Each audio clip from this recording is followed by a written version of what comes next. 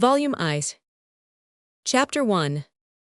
Emma Woodhouse, handsome, clever, and rich, with a comfortable home and happy disposition, seemed to unite some of the best blessings of existence, and had lived nearly 21 years in the world with very little to distress or vex her. She was the youngest of the two daughters of a most affectionate, indulgent father, and had, in consequence of her sister's marriage, been mistress of his house from a very early period.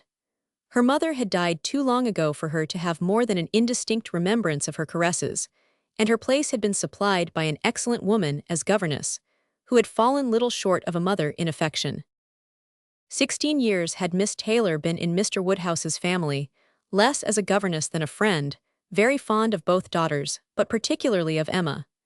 Between them, it was more the intimacy of sisters. Even before Miss Taylor had ceased to hold the nominal office of governess, the mildness of her temper had hardly allowed her to impose any restraint, and the shadow of authority being now long passed away, they had been living together as friend and friend, very mutually attached, and Emma doing just what she liked, highly esteeming Miss Taylor's judgment, but directed chiefly by her own.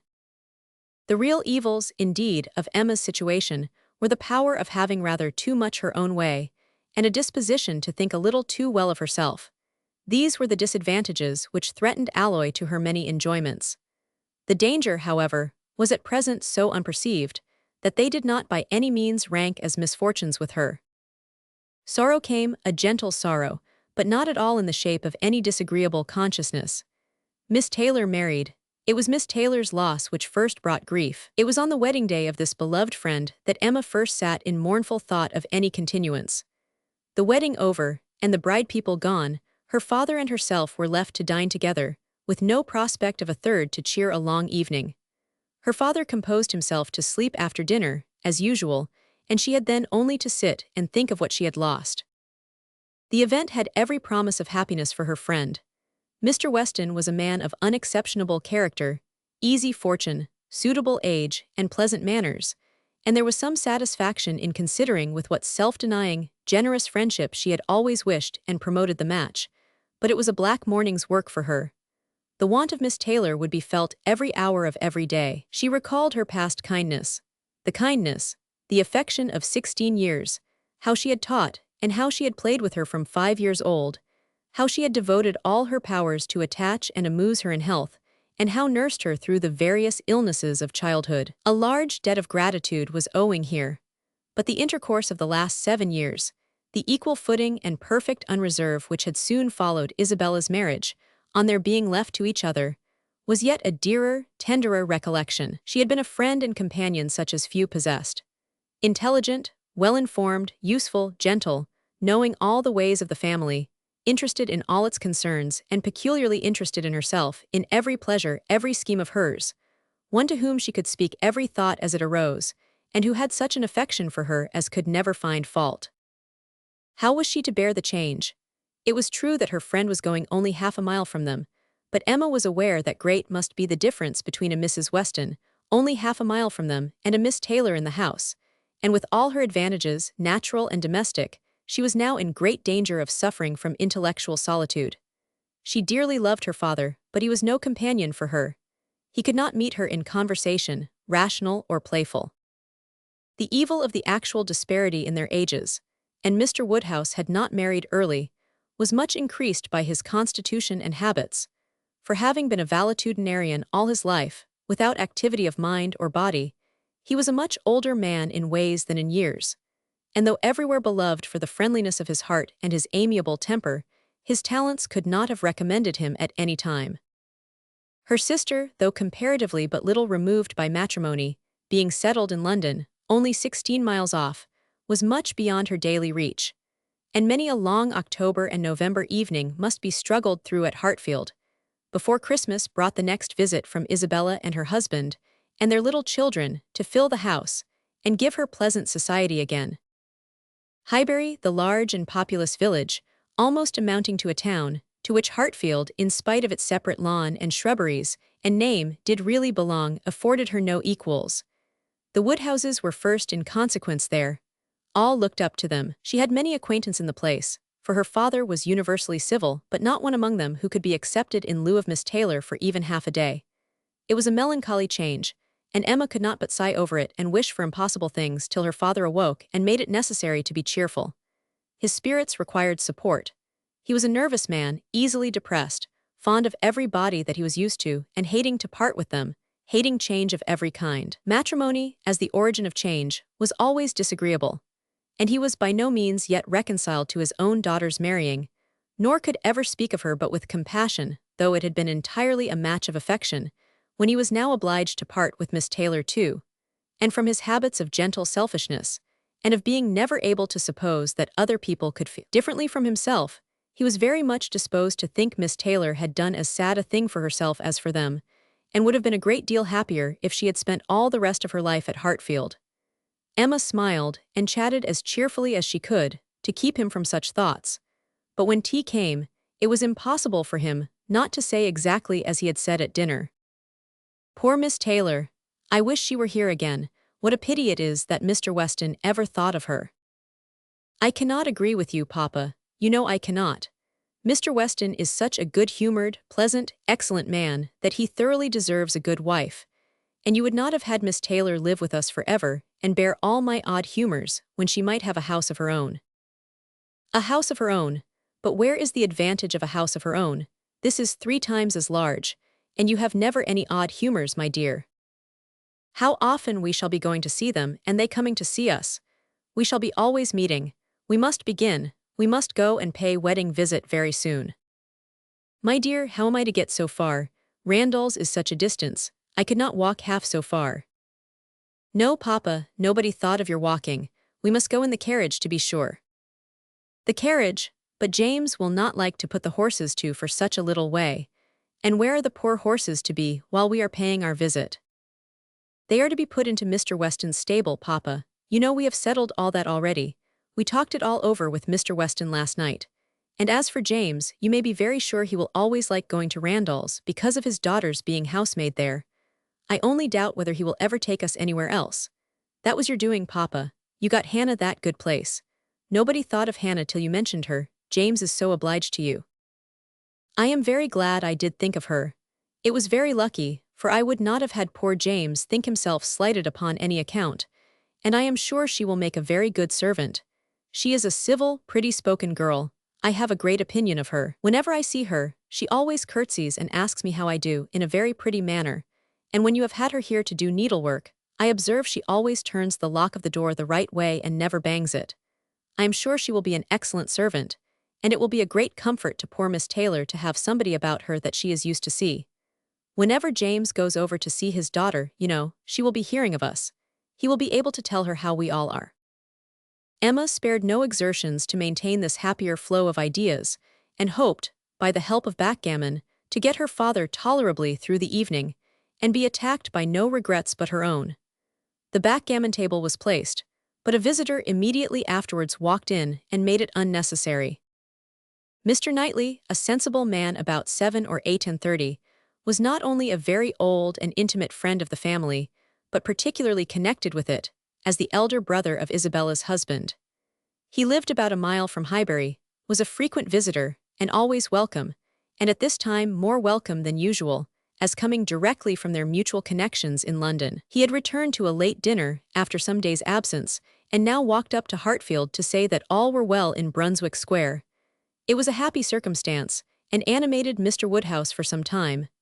Mr. Knightley had a cheerful manner, which always did him good, and his many inquiries after poor Isabella and her children were answered most satisfactorily. When this was over, Mr. Woodhouse gratefully observed, "It is very kind of you, Mr. Knightley, to come out at this late hour to call upon us. I am afraid you must have had a shocking walk." "Not at all, sir. It is a beautiful moonlight night, and so mild that I must draw back from your great fire. But you must have found it very damp and dirty. I wish you may not catch cold." "Dirty, sir, look at my shoes, not a speck on them." "Well, that is quite surprising, for we have had a vast deal of rain here. It rained dreadfully hard for half an hour while we were at breakfast. I wanted them to put off the wedding. By the by, I have not wished you joy. Being pretty well aware of what sort of joy you must both be feeling, I have been in no hurry with my congratulations, but I hope it all went off tolerably well. How did you all behave? Who cried most?" Ah, poor Miss Taylor, 'tis a sad business. Poor Mr. and Miss Woodhouse, if you please, but I cannot possibly say poor Miss Taylor. I have a great regard for you and Emma, but when it comes to the question of dependence or independence, at any rate, it must be better to have only one to please than two. Especially when one of those two is such a fanciful, troublesome creature, said Emma playfully. That is what you have in your head, I know, and what you would certainly say if my father were not by. I believe it is very true, my dear, indeed, said Mr. Woodhouse with a sigh. I am afraid I am sometimes very fanciful and troublesome. My dearest papa, you do not think I could mean you or suppose Mr. Knightley to mean you. What a horrible idea. Oh no, I meant only myself. Mr. Knightley loves to find fault with me, you know, in a joke, it is all a joke. We always say what we like to one another. Mr. Knightley, in fact, was one of the few people who could see faults in Emma Woodhouse, and the only one who ever told her of them. And though this was not particularly agreeable to Emma herself, she knew it would be so much less so to her father, that she would not have him really suspect such a circumstance as her not being thought perfect by everybody. Emma knows I never flatter her, said Mr. Knightley, but I meant no reflection on anybody. Miss Taylor has been used to have two persons to please, she will now have but one. The chances are that she must be a gainer. Well, said Emma, willing to let it pass, you want to hear about the wedding, and I shall be happy to tell you, for we all behaved charmingly. Everybody was punctual, everybody in their best looks, not a tear and hardly a long face to be seen. Oh no, we all felt that we were going to be only half a mile apart, and were sure of meeting every day. Dear Emma bears everything so well, said her father. But Mr. Knightley, she is really very sorry to lose poor Miss Taylor, and I am sure she will miss her more than she thinks for. Emma turned away her head, divided between tears and smiles. It is impossible that Emma should not miss such a companion, said Mr. Knightley. We should not like her so well as we do, sir, if we could suppose it. But she knows how much the marriage is to Miss Taylor's advantage. She knows how very acceptable it must be, at Miss Taylor's time of life, to be settled in a home of her own, and how important to her to be secure of a comfortable provision, and therefore cannot allow herself to feel so much pain as pleasure. Every friend of Miss Taylor must be glad to have her so happily married.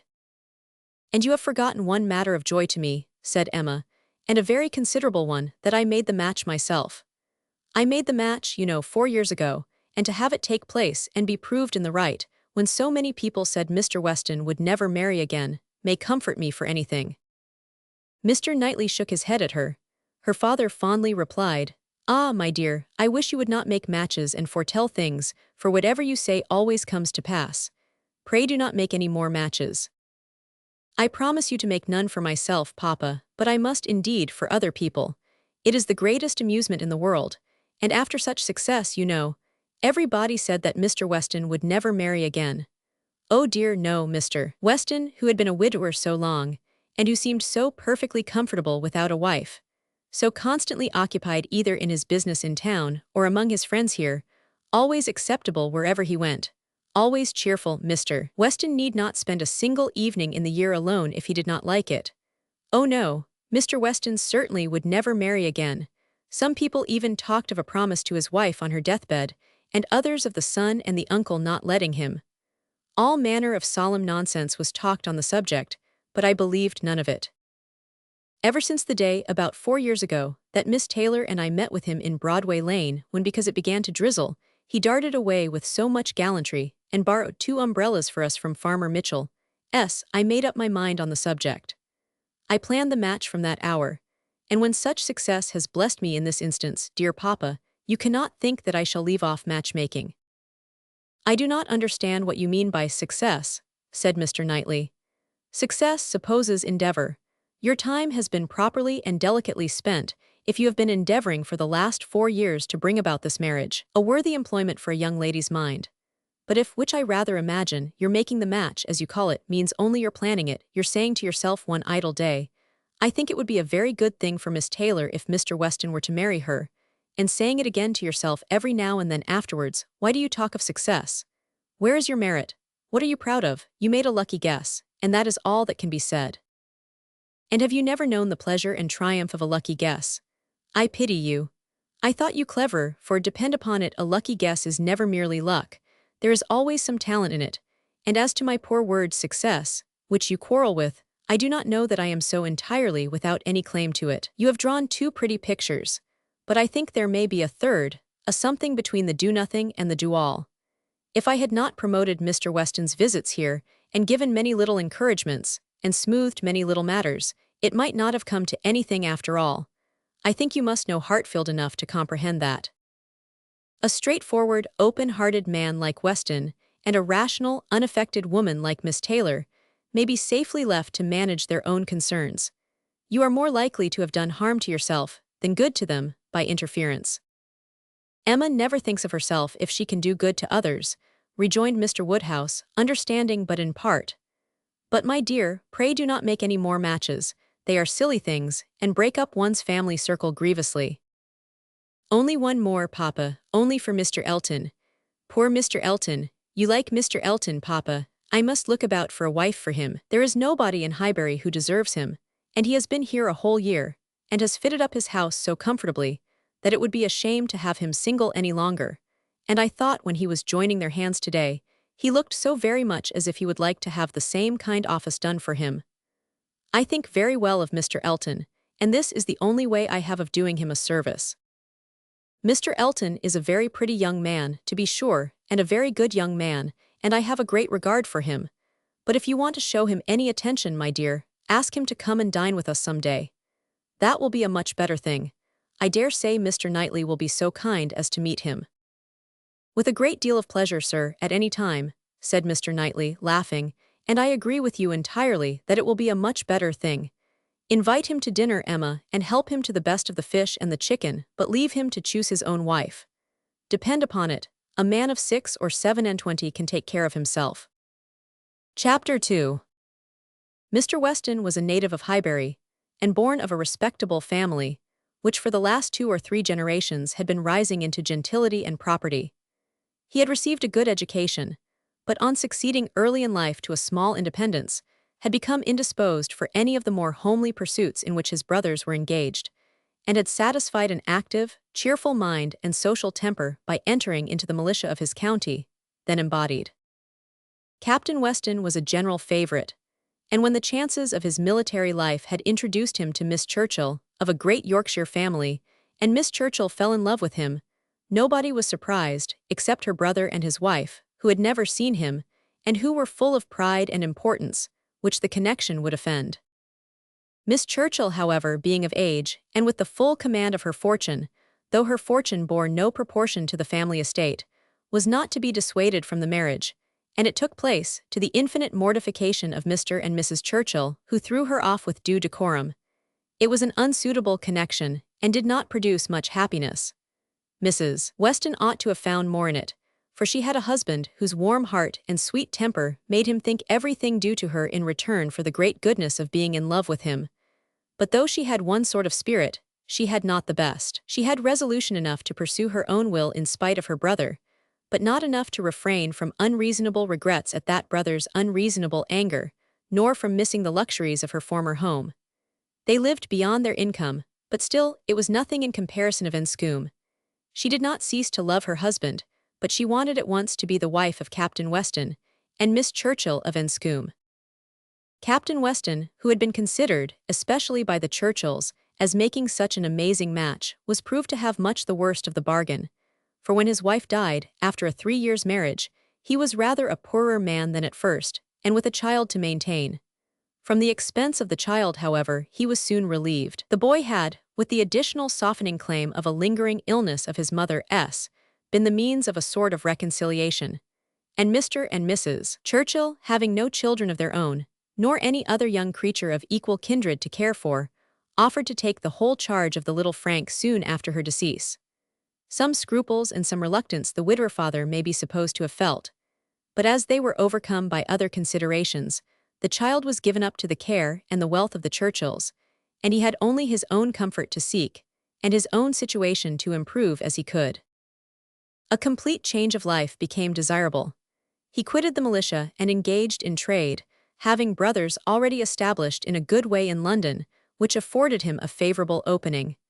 It was a concern which brought just employment enough. He had still a small house in Highbury, where most of his leisure days were spent, and between useful occupation and the pleasures of society, the next 18 or 20 years of his life passed cheerfully away. He had, by that time, realized an easy competence, enough to secure the purchase of a little estate adjoining Highbury, which he had always longed for, enough to marry a woman as portionless even as Miss Taylor, and to live according to the wishes of his own friendly and social disposition. It was now some time since Miss Taylor had begun to influence his schemes, but as it was not the tyrannic influence of youth on youth, it had not shaken his determination of never settling till he could purchase Randalls, and the sale of Randalls was long looked forward to. But he had gone steadily on, with these objects in view, till they were accomplished. He had made his fortune, bought his house, and obtained his wife, and was beginning a new period of existence, with every probability of greater happiness than in any yet passed through. He had never been an unhappy man. His own temper had secured him from that, even in his first marriage. But his second must show him how delightful a well-judging and truly amiable woman could be, and must give him the pleasantest proof of its being a great deal better to choose than to be chosen, to excite gratitude than to feel it. He had only himself to please in his choice. His fortune was his own, for as to Frank, it was more than being tacitly brought up as his uncle's heir, it had become so avowed an adoption as to have him assume the name of Churchill on coming of age. It was most unlikely, therefore, that he should ever want his father's assistance. His father had no apprehension of it. The aunt was a capricious woman, and governed her husband entirely. But it was not in Mr. Weston's nature to imagine that any caprice could be strong enough to affect one so dear, and, as he believed, so deservedly dear. He saw his son every year in London, and was proud of him, and his fond report of him as a very fine young man had made Highbury feel a sort of pride in him too. He was looked on as sufficiently belonging to the place to make his merits and prospects a kind of common concern. Mr. Frank Churchill was one of the boasts of Highbury, and a lively curiosity to see him prevailed, though the compliment was so little returned that he had never been there in his life. His coming to visit his father had been often talked of, but never achieved. Now, upon his father's marriage, it was very generally proposed as a most proper attention that the visit should take place. There was not a dissentient voice on the subject, either when Mrs. Perry drank tea with Mrs. and Miss Bates, or when Mrs. and Miss Bates returned the visit. Now was the time for Mr. Frank Churchill to come among them, and the hope strengthened when it was understood that he had written to his new mother on the occasion. For a few days, every morning visit in Highbury included some mention of the handsome letter Mrs. Weston had received. "I suppose you have heard of the handsome letter Mr. Frank Churchill has written to Mrs. Weston. I understand it was a very handsome letter indeed. Mr. Woodhouse told me of it. Mr. Woodhouse saw the letter, and he says he never saw such a handsome letter in his life." It was indeed a highly prized letter. Mrs. Weston had, of course, formed a very favorable idea of the young man, and such a pleasing attention was an irresistible proof of his great good sense, and a most welcome addition to every source and every expression of congratulation which her marriage had already secured. She felt herself a most fortunate woman, and she had lived long enough to know how fortunate she might well be thought, where the only regret was for a partial separation from friends whose friendship for her had never cooled, and who could ill bear to part with her. She knew that at times she must be missed, and could not think, without pain, of Emma's losing a single pleasure, or suffering an hour's ennui from the want of her companionableness. But dear Emma was of no feeble character. She was more equal to her situation than most girls would have been, and had sense and energy and spirits that might be hoped would bear her well and happily through its little difficulties and privations. And then there was such comfort in the very easy distance of Randalls from Hartfield, so convenient for even solitary female walking, and in Mr. Weston's disposition and circumstances, which would make the approaching season no hindrance to their spending half the evenings in the week together. Her situation was altogether the subject of hours of gratitude to Mrs. Weston and of moments only of regret, and her satisfaction, her more than satisfaction, her cheerful enjoyment, was so just and so apparent that Emma, well as she knew her father, was sometimes taken by surprise at his being still able to pity poor Miss Taylor, when they left her at Randalls in the centre of every domestic comfort, or saw her go away in the evening attended by her pleasant husband to a carriage of her own. But never did she go without Mr. Woodhouse's giving a gentle sigh, and saying, Ah, poor Miss Taylor. She would be very glad to stay. There was no recovering Miss Taylor, nor much likelihood of ceasing to pity her, but a few weeks brought some alleviation to Mr. Woodhouse. The compliments of his neighbors were over. He was no longer teased by being wished joy of so sorrowful an event, and the wedding cake, which had been a great distress to him, was all eat up. His own stomach could bear nothing rich, and he could never believe other people to be different from himself. What was unwholesome to him he regarded as unfit for any body, and he had therefore earnestly tried to dissuade them from having any wedding cake at all, and when that proved vain, as earnestly tried to prevent any body's eating it. He had been at the pains of consulting Mr. Perry, the apothecary, on the subject. Mr. Perry was an intelligent, gentlemanlike man, whose frequent visits were one of the comforts of Mr. Woodhouse's life, and upon being applied to he could not but acknowledge, though it seemed rather against the bias of inclination, that wedding cake might certainly disagree with many, perhaps with most people, unless taken moderately. With such an opinion, in confirmation of his own, Mr. Woodhouse hoped to influence every visitor of the newly married pair, but still the cake was eaten, and there was no rest for his benevolent nerves till it was all gone. There was a strange rumor in Highbury of all the little Perrys being seen with a slice of Mrs. Weston's wedding cake in their hands, but Mr. Woodhouse would never believe it. Chapter 3. Mr. Woodhouse was fond of society in his own way. He liked very much to have his friends come and see him, and from various united causes, from his long residence at Hartfield, and his good nature, from his fortune, his house, and his daughter, he could command the visits of his own little circle, in a great measure, as he liked. He had not much intercourse with any families beyond that circle. His horror of late hours and large dinner parties made him unfit for any acquaintance but such as would visit him on his own terms. Fortunately for him, Highbury, including Randalls in the same parish, and Donwell Abbey in the parish adjoining, the seat of Mr. Knightley, comprehended many such. Not unfrequently, through Emma's persuasion, he had some of the chosen and the best to dine with him, but evening parties were what he preferred, and unless he fancied himself at any time unequal to company, there was scarcely an evening in the week in which Emma could not make up a card table for him. Real, long-standing regard brought the Westons and Mr. Knightley, and by Mr. Elton, a young man living alone without liking it, the privilege of exchanging any vacant evening of his own blank solitude for the elegancies and society of Mr. Woodhouse's drawing-room, and the smiles of his lovely daughter, was in no danger of being thrown away. After these came a second set, among the most comfortable of whom were Mrs. and Miss Bates, and Mrs. Goddard, three ladies almost always at the service of an invitation from Hartfield, and who were fetched and carried home so often, that Mr. Woodhouse thought it no hardship for either James or the horses. Had it taken place only once a year, it would have been a grievance. Mrs. Bates, the widow of a former vicar of Highbury, was a very old lady, almost past everything but tea and quadrille. She lived with her single daughter in a very small way, and was considered with all the regard and respect which a harmless old lady, under such untoward circumstances, can excite. Her daughter enjoyed a most uncommon degree of popularity for a woman neither young, handsome, rich, nor married. Miss Bates stood in the very worst predicament in the world for having much of the public favor, and she had no intellectual superiority to make atonement to herself, or fright those who might hate her into outward respect. She had never boasted either beauty or cleverness. Her youth had passed without distinction, and her middle of life was devoted to the care of a failing mother, and the endeavor to make a small income go as far as possible. And yet she was a happy woman, and a woman whom no one named without goodwill. It was her own universal good will and contented temper which worked such wonders. She loved everybody, was interested in everybody's happiness, quick-sighted to everybody's merits, thought herself a most fortunate creature, and surrounded with blessings in such an excellent mother, and so many good neighbors and friends, and a home that wanted for nothing. The simplicity and cheerfulness of her nature, her contented and grateful spirit, were a recommendation to everybody, and a mine of felicity to herself. She was a great talker upon little matters, which exactly suited Mr. Woodhouse, full of trivial communications and harmless gossip.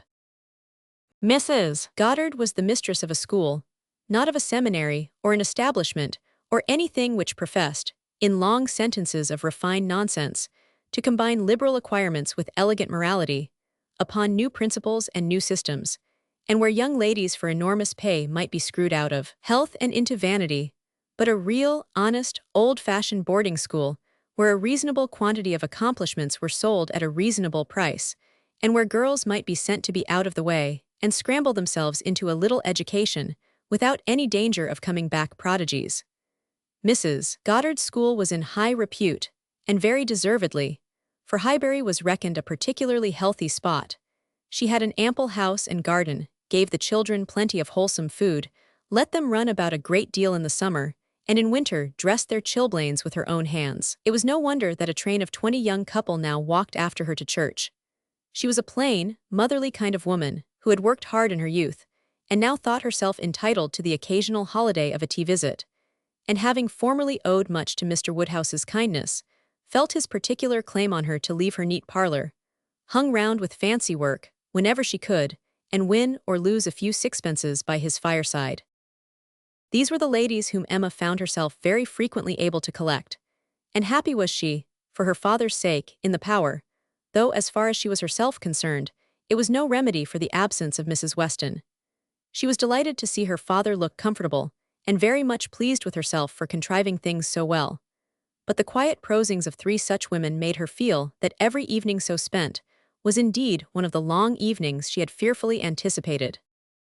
As she sat one morning, looking forward to exactly such a close of the present day, a note was brought from Mrs. Goddard, requesting, in most respectful terms, to be allowed to bring Miss Smith with her. A most welcome request, for Miss Smith was a girl of 17, whom Emma knew very well by sight, and had long felt an interest in, on account of her beauty.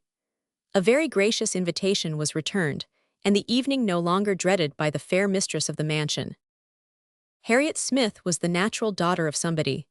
Somebody had placed her, several years back, at Mrs. Goddard's school, and somebody had lately raised her from the condition of scholar to that of parlor boarder. This was all that was generally known of her history. She had no visible friends but what had been acquired at Highbury, and was now just returned from a long visit in the country to some young ladies who had been at school there with her. She was a very pretty girl, and her beauty happened to be of a sort which Emma particularly admired. She was short, plump, and fair, with a fine bloom, blue eyes, light hair, regular features, and a look of great sweetness, and before the end of the evening, Emma was as much pleased with her manners as her person, and quite determined to continue the acquaintance. She was not struck by anything remarkably clever in Miss Smith's conversation, but she found her altogether very engaging, not inconveniently shy, not unwilling to talk, and yet so far from pushing, showing so proper and becoming a deference, seeming so pleasantly grateful for being admitted to Hartfield, and so artlessly impressed by the appearance of everything in so superior a style to what she had been used to, that she must have good sense, and deserve encouragement. Encouragement should be given. Those soft blue eyes, and all those natural graces, should not be wasted on the inferior society of Highbury and its connections. The acquaintance she had already formed were unworthy of her. The friends from whom she had just parted, though very good sort of people, must be doing her harm. They were a family of the name of Martin, whom Emma well knew by character, as renting a large farm of Mr. Knightley, and residing in the parish of Donwell. Very creditably, she believed. She knew Mr. Knightley thought highly of them, but they must be coarse and unpolished, and very unfit to be the intimates of a girl who wanted only a little more knowledge and elegance to be quite perfect. She would notice her, she would improve her, she would detach her from her bad acquaintance and introduce her into good society. She would form her opinions and her manners. It would be an interesting, and certainly a very kind undertaking, highly becoming her own situation in life, her leisure and powers. She was so busy in admiring those soft blue eyes, in talking and listening, and forming all these schemes in the in-betweens, that the evening flew away at a very unusual rate. And the supper table, which always closed such parties, and for which she had been used to sit and watch the due time, was all set out and ready, and moved forwards to the fire before she was aware, with an alacrity beyond the common impulse of a spirit, which yet was never indifferent to the credit of doing everything well and attentively, with the real goodwill of a mind delighted with its own ideas. Did she then do all the honors of the meal, and help and recommend the minced chicken and scalloped oysters, with an urgency which she knew would be acceptable to the early hours and civil scruples of their guests. Upon such occasions, poor Mr. Woodhouse's feelings were in sad warfare. He loved to have the cloth laid, because it had been the fashion of his youth, but his conviction of suppers being very unwholesome made him rather sorry to see anything put on it, And while his hospitality would have welcomed his visitors to everything, his care for their health made him grieve that they would eat. Such another small basin of thin gruel as his own was all that he could, with thorough self-approbation, recommend. Though he might constrain himself, while the ladies were comfortably clearing the nicer things, to say, "Mrs. Bates, let me propose your venturing on one of these eggs. An egg boiled very soft is not unwholesome. Cyril understands boiling an egg better than anybody. I would not recommend an egg boiled by anybody else. But you need not be afraid, they are very small, you see. One of our small eggs will not hurt you. Miss Bates, let Emma help you to a little bit of tart, a very little bit. Ours are all apple tarts. You need not be afraid of unwholesome preserves here. I do not advise the custard. Mrs. Goddard, what say you to half a glass of wine? A small half-glass put into a tumbler of water. I do not think it could disagree with you." Emma allowed her father to talk, but supplied her visitors in a much more satisfactory style, and on the present evening had particular pleasure in sending them away happy. The happiness of Miss Smith was quite equal to her intentions. Miss Woodhouse was so great a personage in Highbury that the prospect of the introduction had given as much panic as pleasure. But the humble, grateful little girl went off with highly gratified feelings, delighted with the affability with which Miss Woodhouse had treated her all the evening, and actually shaken hands with her at last. Chapter 4. Harriet Smith's intimacy at Hartfield was soon a settled thing. Quick and decided in her ways, Emma lost no time in inviting, encouraging, and telling her to come very often, and as their acquaintance increased, so did their satisfaction in each other. As a walking companion, Emma had very early foreseen how useful she might find her. In that respect Mrs. Weston's loss had been important. Her father never went beyond the shrubbery, where 2 divisions of the ground sufficed him for his long walk, or his short, as the year varied. And since Mrs. Weston's marriage her exercise had been too much confined. She had ventured once alone to Randall's, but it was not pleasant, and a Harriet Smith, therefore, one whom she could summon at any time to a walk, would be a valuable addition to her privileges. But in every respect, as she saw more of her, she approved her, and was confirmed in all her kind designs. Harriet certainly was not clever, but she had a sweet, docile, grateful disposition, was totally free from conceit, and only desiring to be guided by anyone she looked up to.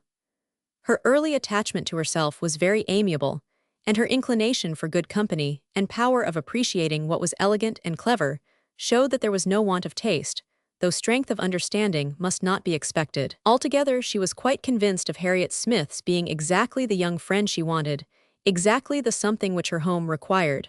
Such a friend as Mrs. Weston was out of the question. 2 such could never be granted.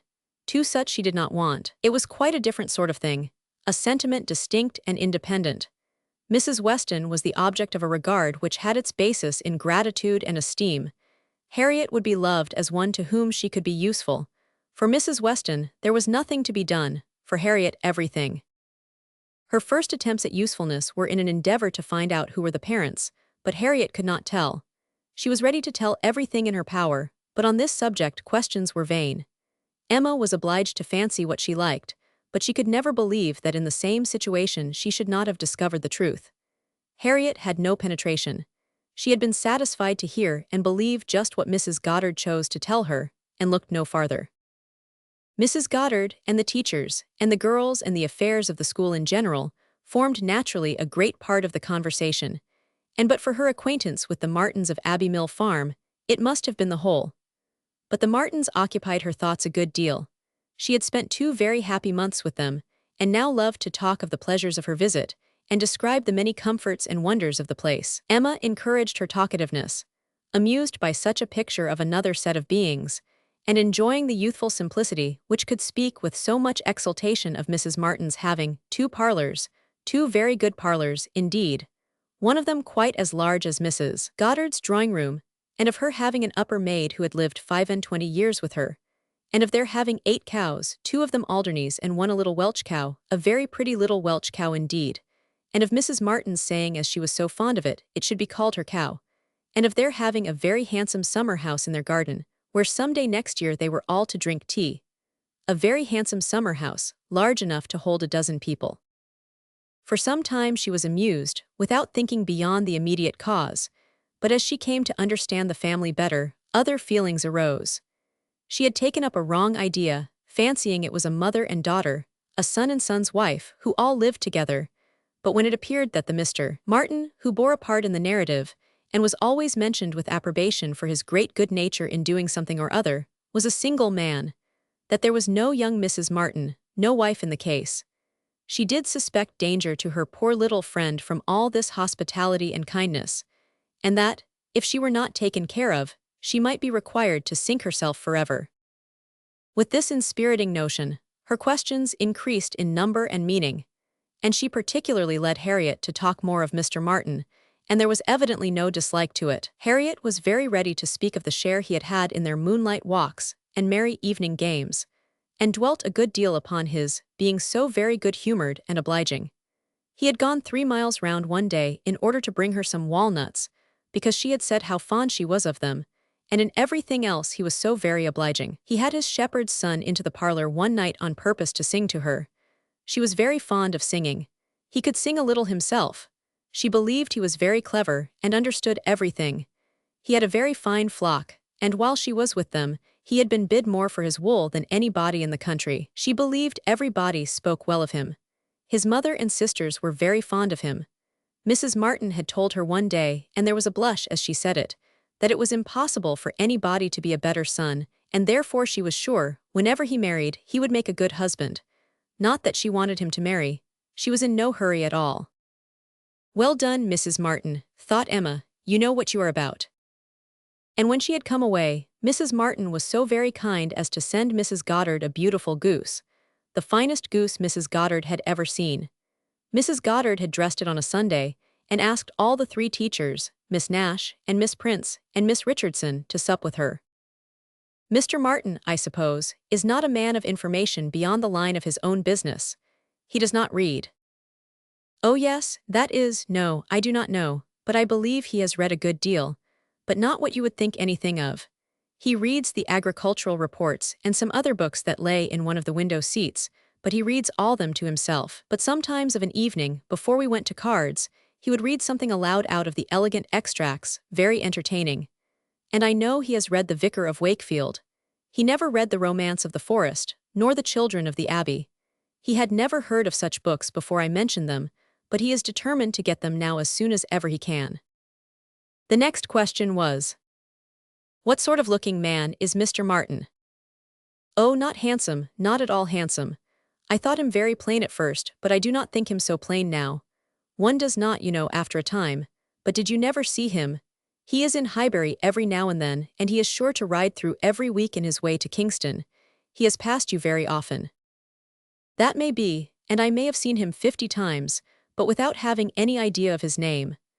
A young farmer, whether on horseback or on foot, is the very last sort of person to raise my curiosity. The yeomanry are precisely the order of people with whom I feel I can have nothing to do. A degree or two lower, and a creditable appearance might interest me.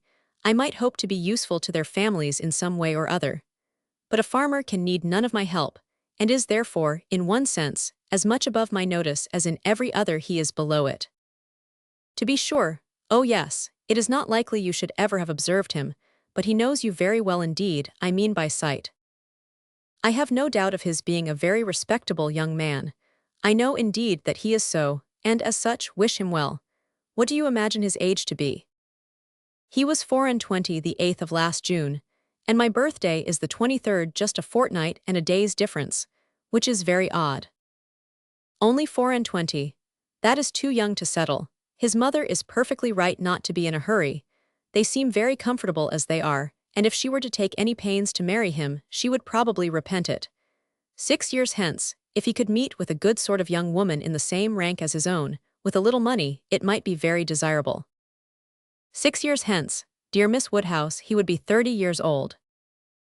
Well, and that is as early as most men can afford to marry, who are not born to an independence.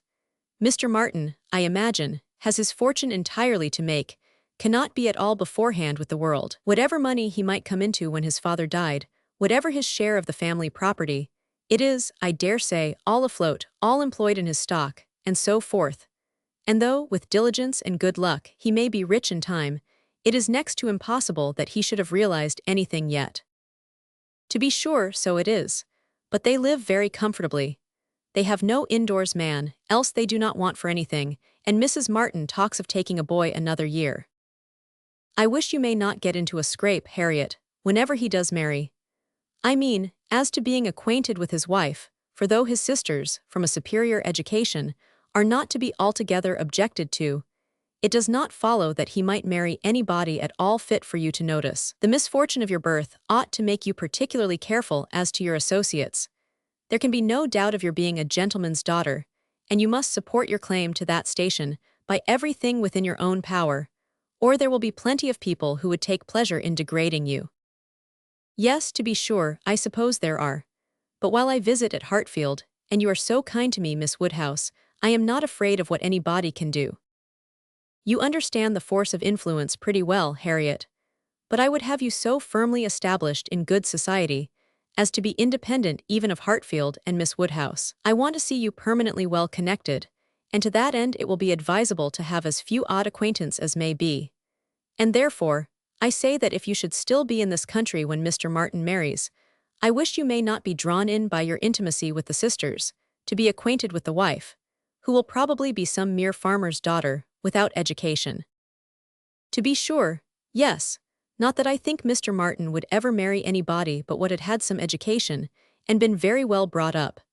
However, I do not mean to set up my opinion against yours, and I am sure I shall not wish for the acquaintance of his wife. I shall always have a great regard for the Miss Martins, especially Elizabeth, and should be very sorry to give them up, for they are quite as well educated as me.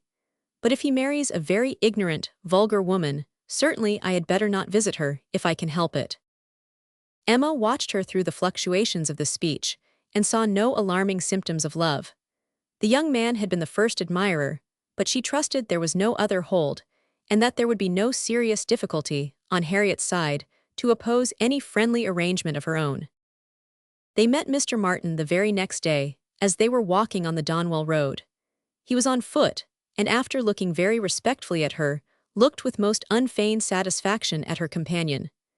Emma was not sorry to have such an opportunity of survey, and walking a few yards forward, while they talked together, soon made her quick eye sufficiently acquainted with Mr. Robert Martin. His appearance was very neat, and he looked like a sensible young man, but his person had no other advantage, and when he came to be contrasted with gentlemen, she thought he must lose all the ground he had gained in Harriet's inclination.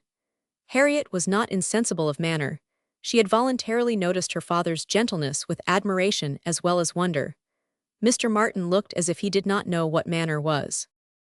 They remained but a few minutes together, as Miss Woodhouse must not be kept waiting, and Harriet then came running to her with a smiling face and in a flutter of spirits, which Miss Woodhouse hoped very soon to compose. Only think of our happening to meet him. How very odd. It was quite a chance, he said, that he had not gone round by Randall's. He did not think we ever walked this road. He thought we walked towards Randall's most days. He has not been able to get the romance of the forest yet. He was so busy the last time he was at Kingston that he quite forgot it, but he goes again tomorrow. So very odd we should happen to meet. Well, Miss Woodhouse, is he like what you expected? What do you think of him? Do you think him so very plain? He is very plain, undoubtedly, remarkably plain. But that is nothing compared with his entire want of gentility. I had no right to expect much, and I did not expect much, but I had no idea that he could be so very clownish, so totally without air. I had imagined him, I confess, a degree or two nearer gentility. To be sure, said Harriet, in a mortified voice, he is not so genteel as real gentlemen. I think, Harriet, since your acquaintance with us, you have been repeatedly in the company of some such very real gentlemen, that you must yourself be struck with the difference in Mr. Martin. At Hartfield, you have had very good specimens of well-educated, well-bred men. I should be surprised if, after seeing them, you could be in company with Mr. Martin again without perceiving him to be a very inferior creature, and rather wondering at yourself for having ever thought him at all agreeable before. Do not you begin to feel that now? Were not you struck? I am sure you must have been struck by his awkward look and abrupt manner, and the uncouthness of a voice which I heard to be wholly unmodulated as I stood here. Certainly, he is not like Mr. Knightley. He has not such a fine air and way of walking as Mr. Knightley. I see the difference plain enough, but Mr. Knightley is so very fine a man. Mr. Knightley's air is so remarkably good that it is not fair to compare Mr. Martin with him. You might not see 1 in 100 with gentlemen so plainly written as in Mr. Knightley. But he is not the only gentleman you have been lately used to. What say you to Mr. Weston and Mr. Elton? Compare Mr. Martin with either of them. Compare their manner of carrying themselves, of walking, of speaking, of being silent. You must see the difference. Oh yes, there is a great difference. But Mr. Weston is almost an old man. Mr. Weston must be between 40 and 50. Which makes his good manners the more valuable. The older a person grows, Harriet, the more important it is that their manners should not be bad, the more glaring and disgusting any loudness or coarseness or awkwardness becomes. What is passable in youth is detestable in later age. Mr. Martin is now awkward and abrupt. What will he be at Mr. Weston's time of life? There is no saying indeed, replied Harriet rather solemnly. But there may be pretty good guessing. He will be a completely gross, vulgar farmer, totally inattentive to appearances, and thinking of nothing but profit and loss. Will he indeed? That will be very bad. How much his business engrosses him already is very plain from the circumstance of his forgetting to inquire for the book you recommended. He was a great deal too full of the market to think of anything else, which is just as it should be for a thriving man. What has he to do with books? And I have no doubt that he will thrive and be a very rich man in time, and his being illiterate and coarse need not disturb us. I wonder he did not remember the book, was all Harriet's answer, and spoken with a degree of grave displeasure which Emma thought might be safely left to itself. She, therefore, said no more for some time. Her next beginning was, in one respect, perhaps, Mr. Elton's manners are superior to Mr. Knightley's or Mr. Weston's. They have more gentleness. They might be more safely held up as a pattern. There is an openness, a quickness, almost a bluntness in Mr. Weston, which everybody likes in him because there is so much good humor with it, but that would not do to be copied. Neither would Mr. Knightley's downright, decided, commanding sort of manner, though it suits him very well. His figure and look and situation in life seem to allow it, but if any young man were to set about copying him, he would not be sufferable. On the contrary, I think a young man might be very safely recommended to take Mr. Elton as a model. Mr. Elton is good-humored, cheerful, obliging, and gentle. He seems to me to be grown particularly gentle of late. I do not know whether he has any design of ingratiating himself with either of us, Harriet, by additional softness, but it strikes me that his manners are softer than they used to be. If he means anything, it must be to please you. Did not I tell you what he said of you the other day? She then repeated some warm personal praise which she had drawn from Mr. Elton, and now did full justice to, and Harriet blushed and smiled, and said she had always thought Mr. Elton very agreeable. Mr. Elton was the very person fixed on by Emma for driving the young farmer out of Harriet's head. She thought it would be an excellent match, and only too palpably desirable, natural, and probable, for her to have much merit in planning it. She feared it was what everybody else must think of and predict. It was not likely, however, that anybody should have equaled her in the date of the plan, as it had entered her brain during the very first evening of Harriet's coming to Hartfield. The longer she considered it, the greater was her sense of its expediency. Mr. Elton's situation was most suitable, quite the gentleman himself, and without low connections. At the same time, not of any family that could fairly object to the doubtful birth of Harriet. He had a comfortable home for her, and Emma imagined a very sufficient income. For though the vicarage of Highbury was not large, he was known to have some independent property, and she thought very highly of him as a good-humored, well-meaning, respectable young man, without any deficiency of useful understanding or knowledge of the world. She had already satisfied herself that he thought Harriet a beautiful girl, which she trusted, with such frequent meetings at Hartfield, was foundation enough on his side.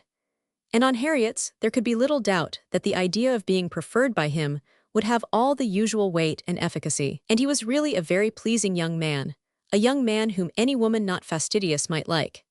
He was reckoned very handsome, his person much admired in general, though not by her, there being a want of elegance of feature which she could not dispense with. But the girl who could be gratified by a Robert Martin's riding about the country to get walnuts for her might very well be conquered by Mr. Elton's admiration. Chapter 5. I do not know what your opinion may be, Mrs. Weston, said Mr. Knightley, of this great intimacy between Emma and Harriet Smith, But I think it a bad thing. A bad thing? Do you really think it a bad thing? Why so? I think they will neither of them do the other any good. You surprise me. Emma must do Harriet good, and by supplying her with a new object of interest, Harriet may be said to do Emma good. I have been seeing their intimacy with the greatest pleasure. How very differently we feel. Not think they will do each other any good. This will certainly be the beginning of one of our quarrels about Emma, Mr. Knightley. Perhaps you think I am come on purpose to quarrel with you, knowing Weston to be out, and that you must still fight your own battle. Mr. Weston would undoubtedly support me if he were here, for he thinks exactly as I do on the subject. We were speaking of it only yesterday, and agreeing how fortunate it was for Emma that there should be such a girl in Highbury for her to associate with. Mr. Knightley, I shall not allow you to be a fair judge in this case. You are so much used to live alone that you do not know the value of a companion, and perhaps no man can be a good judge of the comfort a woman feels in the society of one of her own sex, after being used to it all her life. I can imagine your objection to Harriet Smith. She is not the superior young woman which Emma's friend ought to be. But on the other hand, as Emma wants to see her better informed, it will be an inducement to her to read more herself. They will read together. She means it, I know. Emma has been meaning to read more ever since she was 12 years old. I have seen a great many lists of her drawing up at various times of books that she meant to read regularly through, and very good lists they were, very well chosen and very neatly arranged, sometimes alphabetically, and sometimes by some other rule. The list she drew up when only 14, I remember thinking it did her judgment so much credit that I preserved it some time, and I dare say she may have made out a very good list now. But I have done with expecting any course of steady reading from Emma. She will never submit to anything requiring industry and patience, and a subjection of the fancy to the understanding. Where Miss Taylor failed to stimulate, I may safely affirm that Harriet Smith will do nothing.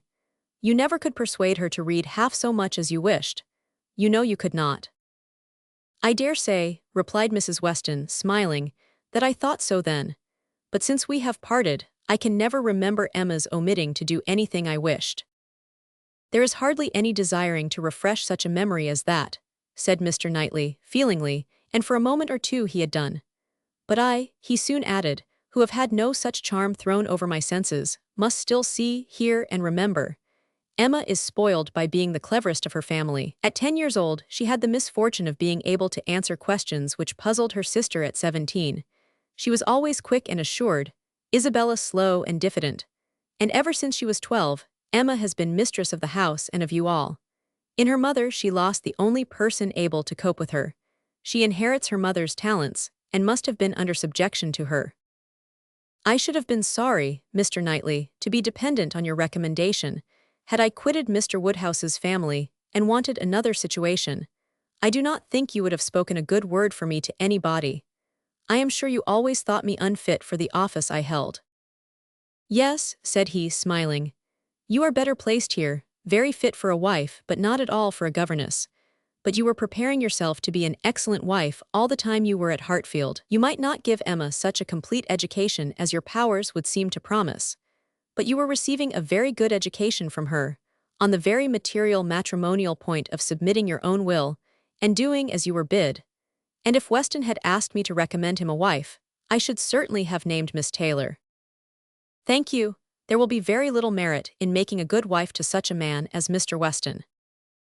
Why, to own the truth, I am afraid you are rather thrown away, and that with every disposition to bear, there will be nothing to be borne. We will not despair, however. Weston may grow cross from the wantonness of comfort, or his son may plague him. I hope not that. It is not likely. No, Mr. Knightley, do not foretell vexation from that quarter. Not I indeed, I only name possibilities. I do not pretend to Emma's genius for foretelling and guessing. I hope with all my heart the young man may be a Weston in merit and a Churchill in fortune. But Harriet Smith, I have not half done about Harriet Smith. I think her the very worst sort of companion that Emma could possibly have. She knows nothing herself and looks upon Emma as knowing everything. She is a flatterer in all her ways, and so much the worse because undesigned. Her ignorance is hourly flattery. How can Emma imagine she has anything to learn herself, while Harriet is presenting such a delightful inferiority? And as for Harriet, I will venture to say that she cannot gain by the acquaintance. Hartfield will only put her out of conceit with all the other places she belongs to. She will grow just refined enough to be uncomfortable with those among whom birth and circumstances have placed her home. I am much mistaken if Emma's doctrines give any strength of mind, or tend at all to make a girl adapt herself rationally to the varieties of her situation in life. They only give a little polish. I either depend more upon Emma's good sense than you do, or am more anxious for her present comfort, for I cannot lament the acquaintance. How well she looked last night. Oh, you would rather talk of her person than her mind, would you? Very well, I shall not attempt to deny Emma's being pretty. Pretty, say beautiful rather. Can you imagine anything nearer perfect beauty than Emma altogether, face and figure? I do not know what I could imagine, but I confess that I have seldom seen a face or figure more pleasing to me than hers. But I am a partial old friend. Such an eye, the true hazel eye, and so brilliant, regular features, open countenance with a complexion. Oh, what a bloom of full health, and such a pretty height and size, such a firm and upright figure. There is health not merely in her bloom but in her air, her head, her glance. One hears sometimes of a child being the picture of health. Now, Emma always gives me the idea of being the complete picture of grown-up health. She is loveliness itself. Mr. Knightley, is not she? I have not a fault to find with her person, he replied. I think her all you describe. I love to look at her, and I will add this praise that I do not think her personally vain. Considering how very handsome she is, she appears to be little occupied with it. Her vanity lies another way. Mrs. Weston, I am not to be talked out of my dislike of Harriet Smith, or my dread of its doing them both harm. And I, Mr. Knightley, am equally stout in my confidence of its not doing them any harm. With all dear Emma's little faults, she is an excellent creature. Where shall we see a better daughter, or a kinder sister, or a truer friend? No, no, she has qualities which may be trusted. She will never lead anyone really wrong. She will make no lasting blunder. Where Emma errs once, she is in the right 100 times. Very well, I will not plague you any more. Emma shall be an angel, and I will keep my spleen to myself till Christmas brings John and Isabella. John loves Emma with a reasonable and therefore not a blind affection, and Isabella always thinks as he does, except when he is not quite frightened enough about the children. I am sure of having their opinions with me. I know that you all love her really too well to be unjust or unkind. But excuse me, Mr. Knightley, if I take the liberty, I consider myself, you know, as having somewhat of the privilege of speech that Emma's mother might have had, the liberty of hinting that I do not think any possible good can arise from Harriet Smith's intimacy being made a matter of much discussion among you. Pray excuse me, but supposing any little inconvenience may be apprehended from the intimacy, it cannot be expected that Emma, accountable to nobody but her father, who perfectly approves the acquaintance, should put an end to it, so long as it is a source of pleasure to herself. It has been so many years my province to give advice, that you cannot be surprised, Mr. Knightley, at this little remains of office. Not at all, cried he. I am much obliged to you for it. It is very good advice, and it shall have a better fate than your advice has often found, for it shall be attended to. Mrs. John Knightley is easily alarmed, and might be made unhappy about her sister. Be satisfied, said he, I will not raise any outcry. I will keep my ill humor to myself. I have a very sincere interest in Emma. Isabella does not seem more my sister, has never excited a greater interest, perhaps hardly so great. There is an anxiety, a curiosity in what one feels for Emma. I wonder what will become of her. So do I, said Mrs. Weston gently, very much. She always declares she will never marry, which of course means just nothing at all. But I have no idea that she has yet ever seen a man she cared for. It would not be a bad thing for her to be very much in love with a proper object. I should like to see Emma in love, and in some doubt of a return, it would do her good. But there is nobody hereabouts to attach her, and she goes so seldom from home. There does, indeed, seem as little to tempt her to break her resolution at present, said Mrs. Weston, as can well be, and while she is so happy at Hartfield, I cannot wish her to be forming any attachment which would be creating such difficulties on poor Mr. Woodhouse's account. I do not recommend matrimony at present to Emma, though I mean no slight to the state, I assure you. Part of her meaning was to conceal some favorite thoughts of her own, and Mr. Weston's on the subject, as much as possible. There were wishes at Randall's respecting Emma's destiny, but it was not desirable to have them suspected, and the quiet transition which Mr. Knightley soon afterwards made to "What does Weston think of the weather? Shall we have rain?" convinced her that he had nothing more to say or surmise about Hartfield. Chapter 6. Emma could not feel a doubt of having given Harriet's fancy a proper direction, and raised the gratitude of her young vanity to a very good purpose, for she found her decidedly more sensible than before of Mr. Elton's being a remarkably handsome man, with most agreeable manners, and as she had no hesitation in following up the assurance of his admiration by agreeable hints, she was soon pretty confident of creating as much liking on Harriet's side as there could be any occasion for. She was quite convinced of Mr. Elton's being in the fairest way of falling in love, if not in love already. She had no scruple with regard to him. He talked of Harriet, and praised her so warmly that she could not suppose anything wanting which a little time would not add. His perception of the striking improvement of Harriet's manner since her introduction at Hartfield was not one of the least agreeable proofs of his growing attachment. "You have given Miss Smith all that she required," said he. "You have made her graceful and easy. She was a beautiful creature when she came to you, but, in my opinion, the attractions you have added are infinitely superior to what she received from nature. I am glad you think I have been useful to her, but Harriet only wanted drawing out, and receiving a few, very few hints. She had all the natural grace of sweetness of temper and artlessness in herself. I have done very little." "If it were admissible to contradict a lady," said the gallant Mr. Elton, "I have perhaps given her a little more decision of character, have taught her to think on points which had not fallen in her way before." "Exactly so, that is what principally strikes me, so much superadded decision of character, skillful has been the hand. Great has been the pleasure, I am sure. I never met with a disposition more truly amiable." "I have no doubt of it." And it was spoken with a sort of sighing animation, which had a vast deal of the lover. She was not less pleased another day with the manner in which he seconded a sudden wish of hers, to have Harriet's picture. "Did you ever have your likeness taken, Harriet?" said she. "Did you ever sit for your picture?" Harriet was on the point of leaving the room, and only stopped to say, with a very interesting naivete, "Oh dear, no, never." No sooner was she out of sight than Emma exclaimed, "What an exquisite possession a good picture of her would be! I would give any money for it. I almost long to attempt her likeness myself. You do not know it, I dare say, but 2 or 3 years ago I had a great passion for taking likenesses, and attempted several of my friends, and was thought to have a tolerable eye in general, but from one cause or another I gave it up in disgust. But really, I could almost venture, if Harriet would sit to me, it would be such a delight to have her picture." "Let me entreat you," cried Mr. Elton. "It would indeed be a delight.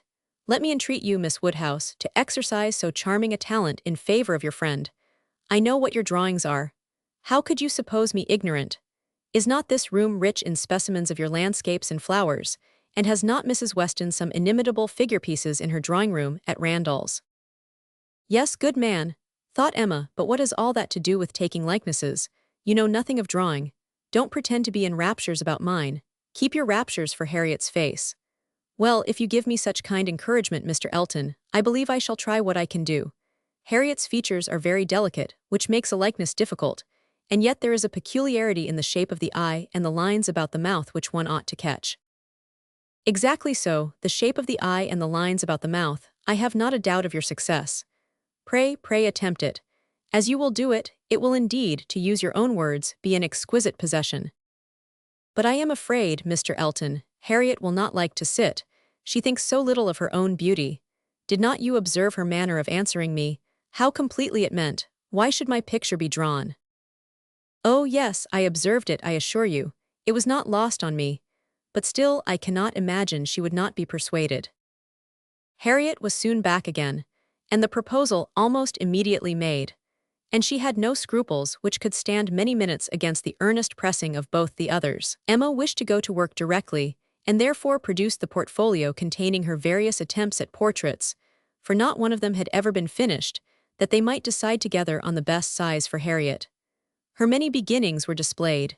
Miniatures, half-lengths, whole lengths, pencil, crayon, and water-colors had been all tried in turn. She had always wanted to do everything, and had made more progress both in drawing and music than many might have done with so little labor as she would ever submit to. She played and sang, and drew in almost every style, but steadiness had always been wanting, and in nothing had she approached the degree of excellence which she would have been glad to command, and ought not to have failed of. She was not much deceived as to her own skill either as an artist or a musician, but she was not unwilling to have others deceived, or sorry to know her reputation for accomplishment often higher than it deserved. There was merit in every drawing, in the least finished perhaps the most. Her style was spirited, but had there been much less, or had there been 10 times more, the delight and admiration of her two companions would have been the same. They were both in ecstasies. A likeness pleases every body, and Miss Woodhouse's performances must be capital. "No great variety of faces for you," said Emma. "I had only my own family to study from. There is my father, another of my father, but the idea of sitting for his picture made him so nervous that I could only take him by stealth, neither of them very like therefore. Mrs. Weston again and again and again, you see. Dear Mrs. Weston, always my kindest friend on every occasion, she would sit whenever I asked her. There is my sister, and really quite her own little elegant figure. And the face not unlike. I should have made a good likeness of her, if she would have sat longer, but she was in such a hurry to have me draw her 4 children, that she would not be quiet. Then here come all my attempts at 3 of those 4 children. There they are, Henry and John and Bella, from one end of the sheet to the other, and any one of them might do for any one of the rest. She was so eager to have them drawn that I could not refuse. But there is no making children of 3 or 4 years old stand still, you know. Nor can it be very easy to take any likeness of them, beyond the air and complexion, unless they are coarser featured than any of Mamma's children ever were. Here is my sketch of the 4th, who was a baby. I took him as he was sleeping on the sofa, and it is as strong a likeness of his cockade as you would wish to see. He had nestled down his head most conveniently. That's very like. I am rather proud of little George. The corner of the sofa is very good. Then here is my last, unclosing a pretty sketch of a gentleman in small size, whole length.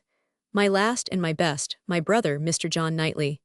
This did not want much of being finished when I put it away in a pet and vowed I would never take another likeness. I could not help being provoked, for after all my pains, and when I had really made a very good likeness of it, Mrs. Weston and I were quite agreed in thinking it very like. Only too handsome, too flattering, but that was a fault on the right side. After all this, came poor dear Isabella's cold approbation of, yes, it was a little like, but to be sure it did not do him justice. We had had a great deal of trouble in persuading him to sit at all. It was made a great favor of, and altogether it was more than I could bear. And so I never would finish it, to have it apologized over as an unfavorable likeness to every morning visitor in Brunswick Square. And as I said, I did then forswear ever drawing any body again. But for Harriet's sake, or rather for my own, and as there are no husbands and wives in the case at present, I will break my resolution now. Mr. Elton seemed very properly struck and delighted by the idea, and was repeating, no husbands and wives in the case at present indeed, as you observe. Exactly so. No husbands and wives, with so interesting a consciousness, that Emma began to consider whether she had not better leave them together at once. But as she wanted to be drawing, the declaration must wait a little longer. She had soon fixed on the size and sort of portrait. It was to be a whole length in watercolors, like Mr. John Knightley's, and was destined, if she could please herself, to hold a very honorable station over the mantelpiece. The sitting began, and Harriet, smiling and blushing, and afraid of not keeping her attitude and countenance, presented a very sweet mixture of youthful expression to the steady eyes of the artist. But there was no doing anything with Mr. Elton fidgeting behind her and watching every touch. She gave him credit for stationing himself where he might gaze and gaze again without offense, but was really obliged to put an end to it, and request him to place himself elsewhere. It then occurred to her to employ him in reading. If he would be so good as to read to them, it would be a kindness indeed. It would amuse away the difficulties of her part, and lessen the irksomeness of Miss Smith's. Mr. Elton was only too happy. Harriet listened, and Emma drew in peace. She must allow him to be still frequently coming to look. Anything less would certainly have been too little in a lover, and he was ready at the smallest intermission of the pencil, to jump up and see the progress, and be charmed. There was no being displeased with such an encourager, for his admiration made him discern a likeness almost before it was possible. She could not respect his eye, but his love and his complacence were unexceptionable. The sitting was altogether very satisfactory. She was quite enough pleased with the first day's sketch to wish to go on. There was no want of likeness. She had been fortunate in the attitude, and as she meant to throw in a little improvement to the figure, to give a little more height, and considerably more elegance, she had great confidence of its being in every way a pretty drawing, at last, and of its filling its destined place with credit to them both, a standing memorial of the beauty of one, the skill of the other, and the friendship of both, with as many other agreeable associations as Mr. Elton's very promising attachment was likely to add. Harriet was to sit again the next day, and Mr. Elton, just as he ought, entreated for the permission of attending and reading to them again. "By all means, we shall be most happy to consider you as one of the party." The same civilities and courtesies, the same success and satisfaction, took place on the morrow, and accompanied the whole progress of the picture, which was rapid and happy. Every body who saw it was pleased, but Mr. Elton was in continual raptures, and defended it through every criticism. "Miss Woodhouse has given her friend the only beauty she wanted," observed Mrs. Weston to him, not in the least suspecting that she was addressing a lover. "The expression of the eye is most correct, but Miss Smith has not those eyebrows and eyelashes. It is the fault of her face that she has them not." "Do you think so?" replied he. "I cannot agree with you. It appears to me a most perfect resemblance in every feature. I never saw such a likeness in my life. We must allow for the effect of shade, you know." "You have made her too tall, Emma," said Mr. Knightley. Emma knew that she had, but would not own it, and Mr. Elton warmly added, "Oh no, certainly not too tall, not in the least too tall. Consider, she is sitting down, which naturally presents a different, which in short gives exactly the idea, and the proportions must be preserved, you know, proportions foreshortening. Oh no, it gives one exactly the idea of such a height as Miss Smith's. Exactly so indeed." "It is very pretty," said Mr. Woodhouse. "So prettily done, just as your drawings always are, my dear. I do not know any body who draws so well as you do. The only thing I do not thoroughly like is that she seems to be sitting out of doors with only a little shawl over her shoulders, and it makes one think she must catch cold." "But my dear papa, it is supposed to be summer, a warm day in summer. Look at the tree." "But it is never safe to sit out of doors, my dear." "You, sir, may say anything," cried Mr. Elton, "but I must confess that I regard it as a most happy thought, the placing of Miss Smith out of doors, and the tree is touched with such inimitable spirit. Any other situation would have been much less in character. The naivete of Miss Smith's manners, and altogether, oh, it is most admirable. I cannot keep my eyes from it. I never saw such a likeness."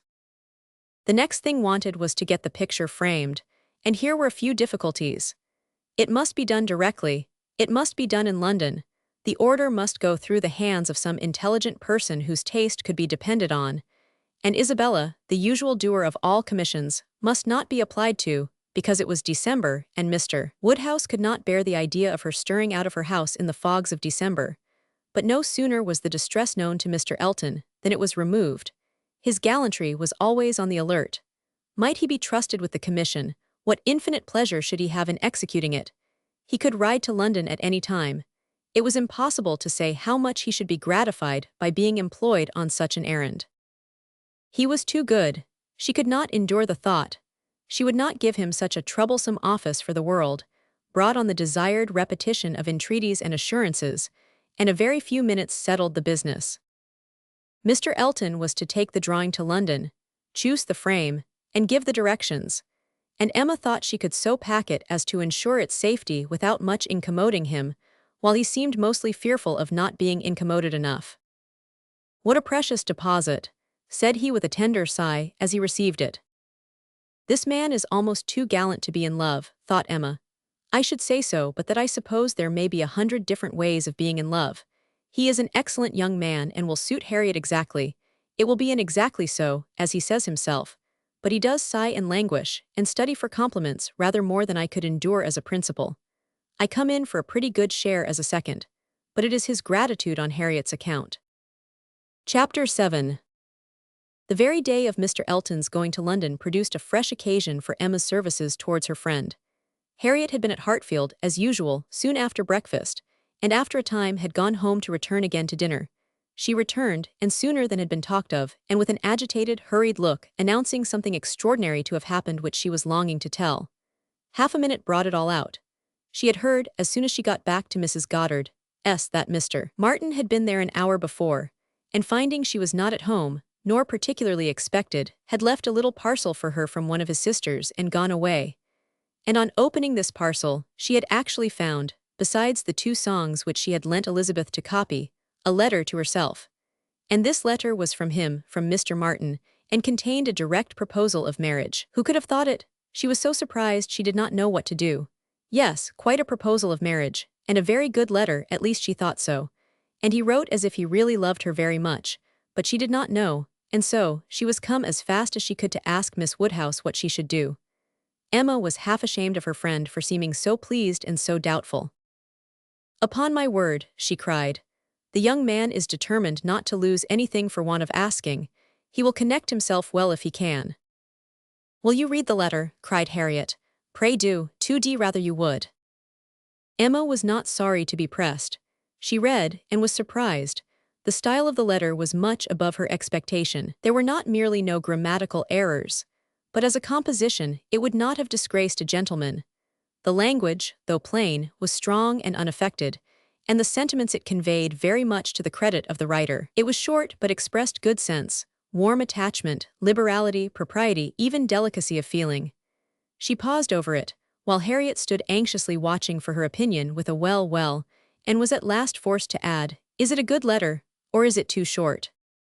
"Yes, indeed, a very good letter," replied Emma rather slowly. "So good a letter, Harriet, that everything considered, I think one of his sisters must have helped him. I can hardly imagine the young man whom I saw talking with you the other day could express himself so well, if left quite to his own powers, and yet it is not the style of a woman. No, certainly, it is too strong and concise, not diffuse enough for a woman. No doubt he is a sensible man, and I suppose may have a natural talent for thinks strongly and clearly, and when he takes a pen in hand, his thoughts naturally find proper words. It is so with some men. Yes, I understand the sort of mind. Vigorous, decided, with sentiments to a certain point, not coarse. A better written letter, Harriet, returning it, than I had expected." "Well," said the still waiting Harriet. "Well, and what shall I do?" "What shall you do? In what respect? Do you mean with regard to this letter?" "Yes." "But what are you in doubt of? You must answer it of course and speedily." "Yes, but what shall I say? Dear Miss Woodhouse, do advise me." "Oh no, the letter had much better be all your own. You will express yourself very properly, I am sure. There is no danger of your not being intelligible, which is the first thing. Your meaning must be unequivocal, no doubts or demurs, and such expressions of gratitude and concern for the pain you are inflicting as propriety requires, will present themselves unbidden to your mind, I am persuaded. You need not be prompted to write with the appearance of sorrow for his disappointment." "You think I ought to refuse him then?" said Harriet, looking down. "Ought to refuse him? My dear Harriet, what do you mean? Are you in any doubt as to that? I thought, but I beg your pardon, perhaps I have been under a mistake. I certainly have been misunderstanding you, if you feel in doubt as to the purport of your answer. I had imagined you were consulting me only as to the wording of it." Harriet was silent. With a little reserve of manner, Emma continued. "You mean to return a favorable answer, I collect." "No, I do not, that is, I do not mean, what shall I do? What would you advise me to do? Pray, dear Miss Woodhouse, tell me what I ought to do." "I shall not give you any advice, Harriet. I will have nothing to do with it.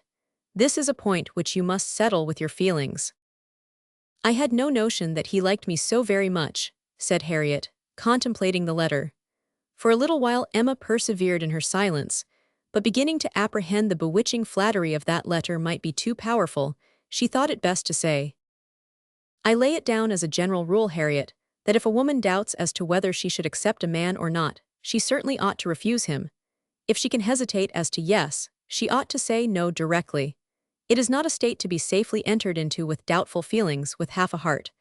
I thought it my duty as a friend, and older than yourself, to say thus much to you. But do not imagine that I want to influence you.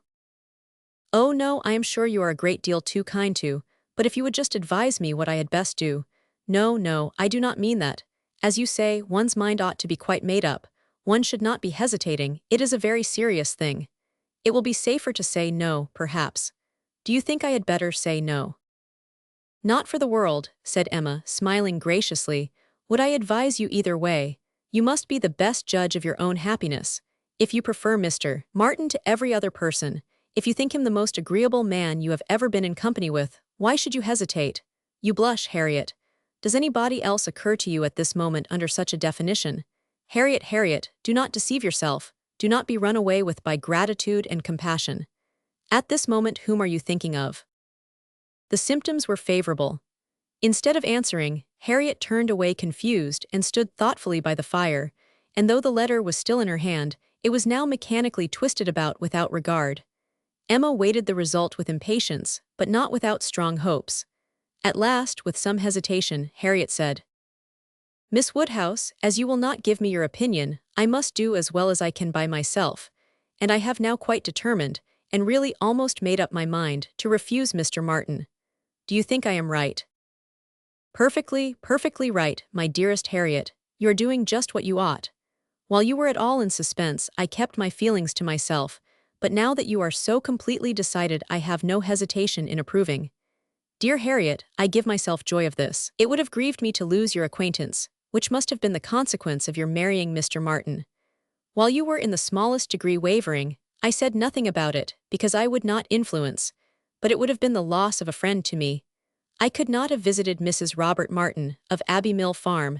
Now I am secure of you forever." Harriet had not surmised her own danger, but the idea of it struck her forcibly. "You could not have visited me," she cried, looking aghast.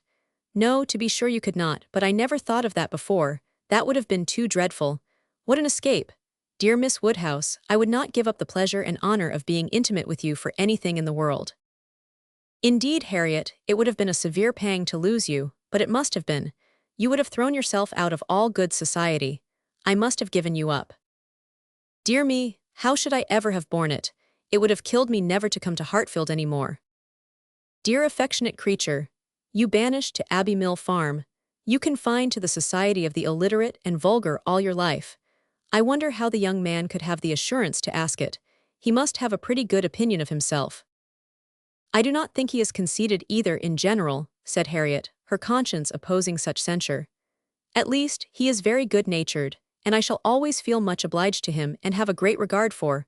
But that is quite a different thing from, and you know, though he may like me, it does not follow that I should, and certainly I must confess that since my visiting here, I have seen people, and if one comes to compare them, person and manners, there is no comparison at all. One is so very handsome and agreeable. However, I do really think Mr. Martin a very amiable young man and have a great opinion of him, and his being so much attached to me, and his writing such a letter. But as to leaving you, it is what I would not do upon any consideration." Thank you, my own sweet little friend. We will not be parted. A woman is not to marry a man merely because she is asked, or because he is attached to her and can write a tolerable letter. Oh no, and it is but a short letter too."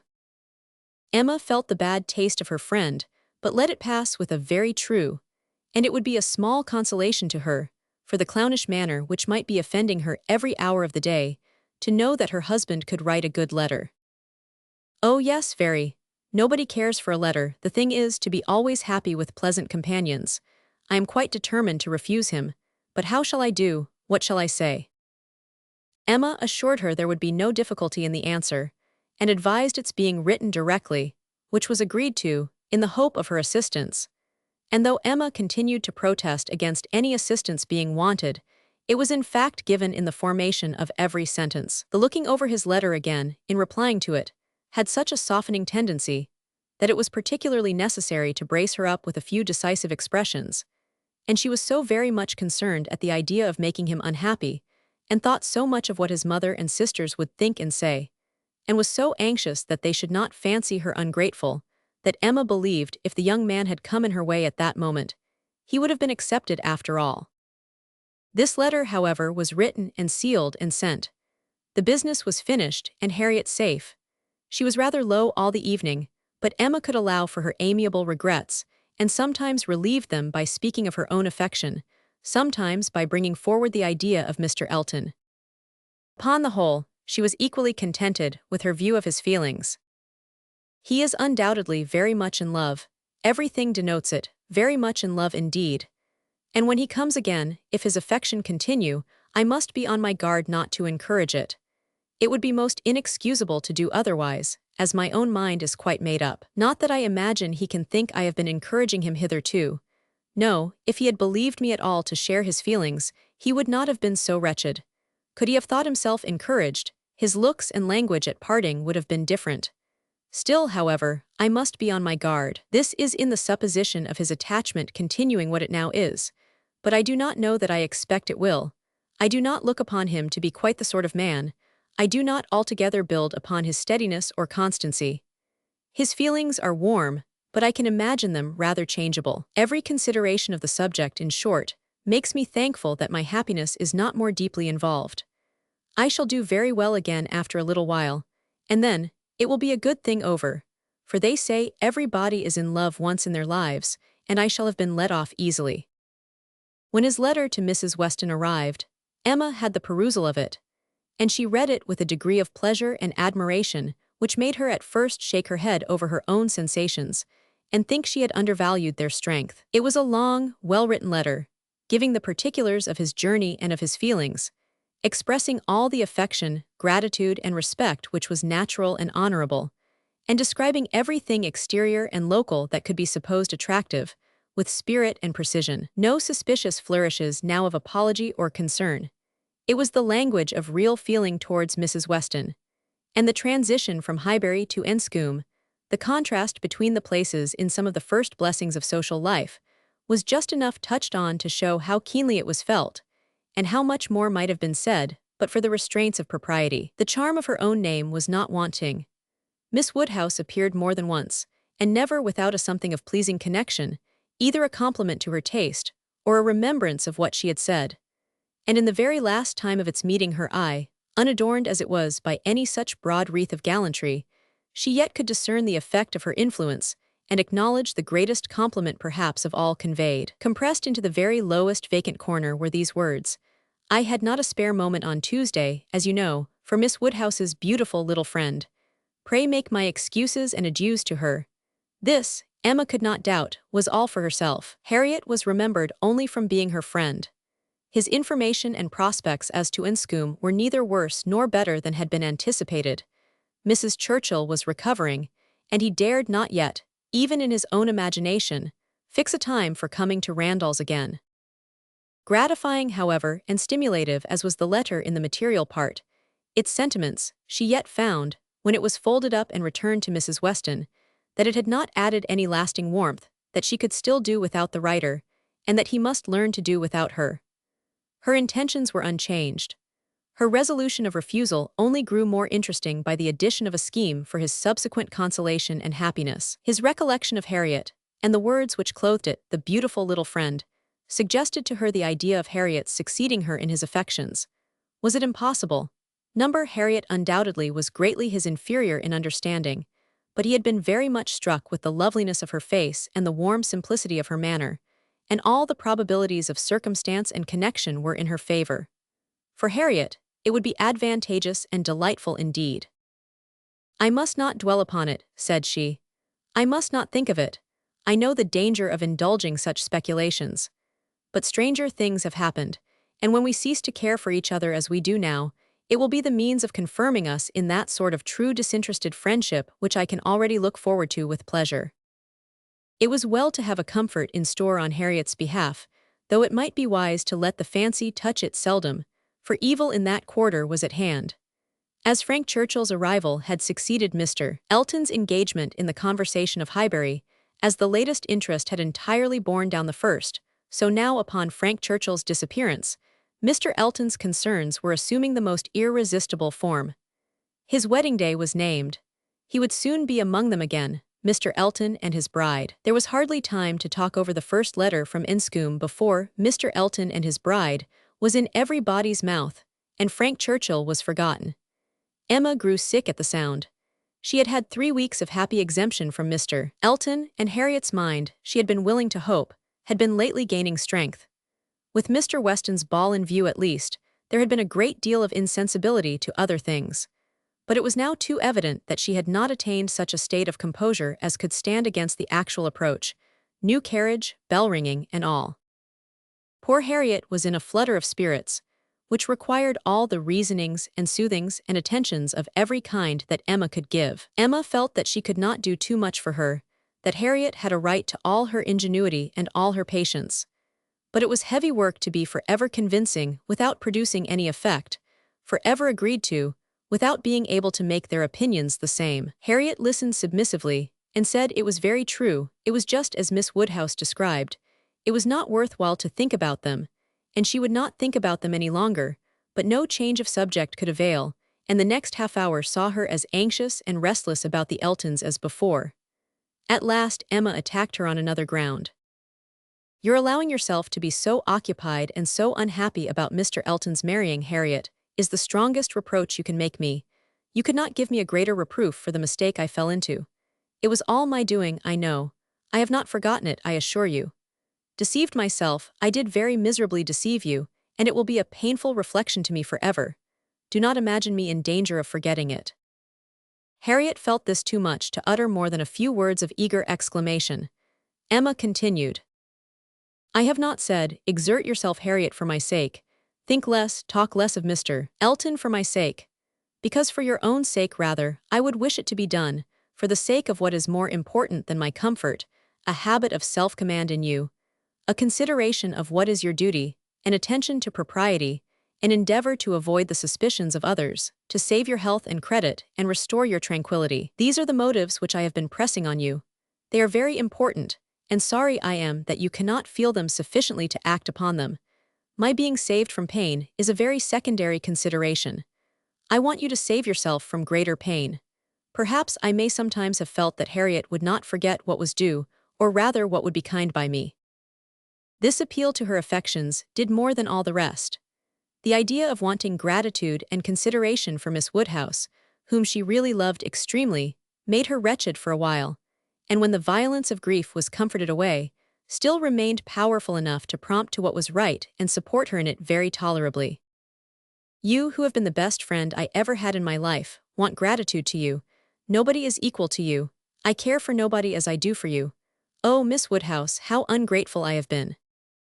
Such expressions, assisted as they were by everything that look and manner could do, made Emma feel that she had never loved Harriet so well, nor valued her affections so highly before. "There is no charm equal to tenderness of heart," said she afterwards to herself. "There is nothing to be compared to it. Warmth and tenderness of heart, with an affectionate, open manner, will beat all the clearness of head in the world. For attraction, I am sure it will.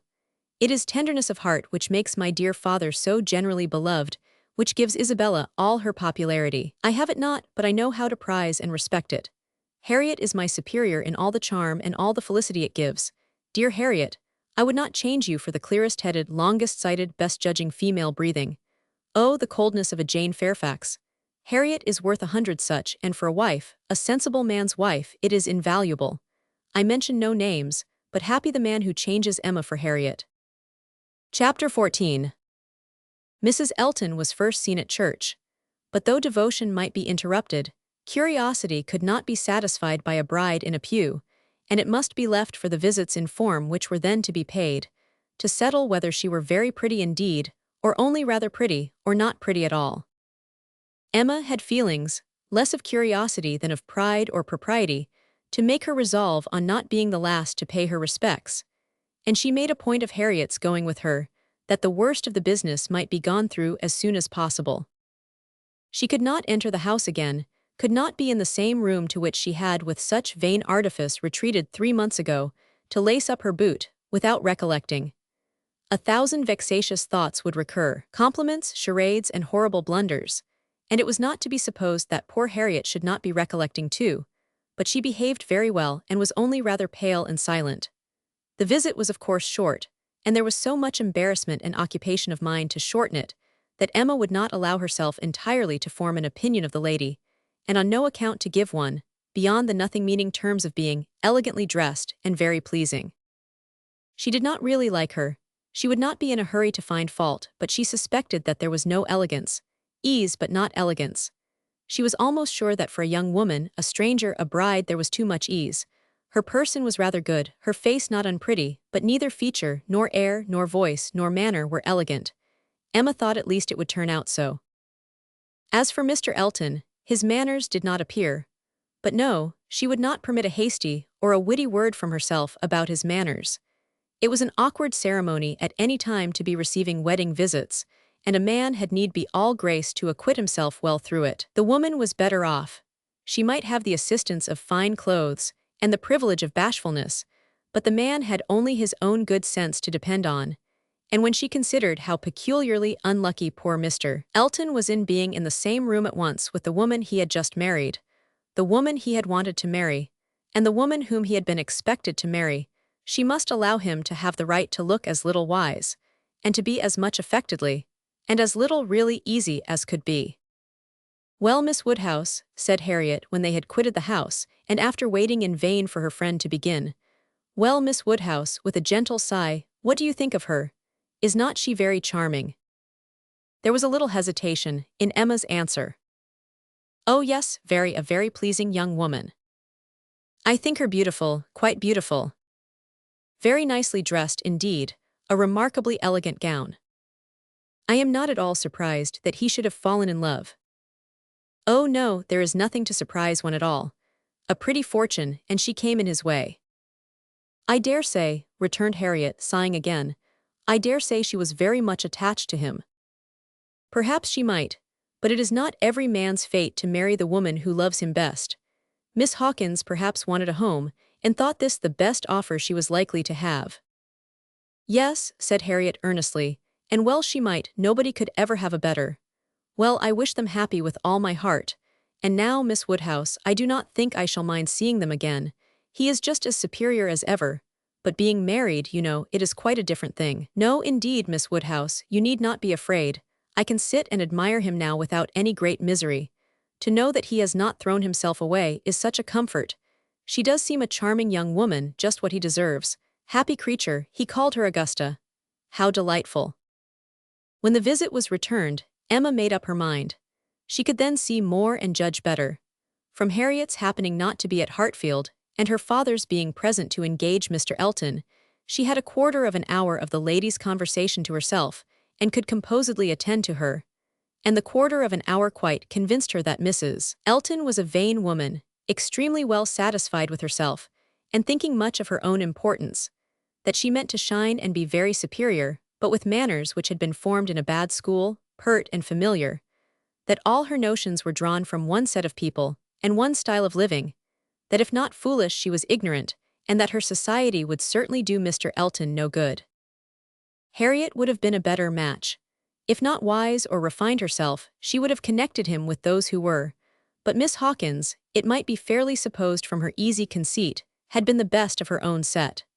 The rich brother-in-law near Bristol was the pride of the alliance, and his place and his carriages were the pride of him.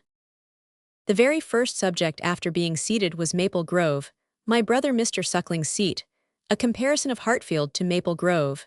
The grounds of Hartfield were small but neat and pretty, and the house was modern and well built. Mrs. Elton seemed most favorably impressed by the size of the room, the entrance, and all that she could see or imagine. Very like Maple Grove indeed. She was quite struck by the likeness. That room was the very shape and size of the morning room at Maple Grove, her sister's favorite room. Mr. Elton was appealed to. Was not it astonishingly like? She could really almost fancy herself at Maple Grove. And the staircase, you know, as I came in, I observed how very like the staircase was, placed exactly in the same part of the house.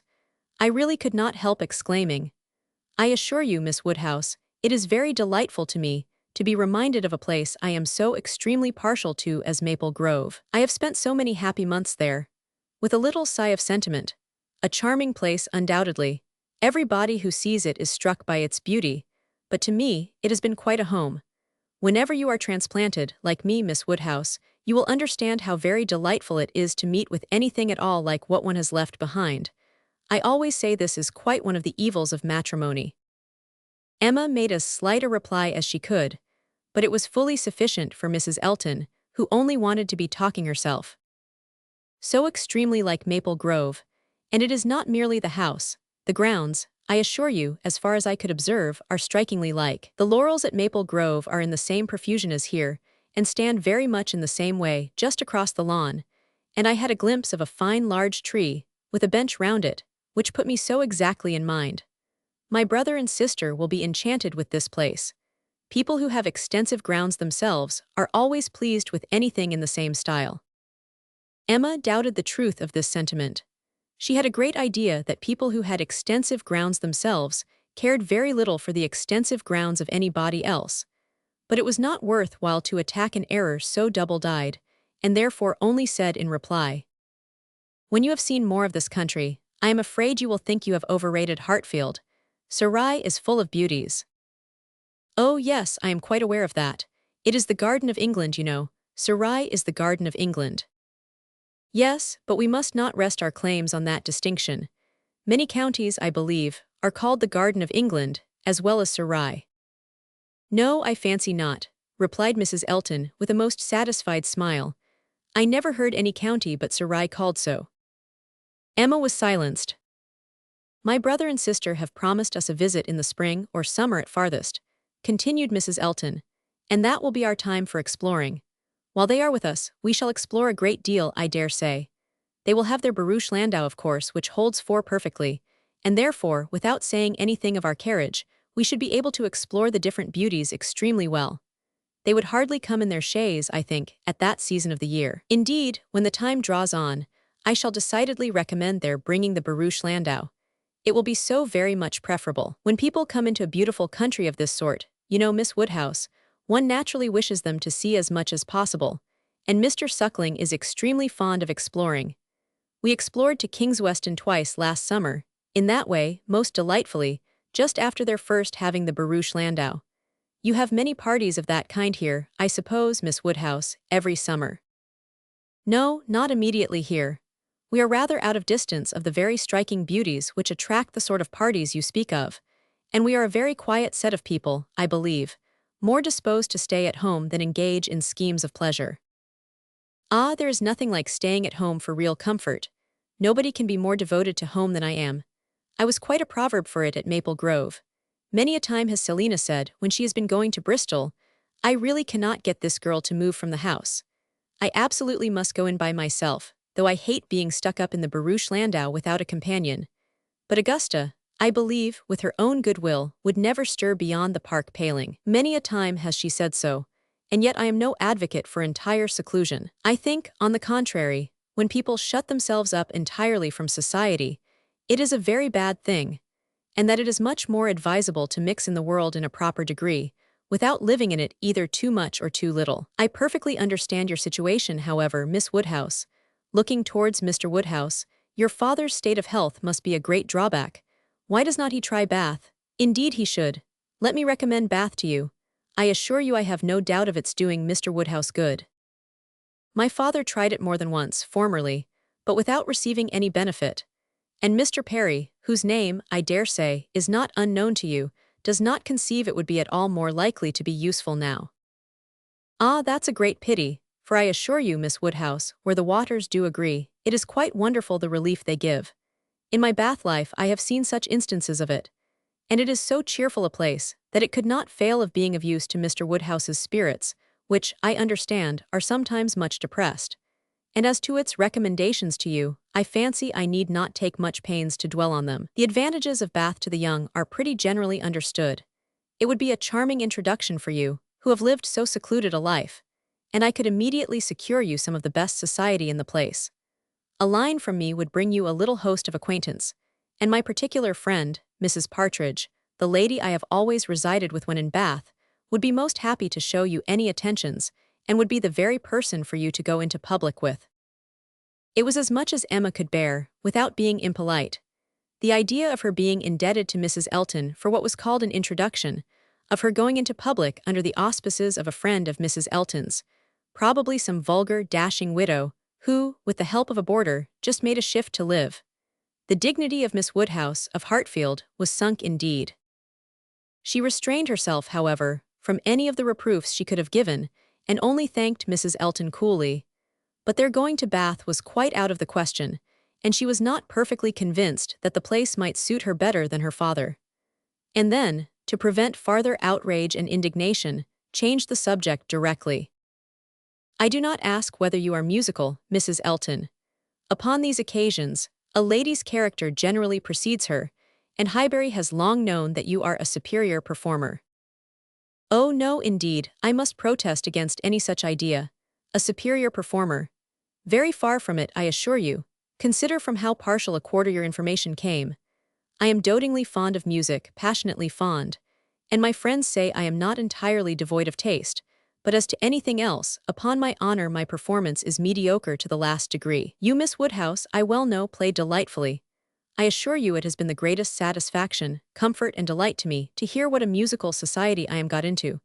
I absolutely cannot do without music.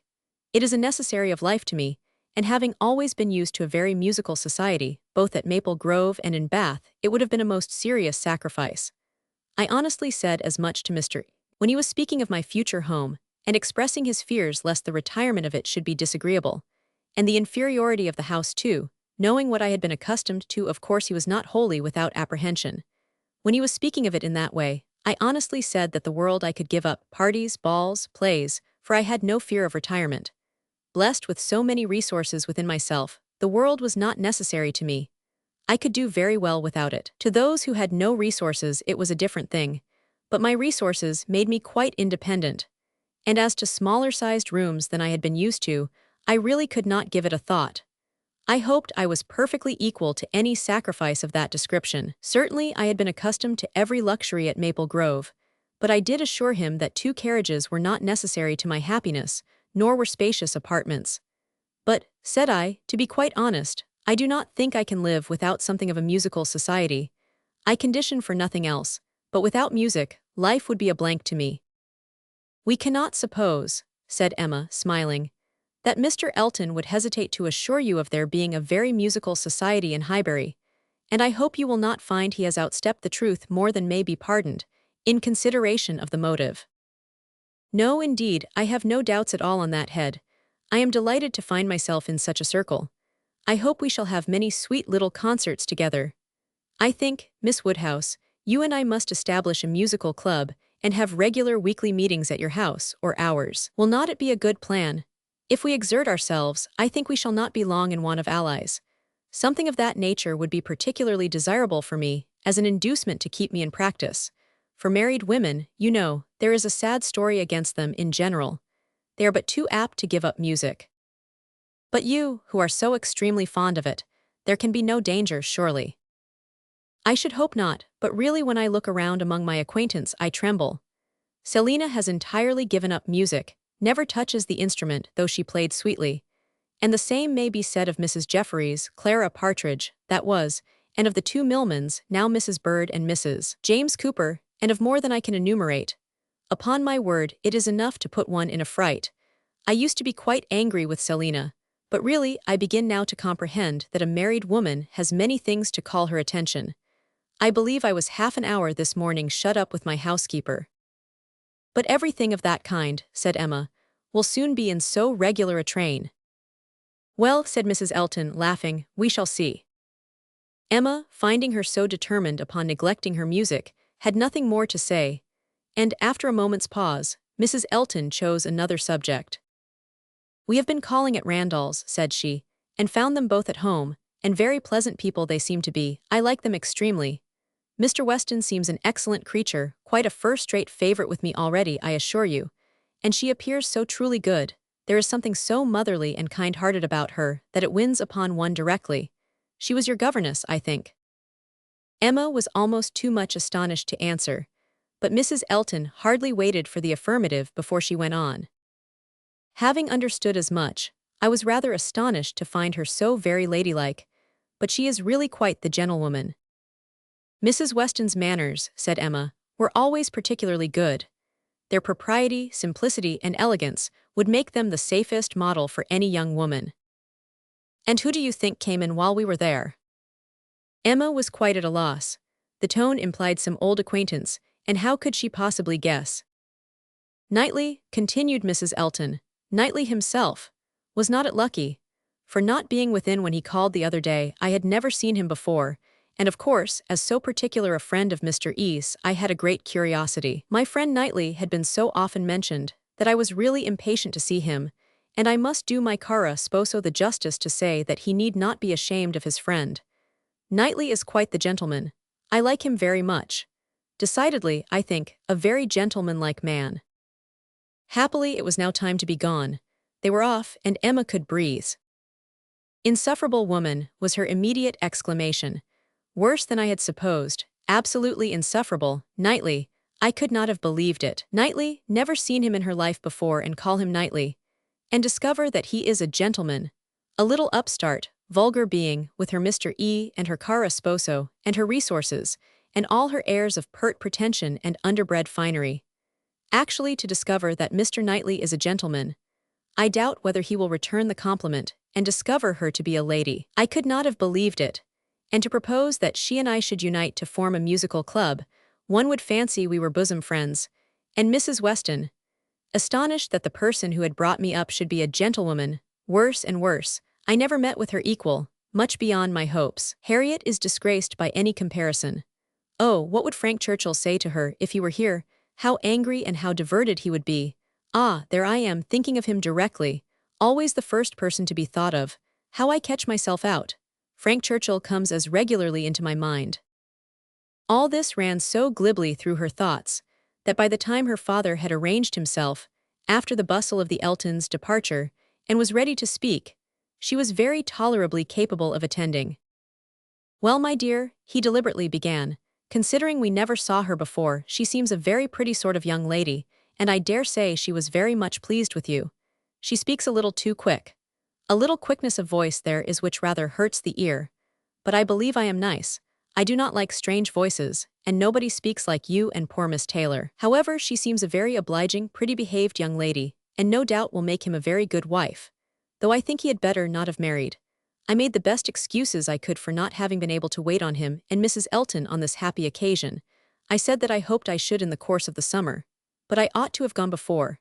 Not to wait upon a bride is very remiss. Ah, it shows what a sad invalid I am. But I do not like the corner into Vicarage Lane." "I dare say your apologies were accepted, sir. Mr. Elton knows you."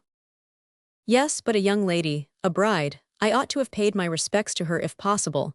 It was being very deficient." "But my dear papa, you are no friend to matrimony, and therefore why should you be so anxious to pay your respects to a bride? It ought to be no recommendation to you. It is encouraging people to marry if you make so much of them." "No, my dear, I never encouraged anybody to marry, but I would always wish to pay every proper attention to a lady, and a bride, especially, is never to be neglected. More is avowedly due to her. A bride, you know, my dear, is always the first in company, let the others be who they may." "Well, papa, if this is not encouragement to marry, I do not know what is. And I should never have expected you to be lending your sanction to such vanity baits for poor young ladies." "My dear, you do not understand me. This is a matter of mere common politeness and good breeding, and has nothing to do with any encouragement to people to marry." Emma had done. Her father was growing nervous and could not understand her. Her mind returned to Mrs. Elton's offenses, and long, very long, did they occupy her. Chapter 15. Emma was not required by any subsequent discovery to retract her ill opinion of Mrs. Elton. Her observation had been pretty correct. Such as Mrs. Elton appeared to her on this second interview, such she appeared whenever they met again. Self-important, presuming, familiar, ignorant, and ill-bred. She had a little beauty and a little accomplishment, but so little judgment that she thought herself coming with superior knowledge of the world, to enliven and improve a country neighborhood, and conceived Miss Hawkins to have held such a place in society as Mrs. Elton's consequence only could surpass. There was no reason to suppose Mr. Elton thought at all differently from his wife. He seemed not merely happy with her, but proud. He had the air of congratulating himself on having brought such a woman to Highbury, as not even Miss Woodhouse could equal.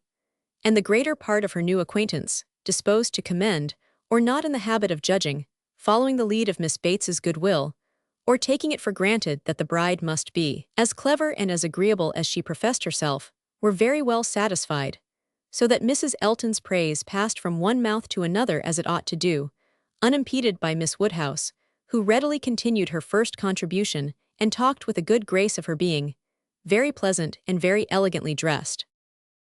In one respect Mrs. Elton grew even worse than she had appeared at first. Her feelings altered towards Emma.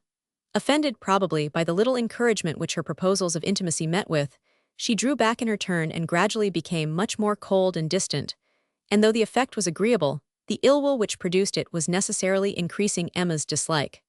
Her manners, too, and Mr. Elton's, were unpleasant towards Harriet.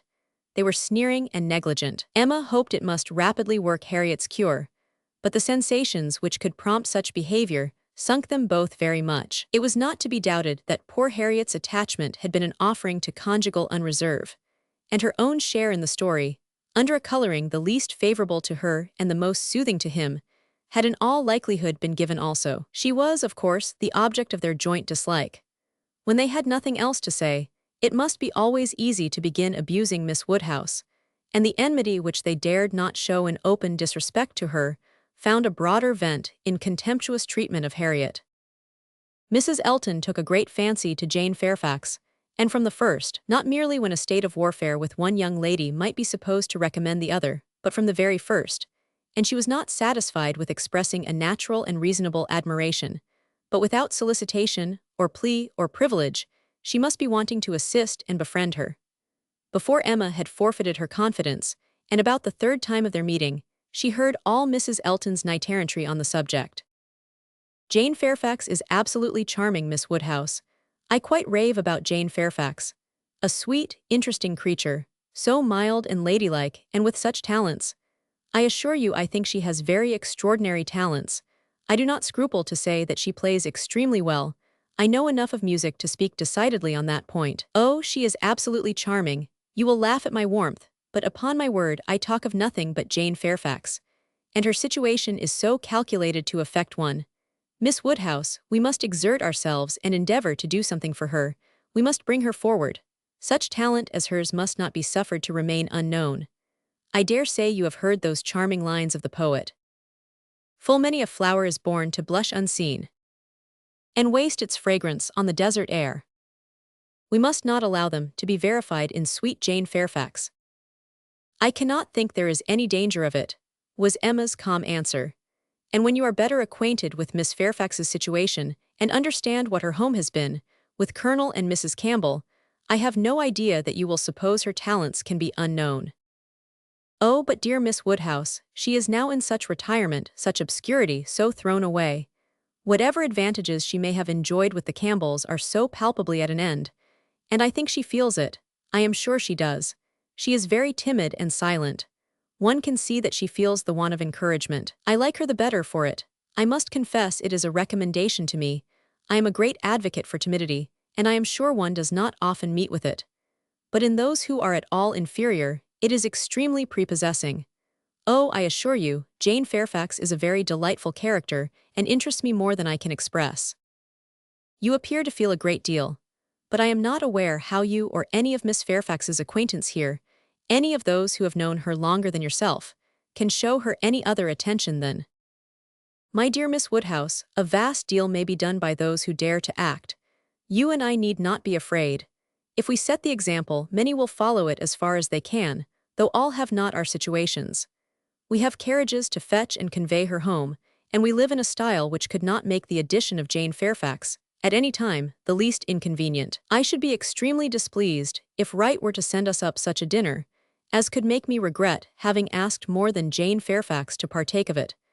I have no idea of that sort of thing. It is not likely that I should, considering what I have been used to. My greatest danger, perhaps, in housekeeping, may be quite the other way, in doing too much, and being too careless of expense.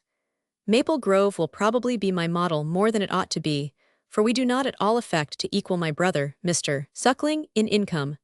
However, my resolution is taken as to noticing Jane Fairfax. I shall certainly have her very often at my house, shall introduce her wherever I can, shall have musical parties to draw out her talents, and shall be constantly on the watch for an eligible situation. My acquaintance is so very extensive that I have little doubt of hearing of something to suit her shortly. I shall introduce her, of course, very particularly to my brother and sister when they come to us. I am sure they will like her extremely, and when she gets a little acquainted with them, her fears will completely wear off, for there really is nothing in the manners of either but what is highly conciliating. I shall have her very often indeed while they are with me, and I dare say we shall sometimes find a seat for her in the barouche landau in some of our exploring parties. Poor Jane Fairfax, thought Emma, you have not deserved this. You may have done wrong with regard to Mr. Dixon, but this is a punishment beyond what you can have merited. The kindness and protection of Mrs. Elton, Jane Fairfax and Jane Fairfax. Heavens, let me not suppose that she dares go about Emma Woodhousing me, but upon my honor there seems no limits to the licentiousness of that woman's tongue. Emma had not to listen to such paradings again, to any so exclusively addressed to herself, so disgustingly decorated with a dear Miss Woodhouse. The change on Mrs. Elton's side soon afterwards appeared, and she was left in peace, neither forced to be the very particular friend of Mrs. Elton, nor, under Mrs. Elton's guidance, the very active patroness of Jane Fairfax, and only sharing with others in a general way, in knowing what was felt, what was meditated, what was done. She looked on with some amusement. Miss Bates's gratitude for Mrs. Elton's attentions to Jane was in the first style of guileless simplicity and warmth.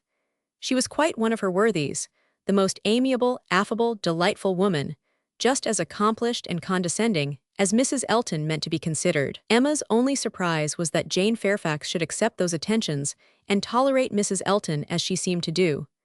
She heard of her walking with the Eltons, sitting with the Eltons, spending a day with the Eltons.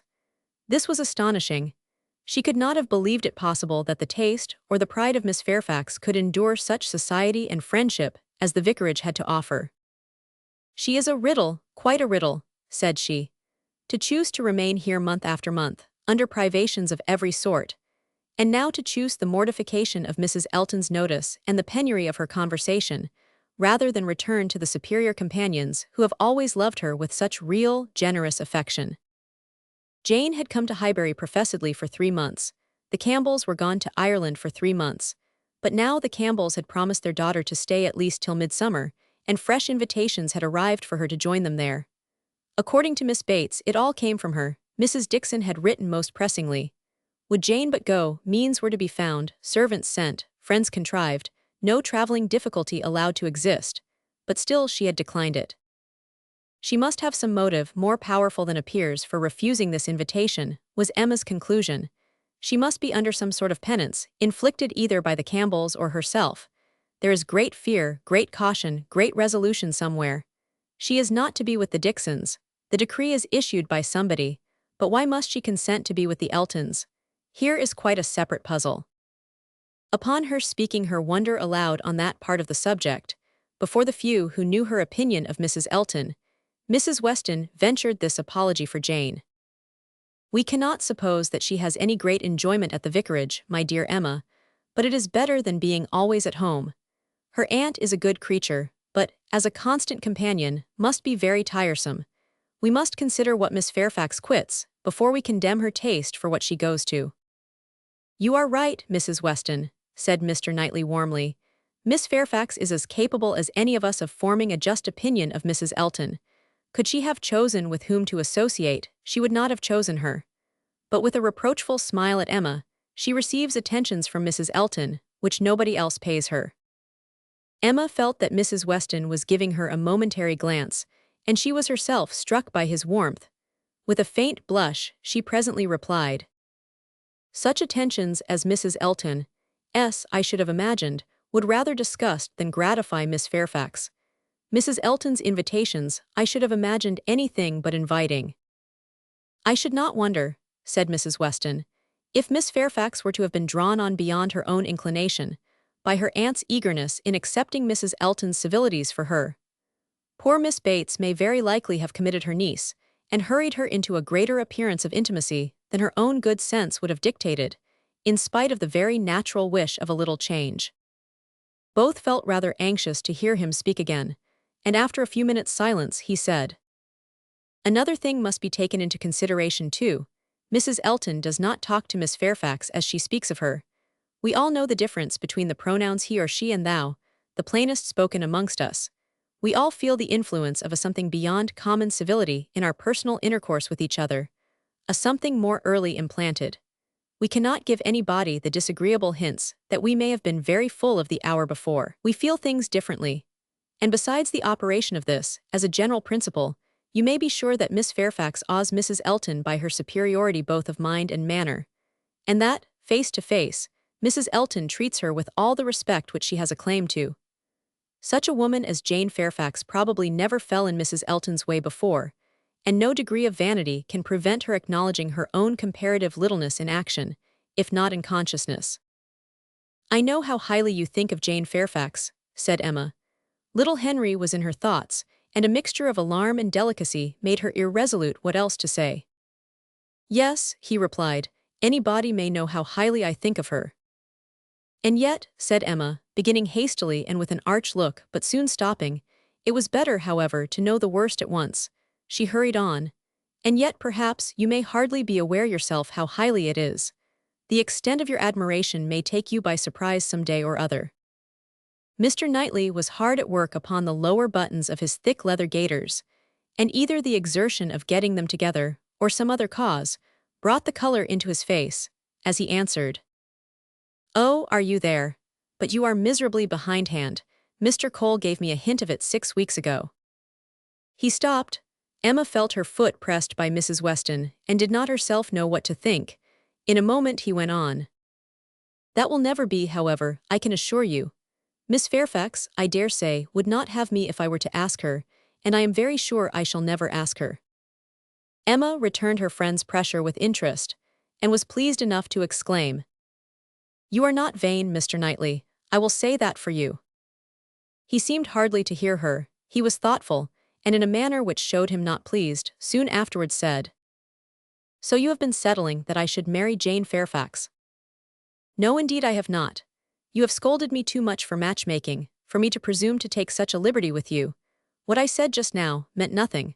One says those sort of things, of course, without any idea of a serious meaning. Oh, no, upon my word I have not the smallest wish for your marrying Jane Fairfax or Jane anybody. You would not come in and sit with us in this comfortable way if you were married." Mr. Knightley was thoughtful again. The result of his reverie was, "No, Emma, I do not think the extent of my admiration for her will ever take me by surprise.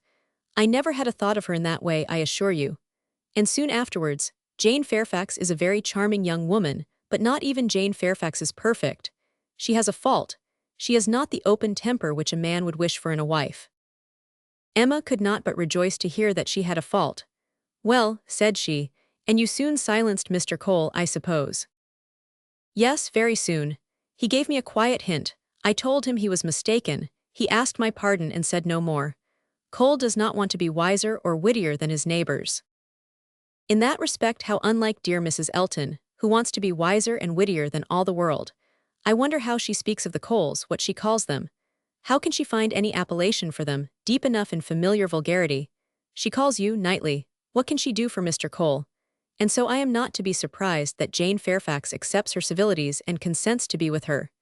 Mrs. Weston, your argument weighs most with me. I can much more readily enter into the temptation of getting away from Miss Bates than I can believe in the triumph of Miss Fairfax's mind over Mrs. Elton.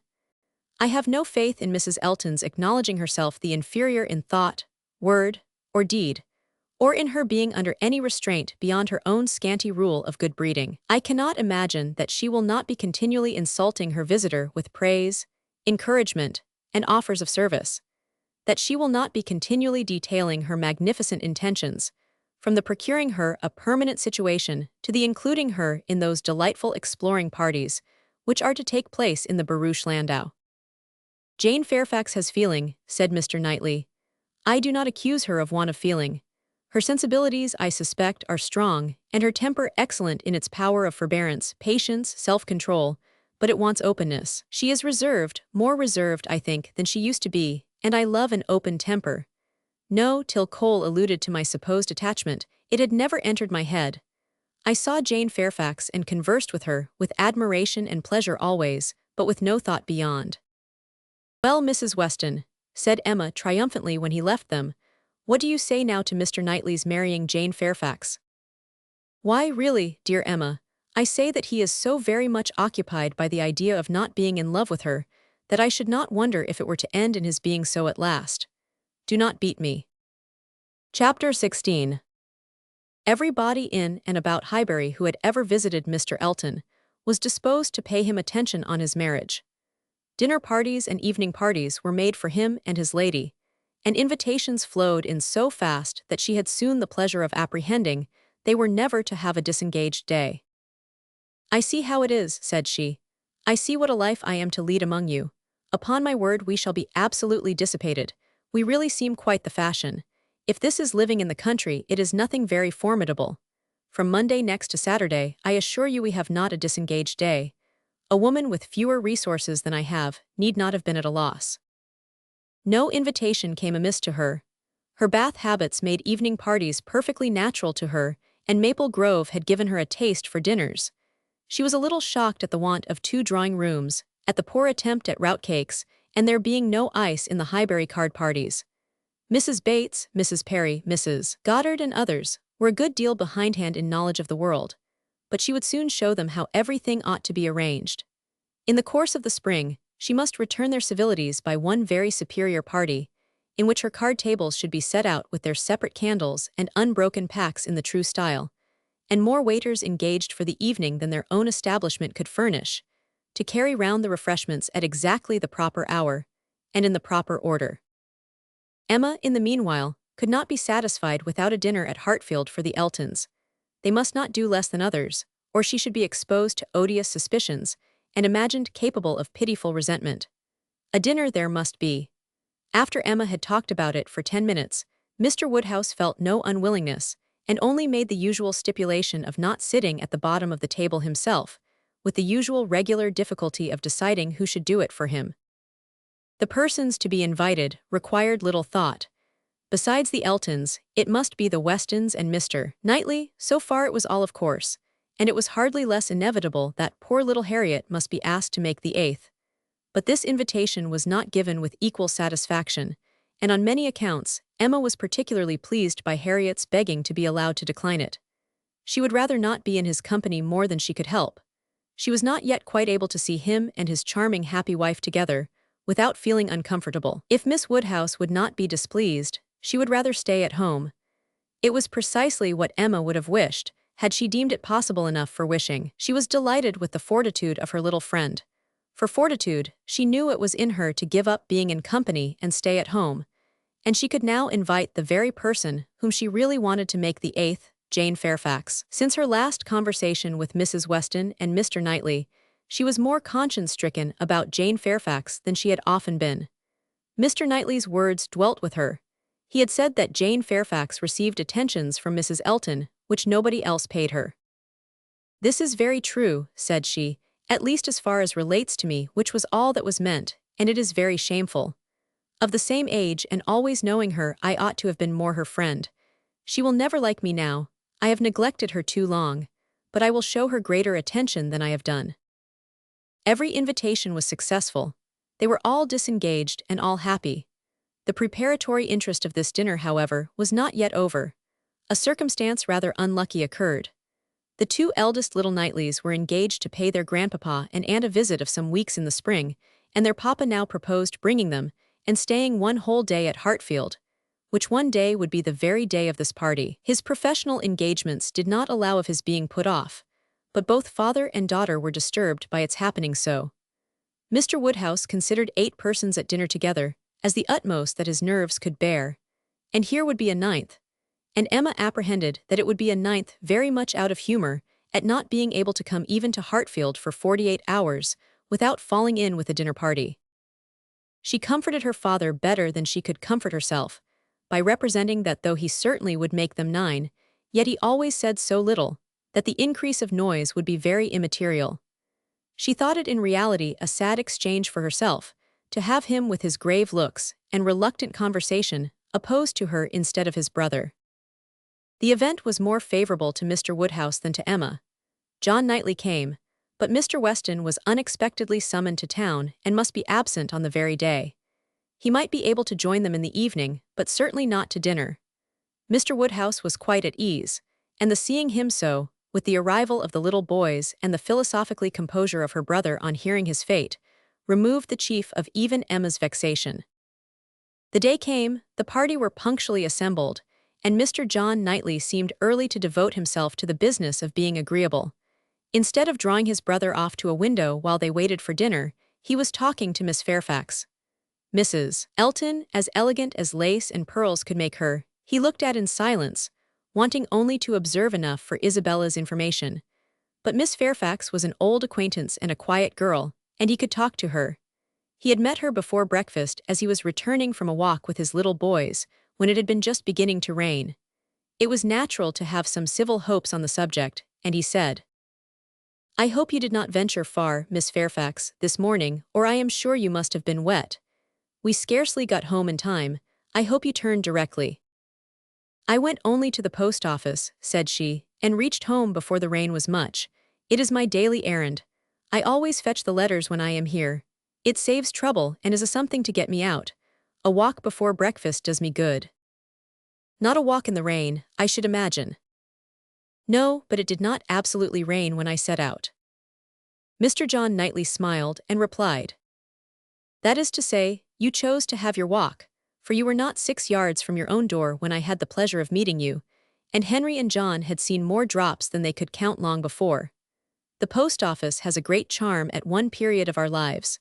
When you have lived to my age, you will begin to think letters are never worth going through the rain for."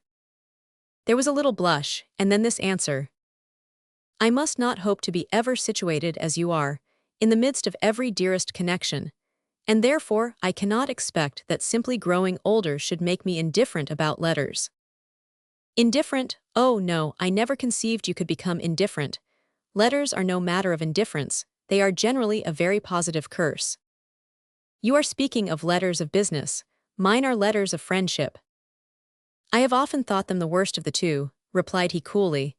"Business, you know, may bring money, but friendship hardly ever does." "Ah, you are not serious now. I know Mr. John Knightley too well. I am very sure he understands the value of friendship as well as anybody. I can easily believe that letters are very little to you, much less than to me, but it is not your being 10 years older than myself which makes the difference. It is not age but situation.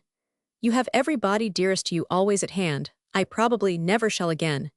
And therefore till I have outlived all my affections, a post office, I think, must always have power to draw me out, in worse weather than today." "When I talked of your being altered by time, by the progress of years," said John Knightley, "I meant to imply the change of situation which time usually brings. I consider one as including the other. Time will generally lessen the interest of every attachment not within the daily circle, but that is not the change I had in view for you. As an old friend, you will allow me to hope, Miss Fairfax, that 10 years hence you may have as many concentrated objects as I have." It was kindly said, and very far from giving offense. A pleasant thank you seemed meant to laugh it off, but a blush, a quivering lip, a tear in the eye showed that it was felt beyond a laugh. Her attention was now claimed by Mr. Woodhouse, who being, according to his custom on such occasions, making the circle of his guests, and paying his particular compliments to the ladies, was ending with her, and with all his mildest urbanity said, "I am very sorry to hear, Miss Fairfax, of your being out this morning in the rain. Young ladies should take care of themselves. Young ladies are delicate plants. They should take care of their health and their complexion. My dear, did you change your stockings?" "Yes, sir, I did indeed, and I am very much obliged by your kind solicitude about me." "My dear Miss Fairfax, young ladies are very sure to be cared for. I hope your good grandmamma and aunt are well. They are some of my very old friends. I wish my health allowed me to be a better neighbor. You do us a great deal of honor today, I am sure. My daughter and I are both highly sensible of your goodness, and have the greatest satisfaction in seeing you at Hartfield." The kind-hearted, polite old man might then sit down and feel that he had done his duty, and made every fair lady welcome and easy. By this time, the walk in the rain had reached Mrs. Elton, and her remonstrances now opened upon Jane. "My dear Jane, what is this I hear? Going to the post office in the rain? This must not be, I assure you. You sad girl, how could you do such a thing? It is a sign I was not there to take care of you." Jane very patiently assured her that she had not caught any cold. "Oh, do not tell me. You really are a very sad girl and do not know how to take care of yourself. To the post office indeed. Mrs. Weston, did you ever hear the like? You and I must positively exert our authority." "My advice," said Mrs. Weston kindly and persuasively, "I certainly do feel tempted to give. Miss Fairfax, you must not run such risks. Liable as you have been to severe colds, indeed you ought to be particularly careful, especially at this time of year. The spring I always think requires more than common care. Better wait an hour or two, or even half a day for your letters, than run the risk of bringing on your cough again. Now do not you feel that you had? Yes, I am sure you are much too reasonable. You look as if you would not do such a thing again. Oh, she shall not do such a thing again, eagerly rejoined Mrs. Elton. We will not allow her to do such a thing again. And nodding significantly, there must be some arrangement made, there must indeed. I shall speak to Mr. The man who fetches our letters every morning, one of our men, I forget his name, shall inquire for yours too and bring them to you. That will obviate all difficulties, you know. And from us I really think, my dear Jane, you can have no scruple to accept such an accommodation. You are extremely kind, said Jane, but I cannot give up my early walk. I am advised to be out of doors as much as I can. I must walk somewhere, and the post office is an object. And upon my word, I have scarcely ever had a bad morning before. My dear Jane, say no more about it. The thing is determined, that is, laughing affectedly as far as I can presume to determine anything without the concurrence of my lord and master. You know, Mrs. Weston, you and I must be cautious how we express ourselves. But I do flatter myself, my dear Jane, that my influence is not entirely worn out. If I meet with no insuperable difficulties, therefore, consider that point as settled. Excuse me, said Jane earnestly, I cannot by any means consent to such an arrangement, so needlessly troublesome to your servant. If the errand were not a pleasure to me, it could be done, as it always is when I am not here, by my grandmammas. Oh, my dear, but so much as Patty has to do, and it is a kindness to employ our men. Jane looked as if she did not mean to be conquered, but instead of answering, she began speaking again to Mr. John Knightley. The post office is a wonderful establishment, said she. The regularity and dispatch of it, if one thinks of all that it has to do and all that it does so well, it is really astonishing. It is certainly very well regulated. So seldom that any negligence or blunder appears. So seldom that a letter, among the thousands that are constantly passing about the kingdom, is even carried wrong, and not one in a million, I suppose, actually lost. And when one considers the variety of hands, and of bad hands too, that are to be deciphered, it increases the wonder. The clerks grow expert from habit. They must begin with some quickness of sight and hand, and exercise improves them. If you want any farther explanation, continued he, smiling, they are paid for it. That is the key to a great deal of capacity. The public pays and must be served well. The varieties of handwriting were farther talked of, and the usual observations made. I have heard it asserted, said John Knightley, that the same sort of handwriting often prevails in a family, and where the same master teaches, it is natural enough. But for that reason, I should imagine the likeness must be chiefly confined to the females, for boys have very little teaching after an early age, and scramble into any hand they can get. Isabella and Emma, I think, do write very much alike. I have not always known their writing apart. Yes, said his brother hesitatingly, there is a likeness, I know what you mean, but Emma's hand is the strongest. Isabella and Emma both write beautifully, said Mr. Woodhouse, and always did, and so does poor Mrs. Weston, with half a sigh and half a smile at her. I never saw any gentleman's handwriting, Emma began, looking also at Mrs. Weston, but stopped, on perceiving that Mrs. Weston was attending to someone else, and the pause gave her time to reflect. Now, how am I going to introduce him? Am I unequal to speaking his name at once before all these people? Is it necessary for me to use any roundabout phrase? Your Yorkshire friend, your correspondent in Yorkshire, that would be the way, I suppose, if I were very bad. No, I can pronounce his name without the smallest distress. I certainly get better and better. Now for it. Mrs. Weston was disengaged, and Emma began again. Mr. Frank Churchill writes one of the best gentleman's hands I ever saw. I do not admire it, said Mr. Knightley. It is too small, wants strength, it is like a woman's writing. This was not submitted to by either lady. They vindicated him against the base aspersion. No, it by no means wanted strength. It was not a large hand, but very clear and certainly strong. Had not Mrs. Weston any letter about her to produce? No, she had heard from him very lately, but having answered the letter had put it away. If we were in the other room, said Emma, if I had my writing desk, I am sure I could produce a specimen. I have a note of his. Do not you remember, Mrs. Weston, employing him to write for you one day? He chose to say he was employed. Well, well, I have that note, and can show it after dinner to convince Mr. Knightley. "Oh, when a gallant young man like Mr. Frank Churchill," said Mr. Knightley dryly, "writes to a fair lady like Miss Woodhouse, he will, of course, put forth his best." Dinner was on table.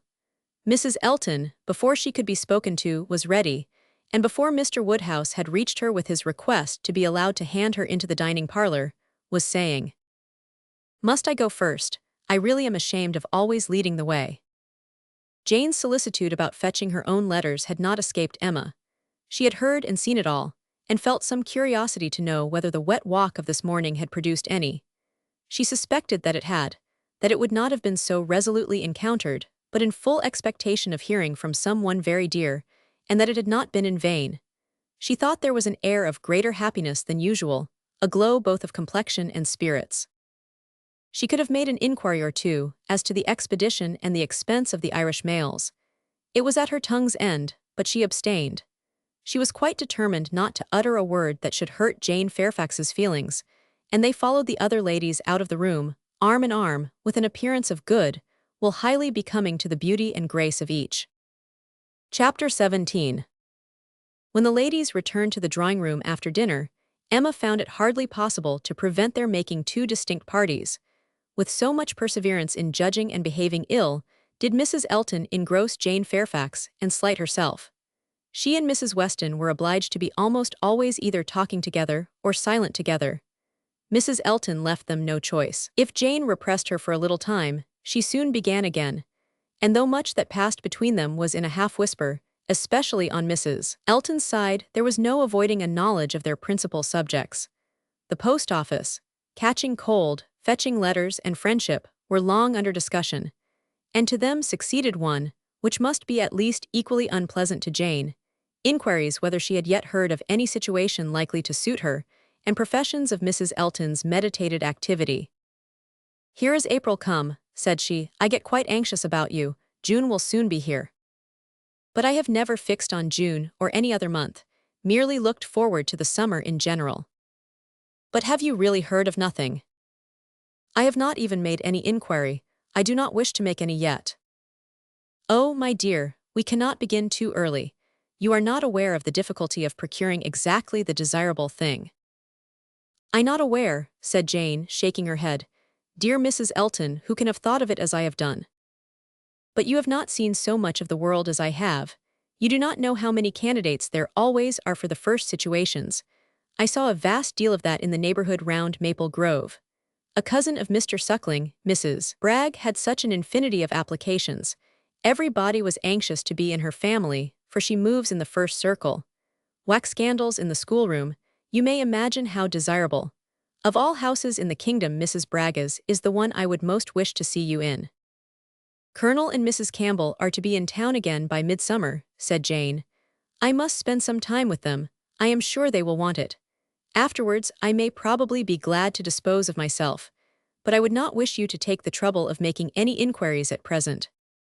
"Trouble? I know your scruples. You are afraid of giving me trouble, but I assure you, my dear Jane, the Campbells can hardly be more interested about you than I am. I shall write to Mrs. Partridge in a day or two, and shall give her a strict charge to be on the lookout for anything eligible." "Thank you, but I would rather you did not mention the subject to her. Till the time draws nearer, I do not wish to be giving anybody trouble." "But my dear child, the time is drawing near. Here is April, and June, or say even July, is very near, with such business to accomplish before us. Your inexperience really amuses me. A situation such as you deserve, and your friends would require for you, is no everyday occurrence, is not obtained at a moment's notice. Indeed, we must begin inquiring directly." "Excuse me, ma'am, but this is by no means my intention. I make no inquiry myself, and should be sorry to have any made by my friends. When I am quite determined as to the time, I am not at all afraid of being long unemployed. There are places in town, offices, where inquiry would soon produce something, offices for the sale, not quite of human flesh, but of human intellect." "Oh, my dear, human flesh. You quite shock me. If you mean a fling at the slave trade, I assure you Mr. Suckling was always rather a friend to the abolition." I was not thinking of the slave trade," replied Jane. "Governess trade, I assure you, was all that I had in view, widely different certainly as to the guilt of those who carry it on. but as to the greater misery of the victims, I do not know where it lies.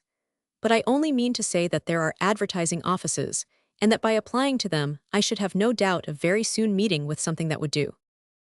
"Something that would do," repeated Mrs. Elton. "Aye, that may suit your humble ideas of yourself. I know what a modest creature you are, but it will not satisfy your friends to have you taking up with anything that may offer any inferior, commonplace situation in a family not moving in a certain circle, or able to command the elegancies of life. You are very obliging, but as to all that, I am very indifferent. It would be no object to me to be with the rich. My mortifications, I think, would only be the greater. I should suffer more from comparison. A gentleman's family is all that I should condition for." I know you.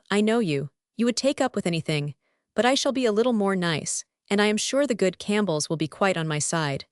With your superior talents, you have a right to move in the first circle. Your musical knowledge alone would entitle you to name your own terms, have as many rooms as you like, and mix in the family as much as you chose.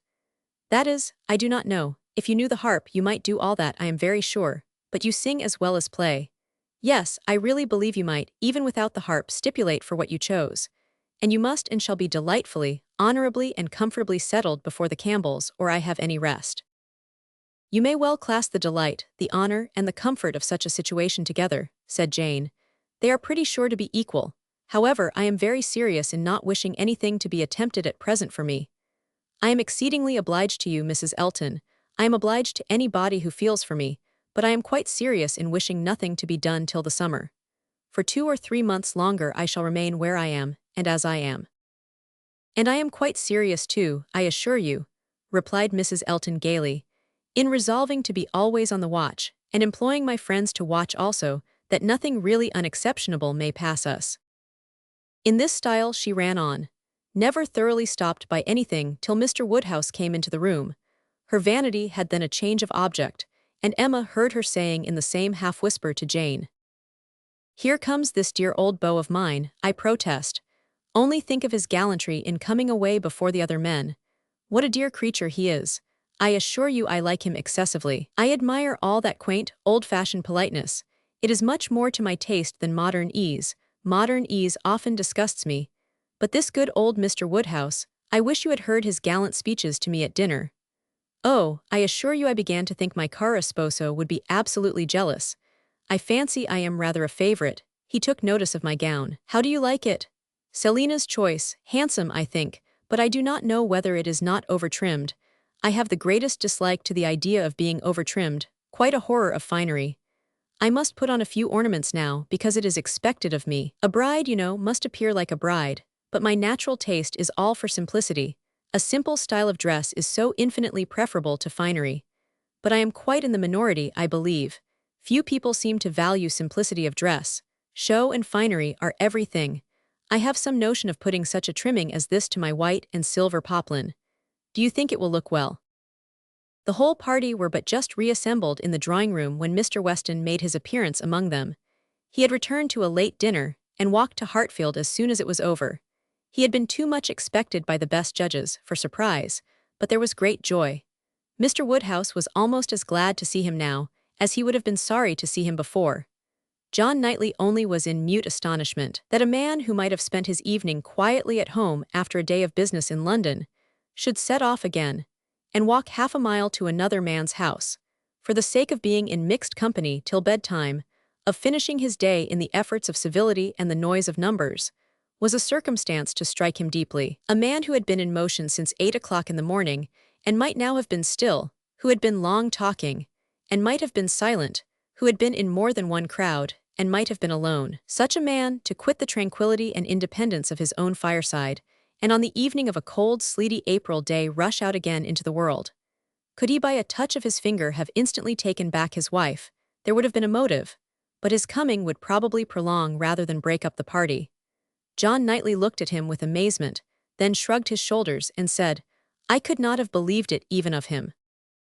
Mr. Weston, meanwhile, perfectly unsuspicious of the indignation, he was exciting, happy and cheerful as usual, and with all the right of being principal talker, which a day spent anywhere from home confers, was making himself agreeable among the rest. And having satisfied the inquiries of his wife as to his dinner, convincing her that none of all her careful directions to the servants had been forgotten, and spread abroad what public news he had heard, was proceeding to a family communication, which, though principally addressed to Mrs. Weston, he had not the smallest doubt of being highly interesting to every body in the room. He gave her a letter. It was from Frank and to herself. He had met with it in his way, and had taken the liberty of opening it. Read it," said he. "It will give you pleasure, only a few lines, will not take you long, read it to Emma." The two ladies looked over it together, and he sat smiling and talking to them the whole time, in a voice a little subdued, but very audible to every body. "Well, he is coming, you see, good news, I think. Well, what do you say to it? I always told you he would be here again soon, did not I? Anne, my dear, did not I always tell you so, and you would not believe me? In town next week, you see, at the latest, I dare say, for she is as impatient as the black gentleman when anything is to be done. Most likely they will be there tomorrow or Saturday. As to her illness, all nothing of course, but it is an excellent thing to have Frank among us again, so near as town. They will stay a good while when they do come, and he will be half his time with us. This is precisely what I wanted. Well, pretty good news, is not it? Have you finished it? Has Emma read it all? Put it up, put it up. We will have a good talk about it some other time, but it will not do now. I shall only just mention the circumstance to the others in a common way." Mrs. Weston was most comfortably pleased on the occasion. Her looks and words had nothing to restrain them. She was happy, she knew she was happy, and knew she ought to be happy. Her congratulations were warm and open, but Emma could not speak so fluently. She was a little occupied in weighing her own feelings, and trying to understand the degree of her agitation, which she rather thought was considerable. Mr. Weston, however, too eager to be very observant, too communicative to want others to talk, was very well satisfied with what she did say, and soon moved away to make the rest of his friends happy by a partial communication of what the whole room must have overheard already. It was well that he took everybody's joy for granted, or he might not have thought either Mr. Woodhouse or Mr. Knightley particularly delighted. They were the first entitled, after Mrs. Weston and Emma, to be made happy. From them he would have proceeded to Miss Fairfax, but she was so deep in conversation with John Knightley that it would have been too positive an interruption, and finding himself close to Mrs. Elton, and her attention disengaged, he necessarily began on the subject with her. Chapter 18. "I hope I shall soon have the pleasure of introducing my son to you," said Mr. Weston. Mrs. Elton, very willing to suppose a particular compliment intended her by such a hope, smiled most graciously. "You have heard of a certain Frank Churchill, I presume," he continued, "and know him to be my son, though he does not bear my name." "Oh, yes, and I shall be very happy in his acquaintance. I am sure Mr. Elton will lose no time in calling on him, and we shall both have great pleasure in seeing him at the vicarage." "You are very obliging. Frank will be extremely happy, I am sure. He is to be in town next week, if not sooner. We have notice of it in a letter today. I met the letters in my way this morning, and seeing my son's hand, presumed to open it, though it was not directed to me, it was to Mrs. Weston. She is his principal correspondent, I assure you. I hardly ever get a letter." "And so you absolutely opened what was directed to her? Oh, Mr. Weston," laughing affectedly, "I must protest against that. A most dangerous precedent indeed. I beg you will not let your neighbors follow your example. Upon my word, if this is what I am to expect, we married women must begin to exert ourselves. Oh, Mr. Weston, I could not have believed it of you." "Aye, we men are sad fellows. You must take care of yourself, Mrs. Elton. This letter tells us it is a short letter, written in a hurry, merely to give us notice. It tells us that they are all coming up to town directly, on Mrs. Churchill's account. She has not been well the whole winter, and thinks Enscombe too cold for her, so they are all to move southward without loss of time." "Indeed, from Yorkshire, I think. Enscombe is in Yorkshire." "Yes, they are about 190 miles from London, a considerable journey." "Yes, upon my word, very considerable. 65 miles farther than from Maple Grove to London. But what is distance, Mr. Weston, to people of large fortune? You would be amazed to hear how my brother, Mr. Suckling, sometimes flies about. You will hardly believe me, but twice in 1 week he and Mr. Bragg went to London and back again with 4 horses. "The evil of the distance from Enscombe," said Mr. Weston, "is that Mrs. Churchill, as we understand, has not been able to leave the sofa for a week together. In Frank's last letter she complained, he said, of being too weak to get into her conservatory without having both his arm and his uncle's. This, speaks a great degree of weakness. But now she is so impatient to be in town that she means to sleep only 2 nights on the road. So Frank writes word. Certainly, delicate ladies have very extraordinary constitutions, Mrs. Elton. You must grant me that.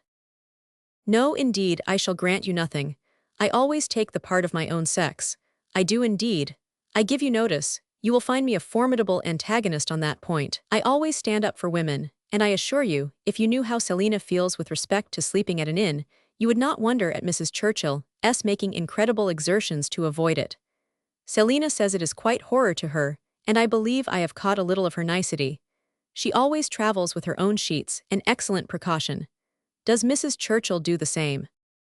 Depend upon it, Mrs. Churchill does everything that any other fine lady ever did. Mrs. Churchill will not be second to any lady in the land for. Mrs. Elton eagerly interposed with, "Oh, Mr. Weston, do not mistake me. Selina is no fine lady, I assure you. Do not run away with such an idea." Is not she? Then she is no rule for Mrs. Churchill, who is as thorough a fine lady as anybody ever beheld. Mrs. Elton began to think she had been wrong in disclaiming so warmly. It was by no means her object to have it believed that her sister was not a fine lady.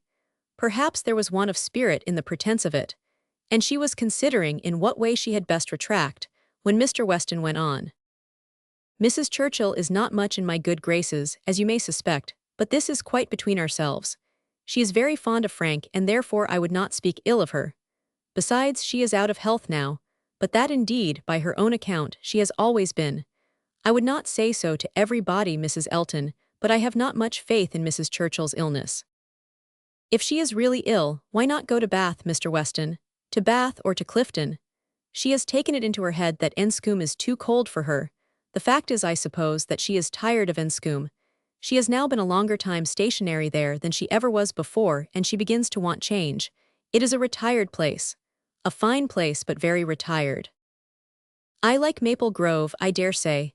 Nothing can stand more retired from the road than Maple Grove. Such an immense plantation all round it. You seem shut out from everything in the most complete retirement. And Mrs. Churchill probably has not health or spirits like Selina to enjoy that sort of seclusion. Or, perhaps she may not have resources enough in herself to be qualified for a country life. I always say a woman cannot have too many resources, and I feel very thankful that I have so many myself as to be quite independent of society. Frank was here in February for a fortnight. So I remember to have heard. He will find an addition to the Society of Highbury when he comes again. That is, if I may presume to call myself an addition. But perhaps he may never have heard of there being such a creature in the world. This was too loud a call for a compliment to be passed by, and Mr. Weston, with a very good grace, immediately exclaimed, "My dear madam, nobody but yourself could imagine such a thing possible. Not heard of you. I believe Mrs. Weston's letters lately have been full of very little else than Mrs. Elton." He had done his duty, and could return to his son. "When Frank left us," continued he, "it was quite uncertain when we might see him again, which makes this day's news doubly welcome. It has been completely unexpected. That is, I always had a strong persuasion he would be here again soon. I was sure something favorable would turn up, but nobody believed me. He and Mrs. Weston were both dreadfully desponding. How could he contrive to come, and how could it be supposed that his uncle and aunt would spare him again? And so forth. I always felt that something would happen in our favor, and so it has, you see. I have observed, Mrs. Elton, in the course of my life, that if things are going untowardly one month, they are sure to mend the next." "Very true, Mr. Weston, perfectly true. It is just what I used to say to a certain gentleman in company in the days of courtship, when, because things did not go quite right, did not proceed with all the rapidity which suited his feelings, he was apt to be in despair, and exclaim that he was sure at this rate it would be May before Hymen's saffron robe would be put on for us. Oh, the pains I have been at to dispel those gloomy ideas and give him cheerfuller views. The carriage, we had disappointments about the carriage. One morning, I remember, he came to me quite in despair." She was stopped by a slight fit of coughing, and Mr. Weston instantly seized the opportunity of going on. "You were mentioning May. May is the very month which Mrs. Churchill is ordered or has ordered herself to spend in some warmer place than in Scombe, in short, to spend in London, so that we have the agreeable prospect of frequent visits from Frank the whole spring, precisely the season of the year which one should have chosen for it. Days almost, at the longest, weather genial and pleasant, always inviting one out and never too hot for exercise. When he was here before, we made the best of it, but there was a good deal of wet, damp, cheerless weather. There always is in February, you know, and we could not do half that we intended. Now will be the time.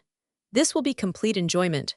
And I do not know, Mrs. Elton, whether the uncertainty of our meetings, the sort of constant expectation there will be of his coming in today or tomorrow, and at any hour may not be more friendly to happiness than having him actually in the house. I think it is so. I think it is the state of mind which gives most spirit and delight. I hope you will be pleased with my son, but you must not expect a prodigy. He is generally thought a fine young man, but do not expect a prodigy. Mrs. Weston's partiality for him is very great, and, as you may suppose, most gratifying to me. She thinks nobody equal to him. And I assure you, Mr. Weston, I have very little doubt that my opinion will be decidedly in his favor. I have heard so much in praise of Mr. Frank Churchill. At the same time, it is fair to observe that I am one of those who always judge for themselves, and are by no means implicitly guided by others. I give you notice that as I find your son, so I shall judge of him. I am no flatterer. Mr. Weston was musing. I hope, said he presently, I have not been severe upon poor Mrs. Churchill.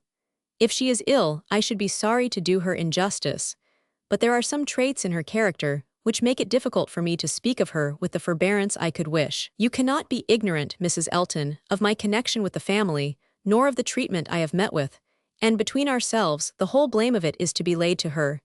She was the instigator. Frank's mother would never have been slighted as she was but for her. Mr. Churchill has pride, but his pride is nothing to his wife S. His is a quiet, indolent, gentlemanlike sort of pride that would harm nobody, and only make himself a little helpless and tiresome. But her pride is arrogance and insolence, and what inclines one less to bear, she has no fair pretense of family or blood. She was nobody when he married her, barely the daughter of a gentleman, but ever since her being turned into a Churchill, she has out-Churchilled them all in high and mighty claims. But in herself, I assure you, she is an upstart. Only think, well, that must be infinitely provoking. I have quite a horror of upstarts. Maple Grove has given me a thorough disgust to people of that sort, for there is a family in that neighborhood who are such an annoyance to my brother and sister from the airs they give themselves. Your description of Mrs. Churchill made me think of them directly. People of the name of Tupman, very lately settled there, and encumbered with many low connections, but giving themselves immense airs, and expecting to be on a footing with the old established families. A year and a half is the very utmost that they can have lived at West Hall, and how they got their fortune nobody knows. They came from Birmingham, which is not a place to promise much, you know, Mr. Weston. One has not great hopes from Birmingham. I always say there is something direful in the sound. But nothing more is positively known of the Tupmans, though a good many things I assure you are suspected. And yet by their manners, they evidently think themselves equal even to my brother, Mr. Suckling, who happens to be one of their nearest neighbors.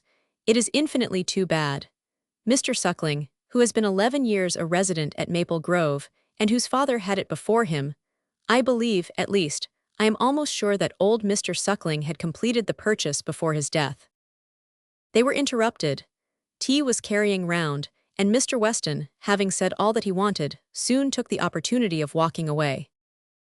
After tea, Mr. and Mrs. Weston and Mr. Elton sat down with Mr. Woodhouse to cards. The remaining 5 were left to their own powers, and Emma doubted their getting on very well, for Mr. Knightley seemed little disposed for conversation. Mrs. Elton was wanting notice, which nobody had inclination to pay, and she was herself in a worry of spirits which would have made her prefer being silent. Mr. John Knightley proved more talkative than his brother.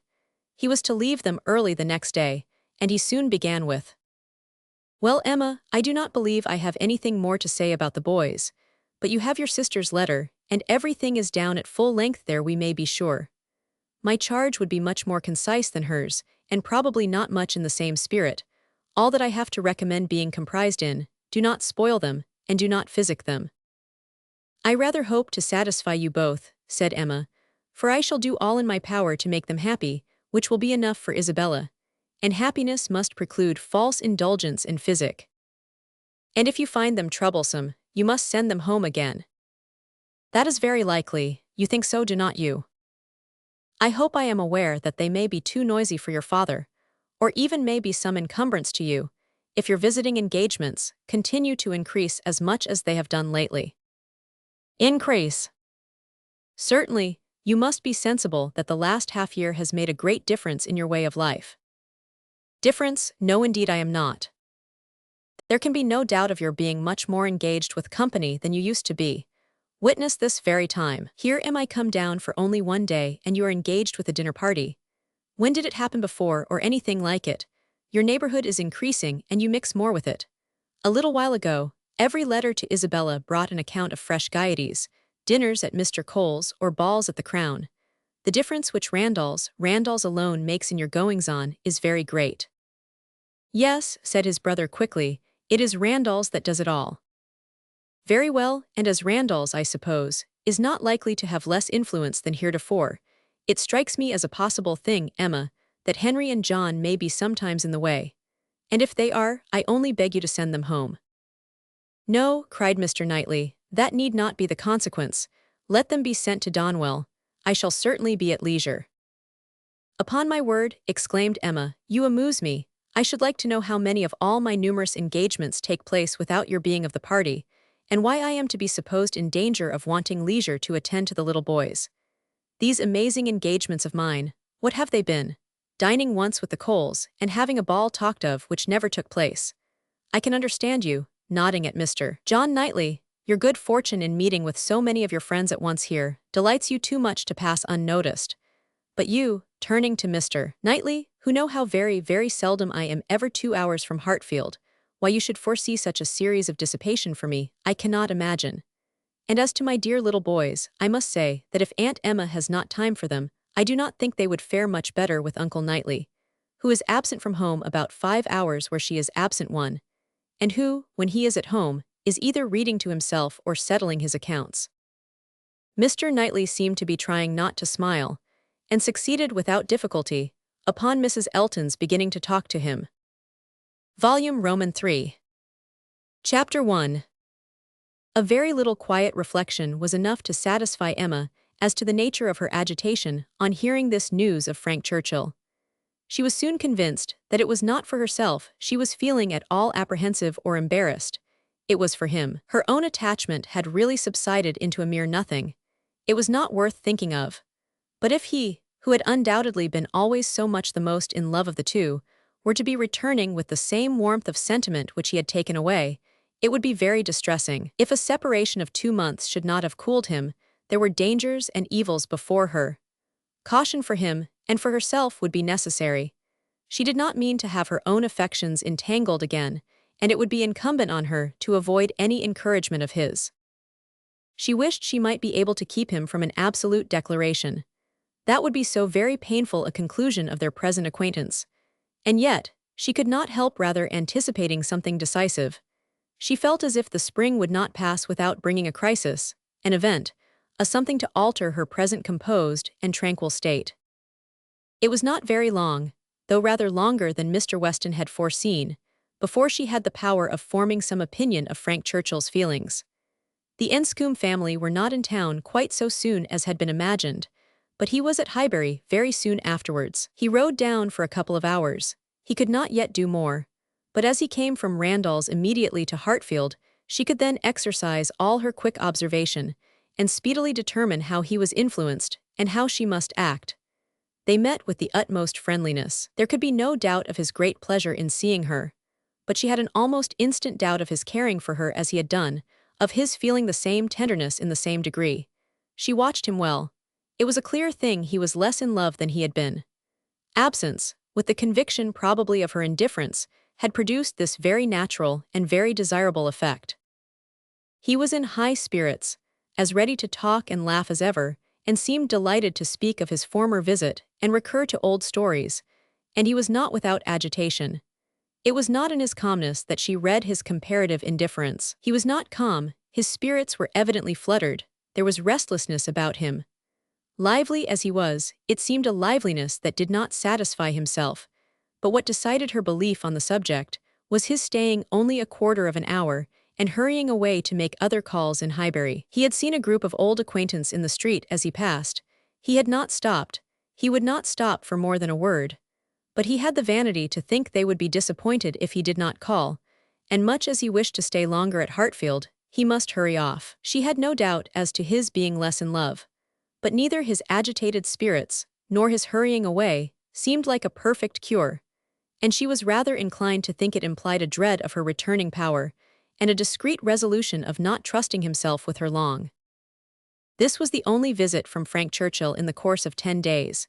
He was often hoping, intending to come, but was always prevented. His aunt could not bear to have him leave her. Such was his own account at Randall's. If he were quite sincere, if he really tried to come, it was to be inferred that Mrs. Churchill's removal to London had been of no service to the wilful or nervous part of her disorder. That she was really ill was very certain. He had declared himself convinced of it, at Randall's. Though much might be fancy, he could not doubt, when he looked back, that she was in a weaker state of health than she had been half a year ago. He did not believe it to proceed from anything that care and medicine might not remove, or at least that she might not have many years of existence before her. But he could not be prevailed on, by all his father's doubts, to say that her complaints were merely imaginary, or that she was as strong as ever. It soon appeared that London was not the place for her. She could not endure its noise. Her nerves were under continual irritation and suffering, and by the 10 days' end, her nephew's letter to Randall's communicated a change of plan. They were going to remove immediately to Richmond. Mrs. Churchill had been recommended to the medical skill of an eminent person there, and had otherwise a fancy for the place. A ready-furnished house in a favorite spot was engaged, and much benefit expected from the change. Emma heard that Frank wrote in the highest spirits of this arrangement, and seemed most fully to appreciate the blessing of having 2 months before him of such near neighborhood to many dear friends, for the house was taken for May and June. She was told that now he wrote with the greatest confidence of being often with them, almost as often as he could even wish. Emma saw how Mr. Weston understood these joyous prospects. He was considering her as the source of all the happiness they offered. She hoped it was not so. 2 months must bring it to the proof. Mr. Weston's own happiness was indisputable. He was quite delighted. It was the very circumstance he could have wished for. Now, it would be really having Frank in their neighborhood. What were 9 miles to a young man? An hour's ride. He would be always coming over. The difference in that respect of Richmond and London was enough to make the whole difference of seeing him always and seeing him never. 16 miles, nay, 18, it must be full 18 to Manchester Street, was a serious obstacle. Were he ever able to get away, the day would be spent in coming and returning. There was no comfort in having him in London. He might as well be at Enscombe, but Richmond was the very distance for easy intercourse. Better than nearer. One good thing was immediately brought to a certainty by this removal: the ball at the Crown.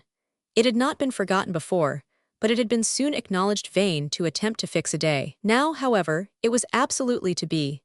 Every preparation was resumed, and very soon after the Churchills had removed to Richmond, a few lines from Frank, to say that his aunt felt already much better for the change, and that he had no doubt of being able to join them for 24 hours at any given time, induced them to name as early a day as possible.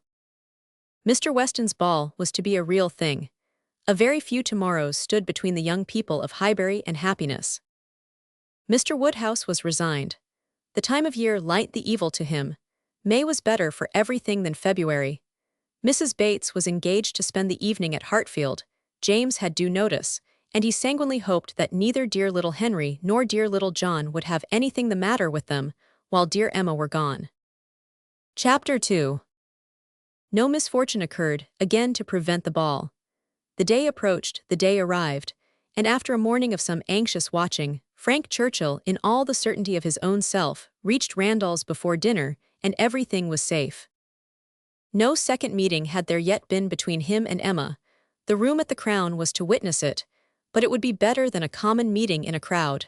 Mr. Weston had been so very earnest in his entreaties for her arriving there as soon as possible after themselves, for the purpose of taking her opinion as to the propriety and comfort of the rooms before any other persons came, that she could not refuse him, and must therefore spend some quiet interval in the young man's company.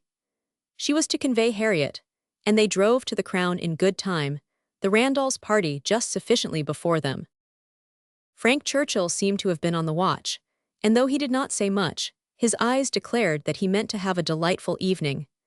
They all walked about together to see that everything was as it should be, and within a few minutes were joined by the contents of another carriage, which Emma could not hear the sound of at first, without great surprise. So unreasonably early, she was going to exclaim, but she presently found that it was a family of old friends, who were coming, like herself, by particular desire, to help Mr. Weston's judgment. And they were so very closely followed by another carriage of cousins, who had been entreated to come early with the same distinguishing earnestness, on the same errand, that it seemed as if half the company might soon be collected together for the purpose of preparatory inspection. Emma perceived that her taste was not the only taste on which Mr. Weston depended, and felt that to be the favorite and intimate of a man who had so many intimates and confidants was not the very first distinction in the scale of vanity. She liked his open manners, but a little less of open-heartedness would have made him a higher character. General benevolence, but not general friendship, made a man what he ought to be. She could fancy such a man.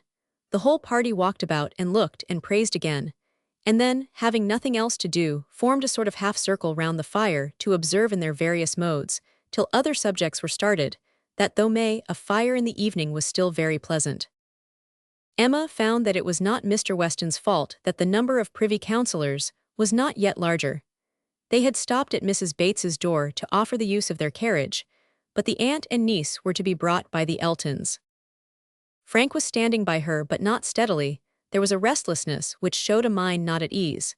He was looking about, he was going to the door, he was watching for the sound of other carriages, impatient to begin, or afraid of being always near her. Mrs. Elton was spoken of. "I think she must be here soon," said he. "I have a great curiosity to see Mrs. Elton, I have heard so much of her. It cannot be long, I think, before she comes." A carriage was heard. He was on the move immediately, but coming back said, "I am forgetting that I am not acquainted with her. I have never seen either Mr. or Mrs. Elton. I have no business to put myself forward."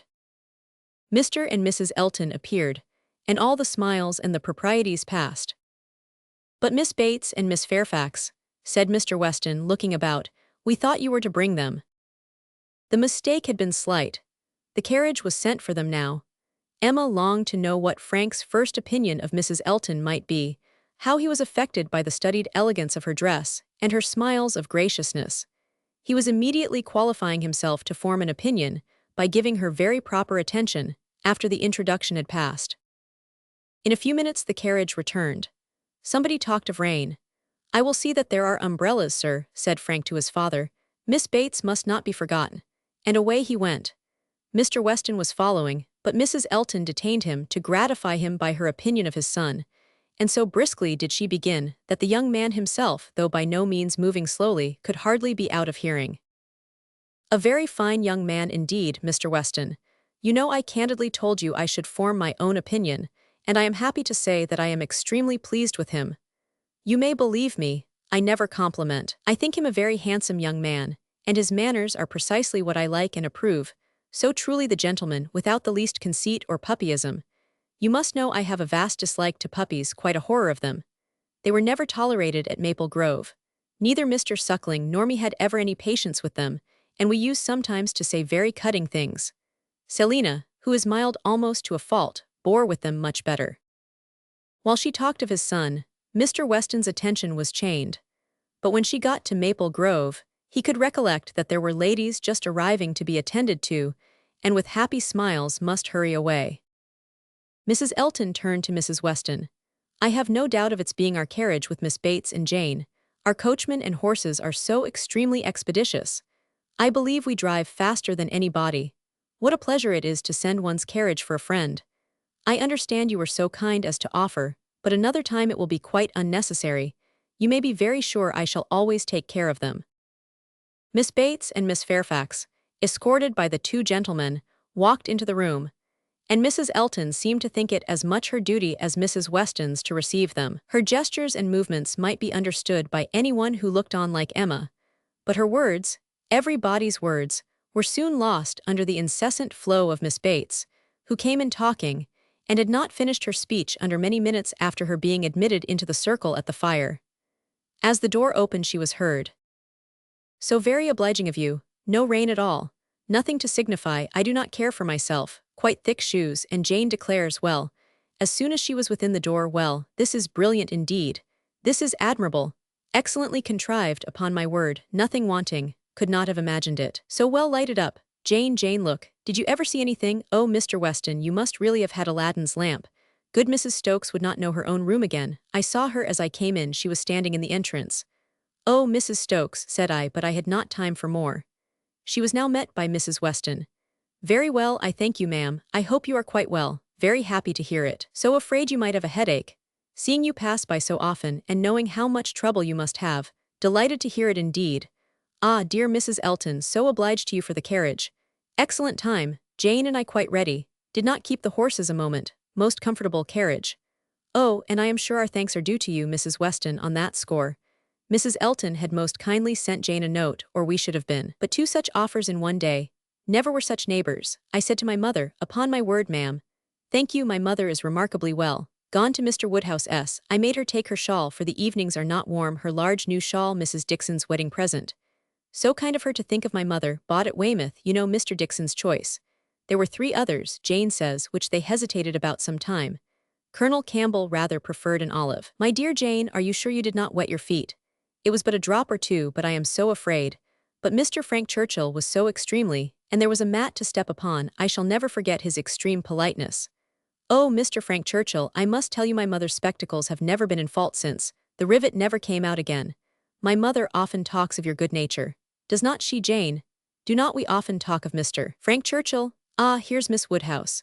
Dear Miss Woodhouse, how do you do? Very well, I thank you, quite well. This is meeting quite in fairyland. Such a transformation. Must not compliment, I know, eyeing Emma most complacently. That would be rude, but upon my word, Miss Woodhouse, you do look. How do you like Jane's hair? You are a judge. She did it all herself. Quite wonderful how she does her hair. No hairdresser from London, I think, could. Ah, Dr. Hughes, I declare, and Mrs. Hughes. Must go and speak to Dr. and Mrs. Hughes for a moment. How do you do? How do you do? Very well, I thank you. This is delightful, is not it? Where's dear Mr. Richard? Oh, there he is, don't disturb him. Much better employed talking to the young ladies. How do you do, Mr. Richard? I saw you the other day as you rode through the town, Mrs. Otway, I protest. And good Mr. Otway, and Miss Otway and Miss Caroline. Such a host of friends. And Mr. George and Mr. Arthur. How do you do? How do you all do? Quite well, I am much obliged to you, never better. Don't I hear another carriage? Who can this be? Very likely the worthy Coles. Upon my word, this is charming to be standing about among such friends, and such a noble fire. I am quite roasted. No coffee, I thank you, for me never take coffee. A little tea if you please, sir, by and by, no hurry. Oh, here it comes, everything so good. Frank Churchill returned to his station by Emma, and as soon as Miss Bates was quiet, she found herself necessarily overhearing the discourse of Mrs. Elton and Miss Fairfax, who were standing a little way behind her. He was thoughtful. Whether he were overhearing too, she could not determine. After a good many compliments to Jane on her dress and look, compliments very quietly and properly taken, Mrs. Elton was evidently wanting to be complimented herself, and it was, "How do you like my gown? How do you like my trimming? How has Wright done my hair?" with many other relative questions, all answered with patient politeness. Mrs. Elton then said, "Nobody can think less of dress in general than I do, but upon such an occasion as this, when everybody's eyes are so much upon me, and in compliment to the Westons, who I have no doubt are giving this ball chiefly to do me honor, I would not wish to be inferior to others, and I see very few pearls in the room except mine. So Frank Churchill is a capital dancer, I understand. We shall see if our styles suit. A fine young man certainly is Frank Churchill. I like him very well." At this moment Frank began talking so vigorously that Emma could not but imagine he had overheard his own praises, and did not want to hear more. And the voices of the ladies were drowned for a while, till another suspension brought Mrs. Elton's tones again distinctly forward. Mr. Elton had just joined them, and his wife was exclaiming, "Oh, you have found us out at last, have you, in our seclusion? I was this moment telling Jane, I thought you would begin to be impatient for tidings of us." "Jane," repeated Frank Churchill, with a look of surprise and displeasure. "That is easy, but Miss Fairfax does not disapprove it, I suppose." "How do you like Mrs. Elton?" said Emma in a whisper. "Not at all." You are ungrateful. Ungrateful, what do you mean? Then changing from a frown to a smile, no, do not tell me, I do not want to know what you mean. Where is my father? When are we to begin dancing? Emma could hardly understand him, he seemed in an odd humor. He walked off to find his father, but was quickly back again with both Mr. and Mrs. Weston. He had met with them in a little perplexity, which must be laid before Emma. It had just occurred to Mrs. Weston that Mrs. Elton must be asked to begin the ball, that she would expect it, which interfered with all their wishes of giving Emma that distinction. Emma heard the sad truth with fortitude. And what are we to do for a proper partner for her? Said Mr. Weston. She will think Frank ought to ask her. Frank turned instantly to Emma, to claim her former promise, and boasted himself an engaged man, which his father looked his most perfect approbation of, and it then appeared that Mrs. Weston was wanting him to dance with Mrs. Elton himself, and that their business was to help to persuade him into it, which was done pretty soon. Mr. Weston and Mrs. Elton led the way, Mr. Frank Churchill and Miss Woodhouse followed. Emma must submit to stand second to Mrs. Elton, though she had always considered the ball as peculiarly for her. It was almost enough to make her think of marrying. Mrs. Elton had undoubtedly the advantage, at this time, in vanity completely gratified, for though she had intended to begin with Frank Churchill, she could not lose by the change. Mr. Weston might be his son's superior. In spite of this little rub, however, Emma was smiling with enjoyment, delighted to see the respectable length of the set as it was forming, and to feel that she had so many hours of unusual festivity before her. She was more disturbed by Mr. Knightley's not dancing than by anything else. There he was, among the standers-by where he ought not to be. He ought to be dancing, not classing himself with the husbands and fathers and whist players, who were pretending to feel an interest in the dance till their rubbers were made up. So young as he looked, he could not have appeared to greater advantage perhaps anywhere than where he had placed himself. His tall, firm, upright figure, among the bulky forms and stooping shoulders of the elderly men, was such as Emma felt must draw everybody's eyes, and excepting her own partner, there was not one among the whole row of young men who could be compared with him. He moved a few steps nearer, and those few steps were enough to prove in how gentlemanlike a manner, with what natural grace, he must have danced, would he but take the trouble. Whenever she caught his eye, she forced him to smile, but in general he was looking grave. She wished he could love a ballroom better and could like Frank Churchill better. He seemed often observing her. She must not flatter herself that he thought of her dancing, but if he were criticizing her behavior, she did not feel afraid. There was nothing like flirtation between her and her partner. They seemed more like cheerful, easy friends than lovers. That Frank Churchill thought less of her than he had done was indubitable. The ball proceeded pleasantly. The anxious cares, the incessant attentions of Mrs. Weston were not thrown away. Every body seemed happy, and the praise of being a delightful ball, which is seldom bestowed till after a ball has ceased to be, was repeatedly given in the very beginning of the existence of this. Of very important, very recordable events, it was not more productive than such meetings usually are. There was one, however, which Emma thought something of. The two last dances before supper were begun, and Harriet had no partner, the only young lady sitting down, and so equal had been hitherto the number of dancers, that how there could be anyone disengaged was the wonder. But Emma's wonder lessened soon afterwards, on seeing Mr. Elton sauntering about. He would not ask Harriet to dance if it were possible to be avoided. She was sure he would not, and she was expecting him every moment to escape into the card-room. Escape, however, was not his plan. He came to the part of the room where the sitters-by were collected, spoke to some, and walked about in front of them, as if to show his liberty and his resolution of maintaining it. He did not omit being sometimes directly before Miss Smith or speaking to those who were close to her. Emma saw it. She was not yet dancing, she was working her way up from the bottom, and had therefore leisure to look around, and by only turning her head a little she saw it all. When she was halfway up the set, the whole group were exactly behind her, and she would no longer allow her eyes to watch. But Mr. Elton was so near that she heard every syllable of a dialogue which just then took place between him and Mrs. Weston, and she perceived that his wife, who was standing immediately above her, was not only listening also, but even encouraging him by significant glances. The kind-hearted, gentle Mrs. Weston had left her seat to join him and say, "Do not you dance, Mr. Elton?" To which his prompt reply was, "Most readily, Mrs. Weston, if you will dance with me." "Me? Oh no, I would get you a better partner than myself. I am no dancer."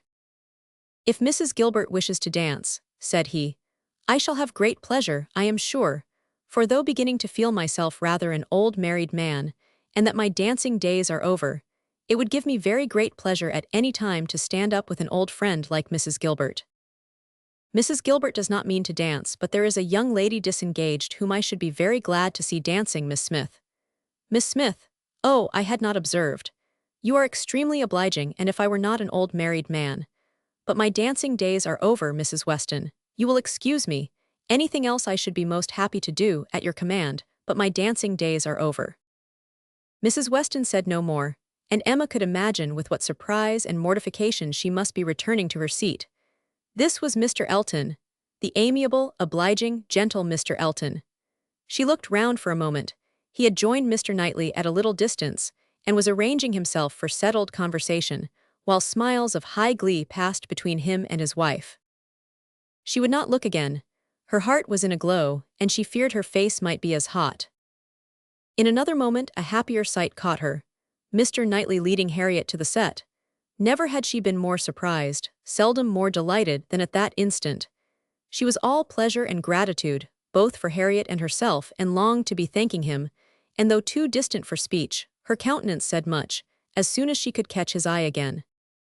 His dancing proved to be just what she had believed it, extremely good, and Harriet would have seemed almost too lucky if it had not been for the cruel state of things before, and for the very complete enjoyment and very high sense of the distinction which her happy features announced. It was not thrown away on her. She bounded higher than ever, flew farther down the middle, and was in a continual course of smiles. Mr. Elton had retreated into the card-room, looking, Emma trusted, very foolish. She did not think he was quite so hardened as his wife, though growing very like her. She spoke some of her feelings, by observing audibly to her partner, "Knightley has taken pity on poor little Miss Smith. Very good-natured, I declare." Supper was announced. The move began, and Miss Bates might be heard from that moment, without interruption, till her being seated at table and taking up her spoon. Jane, my dear Jane, where are you? Here is your tippet. Mrs. Weston begs you to put on your tippet. She says she is afraid there will be draughts in the passage, though everything has been done, one door nailed up, quantities of matting, my dear Jane, indeed you must. Mr. Churchill, oh, you are too obliging, how well you put it on. So gratified, excellent dancing indeed. Yes, my dear, I ran home as I said I should, to help Grandmamma to bed, and got back again, and nobody missed me. I set off without saying a word, just as I told you. Grandmamma was quite well, had a charming evening with Mr. Woodhouse, a vast deal of chat and backgammon. Tea was made downstairs, biscuits and baked apples and wine before she came away. Amazing luck in some of her throws. And she inquired a great deal about you, how you were amused, and who were your partners. Oh, said I shall not forestall Jane. I left her dancing with Mr. George Otway. She will love to tell you all about it herself tomorrow. Her first partner was Mr. Elton. I do not know who will ask her next, perhaps Mr. William Cox. My dear sir, you are too obliging. Is there nobody you would not rather? I am not helpless, sir, you are most kind. Upon my word, Jane on one arm and me on the other. Stop, let us stand a little back. Mrs. Elton is going, dear Mrs. Elton, how elegant she looks. Beautiful lace, now we all follow in her train. Quite the queen of the evening. Well, here we are at the passage. 2 steps, Jane, take care of the 2 steps. Oh no, there is but one. Well, I was persuaded there were 2, how very odd. I was convinced there were 2, and there is but one. I never saw anything equal to the comfort and style, candles everywhere. I was telling you of your grandmamma, Jane. There was a little disappointment. The baked apples and biscuits, excellent in their way, you know, but there was a delicate fricassee of sweetbread and some asparagus brought in at first, and good Mr. Woodhouse, not thinking the asparagus quite boiled enough, sent it all out again. Now there is nothing Grandmamma loves better than sweetbread and asparagus, so she was rather disappointed, but we agreed we would not speak of it to anybody, for fear of its getting round to dear Miss Woodhouse, who would be so very much concerned. Well, this is brilliant. I am all amazement. Could not have supposed anything. Such elegance and profusion. I have seen nothing like it since. Well, where shall we sit? Where shall we sit? Anywhere so that Jane is not in a draught. Where I sit is of no consequence. Oh, do you recommend this side?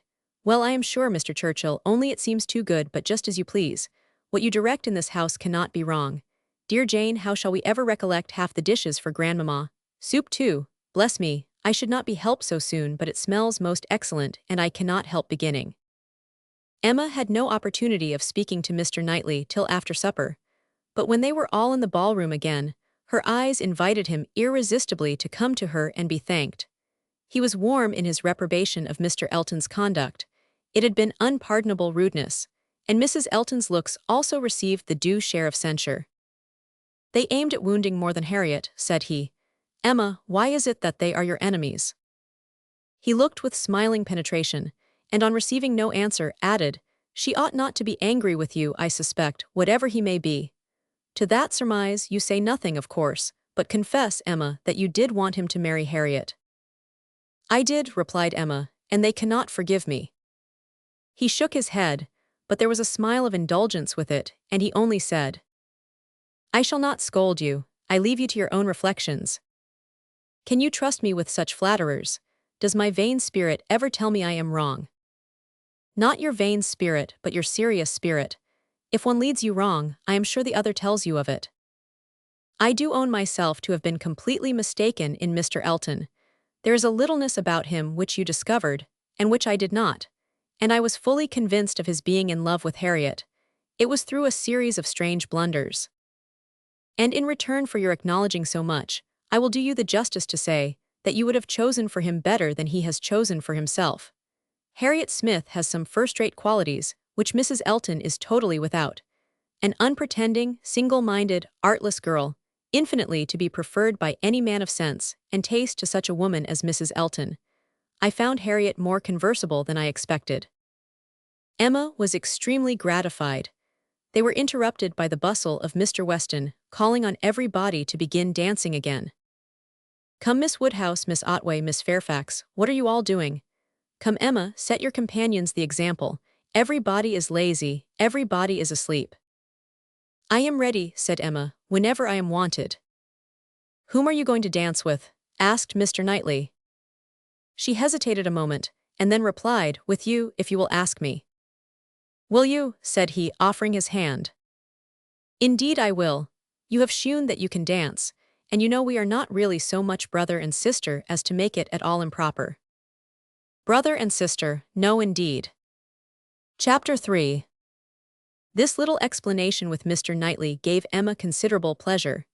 It was one of the agreeable recollections of the ball, which she walked about the lawn the next morning to enjoy.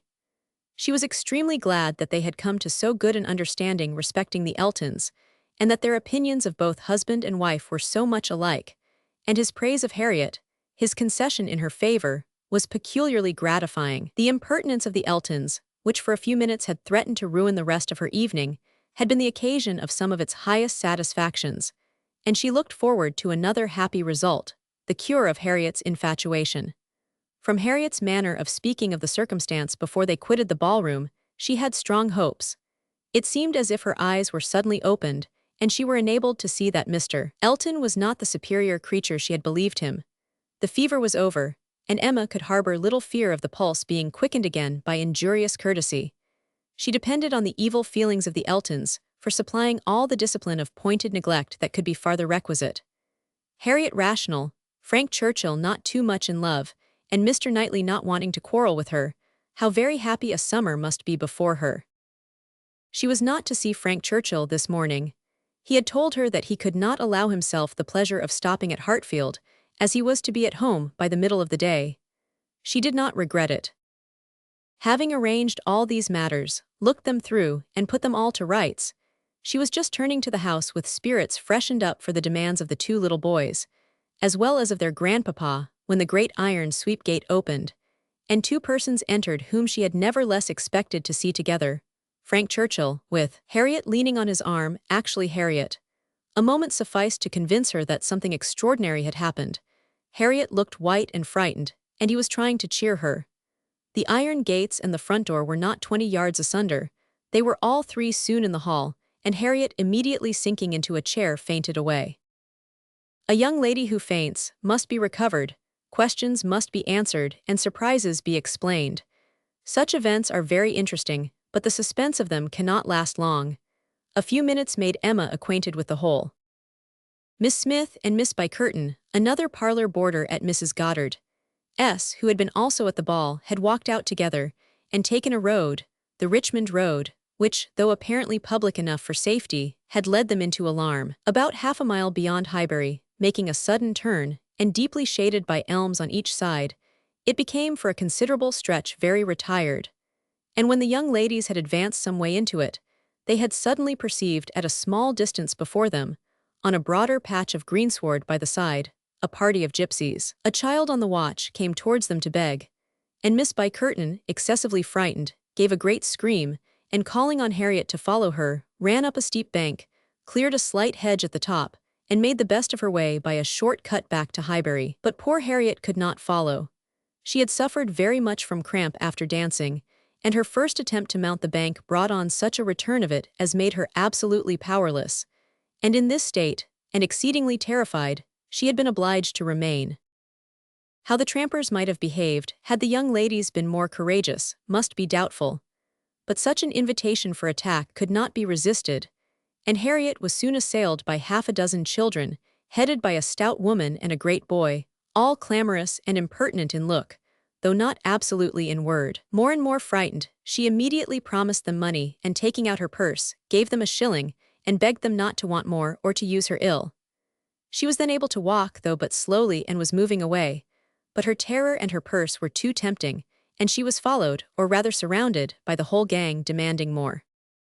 In this state Frank Churchill had found her, she trembling and conditioning, they loud and insolent. By a most fortunate chance, his leaving Highbury had been delayed so as to bring him to her assistance at this critical moment. The pleasantness of the morning had induced him to walk forward, and leave his horses to meet him by another road, a mile or two beyond Highbury, and happening to have borrowed a pair of scissors the night before of Miss Bates, and to have forgotten to restore them, he had been obliged to stop at her door and go in for a few minutes. He was therefore later than he had intended, and being on foot was unseen by the whole party till almost close to them. The terror which the woman and boy had been creating in Harriet was then their own portion. He had left them completely frightened, and Harriet, eagerly clinging to him, and hardly able to speak, had just strength enough to reach Hartfield before her spirits were quite overcome. It was his idea to bring her to Hartfield. He had thought of no other place. This was the amount of the whole story, of his communication and of Harriet's as soon as she had recovered her senses and speech. He dared not stay longer than to see her well. These several delays left him not another minute to lose, and Emma engaging to give assurance of her safety to Mrs. Goddard, and notice of there being such a set of people in the neighborhood to Mr. Knightley, he set off, with all the grateful blessings that she could utter for her friend and herself. Such an adventure as this, a fine young man and a lovely young woman thrown together in such a way, could hardly fail of suggesting certain ideas to the coldest heart and the steadiest brain. So Emma thought, at least. Could a linguist, could a grammarian, could even a mathematician have seen what she did, have witnessed their appearance together, and heard their history of it, without feeling that circumstances had been at work to make them peculiarly interesting to each other? How much more must an imaginist, like herself, be on fire with speculation and foresight, especially with such a groundwork of anticipation as her mind had already made? It was a very extraordinary thing. Nothing of the sort had ever occurred before to any young ladies in the place, within her memory, no rencontre, no alarm of the kind, and now it had happened to the very person, and at the very hour, when the other very person was chancing to pass by to rescue her. It certainly was very extraordinary, and knowing, as she did, the favorable state of mind of each at this period, it struck her the more. He was wishing to get the better of his attachment to herself, she just recovering from her mania for Mr. Elton. It seemed as if everything united to promise the most interesting consequences. It was not possible that the occurrence should not be strongly recommending each to the other.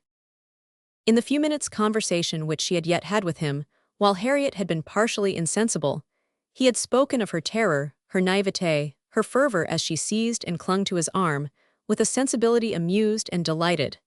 And just at last, after Harriet's own account had been given, he had expressed his indignation at the abominable folly of Miss Bycurton in the warmest terms.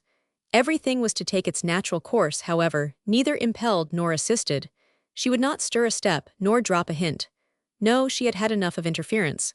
There could be no harm in a scheme, a mere passive scheme. It was no more than a wish. Beyond it she would on no account proceed. Emma's first resolution was to keep her father from the knowledge of what had passed, aware of the anxiety and alarm it would occasion. but she soon felt that concealment must be impossible. Within half an hour, it was known all over Highbury. It was the very event to engage those who talk most, the young and the low, and all the youth and servants in the place were soon in the happiness of frightful news. The last night's ball seemed lost in the gypsies. Poor Mr. Woodhouse trembled as he sat, and as Emma had foreseen, would scarcely be satisfied without their promising never to go beyond the shrubbery again. It was some comfort to him that many inquiries after himself and Miss Woodhouse, for his neighbours knew that he loved to be inquired after, as well as Miss Smith, were coming in during the rest of the day, and he had the pleasure of returning for answer that they were all very indifferent, which, though not exactly true, for she was perfectly well, and Harriet not much otherwise, Emma would not interfere with. She had an unhappy state of health in general for the child of such a man, for she hardly knew what indisposition was, and if he did not invent illnesses for her, she could make no figure in a message. The gypsies did not wait for the operations of justice. They took themselves off in a hurry. The young ladies of Highbury might have walked again in safety before their panic began, and the whole history dwindled soon into a matter of little importance, but to Emma and her nephews. In her imagination, it maintained its ground, and Henry and John were still asking every day for the story of Harriet and the gypsies, and still tenaciously setting her right if she varied in the slightest particular from the original recital. Chapter 4.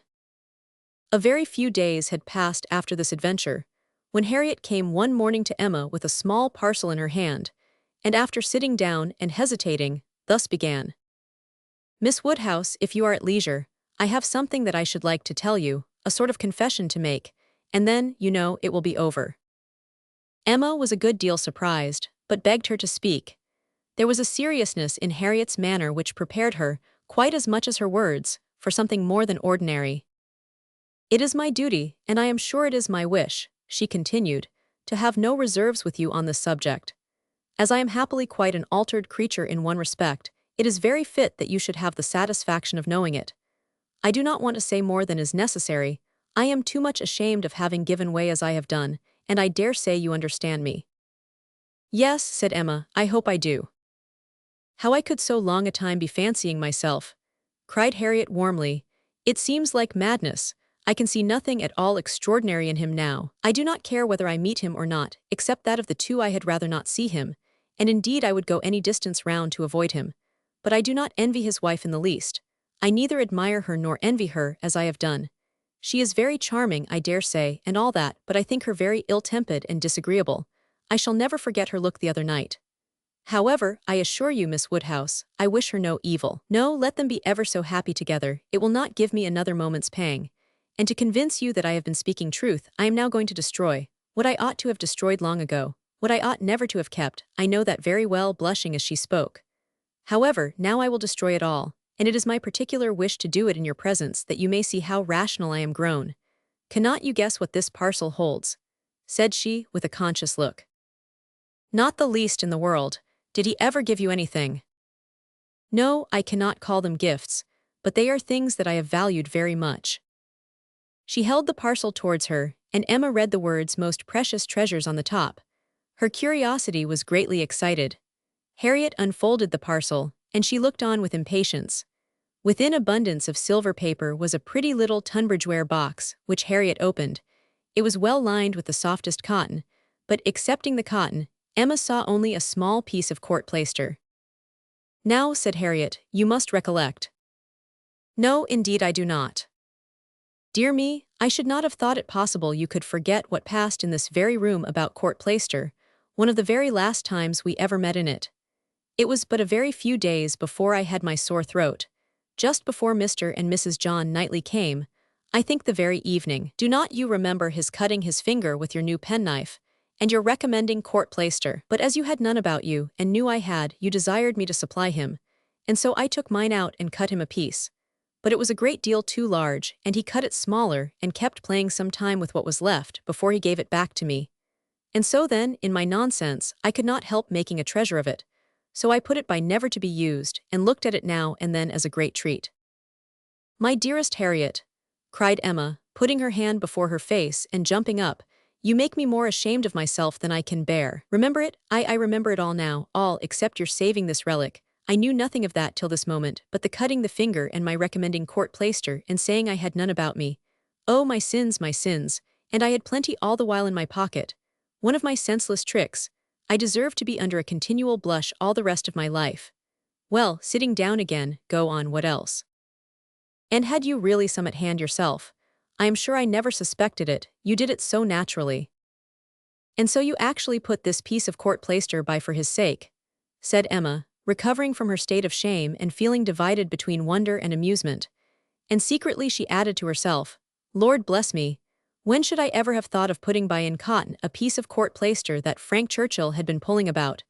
I never was equal to this. Here, resumed Harriet, turning to her box again, here is something still more valuable. I mean that has been more valuable, because this is what did really once belong to him, which the court plaister never did. Emma was quite eager to see this superior treasure. It was the end of an old pencil, the part without any lead. This was really his, said Harriet. Do not you remember one morning? No, I dare say you do not. But one morning, I forget exactly the day, but perhaps it was the Tuesday or Wednesday before that evening, he wanted to make a memorandum in his pocketbook. It was about spruce beer. Mr. Knightley had been telling him something about brewing spruce beer, and he wanted to put it down. But when he took out his pencil, there was so little lead that he soon cut it all away, and it would not do, so you lent him another, and this was left upon the table as good for nothing. But I kept my eye on it, and as soon as I dared, caught it up and never parted with it again from that moment. I do remember it, cried Emma. I perfectly remember it, talking about spruce beer. Oh yes, Mr. Knightley and I both saying we liked it, and Mr. Elton's seeming resolved to learn to like it too. I perfectly remember it. Stop, Mr. Knightley was standing just here, was not he? I have an idea he was standing just here. Ah, I do not know, I cannot recollect. It is very odd, but I cannot recollect. Mr. Elton was sitting here, I remember, much about where I am now. Well, go on. Oh, that's all. I have nothing more to show you, or to say, except that I am now going to throw them both behind the fire, and I wish you to see me do it. My poor dear Harriet, and have you actually found happiness in treasuring up these things? Yes, simpleton as I was. But I am quite ashamed of it now, and wish I could forget as easily as I can burn them. It was very wrong of me, you know, to keep any remembrances after he was married. I knew it was, but had not resolution enough to part with them. But Harriet, is it necessary to burn the court plaister? I have not a word to say for the bit of old pencil, but the court plaister might be useful. I shall be happier to burn it, replied Harriet. It has a disagreeable look to me, I must get rid of everything. There it goes, and there is an end, thank heaven, of Mr. Elton. And when, thought Emma, will there be a beginning of Mr. Churchill? She had soon afterwards reason to believe that the beginning was already made, and could not but hope that the gypsy, though she had told no fortune, might be proved to have made Harriet's. About a fortnight after the alarm, they came to a sufficient explanation, and quite undesignedly. Emma was not thinking of it at the moment, which made the information she received more valuable. She merely said, in the course of some trivial chat, Well, Harriet, whenever you marry I would advise you to do so, and thought no more of it, till after a minute's silence she heard Harriet say in a very serious tone, I shall never marry. Emma then looked up, and immediately saw how it was, and after a moment's debate, as to whether it should pass unnoticed or not, replied, Never marry, this is a new resolution. It is one that I shall never change, however. After another short hesitation, I hope it does not proceed from, I hope it is not in compliment to Mr. Elton. Mr. Elton indeed, cried Harriet indignantly. Oh no, and Emma could just catch the words, so superior to Mr. Elton. She then took a longer time for consideration. Should she proceed no farther? Should she let it pass, and seem to suspect nothing? Perhaps Harriet might think her cold or angry if she did. Or perhaps if she were totally silent, it might only drive Harriet into asking her to hear too much. And against anything like such an unreserve as had been, such an open and frequent discussion of hopes and chances, she was perfectly resolved. She believed it would be wiser for her to say and know at once, all that she meant to say and know. Plain dealing was always best. She had previously determined how far she would proceed on any application of the sort, and it would be safer for both to have the judicious law of her own brain laid down with speed. She was decided, and thus spoke. Harriet, I will not affect to be in doubt of your meaning. Your resolution, or rather your expectation of never marrying, results from an idea that the person whom you might prefer would be too greatly your superior in situation to think of you. Is not it so? Oh, Miss Woodhouse, believe me, I have not the presumption to suppose, indeed I am not so mad. But it is a pleasure to me to admire him at a distance, and to think of his infinite superiority to all the rest of the world, with the gratitude, wonder, and veneration, which are so proper, in me especially. I am not at all surprised at you, Harriet. The service he rendered you was enough to warm your heart. Service, oh, it was such an inexpressible obligation. The very recollection of it, and all that I felt at the time, when I saw him coming, his noble look and my wretchedness before. Such a change, in one moment such a change, from perfect misery to perfect happiness. It is very natural, and it is honorable. Yes, honorable, I think, to choose so well and so gratefully, but that it will be a fortunate preference is more than I can promise.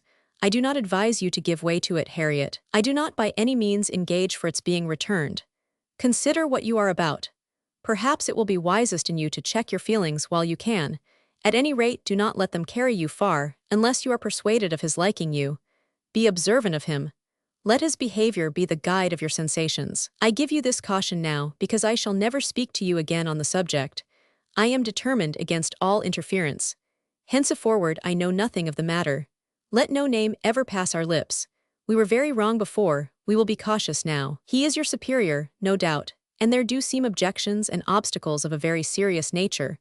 But yet, Harriet, more wonderful things have taken place. There have been matches of greater disparity. But take care of yourself.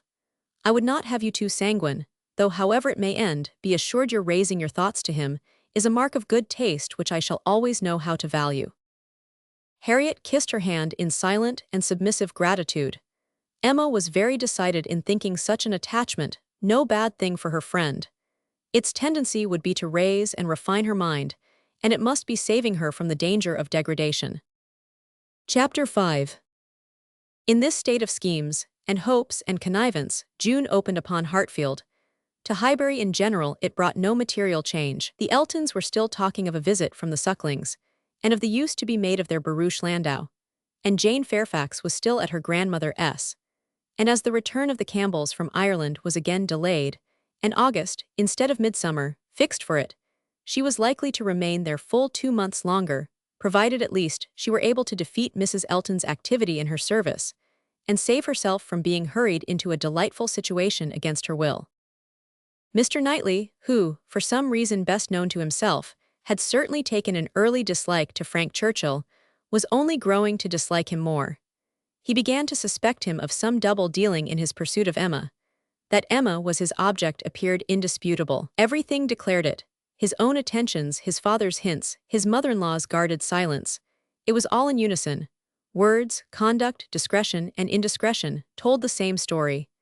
But while so many were devoting him to Emma, and Emma herself making him over to Harriet, Mr. Knightley began to suspect him of some inclination to trifle with Jane Fairfax. He could not understand it, but there were symptoms of intelligence between them. He thought so at least, symptoms of admiration on his side, which, having once observed, he could not persuade himself to think entirely void of meaning, however he might wish to escape any of Emma's errors of imagination. She was not present when the suspicion first arose. He was dining with the Randalls family, and Jane at the Eltons', and he had seen a look, more than a single look, at Miss Fairfax, which, from the admirer of Miss Woodhouse, seemed somewhat out of place. When he was again in their company, he could not help remembering what he had seen, nor could he avoid observations which, unless it were like Cowper and his fire at twilight, myself creating what I saw, brought him yet stronger suspicion of there being a something of private liking, of private understanding even, between Frank Churchill and Jane. He had walked up one day after dinner, as he very often did, to spend his evening at Hartfield. Emma and Harriet were going to walk, he joined them, and on returning they fell in with a larger party, who, like themselves, judged it wisest to take their exercise early, as the weather threatened rain. Mr. and Mrs. Weston and their son, Miss Bates and her niece, who had accidentally met. They all united, and on reaching Hartfield gates, Emma, who knew it was exactly the sort of visiting that would be welcome to her father, pressed them all to go in and drink tea with him. The Randalls' party agreed to it immediately, and after a pretty long speech from Miss Bates, which few persons listened to, she also found it possible to accept dear Miss Woodhouse's most obliging invitation. As they were turning into the grounds, Mr. Perry passed by on horseback. The gentleman spoke of his horse. "By the by," said Frank Churchill to Mrs. Weston presently, "what became of Mr. Perry's plan of setting up his carriage?" Mrs. Weston looked surprised and said, "I did not know that he ever had any such plan." "Nay, I had it from you. You wrote me word of it 3 months ago." "Me, impossible." "Indeed you did, I remember it perfectly. You mentioned it as what was certainly to be very soon. Mrs. Perry had told somebody and was extremely happy about it. It was owing to her persuasion, as she thought his being out in bad weather did him a great deal of harm. You must remember it now." "Upon my word, I never heard of it till this moment." "Never, really never. Bless me, how could it be? Then I must have dreamt it, but I was completely persuaded. Miss Smith, you walk as if you were tired. You will not be sorry to find yourself at home." "What is this? What is this?" cried Mr. Weston, "about Perry and a carriage? Is Perry going to set up his carriage, Frank? I am glad he can afford it. You had it from himself, had you?" "No, sir," replied his son, laughing. "I seem to have had it from nobody. Very odd. I really was persuaded of Mrs. Weston's having mentioned it in one of her letters to Enscombe many weeks ago with all these particulars, but as she declares she never heard a syllable of it before, of course it must have been a dream. I am a great dreamer. I dream of everybody at Highbury when I am away, and when I have gone through my particular friends, then I begin dreaming of Mr. and Mrs. Perry." "It is odd, though," observed his father, "that you should have had such a regular connected dream about people whom it was not very likely you should be thinking of at Enscombe. Perry's setting up his carriage, and his wife's persuading him to it, out of care for his health. Just what will happen, I have no doubt, some time or other, only a little premature. What an air of probability sometimes runs through a dream, and at others what a heap of absurdities it is. Well, Frank, your dream certainly shows that Highbury is in your thoughts when you are absent. Emma, you are a great dreamer, I think." Emma was out of hearing. She had hurried on before her guests to prepare her father for their appearance, and was beyond the reach of Mr. Weston's hint. "Why, to own the truth," cried Miss Bates, who had been trying in vain to be heard the last 2 minutes, "if I must speak on this subject, there is no denying that Mr. Frank Churchill might have. I do not mean to say that he did not dream it. I am sure I have sometimes the oddest dreams in the world, but if I am questioned about it, I must acknowledge that there was such an idea last spring. For Mrs. Perry herself mentioned it to my mother, and the Coles knew of it as well as ourselves. But it was quite a secret, known to nobody else, and only thought of about 3 days. Mrs. Perry was very anxious that he should have a carriage, and came to my mother in great spirits one morning because she thought she had prevailed. Jane, don't you remember Grandmamma's telling us of it when we got home? I forget where we had been walking to, very likely to Randall's. Yes, I think it was to Randall's. Mrs. Perry was always particularly fond of my mother, indeed I do not know who is not, and she had mentioned it to her in confidence. She had no objection to her telling us, of course, but it was not to go beyond. And from that day to this, I never mentioned it to a soul that I know of. At the same time, I will not positively answer for my having never dropped a hint, because I know I do sometimes pop out a thing before I am aware. I am a talker, you know, I am rather a talker, and now and then I have let a thing escape me which I should not. I am not like Jane, I wish I were. I will answer for it she never betrayed the least thing in the world. Where is she? Oh, just behind. Perfectly remember Mrs. Perry's coming. Extraordinary dream indeed." They were entering the hall. Mr. Knightley's eyes had preceded Miss Bates's in a glance at Jane. From Frank Churchill's face, where he thought he saw confusion suppressed or laughed away, he had involuntarily turned to hers, but she was indeed behind, and too busy with her shawl. Mr. Weston had walked in. The 2 other gentlemen waited at the door to let her pass. Mr. Knightley suspected in Frank Churchill the determination of catching her eye. He seemed watching her intently. In vain, however, if it were so. Jane passed between them into the hall and looked at neither. There was no time for farther remark or explanation. The dream must be borne with, and Mr. Knightley must take his seat with the rest round the large modern circular table which Emma had introduced at Hartfield, and which none but Emma could have had power to place there, and persuade her father to use, instead of the small-sized Pembroke, on which 2 of his daily meals had, for 40 years, been crowded. Tea passed pleasantly, and nobody seemed in a hurry to move. "Miss Woodhouse," said Frank Churchill, after examining a table behind him which he could reach as he sat, "have your nephews taken away their alphabets, their box of letters? It used to stand here. Where is it? This is a sort of dull-looking evening that ought to be treated rather as winter than summer. We had great amusement with those letters one morning. I want to puzzle you again." Emma was pleased with the thought, and producing the box, the table was quickly scattered over with alphabets, which no one seemed so much disposed to employ as their two selves. They were rapidly forming words for each other, or for anybody else who would be puzzled. The quietness of the game made it particularly eligible for Mr. Woodhouse, who had often been distressed by the more animated sort, which Mr. Weston had occasionally introduced, and who now sat happily occupied in lamenting, with tender melancholy, over the departure of the poor little boys, or in fondly pointing out, as he took up any stray letter near him, how beautifully Emma had written it. Frank Churchill placed a word before Miss Fairfax. She gave a slight glance round the table and applied herself to it. Frank was next to Emma, Jane opposite to them, and Mr. Knightley so placed as to see them all, and it was his object to see as much as he could, with as little apparent observation. The word was discovered and with a faint smile pushed away. If meant to be immediately mixed with the others and buried from sight, she should have looked on the table instead of looking just across, for it was not mixed, and Harriet, eager after every fresh word, and finding out none, directly took it up and fell to work. She was sitting by Mr. Knightley, and turned to him for help. The word was blunder, and as Harriet exultingly proclaimed it, there was a blush on Jane's cheek which gave it a meaning not otherwise ostensible. Mr. Knightley connected it with the dream, but how it could all be was beyond his comprehension. How the delicacy, the discretion of his favorite could have been so lain asleep. He feared there must be some decided involvement. Disingenuousness and double-dealing seemed to meet him at every turn. These letters were but the vehicle for gallantry and trick. It was a child's play, chosen to conceal a deeper game on Frank Churchill's part. With great indignation did he continue to observe him, with great alarm and distrust, to observe also his two blinded companions. He saw a short word prepared for Emma, and given to her with a look sly and demure. He saw that Emma had soon made it out, and found it highly entertaining, though it was something which she judged it proper to appear to censure, for she said, "Nonsense, for shame." He heard Frank Churchill next say, with a glance towards Jane, "I will give it to her, shall I?" and as clearly heard Emma opposing it with eager, laughing warmth. "No, no, you must not, you shall not indeed." It was done, however. This gallant young man, who seemed to love without feeling, and to recommend himself without complacence, directly handed over the word to Miss Fairfax, and with a particular degree of sedate civility entreated her to study it.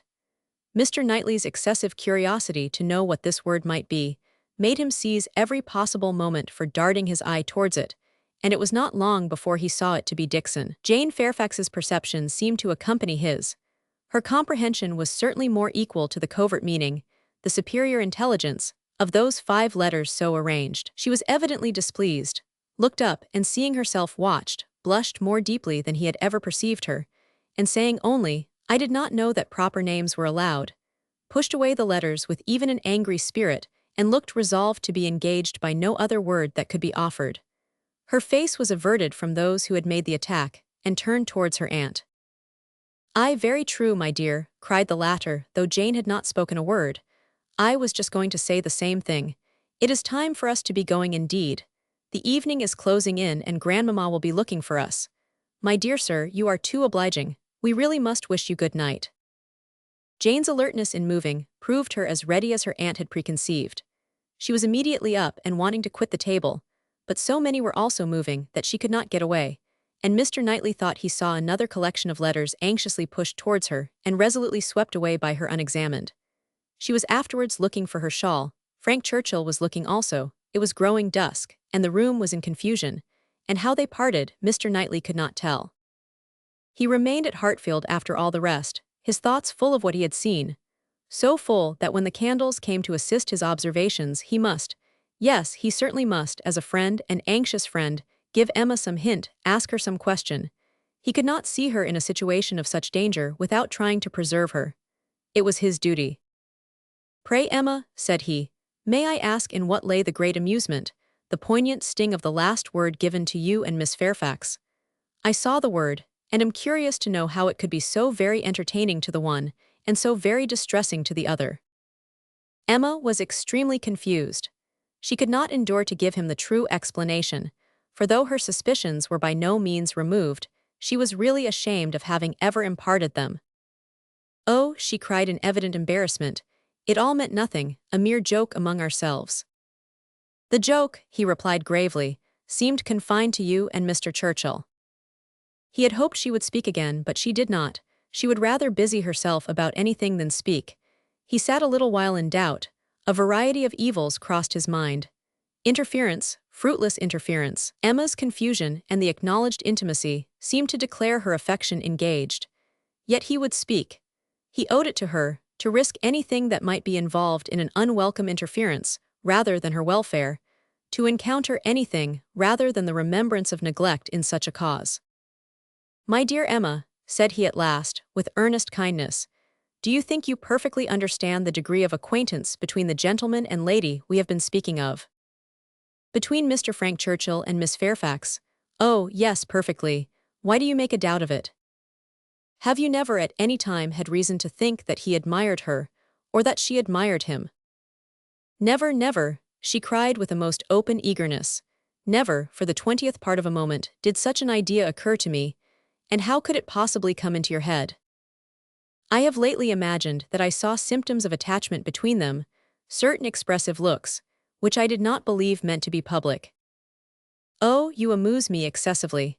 I am delighted to find that you can vouchsafe to let your imagination wander, but it will not do. Very sorry to check you in your first essay, but indeed it will not do. There is no admiration between them, I do assure you, and the appearances which have caught you have arisen from some peculiar circumstances, feelings rather of a totally different nature. It is impossible exactly to explain. There is a good deal of nonsense in it, but the part which is capable of being communicated, which is sense, is that they are as far from any attachment or admiration for one another as any two beings in the world can be. That is, I presume it to be so on her side, and I can answer for its being so on his. I will answer for the gentleman's indifference." She spoke with a confidence which staggered, with a satisfaction which silenced Mr. Knightley.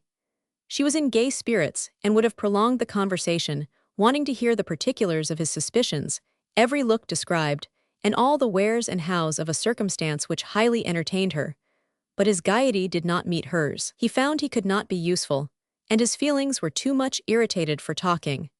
That he might not be irritated into an absolute fever, by the fire which Mr. Woodhouse's tender habits required almost every evening throughout the year, he soon afterwards took a hasty leave, and walked home to the coolness and solitude of Donwell Abbey. Chapter 6. After being long fed with hopes of a speedy visit from Mr. and Mrs. Suckling, the Highbury world were obliged to endure the mortification of hearing that they could not possibly come till the autumn. No such importation of novelties could enrich their intellectual stores at present. In the daily interchange of news, they must be again restricted to the other topics with which for a while the Sucklings' coming had been united, such as the last accounts of Mrs. Churchill, whose health seemed every day to supply a different report, and the situation of Mrs. Weston, whose happiness it was to be hoped might eventually be as much increased by the arrival of a child as that of all her neighbors was by the approach of it. Mrs. Elton was very much disappointed. It was the delay of a great deal of pleasure and parade. Her introductions and recommendations must all wait, and every projected party be still only talked of. So she thought at first, but a little consideration convinced her that everything need not be put off. Why should not they explore to Box Hill? Though the Sucklings did not come, they could go there again with them in the autumn. It was settled that they should go to Box Hill. That there was to be such a party had been long generally known. It had even given the idea of another. Emma had never been to Box Hill. She wished to see what everybody found so well worth seeing, and she and Mr. Weston had agreed to choose some fine morning and drive thither.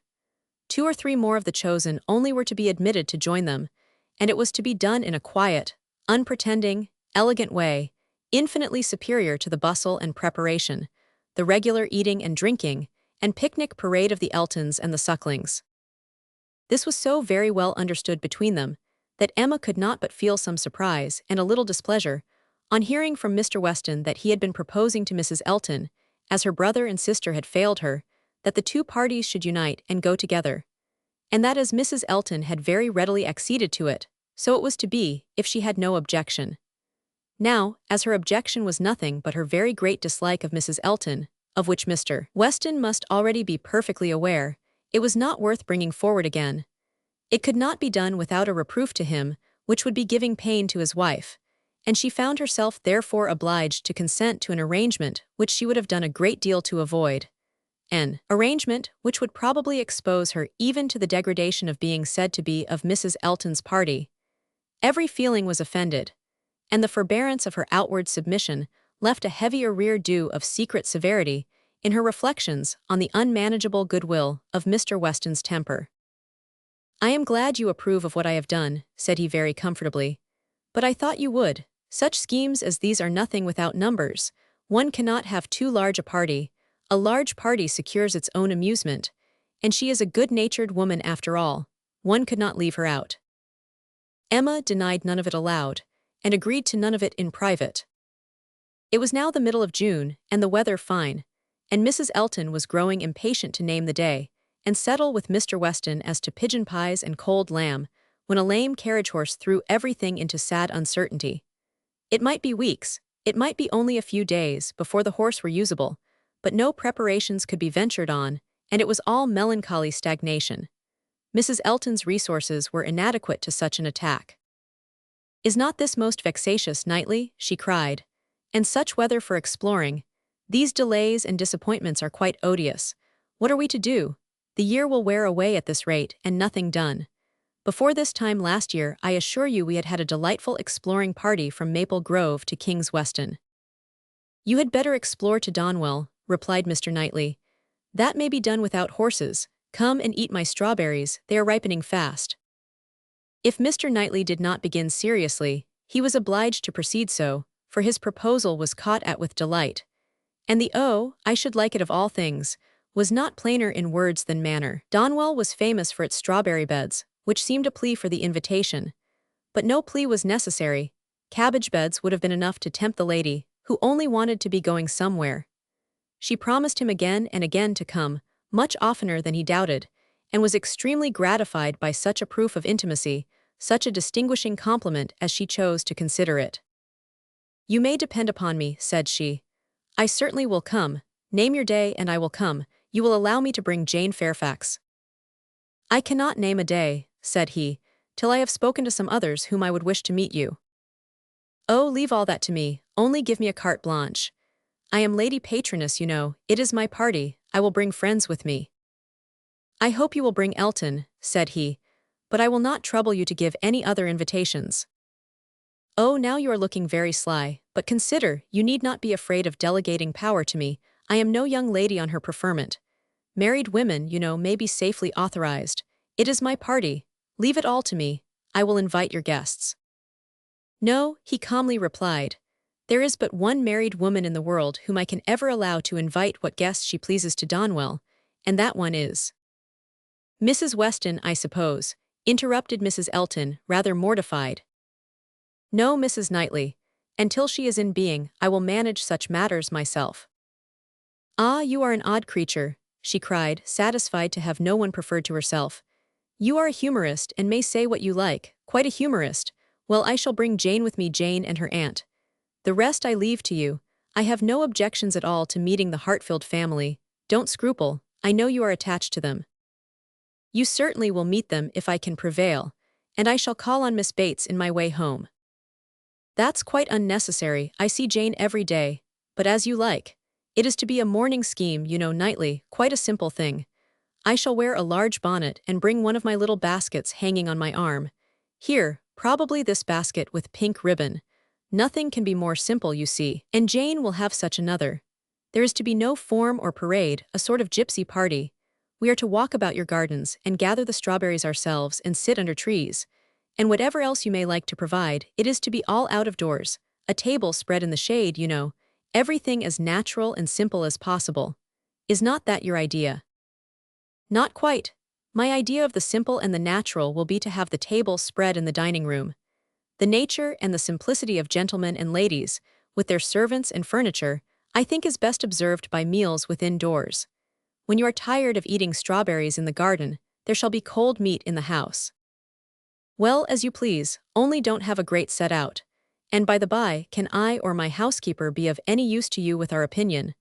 Pray be sincere, Knightley, if you wish me to talk to Mrs. Hodges or to inspect anything. I have not the least wish for it, I thank you. Well, but if any difficulties should arise, my housekeeper is extremely clever.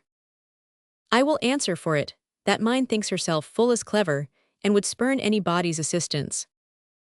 I wish we had a donkey. The thing would be for us all to come on donkeys, Jane, Miss Bates and me, and my caro sposo walking by. I really must talk to him about purchasing a donkey.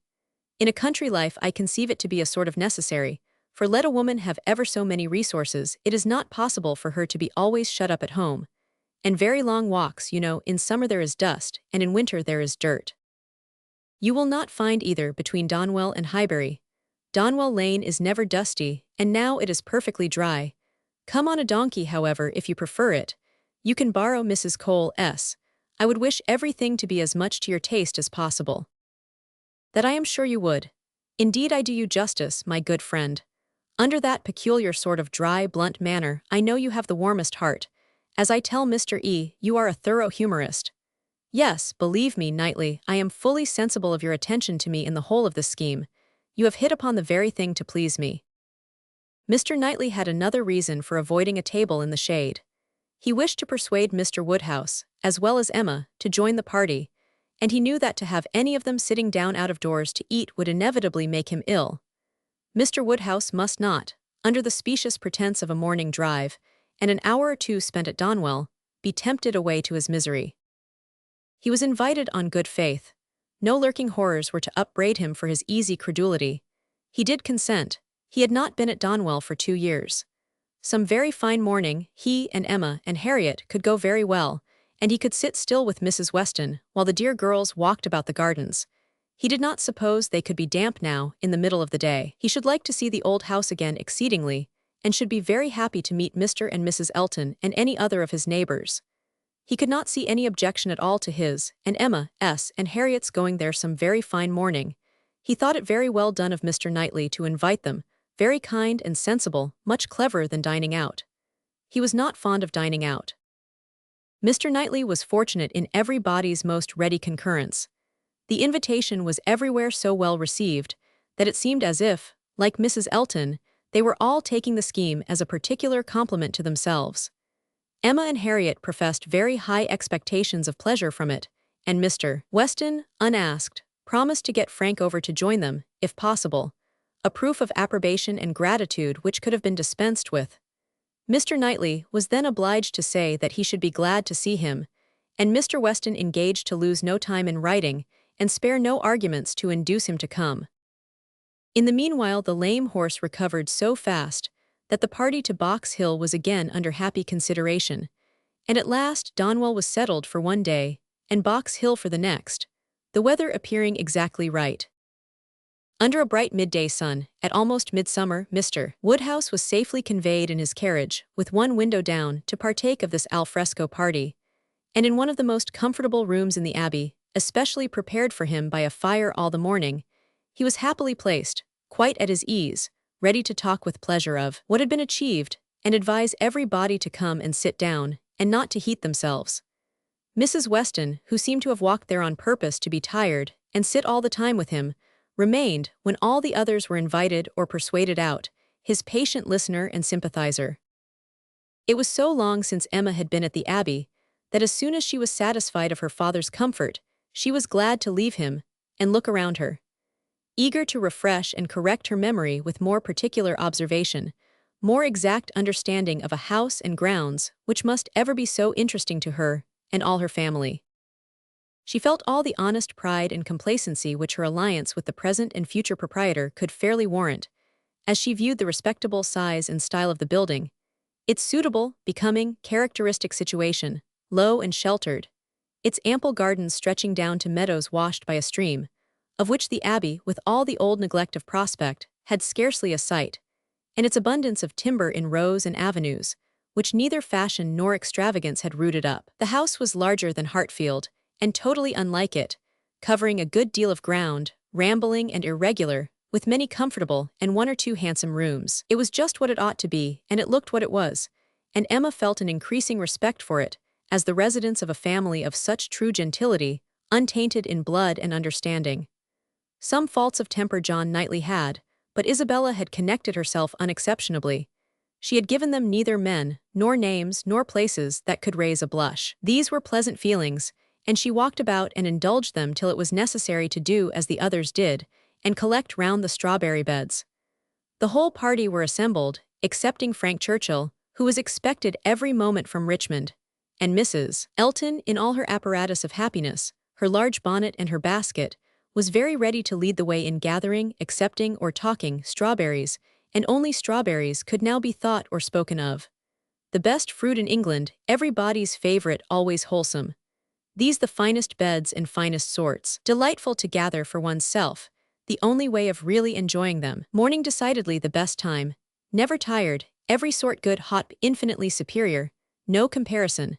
The others hardly eatable, hot boys very scarce, chilly preferred. White wood finest flavour of all price of strawberries in London, abundance about Bristol, Maple Grove, cultivation beds when to be renewed, gardeners thinking exactly different, no general rule, gardeners never to be put out of their way, delicious fruit, only too rich to be eaten, much of inferior to cherries, currants more refreshing, only objection to gathering strawberries, the stooping, glaring sun, tired to death, could bear it no longer, must go and sit in the shade. Such, for half an hour, was the conversation, interrupted only once by Mrs. Weston, who came out, in her solicitude after her son-in-law, to inquire if he were come, and she was a little uneasy. She had some fears of his horse. Seats tolerably in the shade were found, and now Emma was obliged to overhear what Mrs. Elton and Jane Fairfax were talking of. A situation, a most desirable situation, was in question. Mrs. Elton had received notice of it that morning, and was in raptures. It was not with Mrs. Suckling, it was not with Mrs. Bragg, but in felicity and splendor it fell short only of them.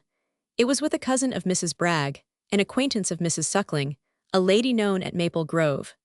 Delightful, charming, superior, first circles, spheres, lines, ranks, everything, and Mrs. Elton was wild to have the offer closed with immediately. On her side, all was warmth, energy, and triumph, and she positively refused to take her friend's negative, though Miss Fairfax continued to assure her that she would not at present engage in anything, repeating the same motives which she had been heard to urge before. Still, Mrs. Elton insisted on being authorized to write an acquiescence by the morrow's post. How Jane could bear it at all was astonishing to Emma. She did look vexed, she did speak pointedly, and at last, with a decision of action unusual to her, proposed a removal. Should not they walk? Would not Mr. Knightley show them the gardens, all the gardens? She wished to see the whole extent. The pertinacity of her friend seemed more than she could bear.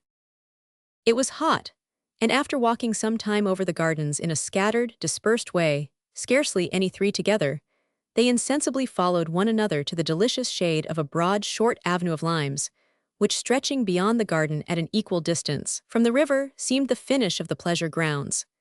It led to nothing, nothing but a view at the end over a low stone wall with high pillars, which seemed intended, in their erection, to give the appearance of an approach to the house, which never had been there. Disputable, however, as might be the taste of such a termination, it was in itself a charming walk, and the view which closed it extremely pretty. The considerable slope, at nearly the foot of which the abbey stood, gradually acquired a steeper form beyond its grounds, and at half a mile distant was a bank of considerable abruptness and grandeur, well clothed with wood, and at the bottom of this bank, favourably placed and sheltered, rose the Abbey Mill Farm, with meadows in front, and the river making a close and handsome curve around it.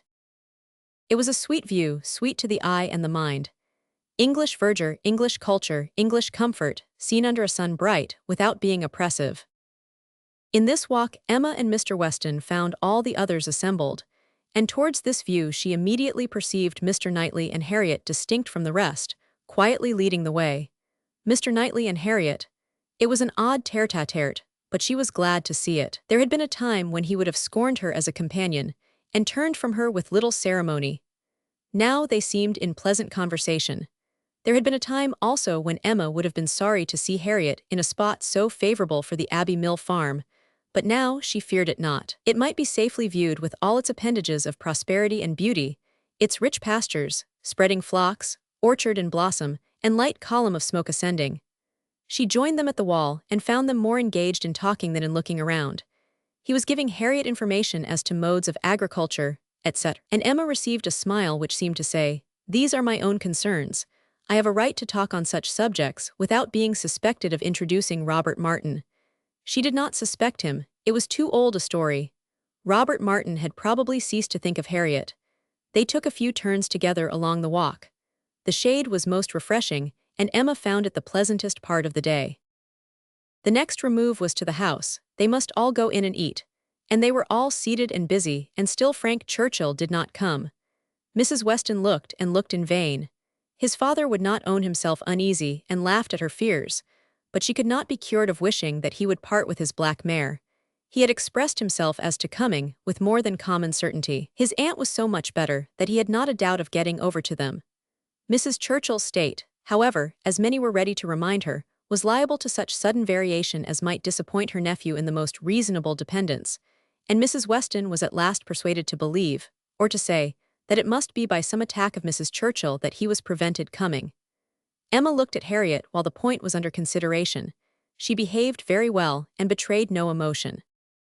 The cold repast was over, and the party were to go out once more to see what had not yet been seen, the old Abbey fish ponds, perhaps get as far as the clover, which was to be begun cutting on the morrow, or, at any rate, have the pleasure of being hot and growing cool again. Mr. Woodhouse, who had already taken his little round in the highest part of the gardens, where no damps from the river were imagined even by him, stirred no more, and his daughter resolved to remain with him, that Mrs. Weston might be persuaded away by her husband to the exercise and variety which her spirits seemed to need. Mr. Knightley had done all in his power for Mr. Woodhouse's entertainment. Books of engravings, drawers of medals, cameos, corals, shells, and every other family collection within his cabinets had been prepared for his old friend to while away the morning, and the kindness had perfectly answered. Mr. Woodhouse had been exceedingly well amused. Mrs. Weston had been showing them all to him, and now he would show them all to Emma. Fortunate in having no other resemblance to a child than in a total want of taste for what he saw, for he was slow, constant, and methodical. Before this second looking over was begun, however, Emma walked into the hall for the sake of a few moments' free observation of the entrance and ground plot of the house, and was hardly there, when Jane Fairfax appeared, coming quickly in from the garden, and with a look of escape.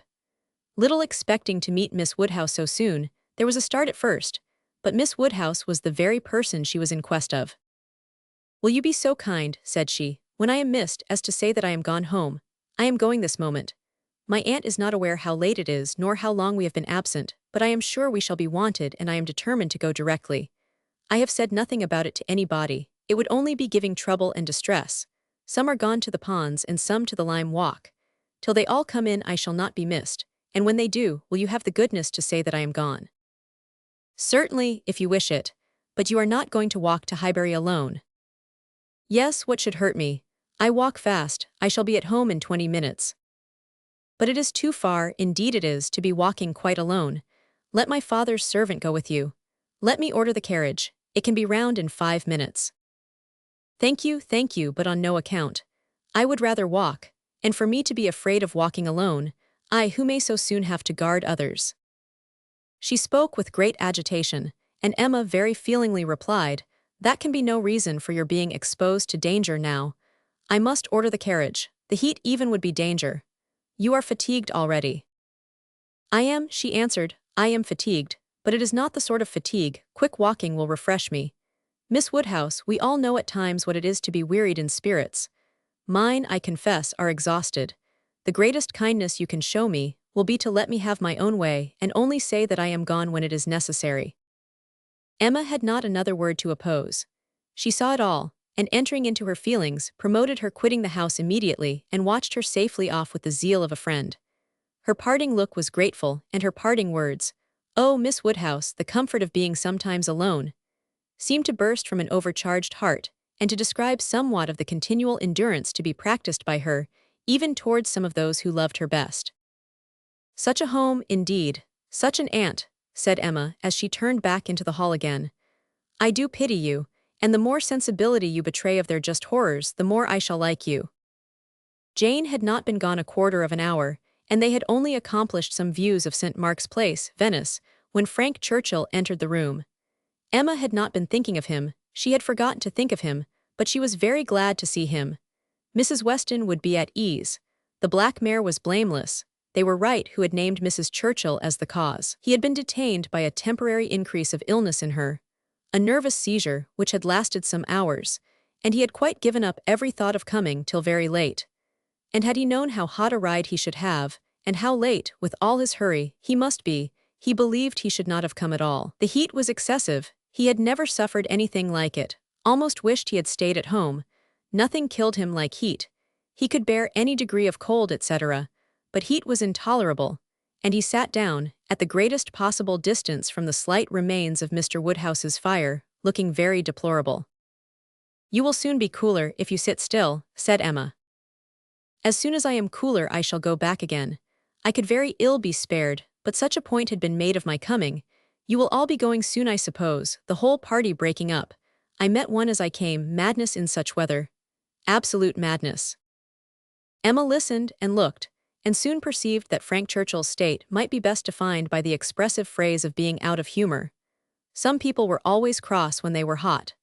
Such might be his constitution, and as she knew that eating and drinking were often the cure of such incidental complaints, she recommended his taking some refreshment.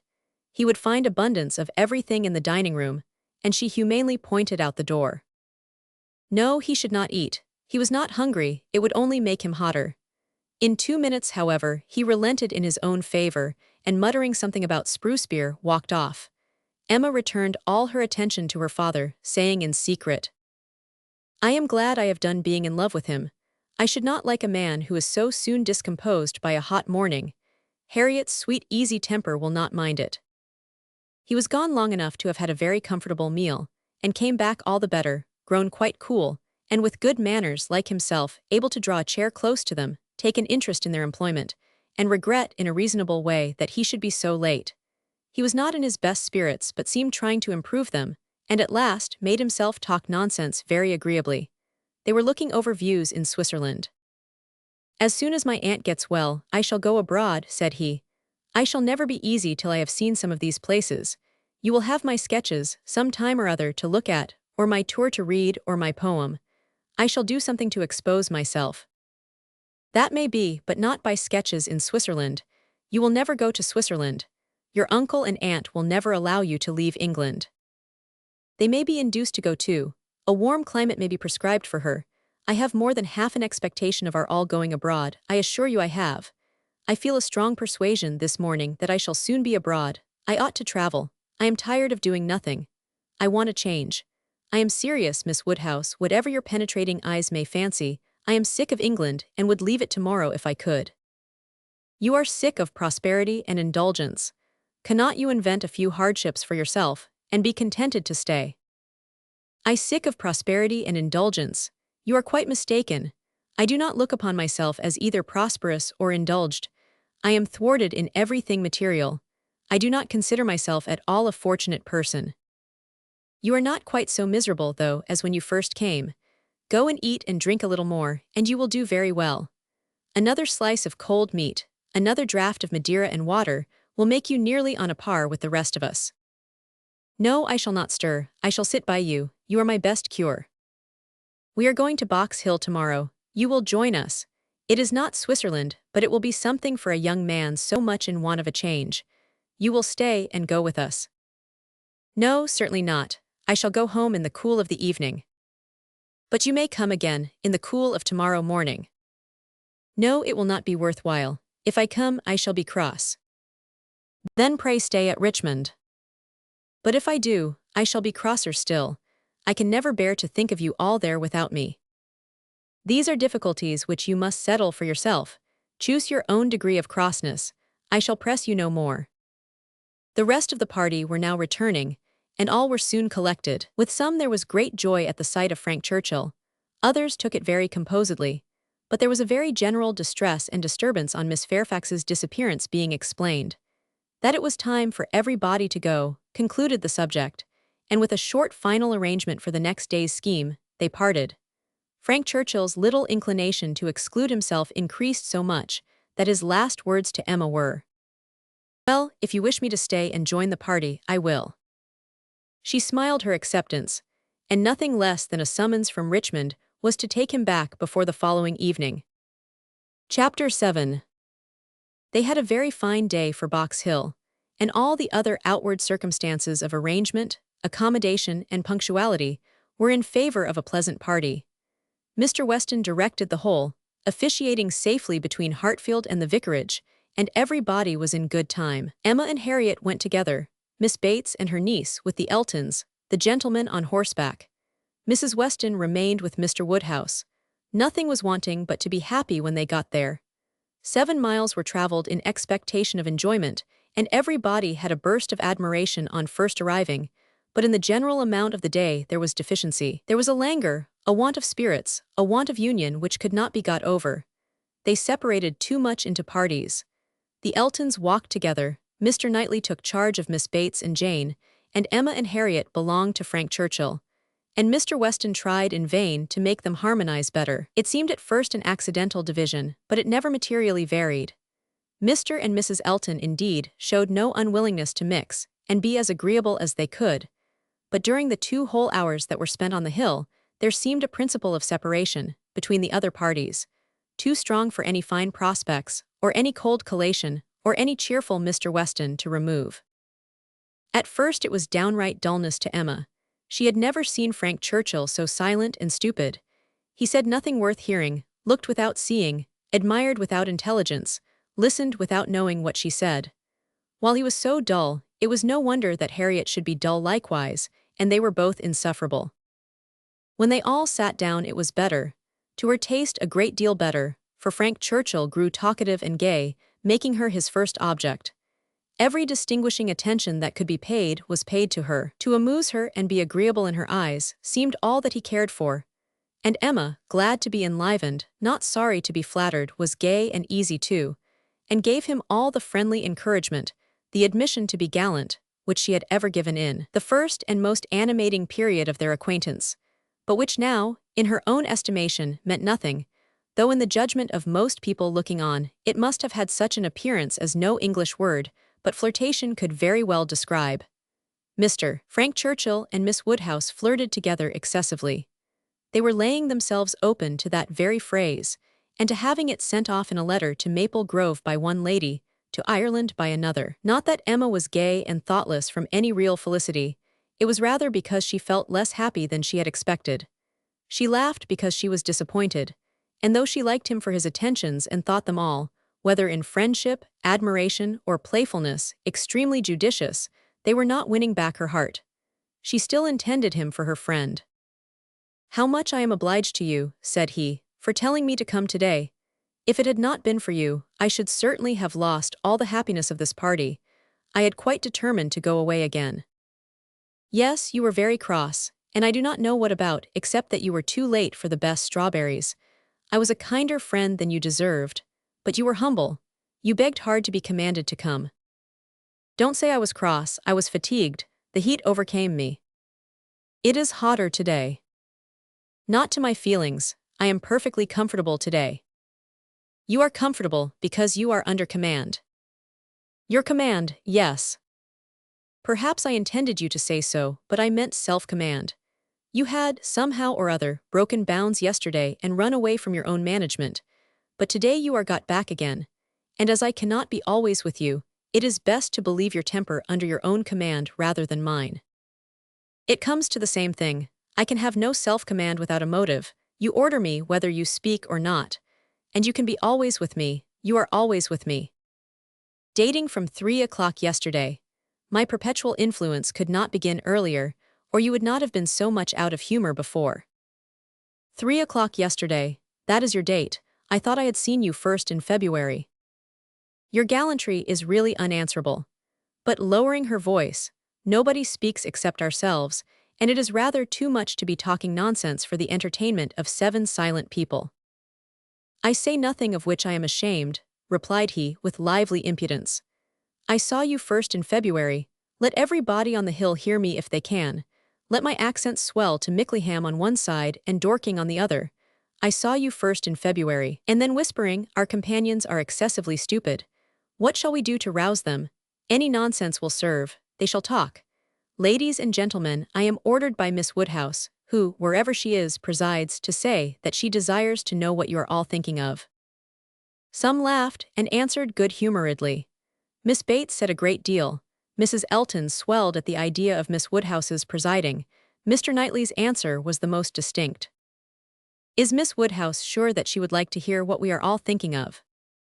Oh, no, no, cried Emma, laughing as carelessly as she could. Upon no account in the world. It is the very last thing I would stand the brunt of just now. Let me hear anything rather than what you are all thinking of. I will not say quite all.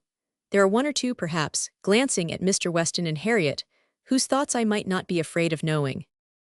It is a sort of thing, cried Mrs. Elton emphatically, which I should not have thought myself privileged to inquire into. Though perhaps, as the chaperone of the party, I never was in any circle exploring parties, young ladies, married women. Her mutterings were chiefly to her husband, and he murmured, in reply, very true, my love, very true. Exactly so indeed, quite unheard of, but some ladies say anything. Better pass it off as a joke.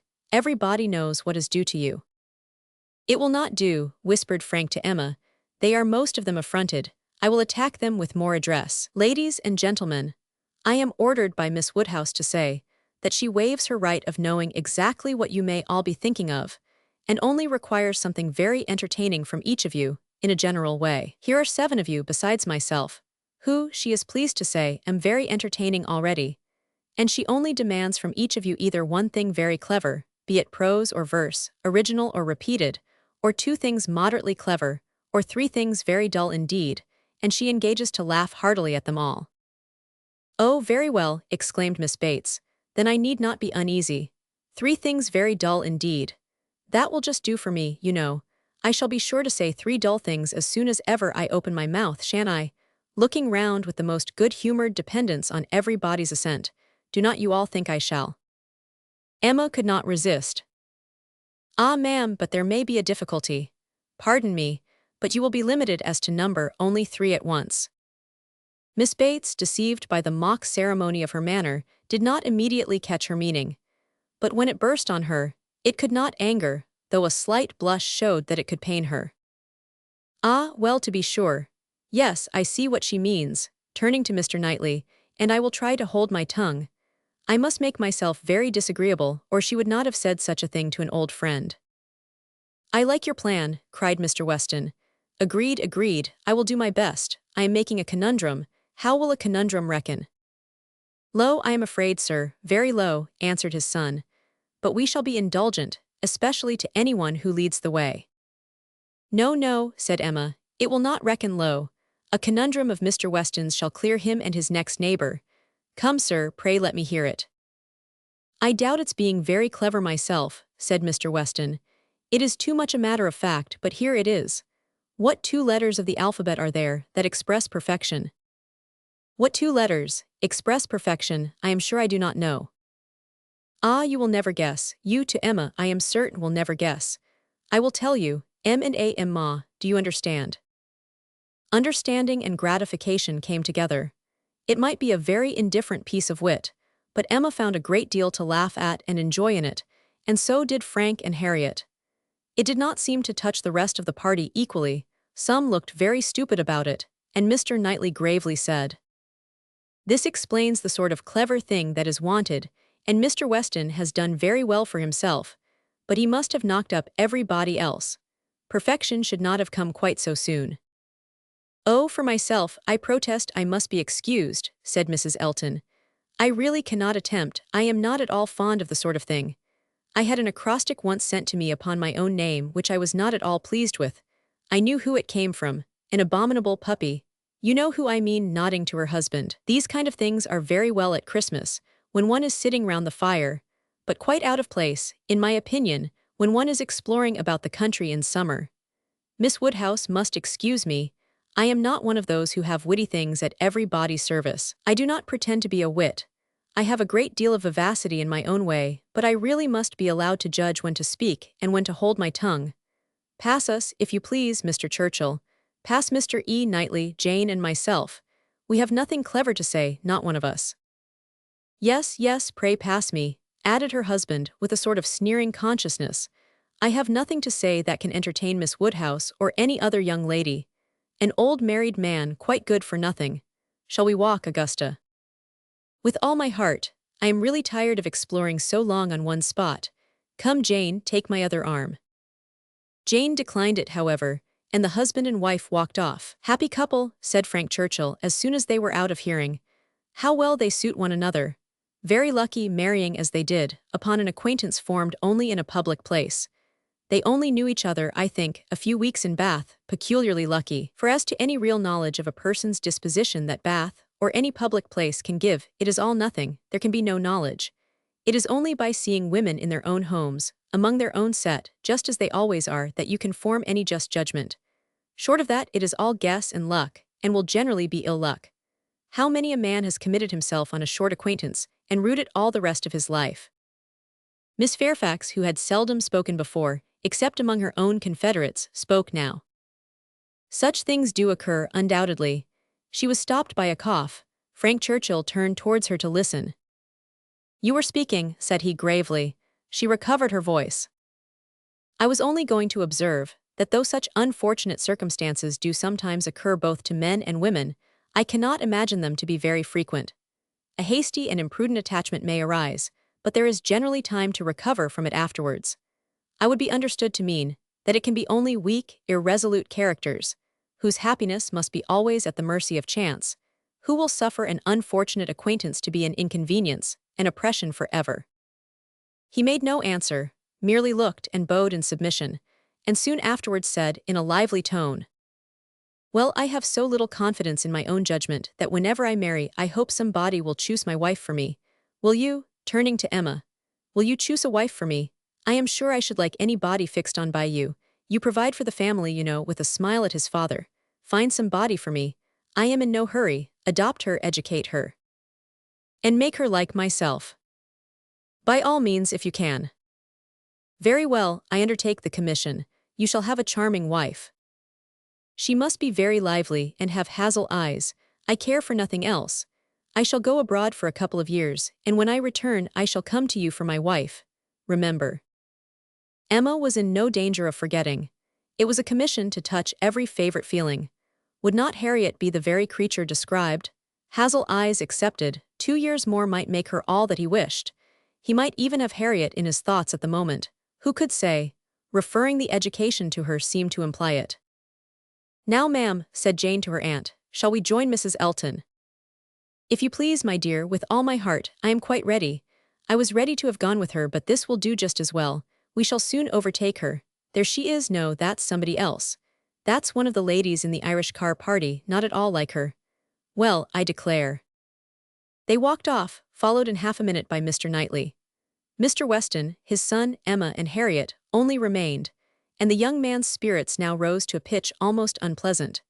Even Emma grew tired at last of flattery and merriment, and wished herself rather walking quietly about with any of the others, or sitting almost alone, and quite unattended to, in tranquil observation of the beautiful views beneath her. The appearance of the servants looking out for them to give notice of the carriages was a joyful sight, and even the bustle of collecting and preparing to depart, and the solicitude of Mrs. Elton to have her carriage first, were gladly endured, in the prospect of the quiet drive home, which was to close the very questionable enjoyments of this day of pleasure. Such another scheme, composed of so many ill-assorted people, she hoped never to be betrayed into again. While waiting for the carriage, she found Mr. Knightley by her side. He looked around, as if to see that no one were near, and then said, Emma, I must once more speak to you as I have been used to do, a privilege rather endured than allowed perhaps, but I must still use it. I cannot see you acting wrong without a remonstrance. How could you be so unfeeling to Miss Bates? How could you be so insolent in your wit to a woman of her character, age, and situation? Emma, I had not thought it possible. Emma recollected, blushed, was sorry, but tried to laugh it off. Nay, how could I help saying what I did? Nobody could have helped it. It was not so very bad. I dare say she did not understand me. I assure you she did. She felt your full meaning. She has talked of it since. I wish you could have heard how she talked of it, with what candor and generosity. I wish you could have heard her honoring your forbearance. in being able to pay her such attentions as she was forever receiving from yourself and your father when her society must be so irksome. Oh, cried Emma, I know there is not a better creature in the world, but you must allow that what is good and what is ridiculous are most unfortunately blended in her. They are blended, said he, I acknowledge, and were she prosperous, I could allow much for the occasional prevalence of the ridiculous over the good. Were she a woman of fortune, I would leave every harmless absurdity to take its chance. I would not quarrel with you for any liberties of manner. Were she your equal in situation. But Emma, consider how far this is from being the case. She is poor, she has sunk from the comfort she was born to, and if she lived to old age, must probably sink more. Her situation should secure your compassion. It was badly done, indeed. You whom she had known from an infant, whom she had seen grow up from a period when her notice was an honor, to have you now in thoughtless spirits, and the pride of the moment, laugh at her, humble her, and before her niece too and before others, many of whom, certainly some, would be entirely guided by your treatment of her. This is not pleasant to you, Emma, and it is very far from pleasant to me, but I will tell you truths while I can, satisfied with proving myself your friend by very faithful counsel, and trusting that you will some time or other do me greater justice than you can do now.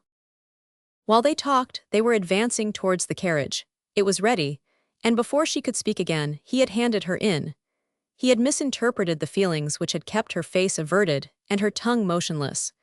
They were combined only of anger against herself, mortification, and deep concern. She had not been able to speak, and on entering the carriage, sunk back for a moment overcome, then reproaching herself for having taken no leave, making no acknowledgment, parting in apparent sullenness, she looked out with voice and hand eager to show a difference, but it was just too late. He had turned away, and the horses were in motion. She continued to look back, but in vain, and soon, with what appeared unusual speed, they were halfway down the hill and everything left far behind. She was vexed beyond what could have been expressed, almost beyond what she could conceal. Never had she felt so agitated, mortified, grieved, at any circumstance in her life. She was most forcibly struck. The truth of this representation there was no denying. She felt it at her heart. How could she have been so brutal, so cruel to Miss Bates? How could she have exposed herself to such ill opinion in anyone she valued? And how suffer him to leave her without saying one word of gratitude, of concurrence, of common kindness? Time did not compose her. As she reflected more, she seemed but to feel it more. She never had been so depressed. Happily it was not necessary to speak. There was only Harriet, who seemed not in spirits herself, fagged and very willing to be silent, and Emma felt the tears running down her cheeks almost all the way home, without being at any trouble to check them, extraordinary as they were. Chapter 8. The wretchedness of a scheme to Box Hill was in Emma's thoughts all the evening. How it might be considered by the rest of the party she could not tell. They in their different homes and their different ways might be looking back on it with pleasure, but in her view it was a morning more completely misspent, more totally bare of rational satisfaction at the time, and more to be abhorred in recollection than any she had ever passed. A whole evening of backgammon with her father was felicity to it. There, indeed, lay real pleasure, for there she was giving up the sweetest hours of the 24 to his comfort, and feeling that, unmerited as might be the degree of his fond affection and confiding esteem, she could not, in her general conduct, be open to any severe reproach. As a daughter, she hoped she was not without a heart. She hoped no one could have said to her, "How could you be so unfeeling to your father? I will tell you truths while I can." Miss Bates should never again, no, never. If attention, in future, could do away the past, she might hope to be forgiven. She had been often remiss, her conscience told her so. Remiss, perhaps, more in thought than fact, scornful, ungracious. But it should be so no more. In the warmth of true contrition she would call upon her the very next morning, and it should be the beginning, on her side, of a regular, equal, kindly intercourse. She was just as determined when the morrow came, and went early, that nothing might prevent her. It was not unlikely, she thought, that she might see Mr. Knightley in her way, or, perhaps, he might come in while she were paying her visit. She had no objection. She would not be ashamed of the appearance of the penitence, so justly and truly hers. Her eyes were towards Donwell as she walked, but she saw him not. The ladies were all at home. She had never rejoiced at the sound before, nor ever before entered the passage, nor walked up the stairs with any wish of giving pleasure, but in conferring obligation, or of deriving it, except in subsequent ridicule. There was a bustle on her approach, a good deal of moving and talking. She heard Miss Bates's voice. Something was to be done in a hurry. The maid looked frightened and awkward, hoped she would be pleased to wait a moment, and then ushered her in too soon. The aunt and niece seemed both escaping into the adjoining room. Jane she had a distinct glimpse of, looking extremely ill, and before the door had shut them out, she heard Miss Bates saying, "Well, my dear, I shall say you are laid down upon the bed, and I am sure you are ill enough." Poor old Mrs. Bates, civil and humble as usual, looked as if she did not quite understand what was going on. "I am afraid Jane is not very well," said she, "but I do not know, they tell me she is well. I dare say my daughter will be here presently, Miss Woodhouse. I hope you find a chair. I wish Hetty had not gone. I am very little able. Have you a chair, ma'am? Do you sit where you like? I am sure she will be here presently." Emma seriously hoped she would. She had a moment's fear of Miss Bates keeping away from her, but Miss Bates soon came, very happy and obliged. But Emma's conscience told her that there was not the same cheerful volubility as before, less ease of look and manner. A very friendly inquiry after Miss Fairfax, she hoped, might lead the way to a return of old feelings. The touch seemed immediate. "Ah, Miss Woodhouse, how kind you are. I suppose you have heard, and are come to give us joy." "This does not seem much like joy indeed in me," twinkling away a tear or two, "but it will be very trying for us to part with her, after having had her so long, and she has a dreadful headache just now, writing all the morning. Such long letters, you know, to be written to Colonel Campbell and Mrs. Dixon." "My dear," said I, "you will blind yourself," for tears were in her eyes perpetually. One cannot wonder. It is a great change, and though she is amazingly fortunate, such a situation, I suppose, as no young woman before ever met with on first going out. Do not think us ungrateful, Miss Woodhouse, for such surprising good fortune," again dispersing her tears. "But poor dear soul, if you were to see what a headache she has. When one is in great pain, you know one cannot feel any blessing quite as it may deserve. She is as low as possible. To look at her, nobody would think how delighted and happy she is to have secured such a situation. You will excuse her not coming to you. She is not able. She has gone into her own room. I want her to lie down upon the bed." "My dear," said I shall say you are laid down upon the bed. But however, she is not. She is walking about the room. But now that she has written her letters, she says she shall soon be well. She will be extremely sorry to miss seeing you, Miss Woodhouse, but your kindness will excuse her. You were kept waiting at the door. I was quite ashamed. But somehow there was a little bustle, for it so happened that we had not heard the knock, and till you were on the stairs, we did not know anybody was coming. "It is only Mrs. Cole," said I, "depend upon it. Nobody else would come so early." "Well," said she, "it must be borne some time or other, and it may as well be now." But then Patty came in and said it was you. "Oh," said I, "it is Miss Woodhouse. I am sure you will like to see her." "I can see nobody," said she, and up she got and would go away, and that was what made us keep you waiting, and extremely sorry and ashamed we were. "If you must go, my dear," said I, "you must, and I will say you are laid down upon the bed." Emma was most sincerely interested. Her heart had been long growing kinder towards Jane, and this picture of her present sufferings acted as a cure of every former ungenerous suspicion, and left her nothing but pity, and the remembrance of the less just and less gentle sensations of the past obliged her to admit that Jane might very naturally resolve on seeing Mrs. Cole or any other steady friend, when she might not bear to see herself. She spoke as she felt, with earnest regret and solicitude, sincerely wishing that the circumstances which she collected from Miss Bates to be now actually determined on might be as much for Miss Fairfax's advantage and comfort as possible. It must be a severe trial to them all. She had understood it was to be delayed till Colonel Campbell's return. "So very kind," replied Miss Bates, "but you are always kind." There was no bearing such an always, and to break through her dreadful gratitude, Emma made the direct inquiry of, "Where, may I ask, is Miss Fairfax going?"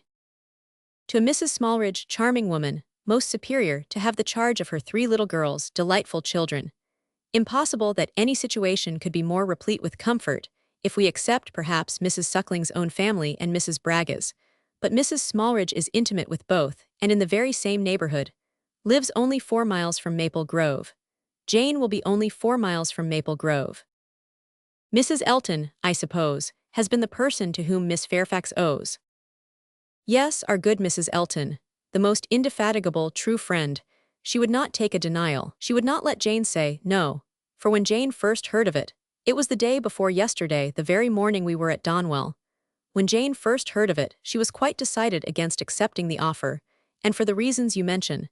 Exactly as you say, she had made up her mind to close with nothing till Colonel Campbell's return, and nothing should induce her to enter into any engagement at present. And so she told Mrs. Elton over and over again, and I am sure I had no more idea that she would change her mind. But that good Mrs. Elton, whose judgment never fails her, saw farther than I did. It is not everybody that would have stood out in such a kind way as she did, and refused to take Jane's answer. But she positively declared she would not write any such denial yesterday as Jane wished her. She would wait. And sure enough, yesterday evening it was all settled that Jane should go, quite a surprise to me. I had not the least idea. Jane took Mrs. Elton aside, and told her at once that upon thinking over the advantages of Mrs. Smallridge's situation, she had come to the resolution of accepting it. I did not know a word of it till it was all settled. You spent the evening with Mrs. Elton? Yes, all of us. Mrs. Elton would have us come. It was settled so, upon the hill, while we were walking about with Mr. Knightley. You must all spend your evening with us, said she. I positively must have you all come. Mr. Knightley was there too, was he? No, not Mr. Knightley. He declined it from the first, and though I thought he would come, because Mrs. Elton declared she would not let him off, he did not. But my mother and Jane and I were all there, and a very agreeable evening we had. Such kind friends, you know, Miss Woodhouse, one must always find agreeable, though everybody seemed rather fagged after the morning's party. Even pleasure, you know, is fatiguing, and I cannot say that any of them seemed very much to have enjoyed it. However, I shall always think it a very pleasant party, and feel extremely obliged to the kind friends who included me in it. Miss Fairfax, I suppose, though you were not aware of it, had been making up her mind the whole day. I dare say she had. Whenever the time may come, it must be unwelcome to her and all her friends, but I hope her engagement will have every alleviation that is possible. I mean, as to the character and manners of the family. Thank you, dear Miss Woodhouse. Yes, indeed, there is everything in the world that can make her happy in it. Except the Sucklings and Braggas, there is not such another nursery establishment, so liberal and elegant in all Mrs. Elton's acquaintance. Mrs. Smallridge, a most delightful woman. A style of living almost equal to Maple Grove, and as to the children, except the little Sucklings and little Braggas, there are not such elegant, sweet children anywhere. Jane will be treated with such regard and kindness. It will be nothing but pleasure, a life of pleasure. And her salary, I really cannot venture to name her salary to you, Miss Woodhouse. Even you, used as you are to great sums, would hardly believe that so much could be given to a young person like Jane.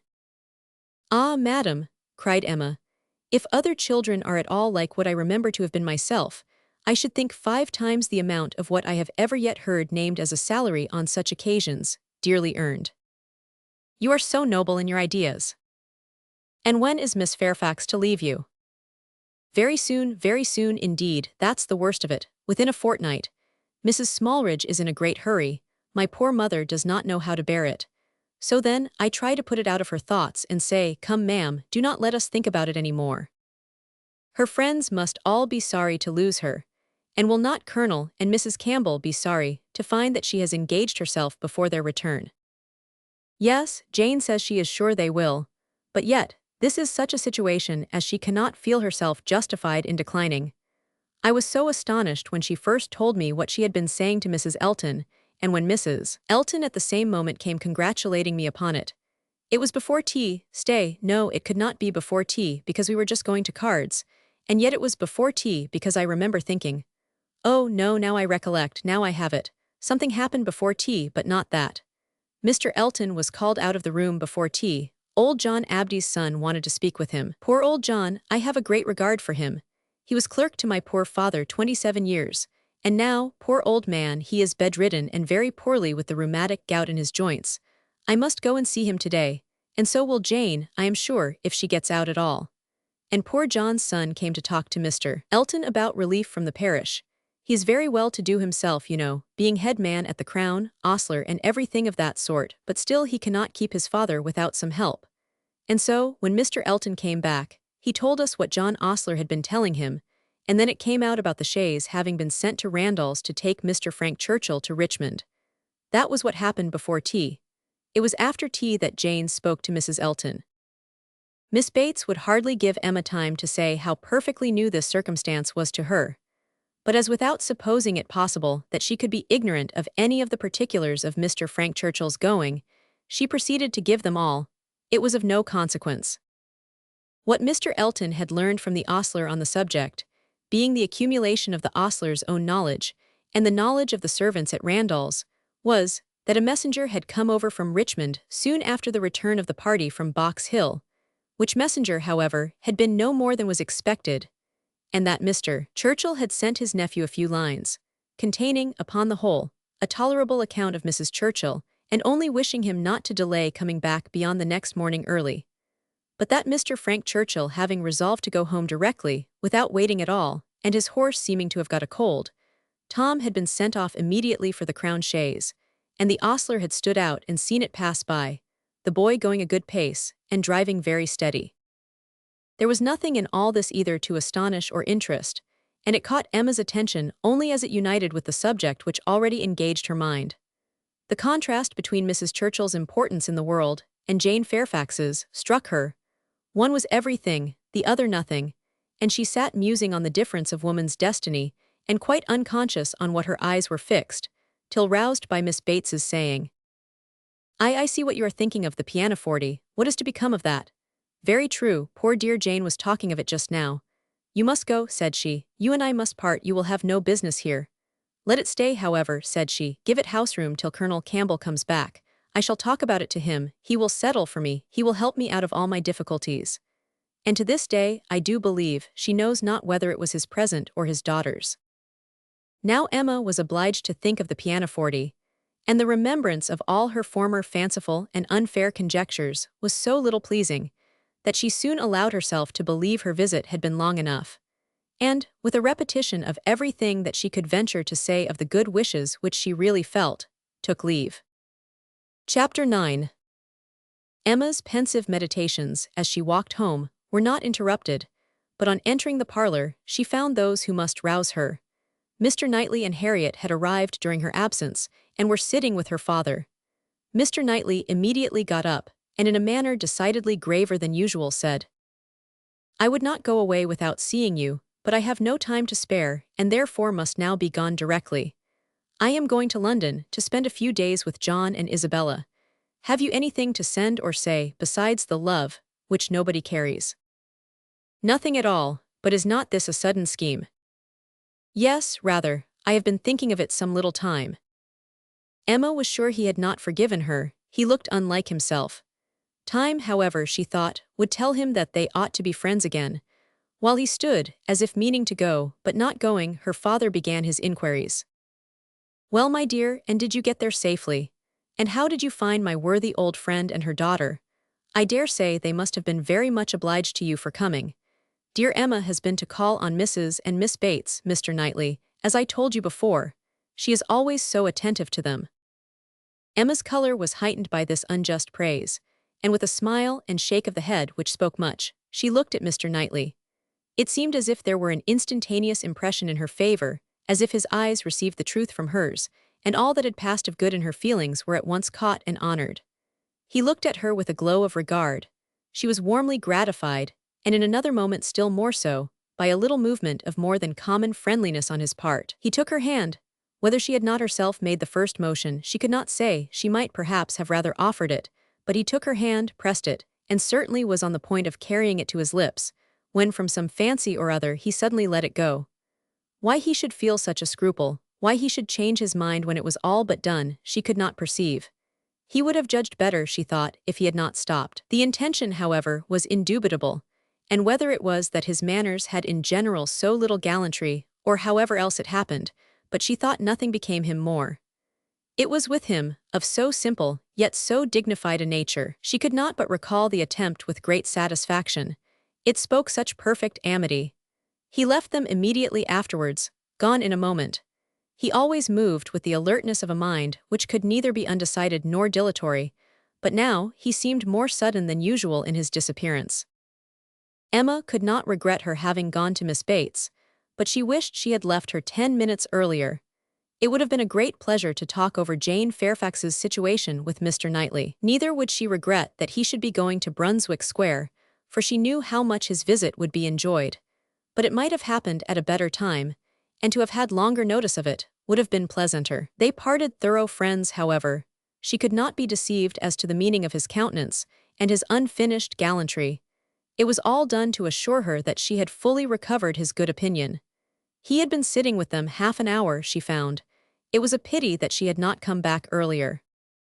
In the hope of diverting her father's thoughts from the disagreeableness of Mr. Knightley's going to London, and going so suddenly, and going on horseback, which she knew would be all very bad, Emma communicated her news of Jane Fairfax, and her dependence on the effect was justified. It supplied a very useful check, interested without disturbing him. He had long made up his mind to Jane Fairfax's going out as governess, and could talk of it cheerfully, but Mr. Knightley's going to London had been an unexpected blow. "I am very glad, indeed, my dear, to hear she is to be so comfortably settled. Mrs. Elton is very good-natured and agreeable, and I dare say her acquaintance are just what they ought to be. I hope it is a dry situation, and that her health will be taken good care of. It ought to be a first object, as I am sure poor Miss Taylor's always was with me. You know, my dear, she is going to be to this new lady what Miss Taylor was to us, and I hope she will be better off in one respect, and not be induced to go away after it has been her home so long." The following day brought news from Richmond to throw everything else into the background. An express arrived at Randalls to announce the death of Mrs. Churchill. Though her nephew had had no particular reason to hasten back on her account, she had not lived above 36 hours after his return. A sudden seizure of a different nature from anything foreboded by her general state had carried her off after a short struggle. The great Mrs. Churchill was no more. It was felt as such things must be felt. Every body had a degree of gravity and sorrow, tenderness towards the departed, solicitude for the surviving friends, and, in a reasonable time, curiosity to know where she would be buried. Goldsmith tells us that when lovely woman stoops to folly, she has nothing to do but to die, and when she stoops to be disagreeable, it is equally to be recommended as a clearer of ill fame. Mrs. Churchill, after being disliked at least 25 years, was now spoken of with compassionate allowances. In one point she was fully justified. She had never been admitted before to be seriously ill. The event acquitted her of all the fancifulness and all the selfishness of imaginary complaints. Poor Mrs. Churchill, no doubt she had been suffering a great deal, more than anybody had ever supposed, and continual pain would try the temper. It was a sad event, a great shock with all her faults. What would Mr. Churchill do without her? Mr. Churchill's loss would be dreadful indeed. Mr. Churchill would never get over it. Even Mr. Weston shook his head and looked solemn and said, "Ah, poor woman, who would have thought it?" and resolved that his mourning should be as handsome as possible. And his wife sat sighing and moralizing over her broad hems with a commiseration and good sense, true and steady. How it would affect Frank was among the earliest thoughts of both. It was also a very early speculation with Emma. The character of Mrs. Churchill, the grief of her husband, her mind glanced over them both with awe and compassion, and then rested with lightened feelings on how Frank might be affected by the event, how benefited, how freed. She saw in a moment all the possible good. Now an attachment to Harriet Smith would have nothing to encounter. Mr. Churchill, independent of his wife, was feared by nobody. An easy, guidable man, to be persuaded into anything by his nephew. All that remained to be wished was that the nephew should form the attachment, as with all her goodwill in the cause, Emma could feel no certainty of its being already formed. Harriet behaved extremely well on the occasion, with great self-command. Whatever she might feel of brighter hope, she betrayed nothing. Emma was gratified to observe such a proof in her of strengthened character, and refrained from any allusion that might endanger its maintenance. They spoke, therefore, of Mrs. Churchill's death with mutual forbearance. Short letters from Frank were received at Randalls, communicating all that was immediately important of their state and plans. Mr. Churchill was better than could be expected, and their first removal, on the departure of the funeral for Yorkshire, was to be to the house of a very old friend in Windsor, to whom Mr. Churchill had been promising a visit the last 10 years. At present, there was nothing to be done for Harriet. Good wishes for the future were all that could yet be possible on Emma's side. It was a more pressing concern to show attention to Jane Fairfax, whose prospects were closing, while Harriet's opened, and whose engagements now allowed of no delay in anyone at Highbury, who wished to show her kindness, and with Emma it was grown into a first wish. She had scarcely a stronger regret than for her past coldness, And the person, whom she had been so many months neglecting, was now the very one on whom she would have lavished every distinction of regard or sympathy. She wanted to be of use to her, wanted to show a value for her society and testify respect and consideration. She resolved to prevail on her to spend a day at Hartfield. A note was written to urge it. The invitation was refused, and by a verbal message. Miss Fairfax was not well enough to write, and when Mr. Perry called at Hartfield, the same morning, it appeared that she was so much indisposed as to have been visited, though against her own consent, by himself, and that she was suffering under severe headaches, and a nervous fever to a degree, which made him doubt the possibility of her going to Mrs. Smallridge's at the time proposed. Her health seemed for the moment completely deranged, appetite quite gone, and though there were no absolutely alarming symptoms, nothing touching the pulmonary complaint, which was the standing apprehension of the family, Mr. Perry was uneasy about her. He thought she had undertaken more than she was equal to, and that she felt it so herself, though she would not own it. Her spirits seemed overcome. Her present home, he could not but observe, was unfavorable to a nervous disorder. Confined always to one room, he could have wished it otherwise, and her good aunt, though his very old friend, he must acknowledge to be not the best companion for an invalid of that description. Her care and attention could not be questioned. They were, in fact, only too great. He very much feared that Miss Fairfax derived more evil than good from them. Emma listened with the warmest concern, grieved for her more and more, and looked around eager to discover some way of being useful. To take her, be it only an hour or two from her aunt, to give her change of air and scene, and quiet rational conversation, even for an hour or two, might do her good. And the following morning she wrote again to say, in the most feeling language she could command, that she would call for her in the carriage at any hour that Jane would name, mentioning that she had Mr. Perry's decided opinion in favor of such exercise for his patient. The answer was only in this short note. Miss Fairfax's compliments and thanks, but is quite unequal to any exercise. Emma felt that her own note had deserved something better, but it was impossible to quarrel with words, whose tremulous inequality showed indisposition so plainly, and she thought only of how she might best counteract this unwillingness to be seen or assisted. In spite of the answer, therefore, she ordered the carriage and drove to Mrs. Bates's in the hope that Jane would be induced to join her, but it would not do. Miss Bates came to the carriage door, all gratitude, and agreeing with her most earnestly in thinking an airing might be of the greatest service, and everything that message could do was tried, but all in vain. Miss Bates was obliged to return without success. Jane was quite unpersuadable. The mere proposal of going out seemed to make her worse. Emma wished she could have seen her and tried her own powers. But almost before she could hint the wish, Miss Bates made it appear that she had promised her niece on no account to let Miss Woodhouse in. Indeed, the truth was that poor dear Jane could not bear to see anybody at all. Mrs. Elton, indeed, could not be denied, and Mrs. Cole had made such a point, and Mrs. Perry had said so much. But except them, Jane would really see nobody. Emma did not want to be classed with the Mrs. Eltons, the Mrs. Perrys, and the Mrs. Coles who would force themselves anywhere. Neither could she feel any right of preference herself. She submitted, therefore, and only questioned Miss Bates farther as to her niece's appetite and diet, which she longed to be able to assist. On that subject poor Miss Bates was very unhappy and very communicative. Jane would hardly eat anything. Mr. Perry recommended nourishing food, but everything they could command, and never had anybody such good neighbors, was distasteful. Emma, on reaching home, called the housekeeper directly to an examination of her stores, and some arrowroot of very superior quality was speedily dispatched to Miss Bates with a most friendly note. In half an hour the arrowroot was returned, with 1,000 thanks from Miss Bates, but dear Jane would not be satisfied without its being sent back. It was a thing she could not take, and moreover she insisted on her saying that she was not at all in want of anything. When Emma afterwards heard that Jane Fairfax had been seen wandering about the meadows, at some distance from Highbury, on the afternoon of the very day on which she had, under the plea of being unequal to any exercise, so peremptorily refused to go out with her in the carriage, she could have no doubt, putting everything together, that Jane was resolved to receive no kindness from her.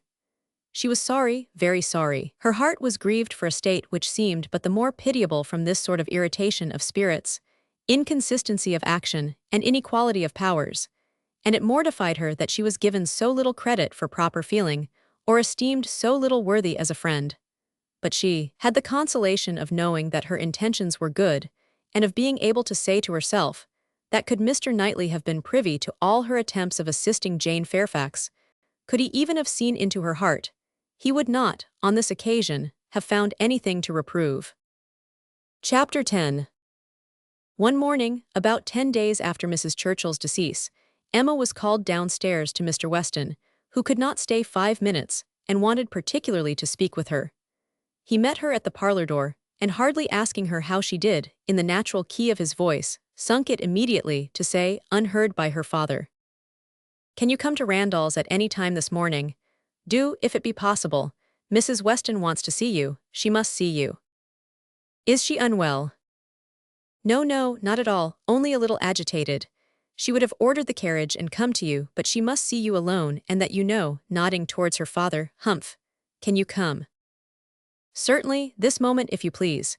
It is impossible to refuse what you ask in such a way, but what can be the matter? Is she really not ill?" "Depend upon me, but ask no more questions. You will know it all in time, the most unaccountable business, but hush, hush." Guess what all this meant was impossible even for Emma. Something really important seemed announced by his looks, but as her friend was well, she endeavored not to be uneasy, and settling it with her father that she would take her walk now, she and Mr. Weston were soon out of the house together and on their way at a quick pace for Randall's. "Now," said Emma, when they were fairly beyond the sweep gates, "now, Mr. Weston, do let me know what has happened." "No, no," he gravely replied. "Don't ask me. I promised my wife to leave it all to her. She will break it to you better than I can. Do not be impatient, Emma, it will all come out too soon." "Break it to me?" cried Emma, standing still with terror. "Good God, Mr. Weston, tell me at once. Something has happened in Brunswick Square. I know it has. Tell me, I charge you, tell me this moment what it is." "No, indeed you are mistaken."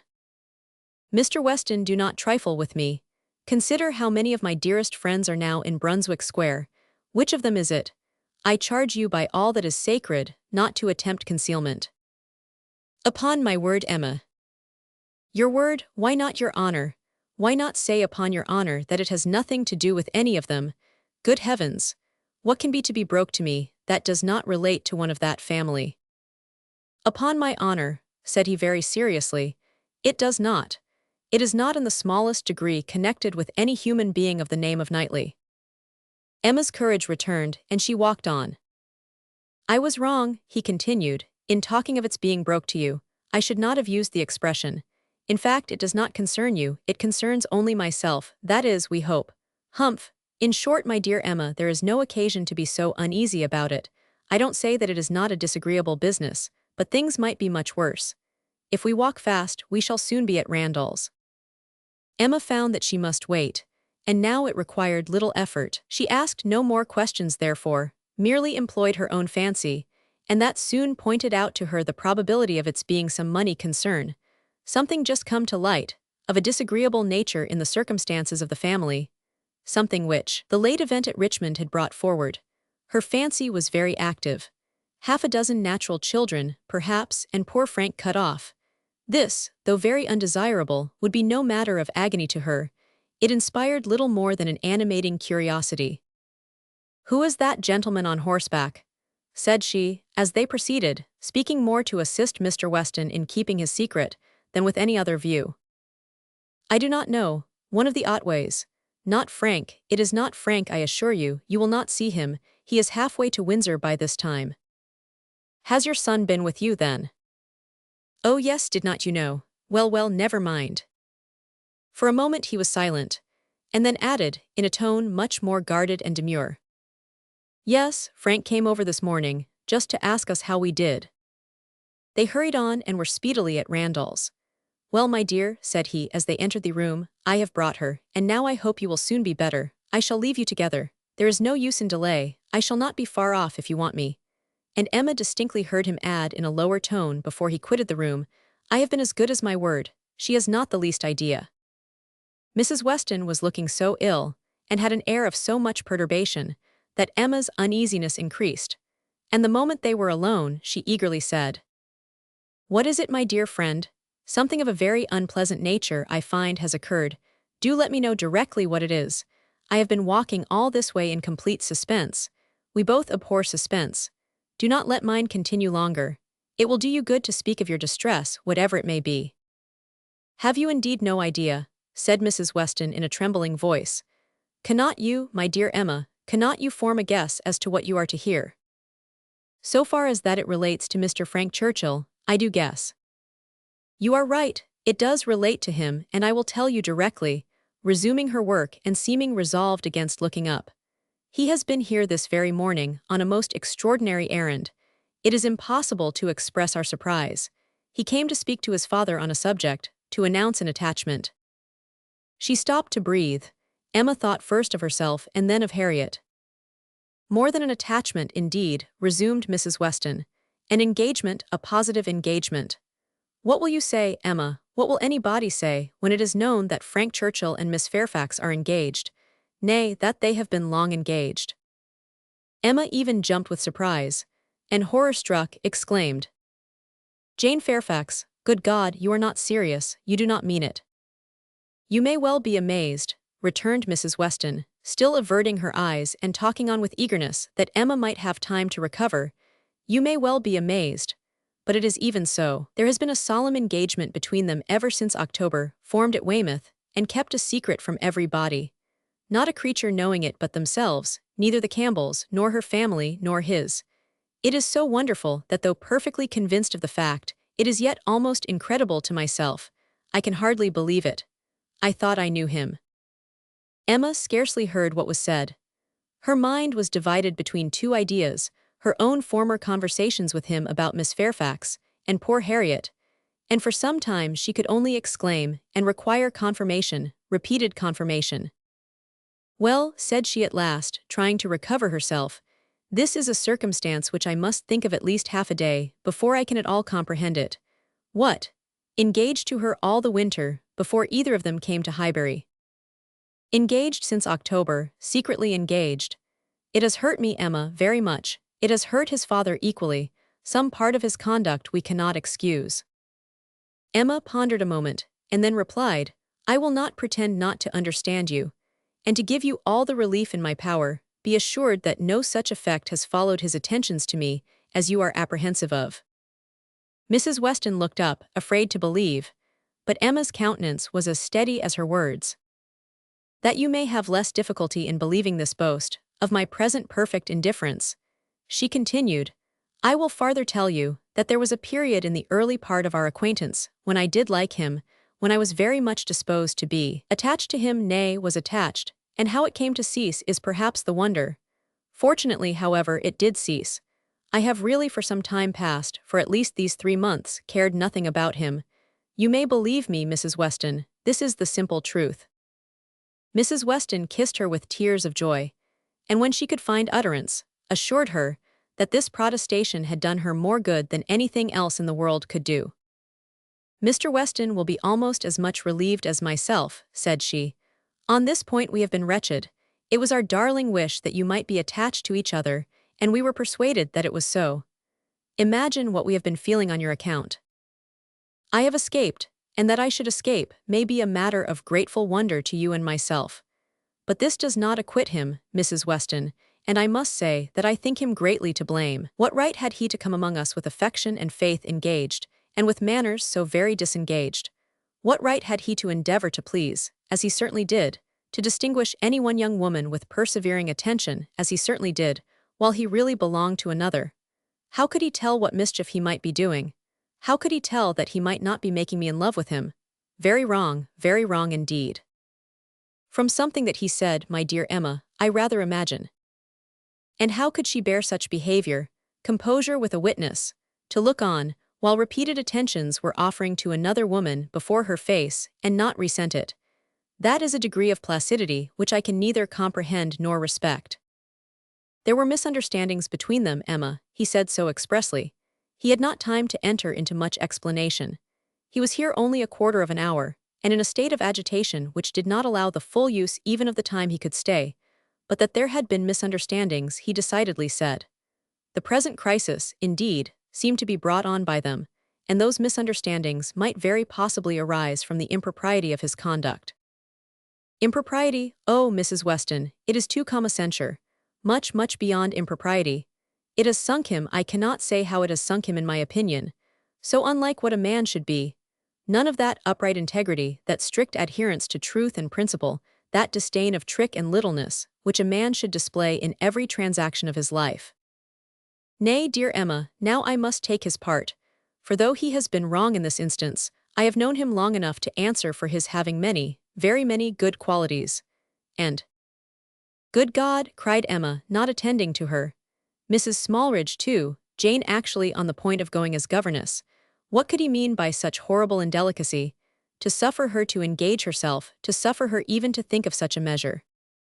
He knew nothing about it, Emma. On this article I can fully acquit him. It was a private resolution of hers, not communicated to him, or at least not communicated in a way to carry conviction. Till yesterday, I know he said he was in the dark as to her plans. They burst on him, I do not know how, but by some letter or message, and it was the discovery of what she was doing, of this very project of hers, which determined him to come forward at once, own it all to his uncle, throw himself on his kindness, and in short, put an end to the miserable state of concealment that had been carrying on so long.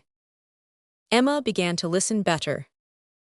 I am to hear from him soon, continued Mrs. Weston. He told me at parting that he should soon write, and he spoke in a manner which seemed to promise me many particulars that could not be given now. Let us wait, therefore, for this letter. It may bring many extenuations. It may make many things intelligible and excusable which now are not to be understood. Don't let us be severe, don't let us be in a hurry to condemn him. Let us have patience. I must love him, and now that I am satisfied on one point, the one material point, I am sincerely anxious for its all turning out well, and ready to hope that it may.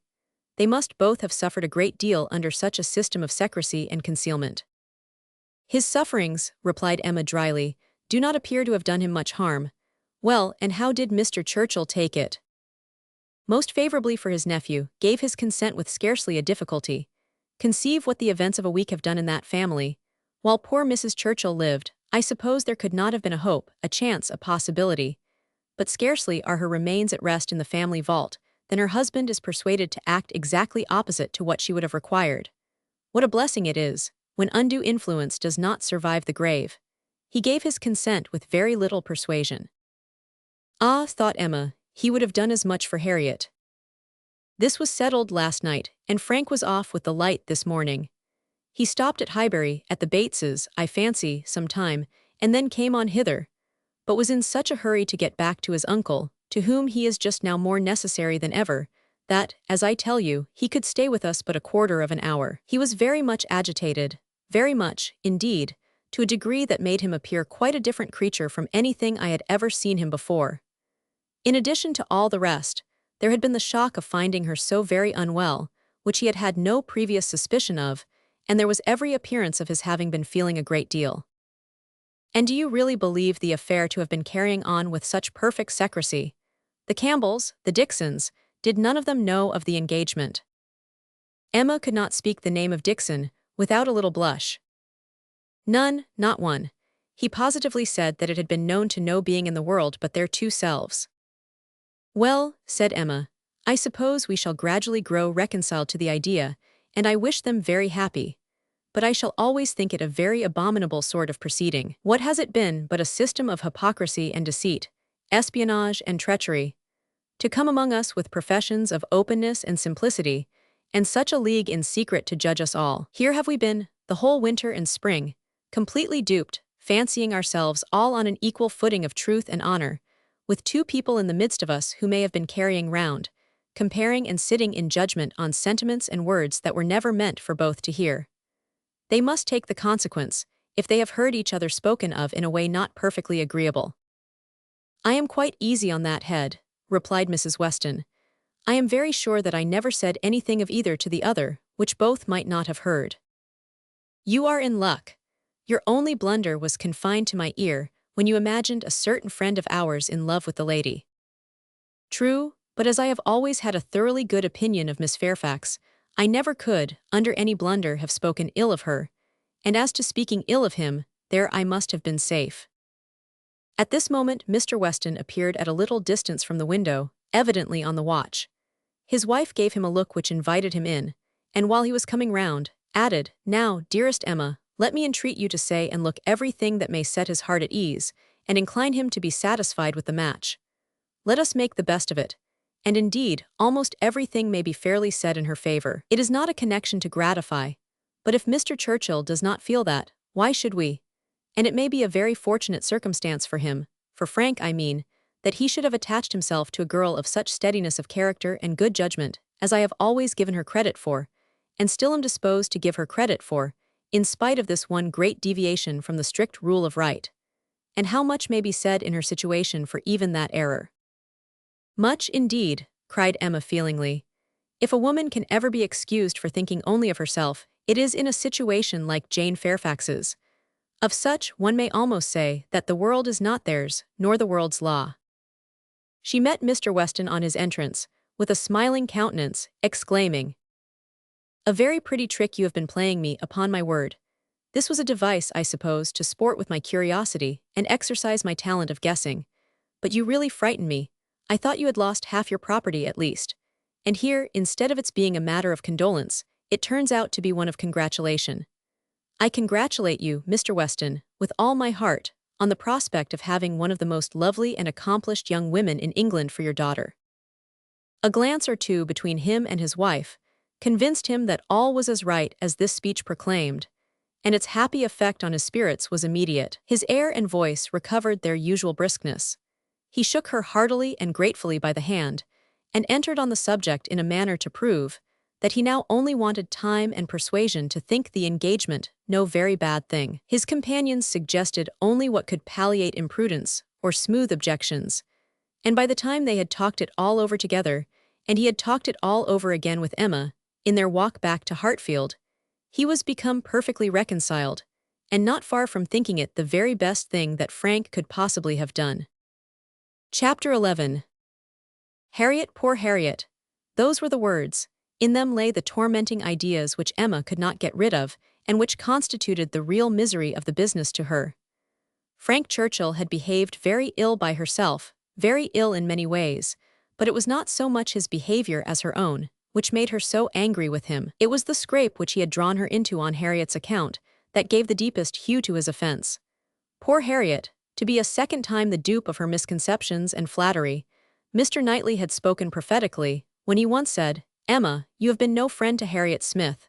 She was afraid she had done her nothing but disservice. It was true that she had not to charge herself, in this instance as in the former, with being the sole and original author of the mischief, with having suggested such feelings as might otherwise never have entered Harriet's imagination.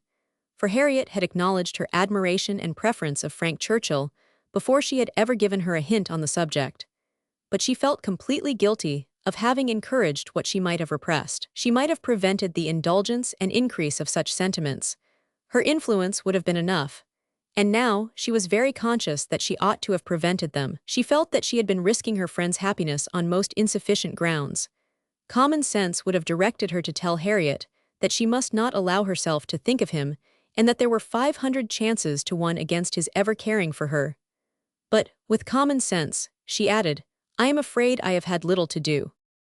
She was extremely angry with herself. If she could not have been angry with Frank Churchill too, it would have been dreadful. As for Jane Fairfax, she might at least relieve her feelings from any present solicitude on her account.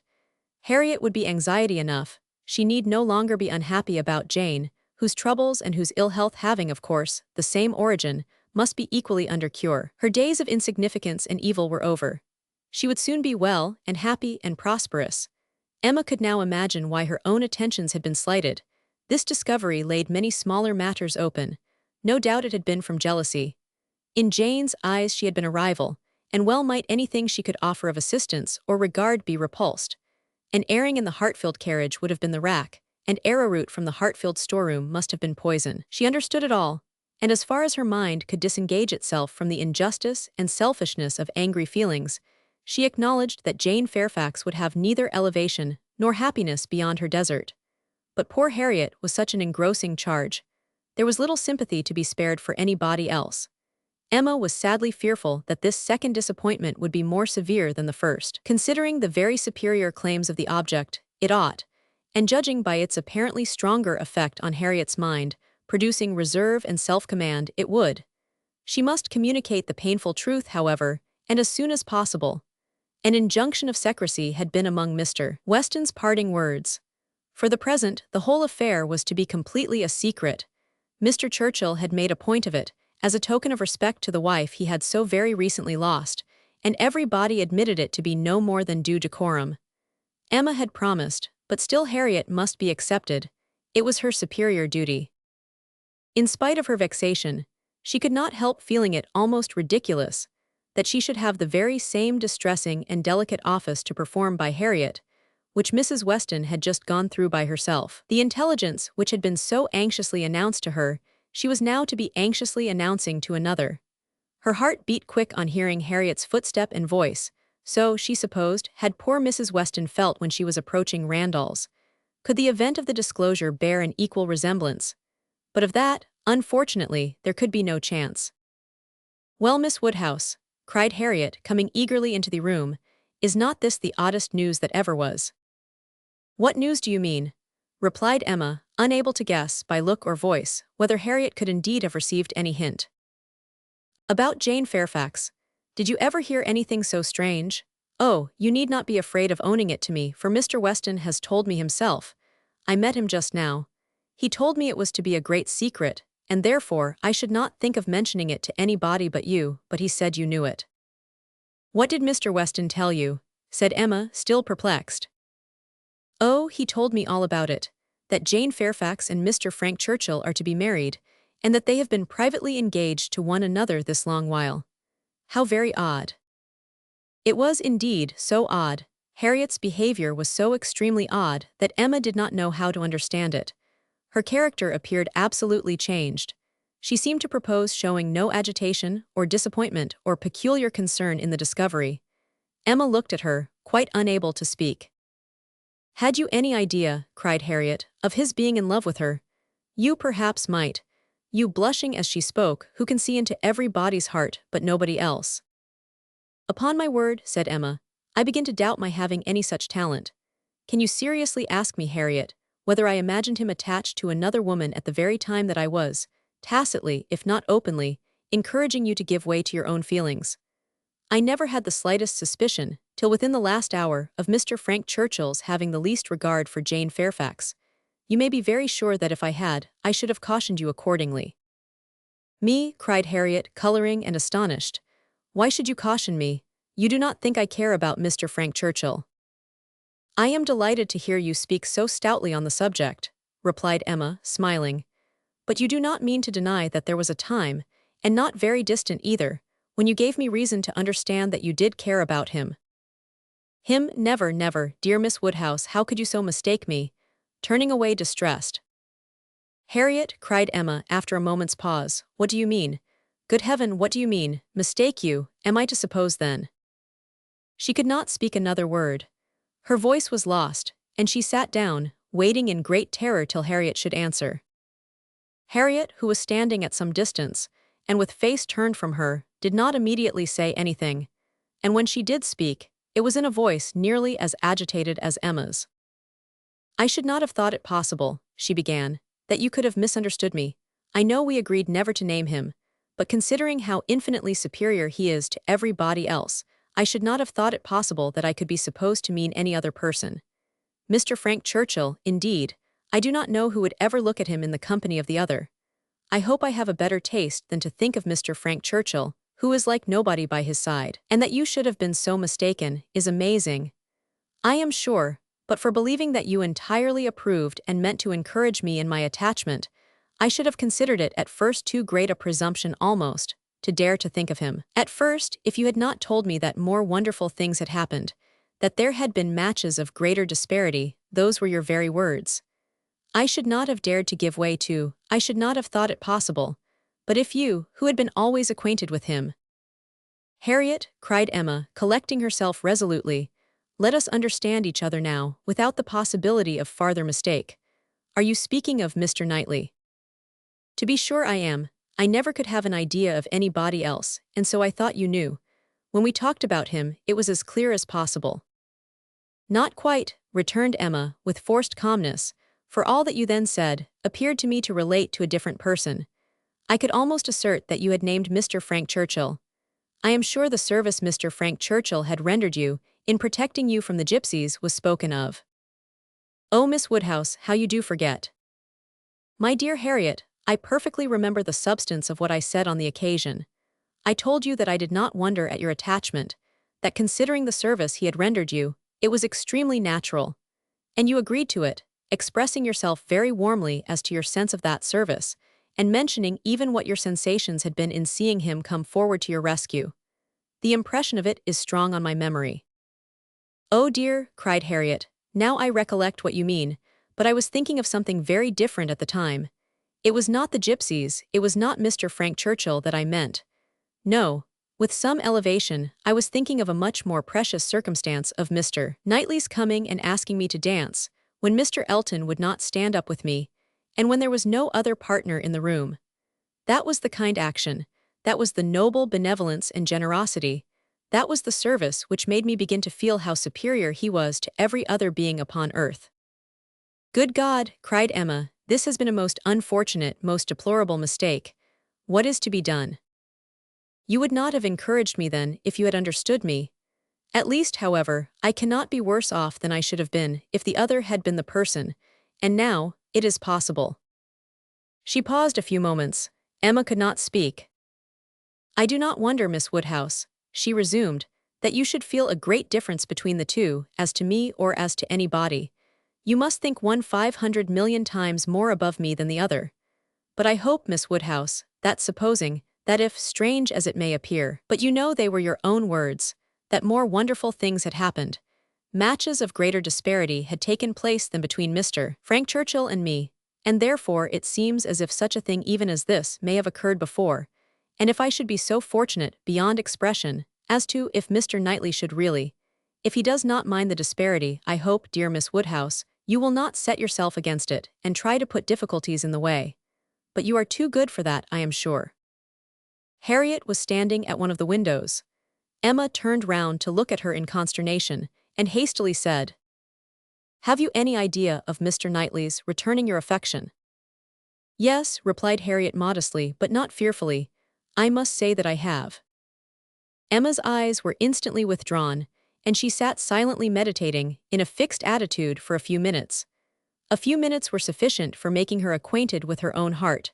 A mind like hers, once opening to suspicion, made rapid progress. She touched, she admitted, she acknowledged the whole truth. Why was it so much worse that Harriet should be in love with Mr. Knightley than with Frank Churchill? Why was the evil so dreadfully increased by Harriet's having some hope of a return? It darted through her, with the speed of an arrow, that Mr. Knightley must marry no one but herself. Her own conduct, as well as her own heart, was before her in the same few minutes. She saw it all with a clearness which had never blessed her before. How improperly had she been acting by Harriet! How inconsiderate, how indelicate, how irrational, how unfeeling had been her conduct! What blindness, what madness had led her on! It struck her with dreadful force, and she was ready to give it every bad name in the world. Some portion of respect for herself, however, in spite of all these demerits, some concern for her own appearance, and a strong sense of justice by Harriet. There would be no need of compassion to the girl who believed herself loved by Mr. Knightley, but justice required that she should not be made unhappy by any coldness now.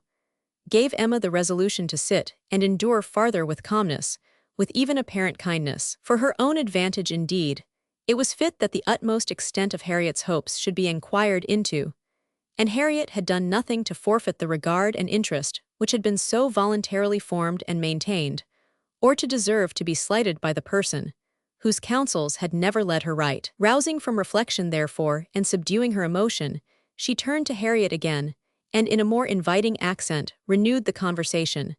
For as to the subject which had first introduced it, the wonderful story of Jane Fairfax, that was quite sunk and lost. Neither of them thought but of Mr. Knightley and themselves.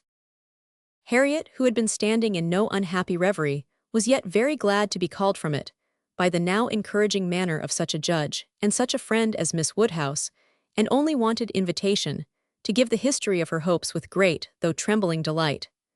Emma's tremblings as she asked, and as she listened, were better concealed than Harriet's, but they were not less. Her voice was not unsteady, but her mind was in all the perturbation that such a development of self, such a burst of threatening evil, such a confusion of sudden and perplexing emotions must create. She listened with much inward suffering, but with great outward patience, to Harriet's detail. Methodical, or well-arranged, or very well delivered, it could not be expected to be. But it contained, when separated from all the feebleness and tautology of the narration, a substance to sink her spirit, especially with the corroborating circumstances, which her own memory brought in favor of Mr. Knightley's most improved opinion of Harriet. Harriet had been conscious of a difference in his behavior ever since those two decisive dances. Emma knew that he had, on that occasion, found her much superior to his expectation. From that evening, or at least from the time of Miss Woodhouse's encouraging her to think of him, Harriet had begun to be sensible of his talking to her much more than he had been used to do, and of his having indeed quite a different manner towards her, a manner of kindness and sweetness. Latterly she had been more and more aware of it. When they had been all walking together, he had so often come and walked by her, and talked so very delightfully. He seemed to want to be acquainted with her. Emma knew it to have been very much the case. She had often observed the change, to almost the same extent. Harriet repeated expressions of approbation and praise from him, and Emma felt them to be in the closest agreement with what she had known of his opinion of Harriet. He praised her for being without art or affectation, for having simple, honest, generous feelings. She knew that he saw such recommendations in Harriet. He had dwelt on them to her more than once. Much that lived in Harriet's memory, many little particulars of the notice she had received from him, a look, a speech, a removal from one chair to another, a compliment implied, a preference inferred, had been unnoticed, because unsuspected, by Emma. Circumstances that might swell to half an hour's relation, and contained multiplied proofs to her who had seen them, had passed undiscerned by her who now heard them. But the two latest occurrences to be mentioned, the two of strongest promise to Harriet, were not without some degree of witness from Emma herself. The first was his walking with her apart from the others, in the lime walk at Donwell, where they had been walking some time before Emma came, and he had taken pains, as she was convinced, to draw her from the rest to himself, and at first he had talked to her in a more particular way than he had ever done before, in a very particular way indeed. Harriet could not recall it without a blush. He seemed to be almost asking her whether her affections were engaged, but as soon as she, Miss Woodhouse, appeared likely to join them, he changed the subject and began talking about farming. The second was his having sat talking with her nearly half an hour before Emma came back from her visit, the very last morning of his being at Hartfield, though, when he first came in, he had said that he could not stay 5 minutes, and his having told her during their conversation that though he must go to London, it was very much against his inclination that he left home at all, which was much more, as Emma felt, than he had acknowledged to her. The superior degree of confidence towards Harriet, which this one article marked, gave her severe pain. On the subject of the first of the two circumstances, she did, after a little reflection, venture the following question. Might he not? Is not it possible that when inquiring, as you thought, into the state of your affections, he might be alluding to Mr. Martin, he might have Mr. Martin's interest in view? But Harriet rejected the suspicion with spirit. Mr. Martin, no indeed. There was not a hint of Mr. Martin. I hope I know better now than to care for Mr. Martin or to be suspected of it. When Harriet had closed her evidence, she appealed to her dear Miss Woodhouse, to say whether she had not good ground for hope. I never should have presumed to think of it at first, said she, but for you. You told me to observe him carefully, and let his behavior be the rule of mine, and so I have. But now I seem to feel that I may deserve him, and that if he does choose me, it will not be anything so very wonderful. The bitter feelings occasioned by this speech, the many bitter feelings, made the utmost exertion necessary on Emma's side, to enable her to say on reply, Harriet, I will only venture to declare that Mr. Knightley is the last man in the world who would intentionally give any woman the idea of his feeling for her more than he really does. Harriet seemed ready to worship her friend for a sentence so satisfactory, and Emma was only saved from raptures and fondness, which at that moment would have been dreadful penance, by the sound of her father's footsteps. He was coming through the hall. Harriet was too much agitated to encounter him. She could not compose herself. Mr. Woodhouse would be alarmed, she had better go. With most ready encouragement from her friend, therefore, she passed off through another door, and the moment she was gone, this was the spontaneous burst of Emma's feelings. Oh God, that I had never seen her! The rest of the day, the following night, were hardly enough for her thoughts. She was bewildered amidst the confusion of all that had rushed on her within the last few hours. Every moment had brought a fresh surprise, and every surprise must be matter of humiliation to her. How to understand it all? How to understand the deceptions she had been thus practicing on herself and living under? The blunders, the blindness of her own head and heart. She sat still, she walked about, she tried her own room, she tried the shrubbery. In every place, every posture, she perceived that she had acted most weakly, that she had been imposed on by others in a most mortifying degree, that she had been imposing on herself in a degree yet more mortifying, that she was wretched, and should probably find this day but the beginning of wretchedness. To understand, thoroughly understand her own heart, was the first endeavor. To that point went every leisure moment which her father's claims on her allowed, and every moment of involuntary absence of mind. How long had Mr. Knightley been so dear to her as every feeling declared him now to be? When had his influence, such influence, begun? When had he succeeded to that place in her affection, which Frank Churchill had once for a short period occupied? She looked back. She compared the two, compared them, as they had always stood in her estimation from the time of the latter's becoming known to her, and as they must at any time have been compared by her, had it by any blessed felicity, occurred to her, to institute the comparison. She saw that there never had been a time when she did not consider Mr. Knightley as infinitely the superior, or when his regard for her had not been infinitely the most dear. She saw that in persuading herself, in fancying, in acting to the contrary, she had been entirely under a delusion, totally ignorant of her own heart, and in short, that she had never really cared for Frank Churchill at all. This was the conclusion of the first series of reflection. This was the knowledge of herself, on the first question of inquiry which she reached, and without being long in reaching it. She was most sorrowfully indignant, ashamed of every sensation but the one revealed to her, her affection for Mr. Knightley. Every other part of her mind was disgusting. With insufferable vanity had she believed herself in the secret of every body's feelings, with unpardonable arrogance proposed to arrange every body's destiny. She was proved to have been universally mistaken, and she had not quite done nothing, for she had done mischief. She had brought evil on Harriet, on herself, and she too much feared on Mr. Knightley. Were this most unequal of all connections to take place, on her must rest all the reproach of having given it a beginning, for his attachment, she must believe to be produced only by a consciousness of Harriet's, and even were this not the case, he would never have known Harriet at all but for her folly. Mr. Knightley and Harriet Smith, it was a union to distance every wonder of the kind. The attachment of Frank Churchill and Jane Fairfax became commonplace, threadbare, stale in the comparison, exciting no surprise, presenting no disparity, affording nothing to be said or thought. Mr. Knightley and Harriet Smith, such an elevation on her side, such a debasement on his.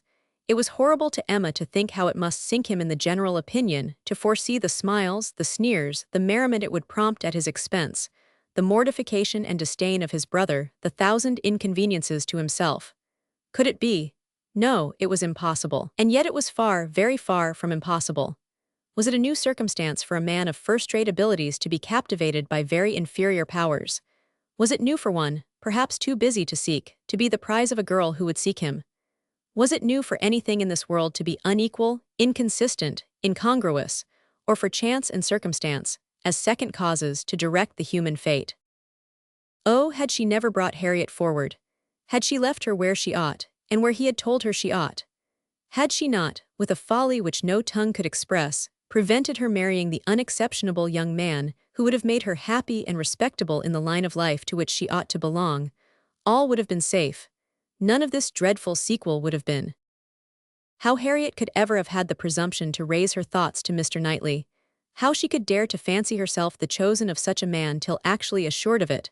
But Harriet was less humble, had fewer scruples than formerly.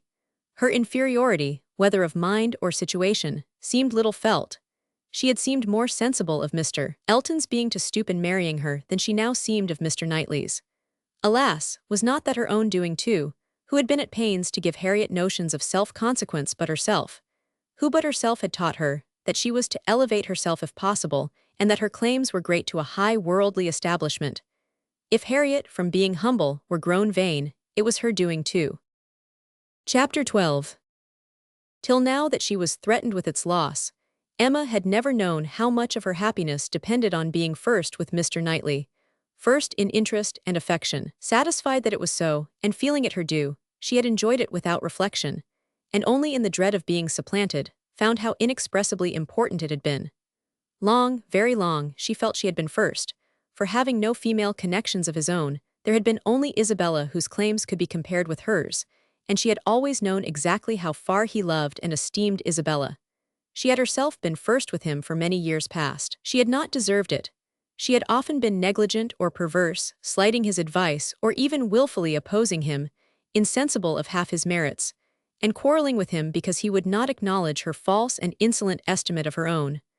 But still, from family attachment and habit, and thorough excellence of mind, he had loved her and watched over her from a girl, with an endeavor to improve her and an anxiety for her doing right, which no other creature had at all shared. In spite of all her faults, she knew she was dear to him, might she not say, very dear. When the suggestions of hope, however, which must follow here, presented themselves, she could not presume to indulge them. Harriet Smith might think herself not unworthy of being peculiarly, exclusively, passionately loved by Mr. Knightley. She could not. She could not flatter herself with any idea of blindness in his attachment to her. She had received a very recent proof of its impartiality. How shocked had he been by her behavior to Miss Bates? How directly, how strongly had he expressed himself to her on the subject?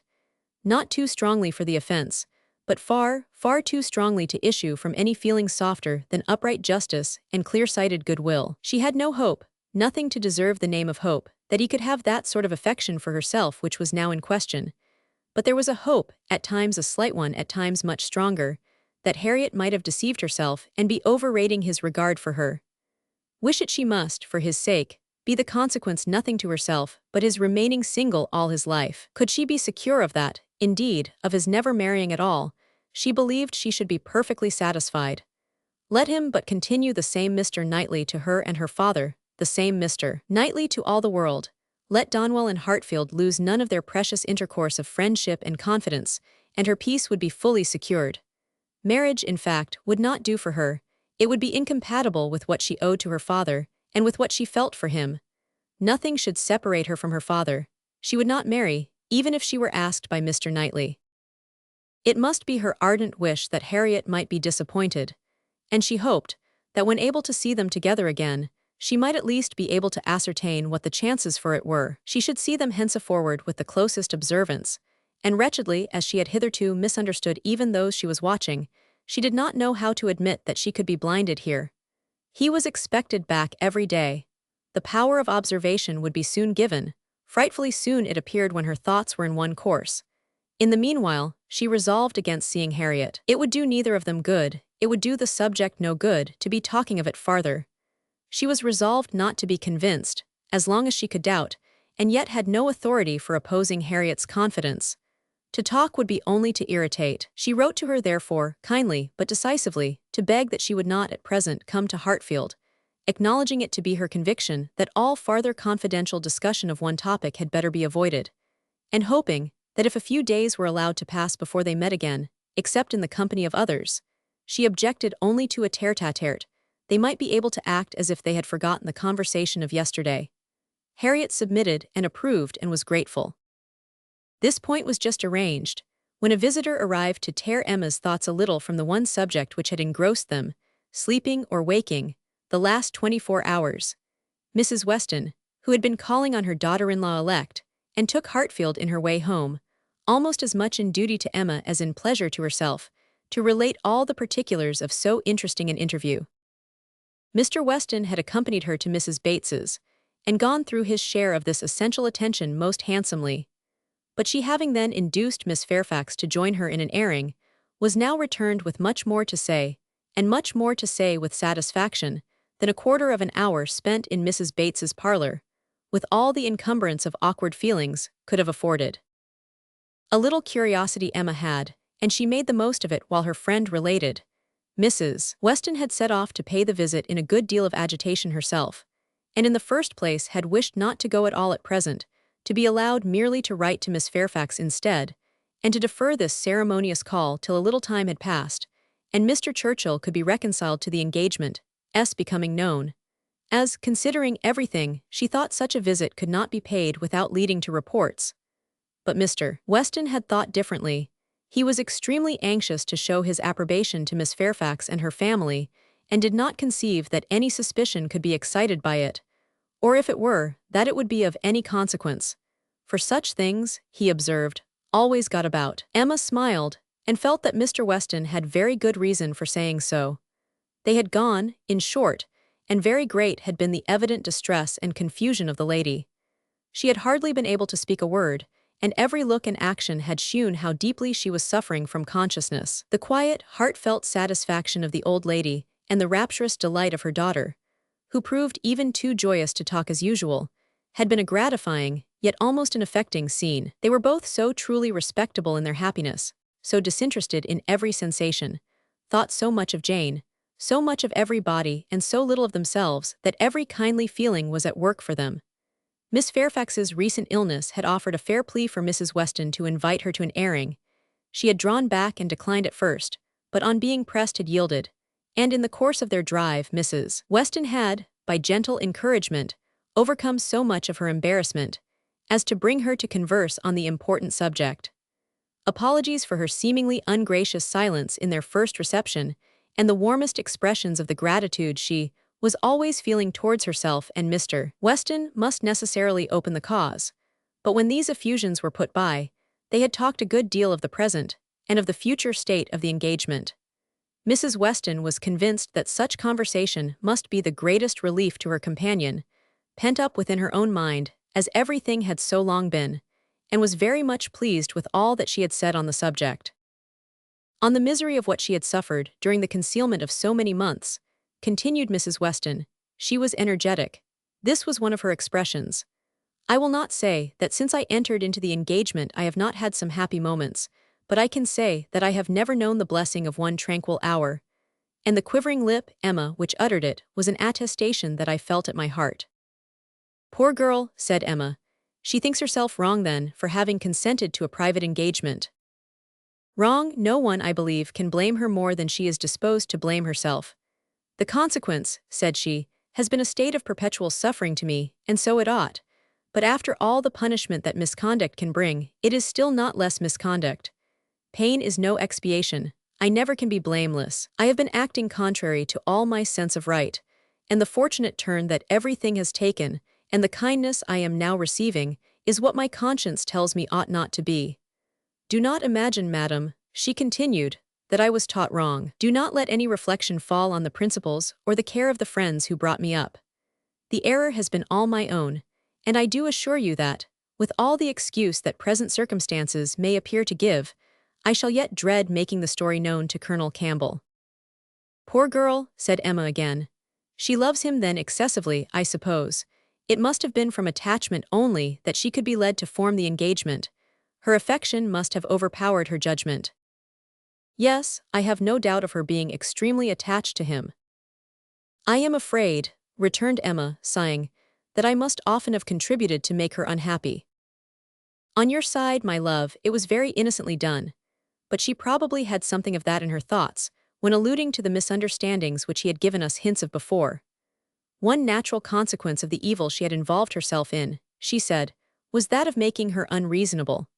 The consciousness of having done amiss had exposed her to 1,000 inquietudes, and made her captious and irritable to a degree that had been hard for him to bear. I did not make the allowances, said she, which I ought to have done for his temper and spirits, his delightful spirits, and that gaiety, that playfulness of disposition, which, under any other circumstances, would, I am sure, have been as constantly bewitching to me as they were at first. She then began to speak of you, and of the great kindness you had shewn her during her illness, and with a blush which showed me how it was all connected, desired me, whenever I had an opportunity, to thank you. I could not thank you too much, for every wish and every endeavor to do her good. She was sensible that you had never received any proper acknowledgment from herself. If I did not know her to be happy now, said Emma seriously, which, in spite of every little drawback from her scrupulous conscience, she must be, I could not bear these thanks. For, oh, Mrs. Weston, if there were an account drawn up of the evil and the good I have done Miss Fairfax. Well, checking herself and trying to be more lively, this is all to be forgotten. You are very kind to bring me these interesting particulars. They show her to the greatest advantage. I am sure she is very good. I hope she will be very happy. It is fit that the fortune should be on his side, for I think the merit will be all on hers." Such a conclusion could not pass unanswered by Mrs. Weston. She thought well of Frank in almost every respect, and, what was more, she loved him very much, and her defense was, therefore, earnest. She talked with a great deal of reason, and at least equal affection, but she had too much to urge for Emma's attention. It was soon gone to Brunswick Square or to Donwell. She forgot to attempt to listen, and when Mrs. Weston ended with, "We have not yet had the letter we are so anxious for, you know, but I hope it will soon come," she was obliged to pause before she answered, and at last obliged to answer at random, before she could at all recollect what letter it was which they were so anxious for. "Are you well, my Emma?" was Mrs. Weston's parting question. "Oh, perfectly. I am always well, you know. Be sure to give me intelligence of the letter as soon as possible." Mrs. Weston's communications furnished Emma with more food for unpleasant reflection, by increasing her esteem and compassion, and her sense of past injustice towards Miss Fairfax. She bitterly regretted not having sought a closer acquaintance with her, and blushed for the envious feelings which had certainly been, in some measure, the cause. Had she followed Mr. Knightley's known wishes, in paying that attention to Miss Fairfax, which was every way her due, had she tried to know her better, had she done her part towards intimacy, had she endeavored to find a friend there instead of in Harriet Smith, she must, in all probability, have been spared from every pain which pressed on her now. Birth, abilities, and education had been equally marking one as an associate for her, to be received with gratitude, and the other, what was she? Supposing even that they had never become intimate friends, that she had never been admitted into Miss Fairfax's confidence on this important matter, which was most probable, still, in knowing her as she ought, and as she might, she must have been preserved from the abominable suspicions of an improper attachment to Mr. Dixon, which she had not only so foolishly fashioned and harbored herself, but had so unpardonably imparted. An idea which she greatly feared had been made a subject of material distress to the delicacy of Jane's feelings, by the levity or carelessness of Frank Churchill. Of all the sources of evil surrounding the former, since her coming to Highbury, she was persuaded that she must herself have been the worst. She must have been a perpetual enemy. They never could have been all three together, without her having stabbed Jane Fairfax's peace in 1,000 instances, and on Box Hill, perhaps, it had been the agony of a mind that would bear no more. The evening of this day was very long and melancholy at Hartfield. The weather added what it could of gloom. A cold stormy rain set in, and nothing of July appeared but in the trees and shrubs, which the wind was despoiling, and the length of the day, which only made such cruel sights the longer visible. The weather affected Mr. Woodhouse, and he could only be kept tolerably comfortable by almost ceaseless attention on his daughter's side, and by exertions which had never cost her half so much before.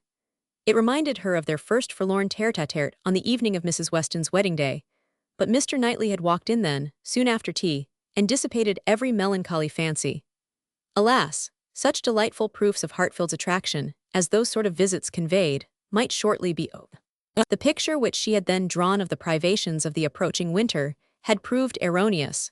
No friends had deserted them, no pleasures had been lost. But her present forebodings, she feared, would experience no similar contradiction. The prospect before her now was threatening to a degree that could not be entirely dispelled, that might not be even partially brightened.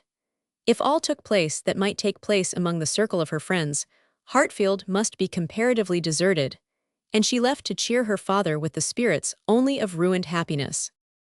The child to be born at Randalls must be a tie there even dearer than herself, and Mrs. Weston's heart and time would be occupied by it. They should lose her, and probably, in great measure, her husband also. Frank Churchill would return among them no more, and Miss Fairfax, it was reasonable to suppose, would soon cease to belong to Highbury. They would be married and settled either at or near Enscombe. All that were good would be withdrawn, and if to these losses the loss of Donwell were to be added, what would remain of cheerful or of rational society within their reach? Mr. Knightley to be no longer coming there for his evening comfort, no longer walking in at all hours, as if ever willing to change his own home for theirs. How was it to be endured? And if he were to be lost to them for Harriet's sake, if he were to be thought of hereafter as finding in Harriet's society all that he wanted, if Harriet were to be the chosen, the first, the dearest, the friend, the wife to whom he looked for all the best blessings of existence, What could be increasing Emma's wretchedness but the reflection never far distant from her mind that it had been all her own work? When it came to such a pitch as this, she was not able to refrain from a start, or a heavy sigh, or even from walking about the room for a few seconds. And the only source whence anything like consolation or composure could be drawn was in the resolution of her own better conduct, and the hope that, however inferior in spirit and gaiety might be the following and every future winter of her life to the past, it would yet find her more rational, more acquainted with herself, and leave her less to regret when it were gone. Chapter 13. The weather continued much the same all the following morning, and the same loneliness and the same melancholy seemed to reign at Hartfield. But in the afternoon it cleared, the wind changed into a softer quarter, the clouds were carried off, the sun appeared, it was summer again.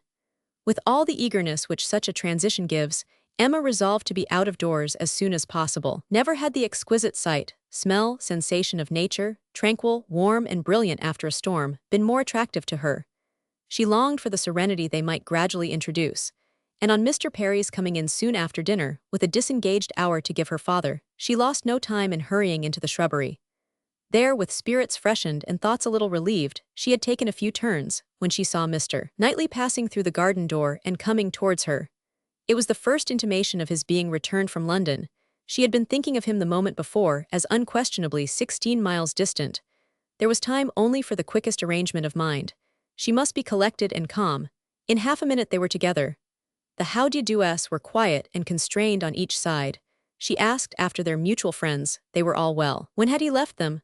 Only that morning. He must have had a wet ride. Yes, he meant to walk with her, she found. He had just looked into the dining room, and as he was not wanted there, preferred being out of doors. She thought he neither looked nor spoke cheerfully, and the first possible cause for it, suggested by her fears, was that he had perhaps been communicating his plans to his brother, and was pained by the manner in which they had been received. They walked together. He was silent.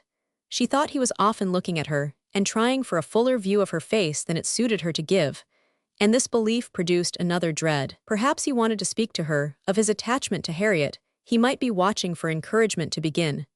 She could not, feel equal to lead the way to any such subject. He must do it all himself, yet she could not bear this silence. With him it was most unnatural. She considered, resolved, and trying to smile, began. "You have some news to hear, now you are come back, that will rather surprise you." "Have I?" said he quietly and looking at her. "Of what nature?" "Oh, the best nature in the world, a wedding." After waiting a moment, as if to be sure she intended to say no more, he replied, "If you mean Miss Fairfax and Frank Churchill, I have heard that already." "How is it possible?" cried Emma, turning her glowing cheeks towards him, for while she spoke, it occurred to her that he might have called at Mrs. Goddard's in his way. "I had a few lines on parish business from Mr. Weston this morning, and at the end of them, he gave me a brief account of what had happened." Emma was quite relieved, and could presently say, with a little more composure, "You probably have been less surprised than any of us, for you have had your suspicions. I have not forgotten that you once tried to give me a caution. I wish I had attended to it, but, with a sinking voice and a heavy sigh, I seem to have been doomed to blindness." For a moment or two nothing was said, and she was unsuspicious of having excited any particular interest, till she found her arm drawn within his, and pressed against his heart, and heard him thus saying, in a tone of great sensibility, speaking low, "Time, my dearest Emma, time will heal the wound. Your own excellent sense, your exertions for your father's sake, I know you will not allow yourself." Her arm was pressed again as he added in a more broken and subdued accent, "The feelings of the warmest friendship, indignation, abominable scoundrel." And in a louder, steadier tone he concluded with, "He will soon be gone. They will soon be in Yorkshire. I am sorry for her. She deserves a better fate." Emma understood him, and as soon as she could recover from the flutter of pleasure, excited by such tender consideration, replied, "You are very kind, but you are mistaken, and I must set you right. I am not in want of that sort of compassion. My blindness to what was going on led me to act by them in a way that I must always be ashamed of, and I was very foolishly tempted to say and do many things which may well lay me open to unpleasant conjectures, but I have no other reason to regret that I was not in the secret earlier." "Emma," cried he, looking eagerly at her, "are you indeed?" But checking himself, No, I understand you, forgive me, I am pleased that you can say even so much. He is no object of regret, indeed, and it will not be very long, I hope, before that becomes the acknowledgment of more than your reason. Fortunate that your affections were not farther entangled. I could never, I confess, from your manners, assure myself as to the degree of what you felt. I could only be certain that there was a preference, and a preference which I never believed him to deserve. He is a disgrace to the name of man. And is he to be rewarded with that sweet young woman? Jane, you will be a miserable creature. Mr. Knightley, said Emma, trying to be lively but really confused, I am in a very extraordinary situation. I cannot let you continue in your error, and yet perhaps, since my manners gave such an impression, I have as much reason to be ashamed of confessing that I never have been at all attached to the person we are speaking of, as it might be natural for a woman to feel in confessing exactly the reverse. But I never have. He listened in perfect silence. She wished him to speak, but he would not. She supposed she must say more before she were entitled to his clemency, but it was a hard case to be obliged still to lower herself in his opinion. She went on, however. I have very little to say for my own conduct. I was tempted by his attentions, and allowed myself to appear pleased. Old story, probably a common case, and no more than has happened to hundreds of my sex before, and yet it may not be the more excusable in one who sets up as I do for understanding. Many circumstances assisted the temptation. He was the son of Mr. Weston, he was continually here, I always found him very pleasant, and in short, for with a sigh, let me swell out the causes ever so ingeniously, they all centre in this at last. My vanity was flattered, and I allowed his attentions.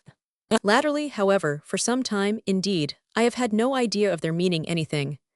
I thought them a habit, a trick, nothing that called for seriousness on my side. He has imposed on me, but he has not injured me.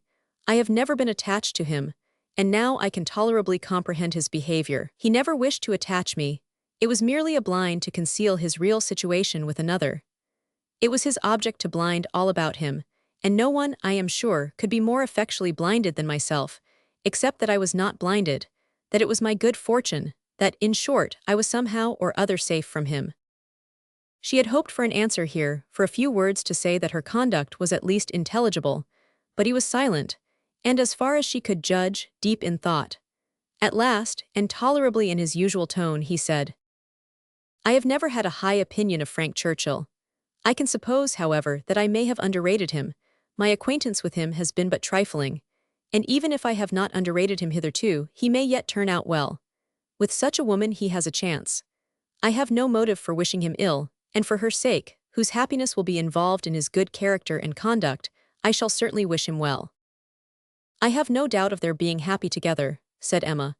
I believe them to be very mutually and very sincerely attached. He is a most fortunate man, returned Mr. Knightley with energy. So early in life at 23, a period when if a man chooses a wife he generally chooses ill. At 23 to have drawn such a prize. What years of felicity that man, in all human calculation, has before him, assured of the love of such a woman, the disinterested love, for Jane Fairfax's character vouches for her disinterestedness. Everything in his favor, equality of situation. I mean as far as regards society and all the habits and manners that are important, equality in every point but one. And that one, since the purity of her heart is not to be doubted, such as must increase his felicity, for it will be his to bestow the only advantages she wants. A man would always wish to give a woman a better home than the one he takes her from, and he who can do it, where there is no doubt of her regard, must, I think, be the happiest of mortals.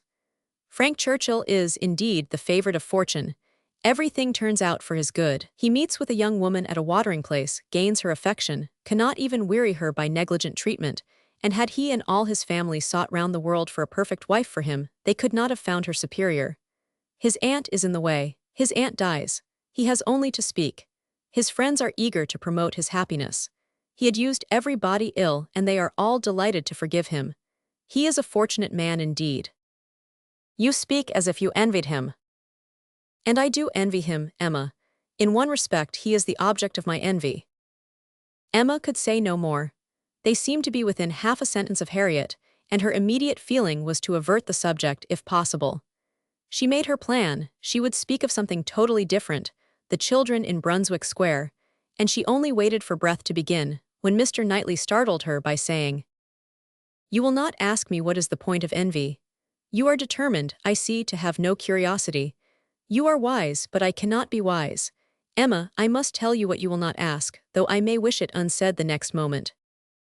Oh then, don't speak it, she eagerly cried. Take a little time, consider, do not commit yourself.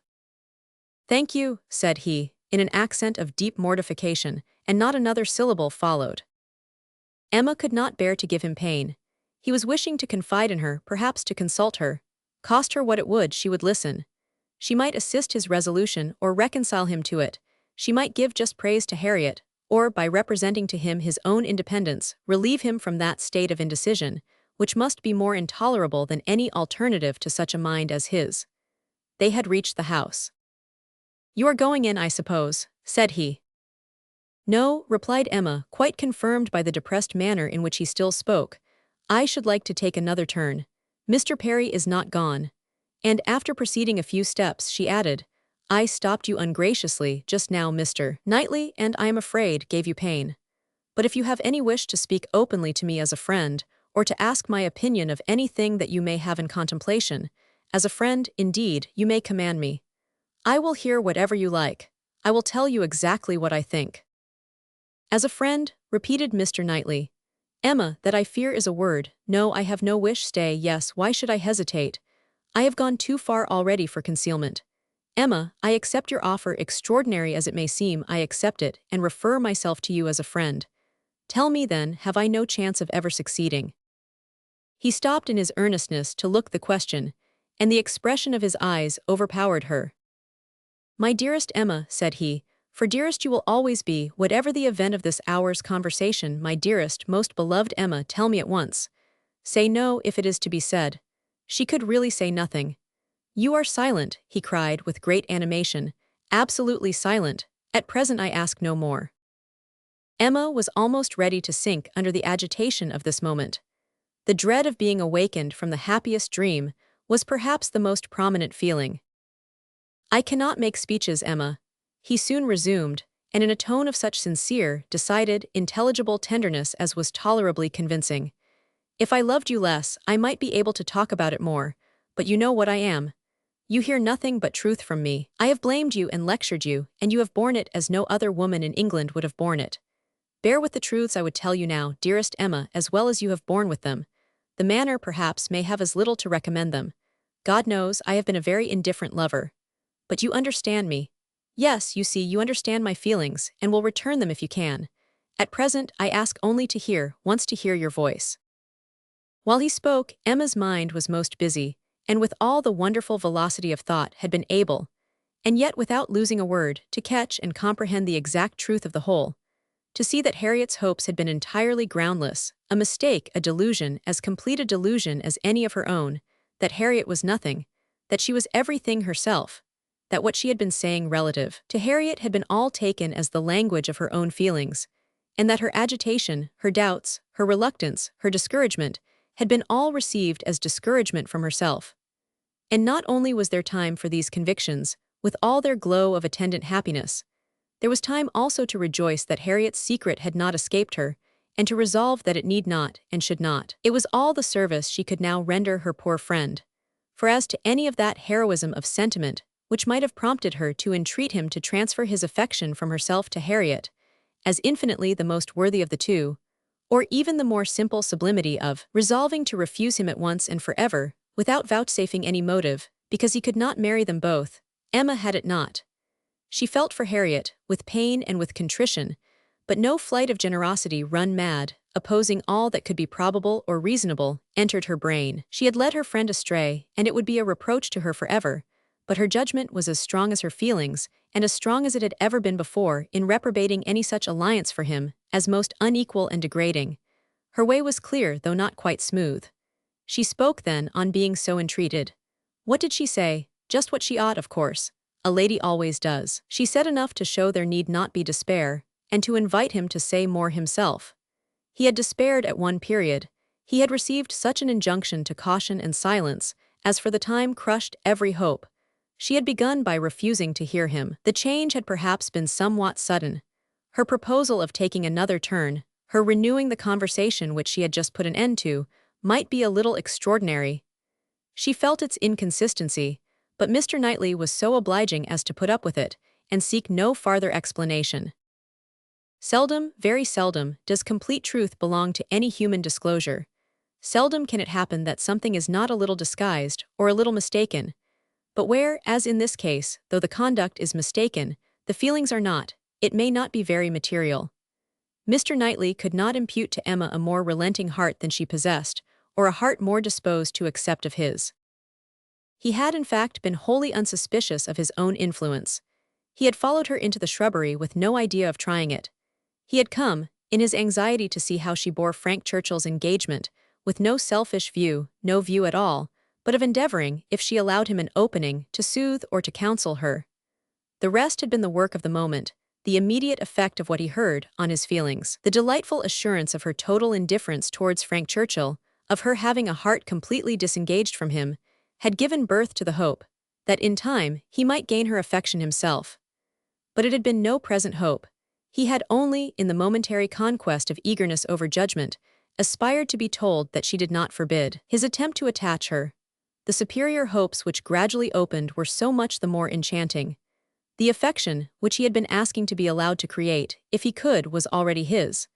Within half an hour, he had passed from a thoroughly distressed state of mind to something so like perfect happiness that it could bear no other name. Her change was equal. This 1/2 hour had given to each the same precious certainty of being beloved, had cleared from each the same degree of ignorance, jealousy, or distrust. On his side, there had been a long-standing jealousy, old as the arrival, or even the expectation, of Frank Churchill. He had been in love with Emma, and jealous of Frank Churchill, from about the same period, one sentiment having probably enlightened him as to the other. It was his jealousy of Frank Churchill that had taken him from the country. The Box Hill party had decided him on going away. He would save himself from witnessing again such permitted, encouraged attentions. He had gone to learn to be indifferent, but he had gone to a wrong place. There was too much domestic happiness in his brother's house. Woman wore too amiable a form in it. Isabella was too much like Emma, differing only in those striking inferiorities, which always brought the other in brilliancy before him, for much to have been done, even had his time been longer. He had stayed on, however, vigorously, day after day, till this very morning's post had conveyed the history of Jane Fairfax. Then, with the gladness which must be felt, nay, which he did not scruple to feel, having never believed Frank Churchill to be at all deserving Emma, was there so much fond solicitude, so much keen anxiety for her, that he could stay no longer. He had ridden home through the rain, and had walked up directly after dinner, to see how this sweetest and best of all creatures, faultless in spite of all her faults, bore the discovery. He had found her agitated and low. Frank Churchill was a villain. He heard her declare that she had never loved him. Frank Churchill's character was not desperate. She was his own Emma, by hand and word, when they returned into the house, and if he could have thought of Frank Churchill then, he might have deemed him a very good sort of fellow. Chapter 14. What totally different feelings did Emma take back into the house from what she had brought out? She had then been only daring to hope for a little respite of suffering. She was now in an exquisite flutter of happiness, and such happiness, moreover, as she believed must still be greater when the flutter should have passed away. They sat down to tea, the same party round the same table. How often it had been collected! And how often had her eyes fallen on the same shrubs in the lawn, and observed the same beautiful effect of the western sun. But never in such a state of spirits, never in anything like it, and it was with difficulty that she could summon enough of her usual self to be the attentive lady of the house, or even the attentive daughter. Poor Mr. Woodhouse little suspected what was plotting against him in the breast of that man, whom he was so cordially welcoming, and so anxiously hoping might not have taken cold from his ride. Could he have seen the heart, he would have cared very little for the lungs. But without the most distant imagination of the impending evil, without the slightest perception of anything extraordinary in the looks or ways of either, he repeated to them very comfortably all the articles of news he had received from Mr. Perry, and talked on with much self-contentment, totally unsuspicious of what they could have told him in return. As long as Mr. Knightley remained with them, Emma's fever continued, but when he was gone she began to be a little tranquilized and subdued, and in the course of the sleepless night, which was the tax for such an evening, she found one or two such very serious points to consider, as made her feel that even her happiness must have some alloy. her father and Harriet. She could not be alone without feeling the full weight of their separate claims, and how to guard the comfort of both to the utmost was the question. With respect to her father, it was a question soon answered. She hardly knew yet what Mr. Knightley would ask, but a very short parley with her own heart produced the most solemn resolution of never quitting her father. She even wept over the idea of it as a sin of thought. While he lived, it must be only an engagement, but she flattered herself that if divested of the danger of drawing her away, it might become an increase of comfort to him. How to do her best by Harriet was of more difficult decision. How to spare her from any unnecessary pain, how to make her any possible atonement, how to appear least her enemy.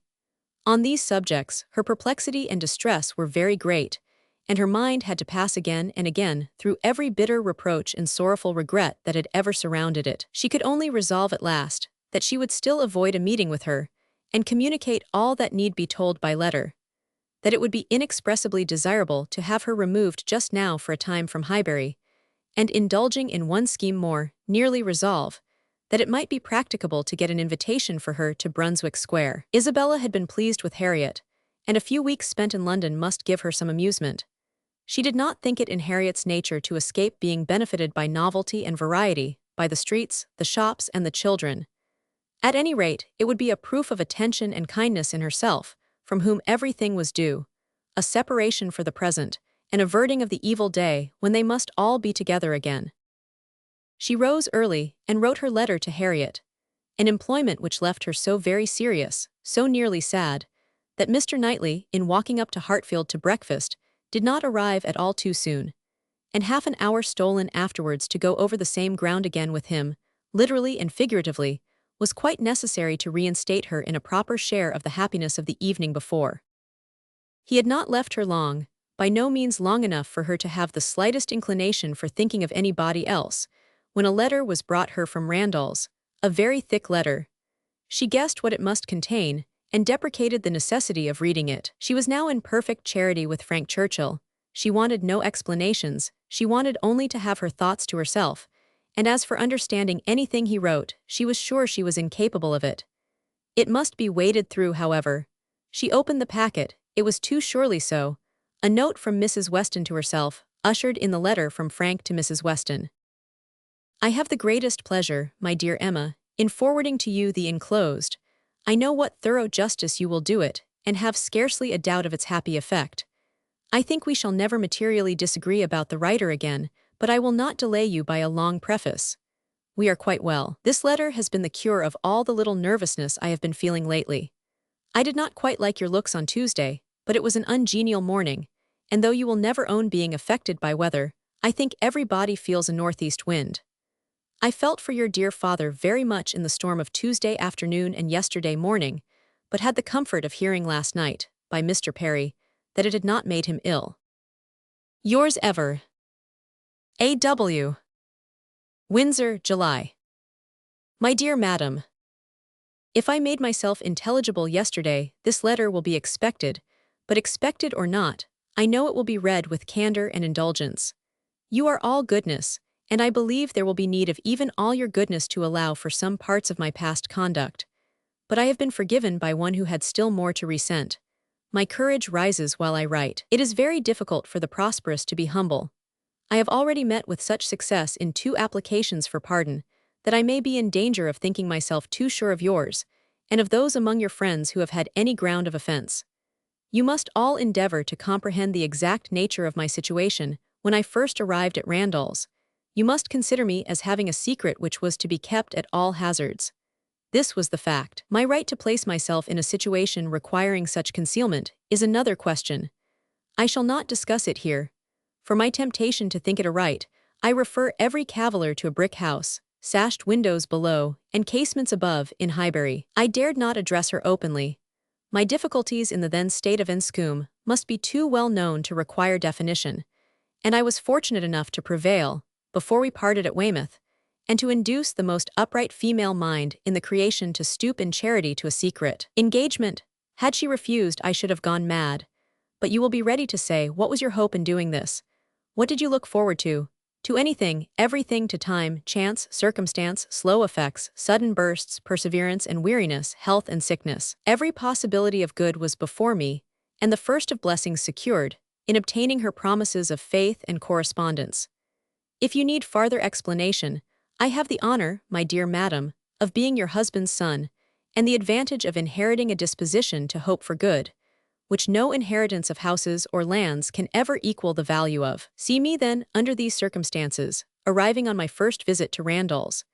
And here I am conscious of wrong, for that visit might have been sooner paid. You will look back and see that I did not come till Miss Fairfax was in Highbury, and as you were the person slighted, you will forgive me instantly. But I must work on my father's compassion by reminding him that so long as I absented myself from his house, so long I lost the blessing of knowing you. My behavior during the very happy fortnight which I spent with you did not, I hope, lay me open to reprehension, excepting on one point. And now I come to the principal, the only important part of my conduct while belonging to you, which excites my own anxiety or requires very solicitous explanation. With the greatest respect and the warmest friendship do I mention Miss Woodhouse. My father perhaps will think I ought to add, with the deepest humiliation. A few words which dropped from him yesterday spoke his opinion, and some censure I acknowledge myself liable to. My behavior to Miss Woodhouse indicated, I believe, more than it ought. In order to assist a concealment so essential to me, I was led on to make more than an allowable use of the sort of intimacy into which we were immediately thrown. I cannot deny that Miss Woodhouse was my ostensible object, but I am sure you will believe the declaration that had I not been convinced of her indifference, I would not have been induced by any selfish views to go on. Amiable and delightful as Miss Woodhouse is, she never gave me the idea of a young woman likely to be attached, and that she was perfectly free from any tendency to being attached to me was as much my conviction as my wish. She received my attentions with an easy, friendly, good-humored playfulness, which exactly suited me. We seemed to understand each other. From our relative situation, those attentions were her due, and were felt to be so. Whether Miss Woodhouse began really to understand me before the expiration of that fortnight, I cannot say. When I called to take leave of her, I remember that I was within a moment of confessing the truth, and I then fancied she was not without suspicion, but I have no doubt of her having since detected me, at least in some degree. She may not have surmised the whole, but her quickness must have penetrated a part. I cannot doubt it. You will find, whenever the subject becomes freed from its present restraints, that it did not take her wholly by surprise. She frequently gave me hints of it. I remember her telling me at the ball that I owed Mrs. Elton gratitude for her attentions to Miss Fairfax. I hope this history of my conduct towards her will be admitted by you and my father as great extenuation of what you saw amiss. While you considered me as having sinned against Emma Woodhouse, I could deserve nothing from either. Acquit me here and procure for me, when it is allowable, the acquittal and good wishes of that said Emma Woodhouse, whom I regard with so much brotherly affection, as to long to have her as deeply and as happily in love as myself. Whatever strange things I said or did during that fortnight, you have now a key to. My heart was in Highbury, and my business was to get my body thither as often as might be, and with the least suspicion. If you remember any queernesses, set them all to the right account. Of the pianoforte so much talked of, I feel it only necessary to say that its being ordered was absolutely unknown to Miss F., who would never have allowed me to send it, had any choice been given her. The delicacy of her mind throughout the whole engagement, my dear madam, is much beyond my power of doing justice to. You will soon, I earnestly hope, know her thoroughly yourself. No description can describe her. She must tell you herself what she is, yet not by word, for never was there a human creature who would so designedly suppress her own merit. Since I began this letter, which will be longer than I foresaw, I have heard from her. She gives a good account of her own health, but as she never complains, I dare not depend. I want to have your opinion of her looks. I know you will soon call on her. She is living in dread of the visit. Perhaps it is paid already. Let me hear from you without delay. I am impatient for 1,000 particulars. Remember how few minutes I was at Randalls, and in how bewildered, how mad a state, and I am not much better yet, still insane either from happiness or misery. When I think of the kindness and favor I have met with, of her excellence and patience, and my uncle's generosity, I am mad with joy. But when I recollect all the uneasiness I occasioned her, and how little I deserve to be forgiven, I am mad with anger. If I could but see her again. But I must not propose it yet. My uncle has been too good for me to encroach. I must still add to this long letter. You have not heard all that you ought to hear. I could not give any connected detail yesterday, but the suddenness, and in one light, the unseasonableness with which the affair burst out, needs explanation, for though the event of the 26th ult, as you will conclude, immediately opened to me the happiest prospects, I should not have presumed on such early measures, but from the very particular circumstances, which left me not an hour to lose. I should myself have shrunk from anything so hasty, and she would have felt every scruple of mine with multiplied strength and refinement. But I had no choice. The hasty engagement she had entered into with that woman, here, my dear madam, I was obliged to leave off abruptly to recollect and compose myself. I have been walking over the country, and am now, I hope, rational enough to make the rest of my letter what it ought to be. It is, in fact, a most mortifying retrospect for me. I behaved shamefully. And here I can admit that my manners to Miss W. in being unpleasant to Miss F. were highly blamable. She disapproved them, which ought to have been enough. My plea of concealing the truth she did not think sufficient. She was displeased, I thought unreasonably so. I thought her, on 1,000 occasions, unnecessarily scrupulous and cautious. I thought her even cold. But she was always right. If I had followed her judgment, and subdued my spirits to the level of what she deemed proper, I should have escaped the greatest unhappiness I have ever known. We quarreled. Do you remember the morning spent at Donwell? There every little dissatisfaction that had occurred before came to a crisis. I was late. I met her walking home by herself, and wanted to walk with her, but she would not suffer it. She absolutely refused to allow me, which I then thought most unreasonable. Now, however, I see nothing in it but a very natural and consistent degree of discretion. While I, to blind the world to our engagement, was behaving 1 hour with objectionable particularity to another woman, was she to be consenting the next to a proposal which might have made every previous caution useless? Had we been met walking together between Donwell and Highbury, the truth must have been suspected. I was mad enough, however, to resent. I doubted her affection. I doubted it more the next day on Box Hill, when, provoked by such conduct on my side, such shameful, insolent neglect of her, and such apparent devotion to Miss W., as it would have been impossible for any woman of sense to endure, she spoke her resentment in a form of words perfectly intelligible to me. In short, my dear madam, it was a quarrel blameless on her side, abominable on mine, and I returned the same evening to Richmond, though I might have stayed with you till the next morning, merely because I would be as angry with her as possible. Even then, I was not such a fool as not to mean to be reconciled in time, but I was the injured person, injured by her coldness, and I went away determined that she should make the first advances. I shall always congratulate myself that you were not of the Box Hill party. Had you witnessed my behavior there, I can hardly suppose you would ever have thought well of me again. Its effect upon her appears in the immediate resolution it produced. As soon as she found I was really gone from Randall's, she closed with the offer of that officious Mrs. Elton, the whole system of whose treatment of her, by the by, has ever filled me with indignation and hatred. I must not quarrel with a spirit of forbearance which has been so richly extended towards myself, but otherwise, I should loudly protest against the share of it which that woman has known. Jane, indeed, you will observe that I have not yet indulged myself in calling her by that name, even to you. Think, then, what I must have endured in hearing it bandied between the Eltons with all the vulgarity of needless repetition, and all the insolence of imaginary superiority. Have patience with me, I shall soon have done. She closed with this offer, resolving to break with me entirely, and wrote the next day to tell me that we never were to meet again. She felt the engagement to be a source of repentance and misery to each. She dissolved it. This letter reached me on the very morning of my poor aunt's death.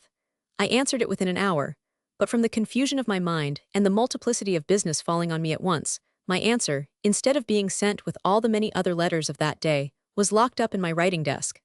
And I, trusting that I had written enough, though but a few lines, to satisfy her, remained without any uneasiness. I was rather disappointed that I did not hear from her again speedily, but I made excuses for her, and was too busy, and may I add, too cheerful in my views to be captious. We removed to Windsor, and 2 days afterwards I received a parcel from her, my own letters all returned, and a few lines at the same time by the post, stating her extreme surprise at not having had the smallest reply to her last, and adding that as silence on such a point could not be misconstrued, and as it must be equally desirable to both to have every subordinate arrangement concluded as soon as possible, she now sent me, by a safe conveyance, all my letters and requested that if I could not directly command hers so as to send them to Highbury within a week, I would forward them after that period to her at In short, the full direction to Mr. Smallridge's, near Bristol, stared me in the face.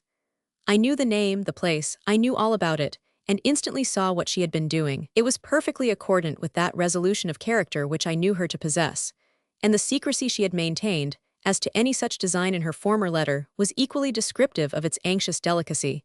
For the world would not she have seemed to threaten me. Imagine the shock, imagine how, till I had actually detected my own blunder, I raved at the blunders of the post. What was to be done? One thing only. I must speak to my uncle. Without his sanction I could not hope to be listened to again. I spoke. Circumstances were in my favor. The late event had softened away his pride, and he was, earlier than I could have anticipated, wholly reconciled and complying, and could say at last, poor man, with a deep sigh, that he wished I might find as much happiness in the marriage state as he had done.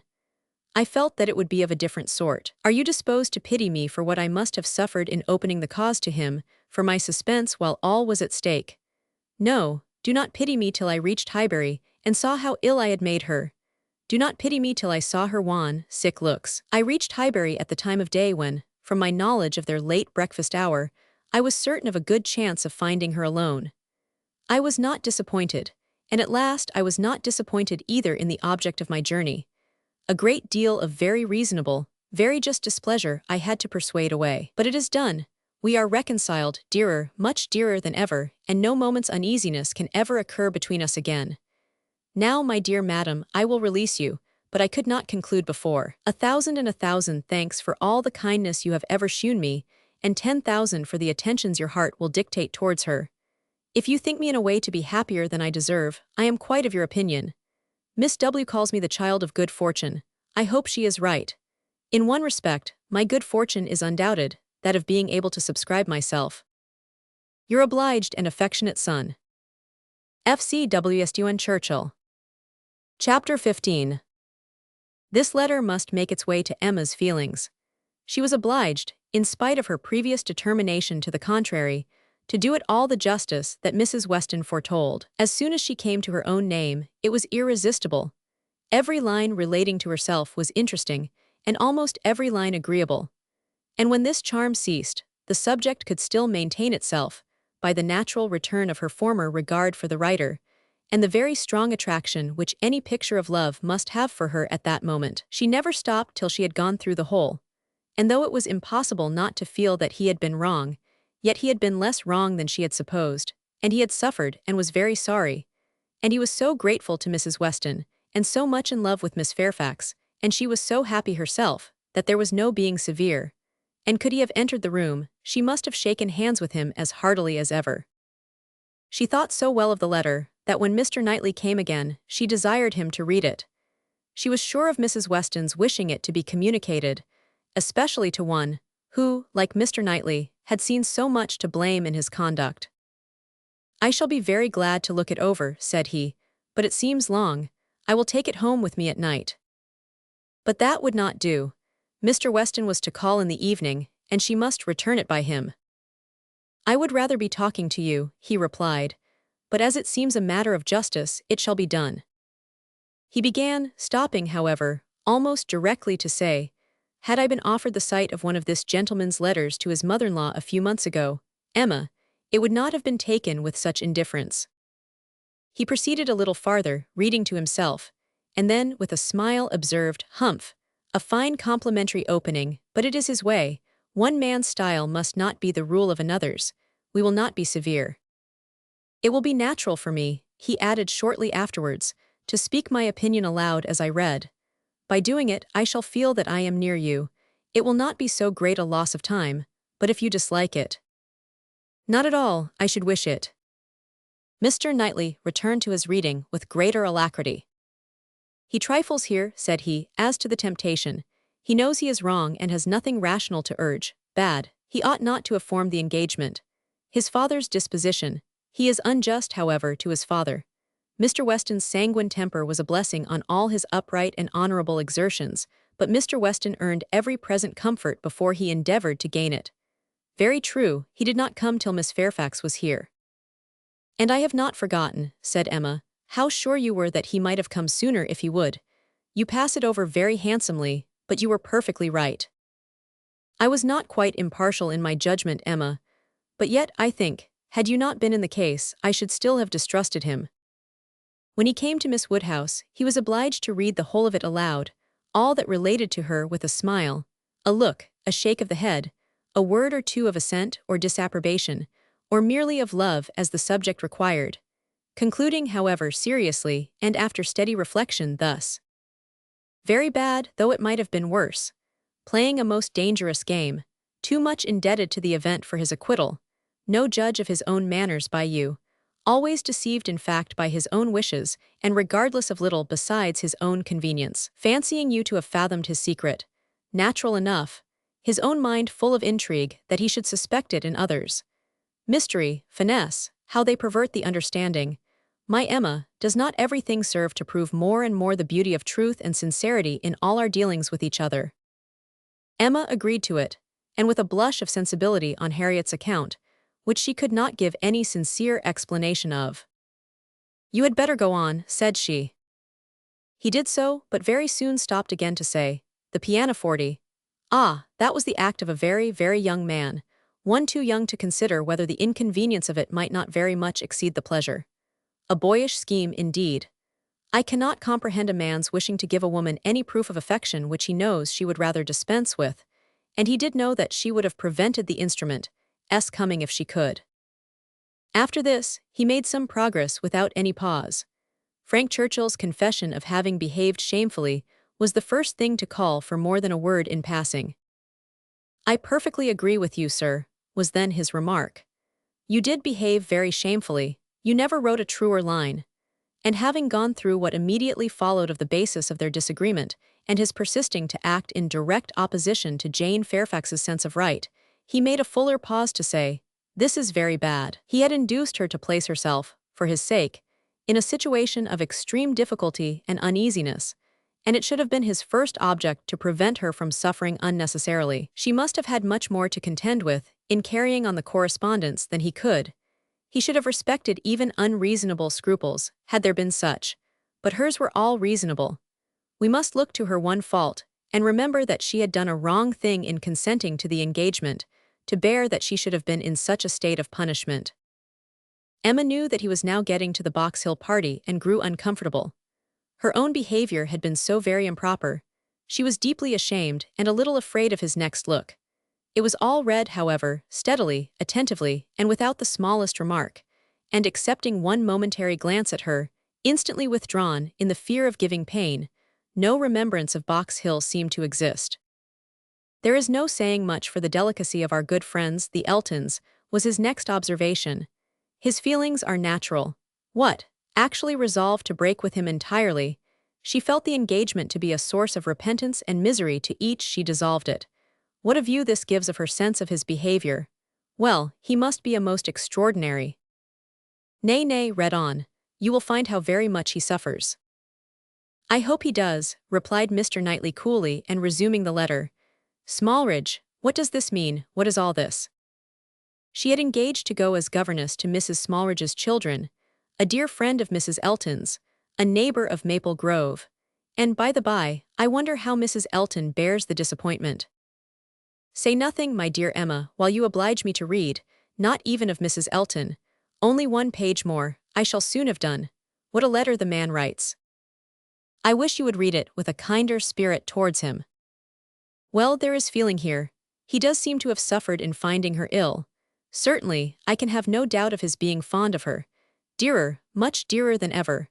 I hope he may long continue to feel all the value of such a reconciliation. He is a very liberal thanker with his thousands and tens of thousands. Happier than I deserve. Come, he knows himself there. Miss Woodhouse calls me the child of good fortune. Those were Miss Woodhouse's words, were they? And a fine ending, and there is the letter. The child of good fortune. That was your name for him, was it? You do not appear so well satisfied with his letter as I am. But still you must, at least I hope you must, think the better of him for it. I hope it does him some service with you." "Yes, certainly it does. He has had great faults, faults of inconsideration and thoughtlessness, and I am very much of his opinion in thinking him likely to be happier than he deserves. But still as he is, beyond a doubt, really attached to Miss Fairfax, and will soon, it may be hoped, have the advantage of being constantly with her, I am very ready to believe his character will improve and acquire from hers the steadiness and delicacy of principle that it wants. And now, let me talk to you of something else. I have another person's interest at present so much at heart that I cannot think any longer about Frank Churchill. Ever since I left you this morning, Emma, my mind has been hard at work on one subject. The subject followed. It was in plain, unaffected, gentlemanlike English, such as Mr. Knightley used even to the woman he was in love with, how to be able to ask her to marry him without attacking the happiness of her father. Emma's answer was ready at the first word. While her dear father lived, any change of condition must be impossible for her. She could never quit him. Part only of this answer, however, was admitted. The impossibility of her quitting her father Mr. Knightley felt as strongly as herself, but the inadmissibility of any other change he could not agree to. He had been thinking it over most deeply, most intently. He had at first hoped to induce Mr. Woodhouse to remove with her to Donwell. He had wanted to believe it feasible, but his knowledge of Mr. Woodhouse would not suffer him to deceive himself long, and now he confessed his persuasion that such a transplantation would be a risk of her father's comfort, perhaps even of his life, which must not be hazarded. Mr. Woodhouse taken from Hartfield. No, he felt that it ought not to be attempted. But the plan which had arisen on the sacrifice of this, he trusted his dearest Emma would not find in any respect objectionable. It was that he should be received at Hartfield, that so long as her father's happiness, in other words, his life, required Hartfield to continue her home, it should be his likewise. Of their all removing to Donwell, Emma had already had her own passing thoughts. Like him, she had tried the scheme and rejected it, but such an alternative as this had not occurred to her. She was sensible of all the affection it evinced. She felt that, in quitting Donwell, he must be sacrificing a great deal of independence of hours and habits, that in living constantly with her father, and in no house of his own, there would be much, very much, to be borne with. She promised to think of it, and advised him to think of it more, but he was fully convinced that no reflection could alter his wishes or his opinion on the subject. He had given it, he could assure her, very long and calm consideration. He had been walking away from William Larkins the whole morning, to have his thoughts to himself. "Ah, there is one difficulty unprovided for," cried Emma. "I am sure William Larkins will not like it. You must get his consent before you ask mine." She promised, however, to think of it, and pretty nearly promised, moreover, to think of it, with the intention of finding it a very good scheme. It is remarkable that Emma, in the many, very many, points of view in which she was now beginning to consider Donwell Abbey, was never struck with any sense of injury to her nephew Henry, whose rights as heir expectant had formerly been so tenaciously regarded. Think she must of the possible difference to the poor little boy. And yet she only gave herself a saucy conscious smile about it, and found amusement in detecting the real cause of that violent dislike of Mr. Knightley's marrying Jane Fairfax, or anybody else, which at the time she had wholly imputed to the amiable solicitude of the sister and the aunt. This proposal of his, this plan of marrying and continuing at Hartfield, the more she contemplated it, the more pleasing it became. His evils seemed to lessen, her own advantages to increase, their mutual good to outweigh every drawback. Such a companion for herself in the periods of anxiety and cheerlessness before her, such a partner in all those duties and cares to which time must be giving increase of melancholy. She would have been too happy but for poor Harriet, but every blessing of her own seemed to involve and advance the sufferings of her friend, who must now be even excluded from Hartfield. The delightful family party which Emma was securing for herself, poor Harriet must, in mere charitable caution, be kept at a distance from. She would be a loser in every way. Emma could not deplore her future absence as any deduction from her own enjoyment. In such a party, Harriet would be rather a dead weight than otherwise, but for the poor girl herself, it seemed a peculiarly cruel necessity that was to be placing her in such a state of unmerited punishment. In time, of course, Mr. Knightley would be forgotten, that is, supplanted, but this could not be expected to happen very early. Mr. Knightley himself would be doing nothing to assist the cure, not like Mr. Elton. Mr. Knightley, always so kind, so feeling, so truly considerate for everybody, would never deserve to be less worshipped than now, and it really was too much to hope even of Harriet, that she could be in love with more than 3 men in 1 year. Chapter 16. It was a very great relief to Emma to find Harriet as desirous as herself to avoid a meeting. Their intercourse was painful enough by letter. How much worse had they been obliged to meet?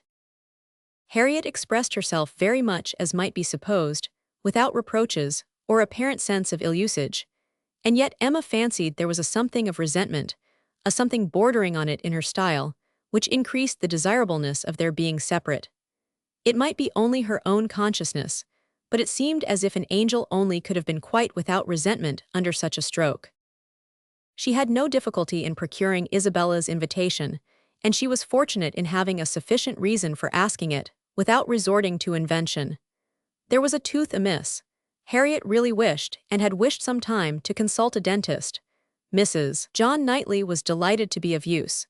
Anything of ill health was a recommendation to her, and though not so fond of a dentist as of a Mr. Wingfield, she was quite eager to have Harriet under her care. When it was thus settled on her sister's side, Emma proposed it to her friend and found her very persuadable. Harriet was to go, she was invited for at least a fortnight, she was to be conveyed in Mr. Woodhouse's carriage. It was all arranged, it was all completed, and Harriet was safe in Brunswick Square. Now Emma could, indeed, enjoy Mr. Knightley's visits.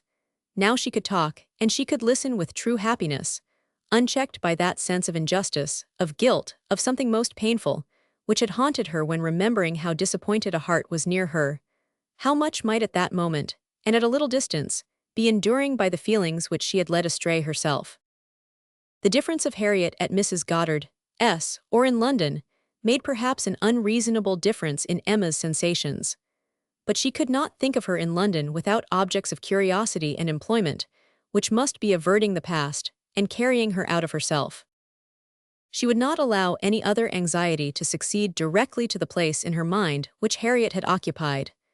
There was a communication before her, one which she only could be competent to make, the confession of her engagement to her father, but she would have nothing to do with it at present. She had resolved to defer the disclosure till Mrs. Weston were safe and well. No additional agitation should be thrown at this period among those she loved, and the evil should not act on herself by anticipation before the appointed time. A fortnight, at least, of leisure and peace of mind, to crown every warmer, but more agitating delight, should be hers. She soon resolved, equally as a duty and a pleasure, to employ half an hour of this holiday of spirits in calling on Miss Fairfax. She ought to go, and she was longing to see her, the resemblance of their present situations increasing every other motive of goodwill. It would be a secret satisfaction, but the consciousness of a similarity of prospect would certainly add to the interest with which she should attend to anything Jane might communicate. She went. She had driven once unsuccessfully to the door, but had not been into the house since the morning after Box Hill, when poor Jane had been in such distress as had filled her with compassion, though all the worst of her sufferings had been unsuspected. The fear of being still unwelcome determined her, though assured of their being at home, to wait in the passage and send up her name. She heard Patty announcing it, but no such bustle succeeded as poor Miss Bates had before made so happily intelligible. No, she heard nothing but the instant reply of, "Beg her to walk up," and a moment afterwards she was met on the stairs by Jane herself, coming eagerly forward, as if no other reception of her were felt sufficient. Emma had never seen her look so well, so lovely, so engaging. There was consciousness, animation, and warmth. There was everything which her countenance or manner could ever have wanted. She came forward with an offered hand, and said in a low but very feeling tone, "This is most kind indeed. Miss Woodhouse, it is impossible for me to express, I hope you will believe, excuse me for being so entirely without words." Emma was gratified, and would soon have shewn no want of words, if the sound of Mrs. Elton's voice from the sitting-room had not checked her, and made it expedient to compress all her friendly and all her congratulatory sensations into a very, very earnest shake of the hand. Mrs. Bates and Mrs. Elton were together. Miss Bates was out, which accounted for the previous tranquillity. Emma could have wished Mrs. Elton elsewhere, but she was in a humor to have patience with everybody, and as Mrs. Elton met her with unusual graciousness, she hoped the rencontre would do them no harm. She soon believed herself to penetrate Mrs. Elton's thoughts, and understand why she was, like herself, in happy spirits. It was being in Miss Fairfax's confidence, and fancying herself acquainted with what was still a secret to other people. Emma saw symptoms of it immediately in the expression of her face, and while paying her own compliments to Mrs. Bates, and appearing to attend to the good old lady's replies, She saw her, with a sort of anxious parade of mystery, fold up a letter which she had apparently been reading aloud to Miss Fairfax, and return it into the purple and gold reticule by her side, saying, with significant nods, "We can finish this some other time, you know. You and I shall not want opportunities, and in fact you have heard all the essential already. I only wanted to prove to you that Mrs. S. admits our apology and is not offended. You see how delightfully she writes. Oh, she is a sweet creature, you would have doted on her had you gone. But not a word more. Let us be discreet quite on our good behavior. Hush, you remember those lines, I forget the poem at this moment. For when a lady, S in the case. You know, all other things give place. Now I say, my dear, in our case, for lady, read, mum, a word to the wise. I am in a fine flow of spirits, an't I? But I want to set your heart at ease as to Mrs. S. My representation, you see, has quite appeased her." And again, on Emma's merely turning her head to look at Mrs. Bates's knitting, she added, in a half-whisper, "I mention no names, you will observe. Oh no, cautious as a minister of state, I managed it extremely well." Emma could not doubt. It was a palpable display, repeated on every possible occasion. When they had all talked a little while in harmony of the weather and Mrs. Weston, she found herself abruptly addressed with, "Do not you think, Miss Woodhouse, our saucy little friend here is charmingly recovered? Do not you think her cure does Perry the highest credit?" Here was a side glance of great meaning at Jane. "Upon my word, Perry has restored her in a wonderful short time. Oh, if you had seen her as I did when she was at the worst." And when Mrs. Bates was saying something to Emma, whispered farther, "We do not say a word of any assistance that Perry might have, not a word of a certain young physician from Windsor. Oh no, Perry shall have all the credit. I have scarce had the pleasure of seeing you, Miss Woodhouse," she shortly afterwards began, "since the party to Box Hill. Very pleasant party. But yet I think there was something wanting. Things did not seem, that is, there seemed a little cloud upon the spirits of some, so it appeared to me at least, but I might be mistaken. However, I think it answered so far as to tempt one to go again. What say you both to our collecting the same party, and exploring to Box Hill again, while the fine weather lasts? It must be the same party, you know, quite the same party, not one exception." Soon after this Miss Bates came in, and Emma could not help being diverted by the perplexity of her first answer to herself, resulting, she supposed, from doubt of what might be said, and impatience to say everything. "Thank you, dear Miss Woodhouse, you are all kindness. It is impossible to say, yes, indeed, I quite understand, dearest Jane's prospects, that is, I do not mean, but she is charmingly recovered. How is Mr. Woodhouse? I am so glad, quite out of my power. Such a happy little circle as you find us here. Yes, indeed, charming young man. That is so very friendly, I mean good Mr. Perry. Such attention to Jane." And from her more than commonly thankful delight towards Mrs. Elton for being there, Emma guessed that there had been a little show of resentment towards Jane, from the vicarage quarter, which was now graciously overcome. After a few whispers indeed, which placed it beyond a guess, Mrs. Elton, speaking louder, said, "Yes, here I am, my good friend, and here I have been so long that anywhere else I should think it necessary to apologize. But the truth is that I am waiting for my lord and master. He promised to join me here and pay his respects to you." "What, are we to have the pleasure of a call from Mr. Elton?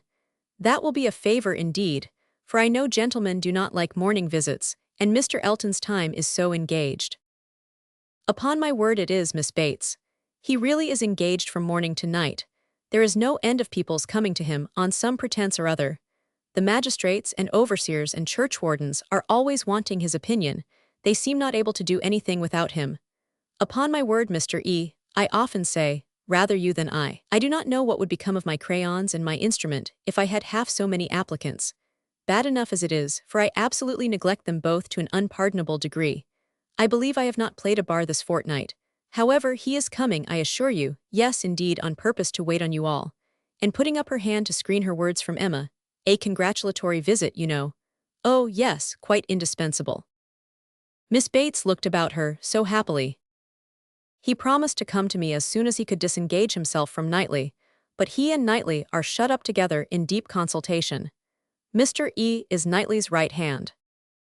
Emma would not have smiled for the world, and only said, "Is Mr. Elton gone on foot to Donwell? He will have a hot walk." "Oh no, it is a meeting at the Crown, a regular meeting. Weston and Cole will be there too, but one is apt to speak only of those who lead. I fancy Mr. E and Knightley have everything their own way." "Have not you mistaken the day?" said Emma. "I am almost certain that the meeting at the Crown is not till tomorrow. Mr. Knightley was at Hartfield yesterday, and spoke of it as for Saturday." "Oh no, the meeting is certainly today," was the abrupt answer, which denoted the impossibility of any blunder on Mrs. Elton's side. "I do believe," she continued, "this is the most troublesome parish that ever was. We never heard of such things at Maple Grove." "Your parish there was small," said Jane. "Upon my word, my dear, I do not know, for I never heard the subject talked of. But it is proved by the smallness of the school, which I have heard you speak of, as under the patronage of your sister and Mrs. Bragg, the only school, and not more than 25 children." "Ah, you clever creature, that's very true. What a thinking brain you have. I say, Jane, what a perfect character you and I should make if we could be shaken together. My liveliness and your solidity would produce perfection. Not that I presume to insinuate, however, that some people may not think you perfection already. But hush, not a word if you please." It seemed an unnecessary caution. Jane was wanting to give her words, not to Mrs. Elton, but to Miss Woodhouse, as the latter plainly saw. The wish of distinguishing her, as far as civility permitted, was very evident, though it could not often proceed beyond a look. Mr. Elton made his appearance. His lady greeted him with some of her sparkling vivacity. "Very pretty, sir, upon my word, to send me on here to be an encumbrance to my friends so long before you vouchsafed to come. But you knew what a dutiful creature you had to deal with. You knew I should not stir till my lord and master appeared. Here have I been sitting this hour, giving these young ladies a sample of true conjugal obedience, for who can say, you know, how soon it may be wanted." Mr. Elton was so hot and tired that all this wit seemed thrown away. His civilities to the other ladies must be paid, but his subsequent object was to lament over himself for the heat he was suffering and the walk he had had for nothing. "When I got to Donwell," said he, "Knightley could not be found. Very odd, very unaccountable. After the note I sent him this morning and the message he returned that he should certainly be at home till 1. "Donwell," cried his wife. "My dear Mr. E., you have not been to Donwell. You mean the Crown, you come from the meeting at the Crown." "No, no, that's tomorrow, and I particularly wanted to see Knightley today on that very account. Such a dreadful broiling morning. I went over the fields too, speaking in a tone of great ill-usage, which made it so much the worse. And then not to find him at home. I assure you I am not at all pleased. And no apology left, no message for me. The housekeeper declared she knew nothing of my being expected. Very extraordinary, and nobody knew at all which way he was gone. Perhaps to Hartfield, perhaps to the Abbey Mill, perhaps into his woods. Miss Woodhouse, this is not like our friend Knightley. Can you explain it?" Emma amused herself by protesting that it was very extraordinary, indeed, and that she had not a syllable to say for him. "I cannot imagine," said Mrs. Elton, feeling the indignity as a wife ought to do, "I cannot imagine how he could do such a thing by you, of all people in the world. The very last person whom one should expect to be forgot. My dear Mr. E., he must have left a message for you, I am sure he must. Not even Knightley could be so very eccentric. And his servants forgot it. Depend upon it, that was the case, and very likely to happen with the Donwell servants, who are all, I have often observed, extremely awkward and remiss. I am sure I would not have such a creature as his Harry stand at our sideboard for any consideration. And as for Mrs. Hodges, Wright holds her very cheap indeed. She promised Wright a receipt and never sent it. I met William Larkins," continued Mr. Elton, "as I got near the house, and he told me I should not find his master at home, but I did not believe him. William seemed rather out of humor. He did not know what was come to his master lately, he said, but he could hardly ever get the speech of him. I have nothing to do with William's wants, but it really is of very great importance that I should see Knightley today, and it becomes a matter, therefore, of very serious inconvenience that I should have had this hot walk to no purpose." Emma felt that she could not do better than go home directly. In all probability, she was at this very time waited for there, and Mr. Knightley might be preserved from sinking deeper in aggression towards Mr. Elton, if not towards William Larkins. She was pleased, on taking leave, to find Miss Fairfax determined to attend her out of the room, to go with her even downstairs. It gave her an opportunity which she immediately made use of to say, It is as well, perhaps, that I have not had the possibility. Had you not been surrounded by other friends, I might have been tempted to introduce a subject, to ask questions, to speak more openly than might have been strictly correct. I feel that I should certainly have been impertinent. Oh, cried Jane, with a blush and an hesitation which Emma thought infinitely more becoming to her than all the elegance of all her usual composure. There would have been no danger. The danger would have been of my wearying you. You could not have gratified me more than by expressing an interest. Indeed, Miss Woodhouse, speaking more collectedly, with the consciousness which I have of misconduct, very great misconduct, it is particularly consoling to me to know that those of my friends, whose good opinion is most worth preserving, are not disgusted to such a degree as to I have not time for half that I could wish to say. I long to make apologies, excuses, to urge something for myself. I feel it so very due. But unfortunately, in short, if your compassion does not stand my friend. Oh, you are too scrupulous, indeed you are, cried Emma warmly and taking her hand. You owe me no apologies, and everybody to whom you might be supposed to owe them is so perfectly satisfied, so delighted even. You are very kind, but I know what my manners were to you. So cold and artificial, I had always a part to act. It was a life of deceit. I know that I must have disgusted you. Pray say no more. I feel that all the apologies should be on my side. Let us forgive each other at once. We must do whatever is to be done quickest, and I think our feelings will lose no time there. I hope you have pleasant accounts from Windsor. Very. And the next news, I suppose, will be that we are to lose you, just as I begin to know you. Oh, as to all that, of course nothing can be thought of yet. I am here till claimed by Colonel and Mrs. Campbell. Nothing can be actually settled yet perhaps, replied Emma, smiling. But excuse me, it must be thought of. The smile was returned as Jane answered. You are very right, it has been thought of. And I will own to you, I am sure it will be safe, that so far as our living with Mr. Churchill at Enscombe, it is settled. There must be 3 months at least of deep mourning, but when they are over, I imagine there will be nothing more to wait for. Thank you, thank you. This is just what I wanted to be assured of. Oh, if you knew how much I love everything that is decided and open. Goodbye, goodbye. Chapter 17. Mrs. Weston's friends were all made happy by her safety, and if the satisfaction of her well-doing could be increased to Emma, it was by knowing her to be the mother of a little girl. She had been decided in wishing for a Miss Weston. She would not acknowledge that it was with any view of making a match for her, hereafter, with either of Isabella's sons, but she was convinced that a daughter would suit both father and mother best. It would be a great comfort to Mr. Weston, as he grew older, and even Mr. Weston might be growing older 10 years hence, to have his fireside enlivened by the sports and the nonsense, the freaks and the fancies of a child never banished from home. And Mrs. Weston, no one could doubt that a daughter would be most to her, and it would be quite a pity that anyone who so well knew how to teach should not have their powers in exercise again. She has had the advantage, you know, of practicing on me, she continued, like la Baronne d'Almaine on la Comtesse d'Ostalis, in Madame de Genlis, Adelaide and Theodore, and we shall now see her own little Adelaide educated on a more perfect plan. That is, replied Mr. Knightley, she will indulge her even more than she did you, and believe that she does not indulge her at all. It will be the only difference. Poor child, cried Emma, at that rate what will become of her? Nothing very bad. The fate of thousands. She will be disagreeable in infancy, and correct herself as she grows older. I am losing all my bitterness against spoilt children, my dearest Emma. I who am owing all my happiness to you, would not it be horrible ingratitude in me to be severe on them? Emma laughed and replied, but I had the assistance of all your endeavors to counteract the indulgence of other people. I doubt whether my own sense would have corrected me without it. Do you? I have no doubt. Nature gave you understanding. Miss Taylor gave you principles. You must have done well. My interference was quite as likely to do harm as good. It was very natural for you to say, what right has he to lecture me? And I am afraid very natural for you to feel that it was done in a disagreeable manner. I do not believe I did you any good.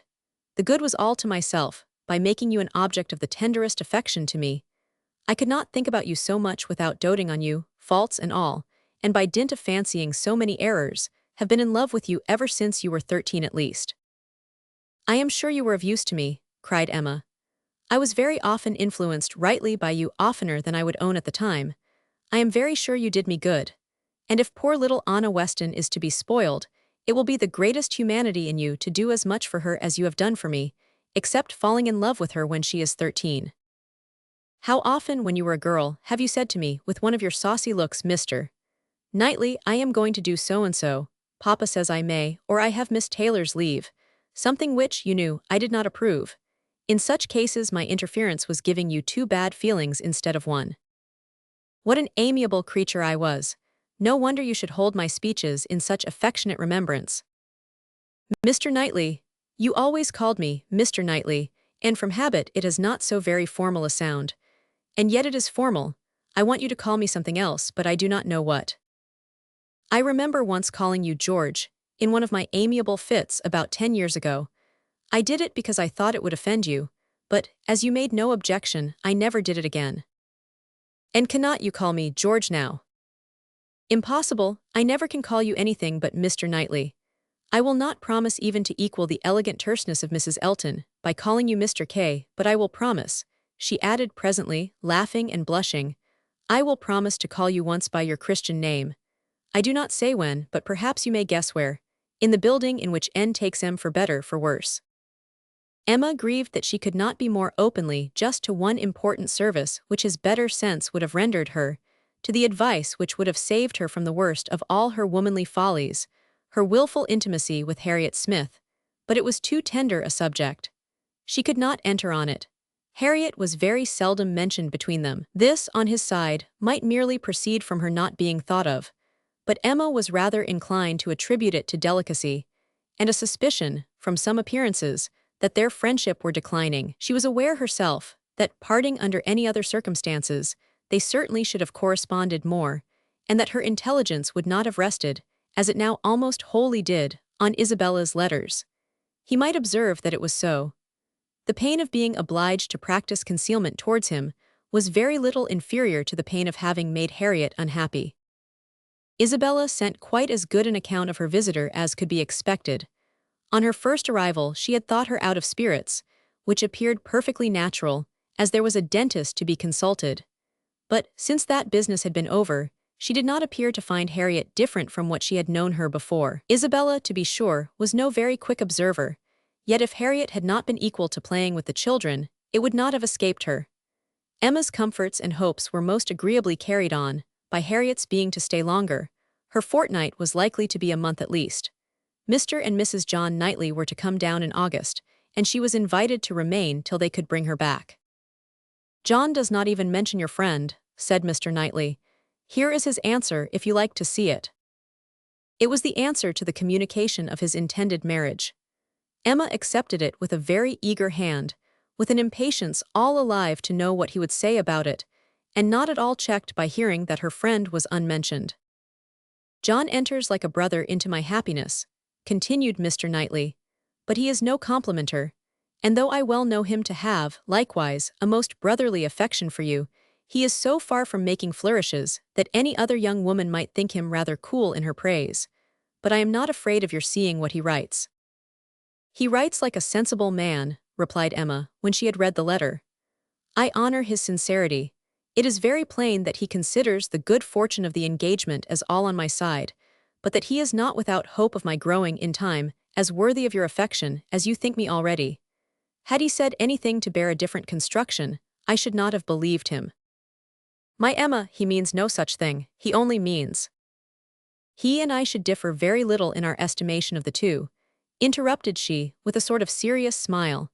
Much less, perhaps, than he is aware of, if we could enter without ceremony or reserve on the subject. Emma, my dear Emma. Oh, she cried with more thorough gaiety, if you fancy your brother does not do me justice, only wait till my dear father is in the secret and hear his opinion. Depend upon it, he will be much farther from doing you justice. He will think all the happiness, all the advantage on your side of the question, all the merit on mine. I wish I may not sink into poor Emma with him at once. His tender compassion towards oppressed worth can go no farther. Ah, he cried, I wish your father might be half as easily convinced as John will be, of our having every right that equal worth can give to be happy together. I am amused by one part of John's letter, did you notice it? where he says that my information did not take him wholly by surprise, that he was rather in expectation of hearing something of the kind. If I understand your brother, he only means so far as you're having some thoughts of marrying. He had no idea of me. He seems perfectly unprepared for that. Yes, yes, but I am amused that he should have seen so far into my feelings. What has he been judging by? I am not conscious of any difference in my spirits or conversation that could prepare him at this time for my marrying any more than at another. But it was so, I suppose. I dare say there was a difference when I was staying with them the other day. I believe I did not play with the children quite so much as usual. I remember one evening the poor boys saying, "Uncle seems always tired now." The time was coming when the news must spread farther, and other persons' reception of it tried. As soon as Mrs. Weston was sufficiently recovered to admit Mr. Woodhouse's visits, Emma, having it in view that her gentle reasonings should be employed in the cause, resolved first to announce it at home and then at Randall's. But how to break it to her father at last? She had bound herself to do it, in such an hour of Mr. Knightley's absence, or when it came to the point her heart would have failed her, and she must have put it off. But Mr. Knightley was to come at such a time, and follow up the beginning she was to make. She was forced to speak, and to speak cheerfully too. She must not make it a more decided subject of misery to him, by a melancholy tone herself.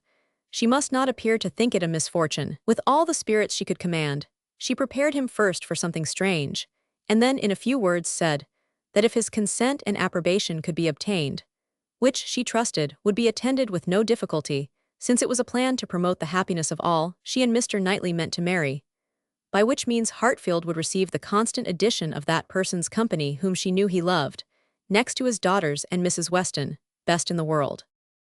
Poor man, it was at first a considerable shock to him, and he tried earnestly to dissuade her from it.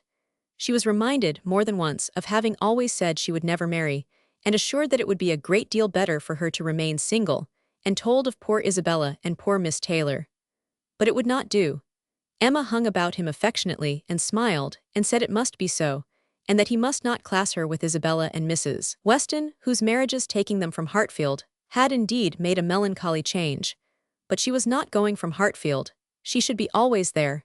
She was introducing no change in their numbers or their comforts but for the better, and she was very sure that he would be a great deal the happier for having Mr. Knightley always at hand, when he were once got used to the idea. Did he not love Mr. Knightley very much? He would not deny that he did, she was sure.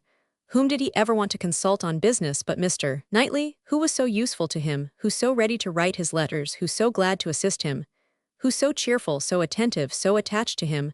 Would not he like to have him always on the spot? Yes, that was all very true. Mr. Knightley could not be there too often. He should be glad to see him every day, but they did see him every day as it was.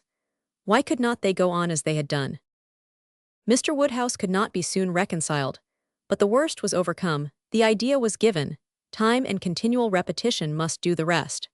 To Emma's entreaties and assurances succeeded Mr. Knightley's, whose fond praise of her gave the subject even a kind of welcome, and he was soon used to be talked to by each, on every fair occasion.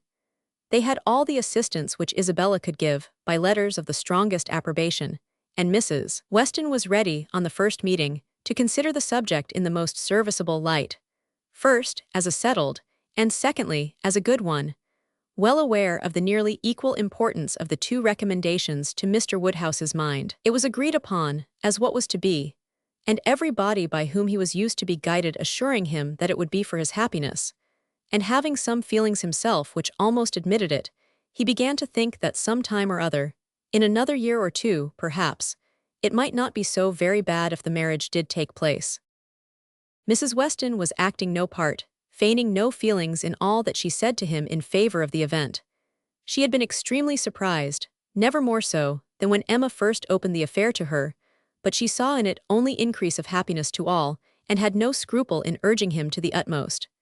She had such a regard for Mr. Knightley as to think he deserved even her dearest Emma, and it was in every respect so proper, suitable, and unexceptionable a connection, and in one respect, one point of the highest importance, so peculiarly eligible, so singularly fortunate, that now it seemed as if Emma could not safely have attached herself to any other creature, and that she had herself been the stupidest of beings in not having thought of it, and wished it long ago. How very few of those men in a rank of life to address Emma would have renounced their own home for Hartfield. And who but Mr. Knightley could know and bear with Mr. Woodhouse, so as to make such an arrangement desirable? The difficulty of disposing of poor Mr. Woodhouse had been always felt in her husband's plans and her own, for a marriage between Frank and Emma. How to settle the claims of Enscombe and Hartfield had been a continual impediment, less acknowledged by Mr. Weston than by herself, but even he had never been able to finish the subject better than by saying, "Those matters will take care of themselves. The young people will find a way." But here there was nothing to be shifted off in a wild speculation on the future. It was all right, all open, all equal. No sacrifice on any side worth the name. It was a union of the highest promise of felicity in itself, and without one real, rational difficulty to oppose or delay it. Mrs. Weston, with her baby on her knee, indulging in such reflections as these, was one of the happiest women in the world. If anything could increase her delight, it was perceiving that the baby would soon have outgrown its first set of caps. The news was universally a surprise wherever it spread, and Mr. Weston had his 5 minutes' share of it, but 5 minutes were enough to familiarize the idea to his quickness of mind. He saw the advantages of the match, and rejoiced in them with all the constancy of his wife, but the wonder of it was very soon nothing, and by the end of an hour, he was not far from believing that he had always foreseen it. "It is to be a secret, I conclude," said he. "These matters are always a secret till it is found out that everybody knows them. Only let me be told when I may speak out. I wonder whether Jane has any suspicion." He went to Highbury the next morning and satisfied himself on that point. He told her the news. Was not she like a daughter, his eldest daughter? He must tell her, and Miss Bates being present, it passed of course to Mrs. Cole, Mrs. Perry and Mrs. Elton immediately afterwards. It was no more than the principals were prepared for. They had calculated from the time of its being known at Randall's, how soon it would be over Highbury, and were thinking of themselves, as the evening wonder in many a family circle, with great sagacity. In general, it was a very well-approved match. Some might think him, and others might think her, the most in luck. One set might recommend their all removing to Donwell, and leaving Hartfield for the John Knightleys, and another might predict disagreements among their servants.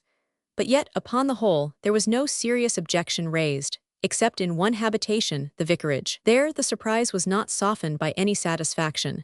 Mr. Elton cared little about it compared with his wife. He only hoped the young lady's pride would now be contented, and supposed she had always meant to catch Knightley if she could, and on the point of living at Hartfield, could daringly exclaim, "Rather he than I." But Mrs. Elton was very much discomposed indeed. Poor Knightley, poor fellow, sad business for him.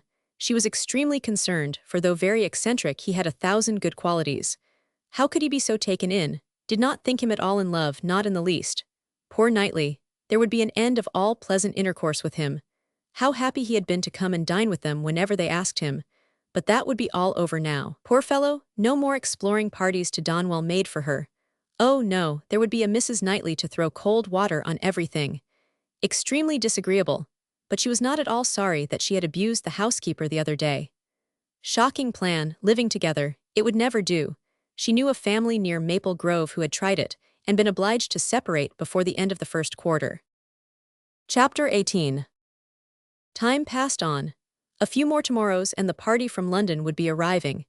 It was an alarming change, and Emma was thinking of it one morning, as what must bring a great deal to agitate and grieve her, when Mr. Knightley came in, and distressing thoughts were put by. After the first chat of pleasure he was silent, and then, in a graver tone, began with, "I have something to tell you, Emma, some news." "Good or bad?" said she quickly, looking up in his face. "I do not know which it ought to be called." "Oh, good, I am sure. I see it in your countenance, you are trying not to smile." "I am afraid," said he, composing his features, "I am very much afraid, my dear Emma, that you will not smile when you hear it." "Indeed, but why so? I can hardly imagine that anything which pleases or amuses you should not please and amuse me too." "There is one subject," he replied, "I hope but one, on which we do not think alike." He paused a moment, again smiling with his eyes fixed on her face.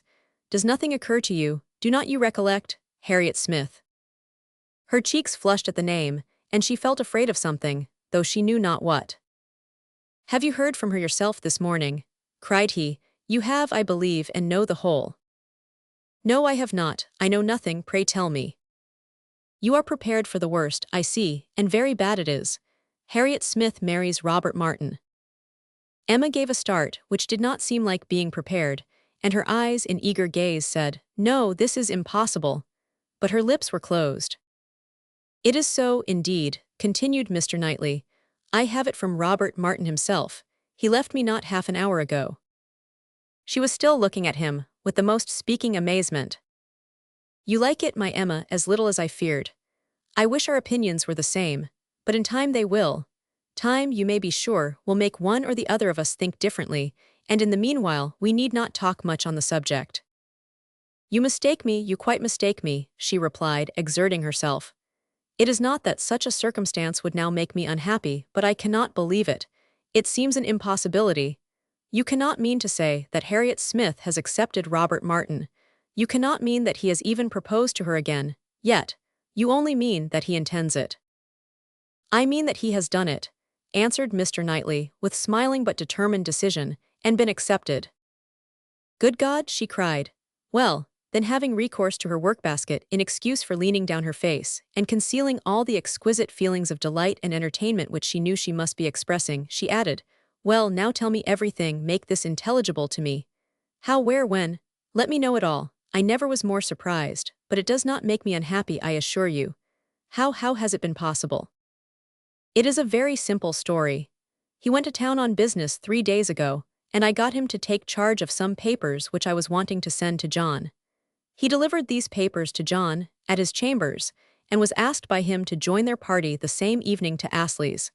They were going to take the 2 eldest boys to Astley's. The party was to be our brother and sister Henry, John, and Miss Smith. My friend Robert could not resist. They called for him in their way, were all extremely amused, and my brother asked him to dine with them the next day, which he did, and in the course of that visit, as I understand, he found an opportunity of speaking to Harriet, and certainly did not speak in vain.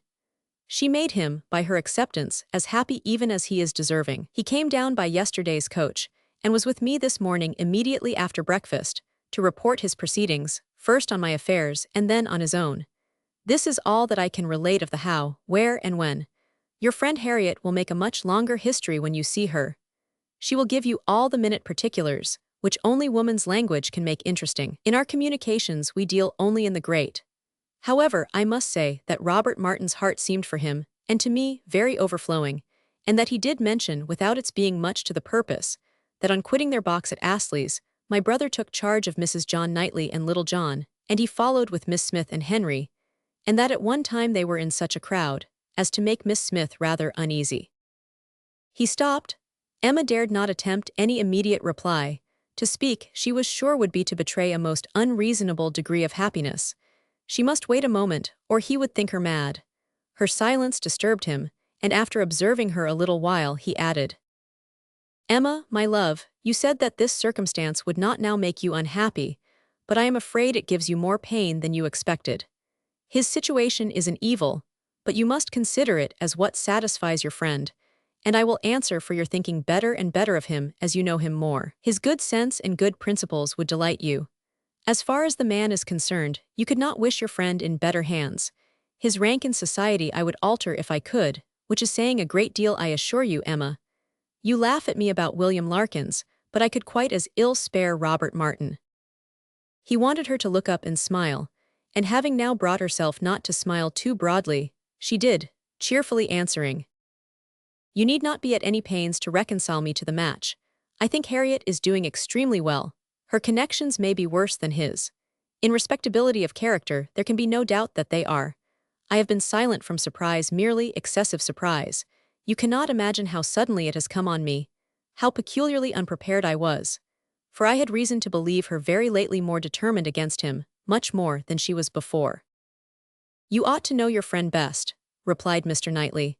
"But I should say she was a good-tempered, soft-hearted girl, not likely to be very, very determined against any young man who told her he loved her." Emma could not help laughing as she answered, "Upon my word, I believe you know her quite as well as I do. But, Mr. Knightley, are you perfectly sure that she has absolutely and downright accepted him? I could suppose she might in time, but can she already? Did not you misunderstand him? You were both talking of other things, of business, shows of cattle, or new drills, and might not you, in the confusion of so many subjects, mistake him? It was not Harriet's hand that he was certain of, it was the dimensions of some famous ox. The contrast between the countenance and air of Mr. Knightley and Robert Martin was, at this moment, so strong to Emma's feelings, and so strong was the recollection of all that had so recently passed on Harriet's side, so fresh the sound of those words, spoken with such emphasis, "No, I hope I know better than to think of Robert Martin," that she was really expecting the intelligence to prove, in some measure, premature. It could not be otherwise. "Do you dare say this?" cried Mr. Knightley. "Do you dare to suppose me so great a blockhead as not to know what a man is talking of? What do you deserve?" "Oh, I always deserve the best treatment, because I never put up with any other. And therefore, you must give me a plain, direct answer. Are you quite sure that you understand the terms on which Mr. Martin and Harriet now are?" "I am quite sure," he replied, speaking very distinctly, "that he told me she had accepted him, and that there was no obscurity, nothing doubtful in the words he used. And I think I can give you a proof that it must be so. He asked my opinion as to what he was now to do. He knew of no one but Mrs. Goddard to whom he could apply for information of her relations or friends. Could I mention anything more fit to be done than to go to Mrs. Goddard? I assured him that I could not. Then, he said, he would endeavor to see her in the course of this day." "I am perfectly satisfied," replied Emma, with the brightest smiles, "and most sincerely wish them happy. You are materially changed, since we talked on this subject before." "I hope so, for at that time I was a fool. And I am changed also, for I am now very willing to grant you all Harriet's good qualities. I have taken some pains for your sake, and for Robert Martin's sake, whom I have always had reason to believe as much in love with her as ever, to get acquainted with her. I have often talked to her a good deal. You must have seen that I did. Sometimes, indeed, I have thought you were half suspecting me of pleading poor Martin's cause, which was never the case.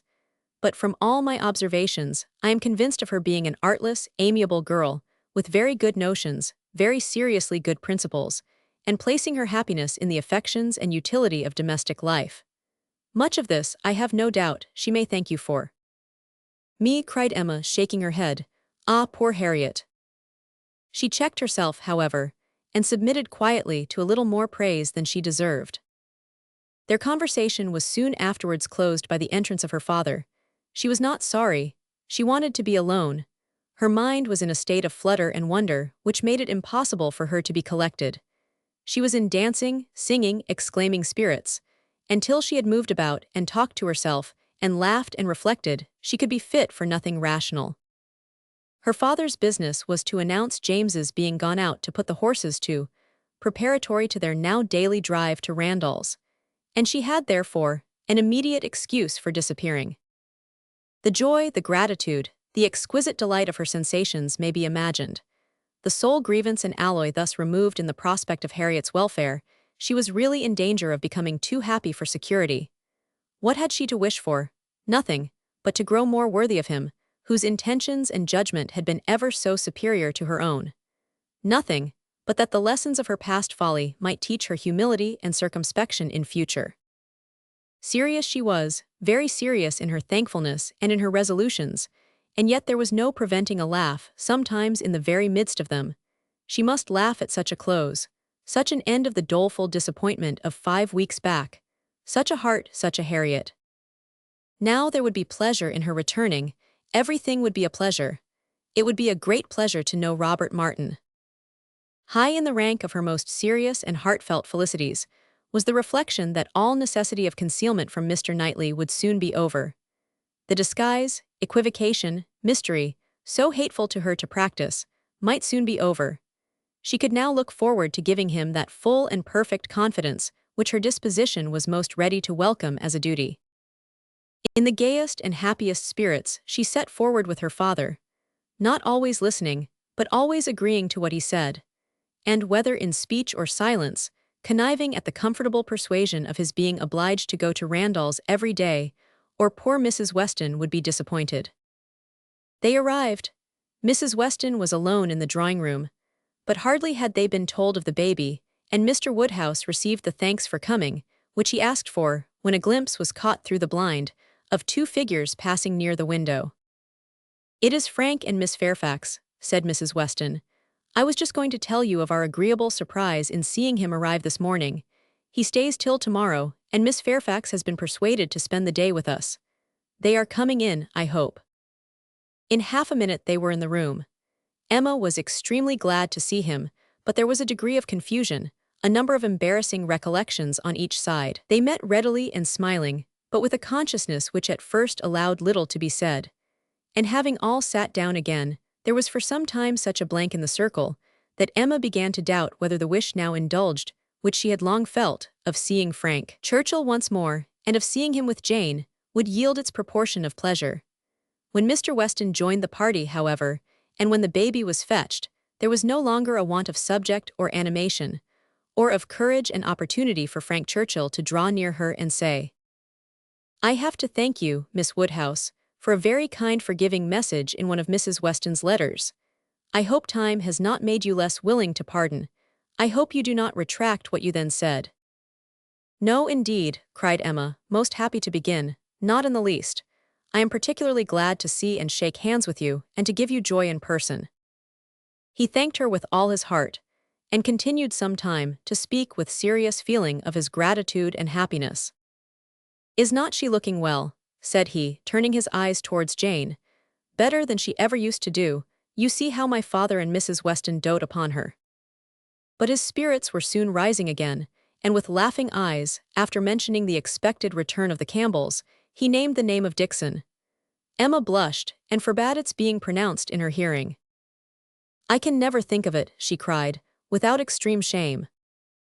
"The shame," he answered, "is all mine or ought to be, but is it possible that you had no suspicion? I mean of late. Early I know you had none."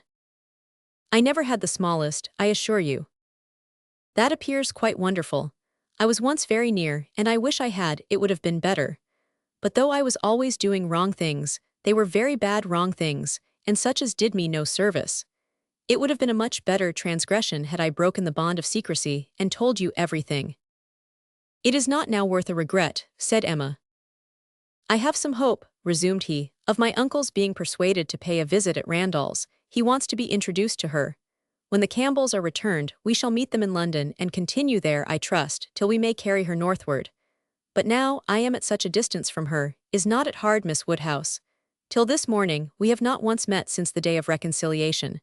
Do not you pity me?" Emma spoke her pity so very kindly, that with a sudden accession of gay thought, he cried, "Ah, by the by," then sinking his voice and looking demure for the moment, "I hope Mr. Knightley is well." He paused. She colored and laughed. "I know you saw my letter, and think you may remember my wish in your favor. Let me return your congratulations. I assure you that I have heard the news with the warmest interest and satisfaction. He is a man whom I cannot presume to praise." Emma was delighted, and only wanted him to go on in the same style. But his mind was the next moment in his own concerns, and with his own Jane, and his next words were, "Did you ever see such a skin?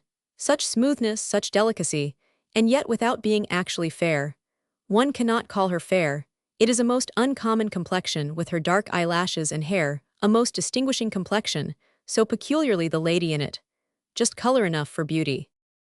"I have always admired her complexion," replied Emma, archly, "but do not I remember the time when you found fault with her for being so pale, when we first began to talk of her? Have you quite forgot?" "Oh no, what an impudent dog I was. How could I dare?" But he laughed so heartily at the recollection, that Emma could not help saying, "I do suspect that in the midst of your perplexities at that time, you had very great amusement in tricking us all. I am sure you had. I am sure it was a consolation to you." "Oh no, no, no, how can you suspect me of such a thing? I was the most miserable wretch." "Not quite so miserable as to be insensible to mirth. I am sure it was a source of high entertainment to you, to feel that you were taking us all in. Perhaps I am the readier to suspect, because, to tell you the truth, I think it might have been some amusement to myself in the same situation. I think there is a little likeness between us." He bowed. "If not in our dispositions," she presently added, with a look of true sensibility, "there is a likeness in our destiny, the destiny which bids fair to connect us with two characters so much superior to our own." "True, true," he answered warmly. "No, not true on your side, you can have no superior but most true on mine. She is a complete angel, look at her. Is not she an angel in every gesture? Observe the turn of her throat. Observe her eyes as she is looking up at my father. You will be glad to hear, inclining his head, and whispering seriously, that my uncle means to give her all my aunt's jewels. They are to be new set. I am resolved to have some in an ornament for the head. Will not it be beautiful in her dark hair? Very beautiful indeed, replied Emma, and she spoke so kindly that he gratefully burst out. How delighted I am to see you again, and to see you in such excellent looks. I would not have missed this meeting for the world. I should certainly have called at Hartfield, had you failed to come. The others had been talking of the child, Mrs. Weston giving an account of a little alarm she had been under, the evening before, from the infant's appearing not quite well. She believed she had been foolish, but it had alarmed her, and she had been within half a minute of sending for Mr. Perry. Perhaps she ought to be ashamed, but Mr. Weston had been almost as uneasy as herself. In 10 minutes, however, the child had been perfectly well again. This was her history, and particularly interesting it was to Mr. Woodhouse, who commended her very much for thinking of sending for Perry, and only regretted that she had not done it. She should always send for Perry if the child appeared in the slightest degree disordered, were it only for a moment. She could not be too soon alarmed, nor send for Perry too often. It was a pity, perhaps, that he had not come last night, for though the child seemed well now, very well considering, it would probably have been better if Perry had seen it. Frank Churchill caught the name. Perry, said he to Emma, and trying, as he spoke, to catch Miss Fairfax's eye. My friend Mr. Perry, what are they saying about Mr. Perry? Has he been here this morning? And how does he travel now? Has he set up his carriage? Emma soon recollected and understood him, and while she joined in the laugh, it was evident from Jane's countenance that she too was really hearing him, though trying to seem deaf. Such an extraordinary dream of mine, he cried. I can never think of it without laughing.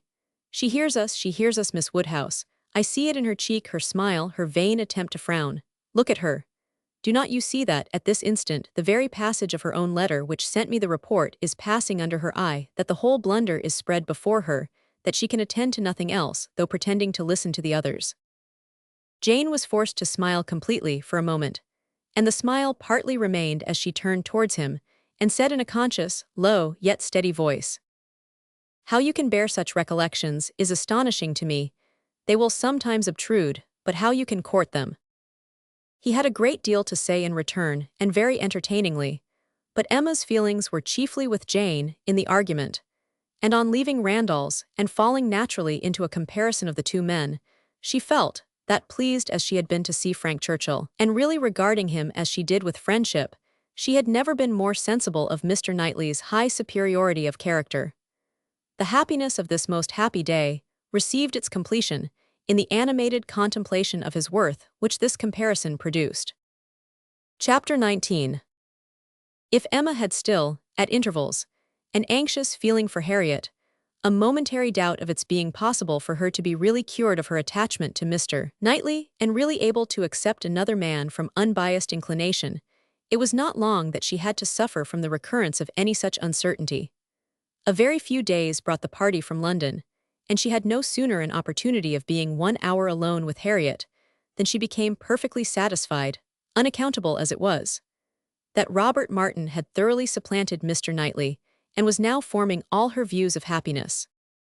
Harriet was a little distressed, did look a little foolish at first, but having once owned that she had been presumptuous and silly and self-deceived before, her pain and confusion seemed to die away with the words, and leave her without a care for the past, and with the fullest exultation in the present and future. For, as to her friend's approbation, Emma had instantly removed every fear of that nature, by meeting her with the most unqualified congratulations. Harriet was most happy to give every particular of the evening at Astley's, and the dinner the next day. She could dwell on it all with the utmost delight. But what did such particulars explain? The fact was, as Emma could now acknowledge, that Harriet had always liked Robert Martin, and that his continuing to love her had been irresistible. Beyond this, it must ever be unintelligible to Emma. The event, however, was most joyful, and every day was giving her fresh reason for thinking so. Harriet's parentage became known. She proved to be the daughter of a tradesman, rich enough to afford her the comfortable maintenance which had ever been hers, and decent enough to have always wished for concealment. Such was the blood of gentility which Emma had formerly been so ready to vouch for. It was likely to be as untainted, perhaps, as the blood of many a gentleman. But what a connection had she been preparing for Mr. Knightley, or for the Churchills, or even for Mr. Elton? The stain of illegitimacy, unbleached by nobility or wealth, would have been a stain indeed. No objection was raised on the father's side. The young man was treated liberally. It was all as it should be. And as Emma became acquainted with Robert Martin, who was now introduced at Hartfield, she fully acknowledged in him all the appearance of sense and worth which could bid fairest for her little friend. She had no doubt of Harriet's happiness with any good-tempered man. But with him, and in the home he offered, there would be the hope of more, of security, stability, and improvement. She would be placed in the midst of those who loved her, and who had better sense than herself, retired enough for safety and occupied enough for cheerfulness. She would be never led into temptation, nor left for it to find her out. She would be respectable and happy, and Emma admitted her to be the luckiest creature in the world, to have created so steady and persevering an affection in such a man, or, if not quite the luckiest, to yield only to herself. Harriet, necessarily drawn away by her engagements with the Martins, was less and less at Hartfield, which was not to be regretted. The intimacy between her and Emma must sink, their friendship must change into a calmer sort of goodwill, and fortunately, what ought to be, and must be, seemed already beginning, and in the most gradual, natural manner. Before the end of September, Emma attended Harriet to church, and saw her hand bestowed on Robert Martin with so complete a satisfaction, as no remembrances, even connected with Mr. Elton as he stood before them, could impair. Perhaps, indeed, at that time she scarcely saw Mr. Elton, but as the clergyman whose blessing at the altar might next fall on herself. Robert Martin and Harriet Smith, the latest couple engaged of the three, were the first to be married. Jane Fairfax had already quitted Highbury, and was restored to the comforts of her beloved home with the Campbells. The Mr. Churchills were also in town, and they were only waiting for November. The intermediate month was the one fixed on, as far as they dared, by Emma and Mr. Knightley. They had determined that their marriage ought to be concluded, while John and Isabella were still at Hartfield, to allow them the fortnight's absence in a tour to the seaside, which was the plan. John and Isabella and every other friend were agreed in approving it. But Mr. Woodhouse, how was Mr. Woodhouse to be induced to consent? He, who had never yet alluded to their marriage but as a distant event. When first sounded on the subject, he was so miserable that they were almost hopeless. A second allusion, indeed, gave less pain. He began to think it was to be, and that he could not prevent it, a very promising step of the mind on its way to resignation. Still, however, he was not happy. Nay, he appeared so much otherwise that his daughter's courage failed. She could not bear to see him suffering, to know him fancying himself neglected. And though her understanding almost acquiesced in the assurance of both the Mr. Knightleys, that when once the event were over, his distress would be soon over too, she hesitated. She could not proceed. In this state of suspense they were befriended, not by any sudden illumination of Mr. Woodhouse's mind, or any wonderful change of his nervous system, but by the operation of the same system in another way. Mrs. Weston's poultry house was robbed one night of all her turkeys, evidently by the ingenuity of man. Other poultry yards in the neighborhood also suffered. Pilfering was housebreaking to Mr. Woodhouse's fears. He was very uneasy, and but for the sense of his son-in-law's protection, would have been under wretched alarm every night of his life. The strength, resolution, and presence of mind of the Mr. Knightleys commanded his fullest dependence. While either of them protected him and his, Hartfield was safe. But Mr. John Knightley must be in London again by the end of the first week in November. The result of this distress was that, with a much more voluntary, cheerful consent than his daughter had ever presumed to hope for at the moment, she was able to fix her wedding day, and Mr. Elton was called on, within a month from the marriage of Mr. and Mrs. Robert Martin, to join the hands of Mr. Knightley and Miss Woodhouse. The wedding was very much like other weddings, where the parties have no taste for finery or parade, and Mrs. Elton, from the particulars detailed by her husband, thought it all extremely shabby and very inferior to her own. Very little white satin, very few lace veils, a most pitiful business. Selina would stare when she heard of it. But, in spite of these deficiencies, the wishes, the hopes, the confidence, the predictions of the small band of true friends who witnessed the ceremony were fully answered in the perfect happiness of the union. Finis. I shall never be invited to Abbey Mill again, was said in rather a sorrowful tone. Nor, if you were, could I ever bear to part with you, my Harriet. You are a great deal too necessary at Hartfield to be spared to Abbey Mill. And I am sure I should never want to go there, for I am never happy but at Hartfield. Some time afterwards it was. I think Mrs. Goddard would be very much surprised if she knew what had happened. I am sure Miss Nash would, for Miss Nash thinks her own sister very well married, and it is only a linen draper. One should be sorry to see greater pride or refinement in the teacher of a school, Harriet. I dare say Miss Nash would envy you such an opportunity as this of being married. Even this conquest would appear valuable in her eyes. As to anything superior for you, I suppose she is quite in the dark. The attentions of a certain person can hardly be among the tittle-tattle of Highbury yet. Hitherto, I fancy you and I are the only people to whom his looks and manners have explained themselves.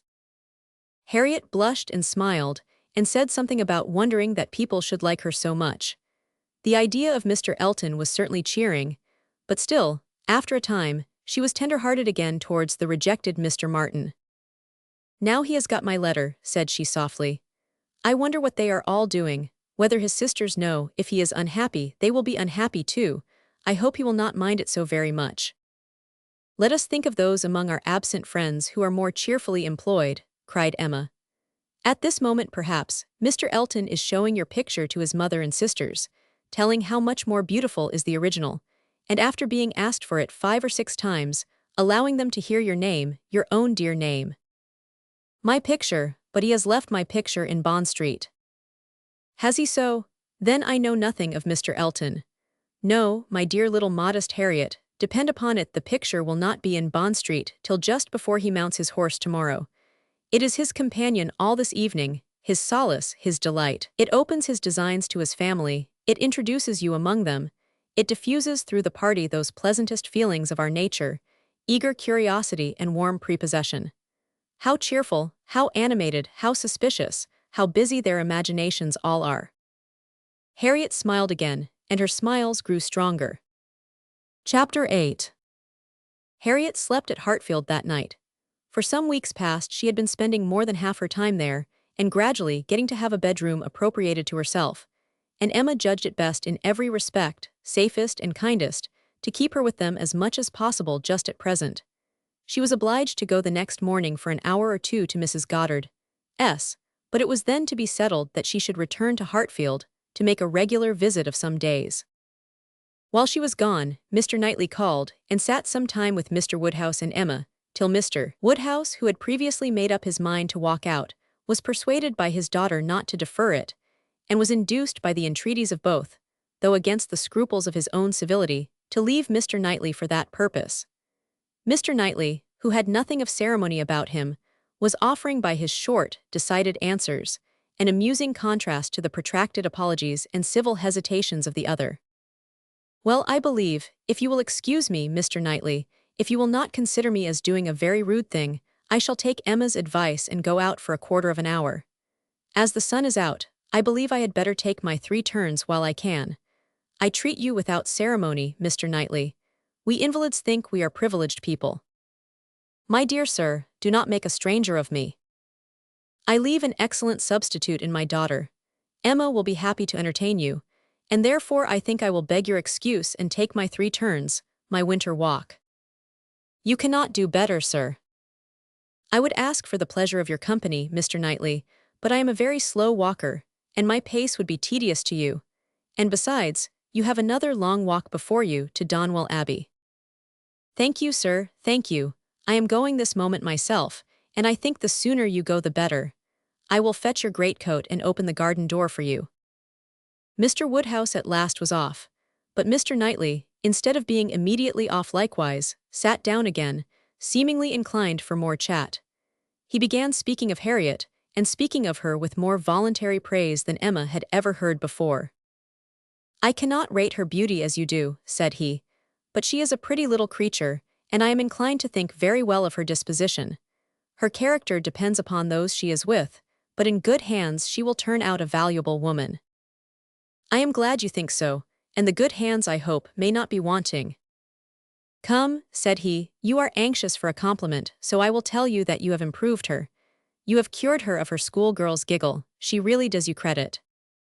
Thank you. I should be mortified indeed if I did not believe I had been of some use. But it is not everybody who will bestow praise where they may. You do not often overpower me with it. You are expecting her again, you say this morning. Almost every moment. She has been gone longer already than she intended. Something has happened to delay her, some visitors perhaps. Highbury gossips, tiresome wretches. Harriet may not consider everybody tiresome that you would. Emma knew this was too true for contradiction, and therefore said nothing. He presently added with a smile.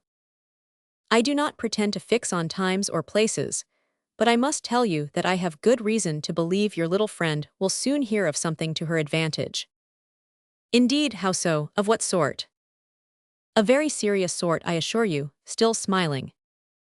Very serious. I can think of but one thing: who is in love with her, who makes you their confidant. Emma was more than half in hopes of Mr. Elton's having dropped a hint. Mr. Knightley was a sort of general friend and adviser, and she knew Mr. Elton looked up to him. I have reason to think, he replied, that Harriet Smith will soon have an offer of marriage, and from a most unexceptionable quarter. Robert Martin is the man. Her visit to Abbey Mill this summer seems to have done his business. He is desperately in love and means to marry her. He is very obliging, said Emma, but is he sure that Harriet means to marry him? Well, means to make her an offer then. Will that do? He came to the Abbey 2 evenings ago, on purpose to consult me about it. He knows I have a thorough regard for him and all his family, and I believe considers me as one of his best friends. He came to ask me whether I thought it would be imprudent in him to settle so early, whether I thought her too young, in short, whether I approved his choice altogether, having some apprehension perhaps of her being considered, especially since you're making so much of her as in a line of society above him. I was very much pleased with all that he said. I never hear better sense from anyone than Robert Martin. He always speaks to the purpose, open, straightforward, and very well judging. He told me everything, his circumstances and plans, and what they all proposed doing in the event of his marriage. He is an excellent young man, both as son and brother. I had no hesitation in advising him to marry. He proved to me that he could afford it, and that being the case, I was convinced he could not do better. I praised the fair lady too, and altogether sent him away very happy. If he had never esteemed my opinion before, he would have thought highly of me then, and I dare say left the house thinking me the best friend and counselor man ever had. This happened the night before last. Now, as we may fairly suppose, he would not allow much time to pass before he spoke to the lady, and as he does not appear to have spoken yesterday, it is not unlikely that he should be at Mrs. Goddard's today, and she may be detained by a visitor, without thinking him at all a tiresome wretch. Pray, Mr. Knightley, said Emma, who had been smiling to herself through a great part of this speech, how do you know that Mr. Martin did not speak yesterday? Certainly, replied he surprised, I do not absolutely know it, but it may be inferred. Was not she the whole day with you? Come, said she, I will tell you something in return for what you have told me. He did speak yesterday, that is, he wrote and was refused. This was obliged to be repeated before it could be believed, and Mr. Knightley actually looked red with surprise and displeasure as he stood up, in tall indignation, and said, Then she is a greater simpleton than I ever believed her. What is the foolish girl about? Oh, to be sure, cried Emma, it is always incomprehensible to a man that a woman should ever refuse an offer of marriage. A man always imagines a woman to be ready for anybody who asks her. Nonsense, a man does not imagine any such thing, but what is the meaning of this? Harriet Smith refuse Robert Martin, madness if it is so, but I hope you are mistaken. I saw her answer, nothing could be clearer. You saw her answer, you wrote her answer too. Emma, this is your doing, you persuaded her to refuse him. And if I did, which, however, I am far from allowing, I should not feel that I had done wrong. Mr. Martin is a very respectable young man, but I cannot admit him to be Harriet's equal, and am rather surprised indeed that he should have ventured to address her. By your account, he does seem to have had some scruples. It is a pity that they were ever got over. Not Harriet's equal, exclaimed Mr. Knightley loudly and warmly, and with calmer asperity, added, a few moments afterwards, No, he is not her equal indeed, for he is as much her superior in sense as in situation. Emma, your infatuation about that girl blinds you. What are Harriet Smith's claims? either of birth, nature, or education, to any connection higher than Robert Martin. She is the natural daughter of nobody knows whom, with probably no settled provision at all, and certainly no respectable relations. She is known only as parlor boarder at a common school. She is not a sensible girl, nor a girl of any information. She has been taught nothing useful, and is too young and too simple to have acquired anything herself. At her age she can have no experience, and with her little wit is not very likely ever to have any that can avail her. She is pretty, and she is good-tempered, and that is all. My only scruple in advising the match was on his account, as being beneath his deserts, and a bad connection for him. I felt that, as to fortune, in all probability he might do much better, and that as to a rational companion or useful helpmate, he could not do worse. But I could not reason so to a man in love, and was willing to trust to there being no harm in her, to her having that sort of disposition, which, in good hands, like his, might be easily led aright and turn out very well. The advantage of the match I felt to be all on her side, and had not the smallest doubt, nor have I now, that there would be a general cry-out upon her extreme good luck. Even your satisfaction I made sure of. It crossed my mind immediately that you would not regret your friend's leaving Highbury, for the sake of her being settled so well.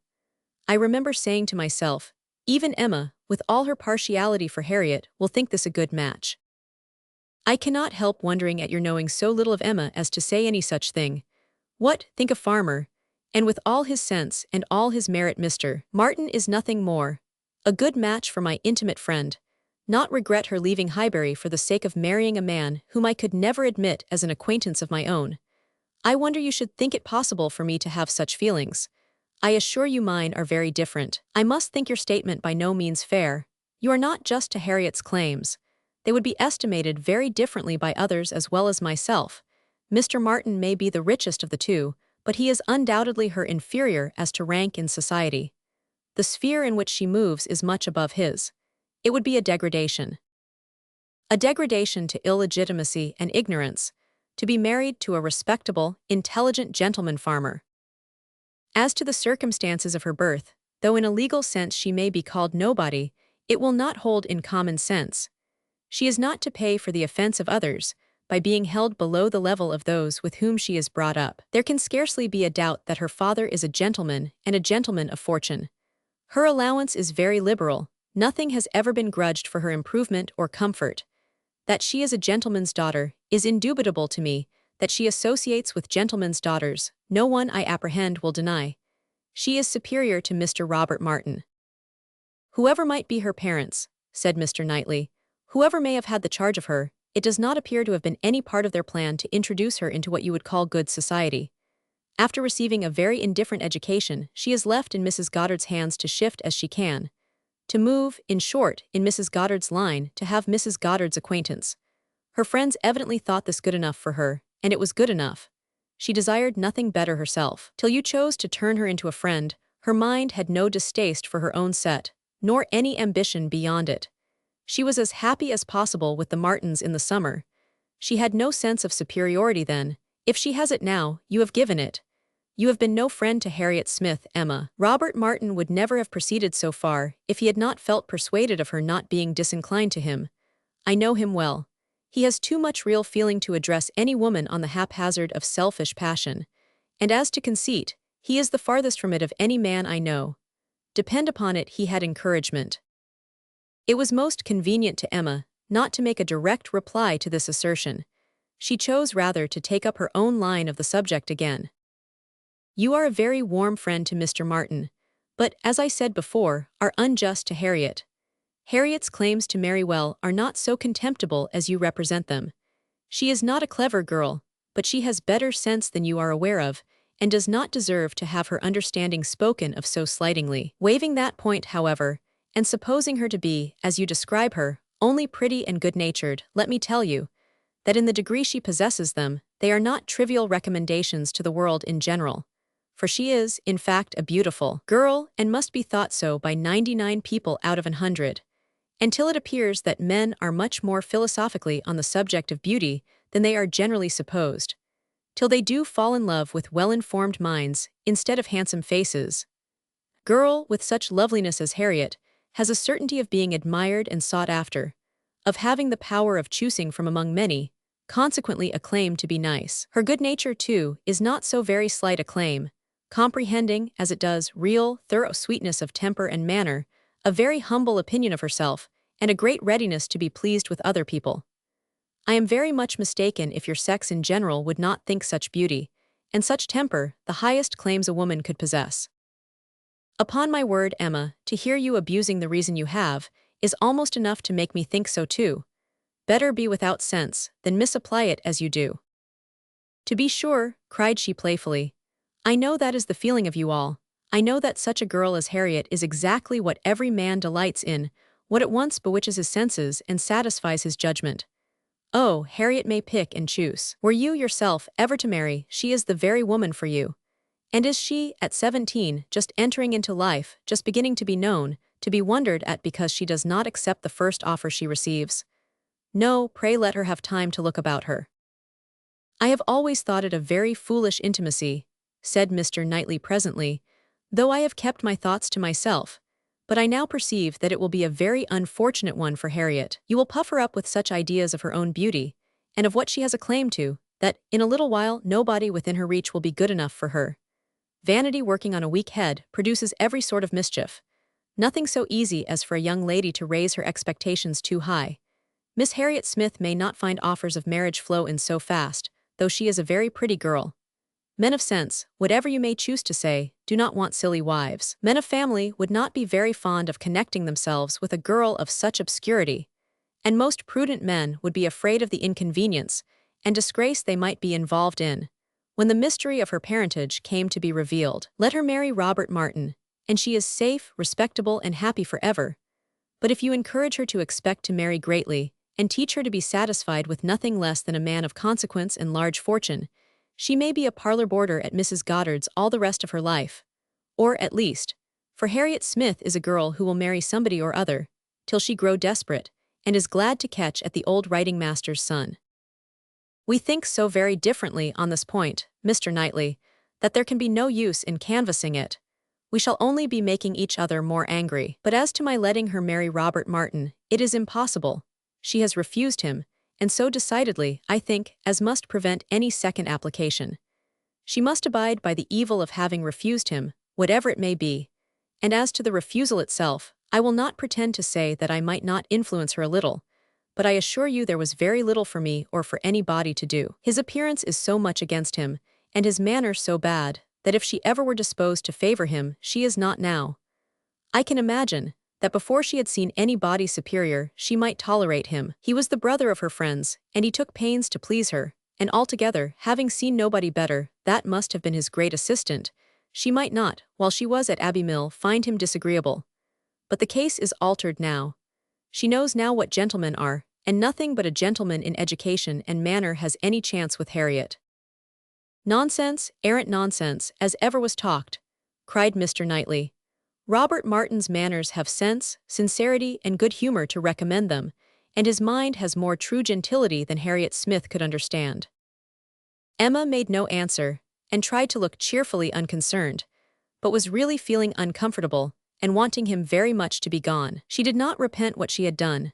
She still thought herself a better judge of such a point of female right and refinement than he could be, but yet she had a sort of habitual respect for his judgment in general, which made her dislike having it so loudly against her.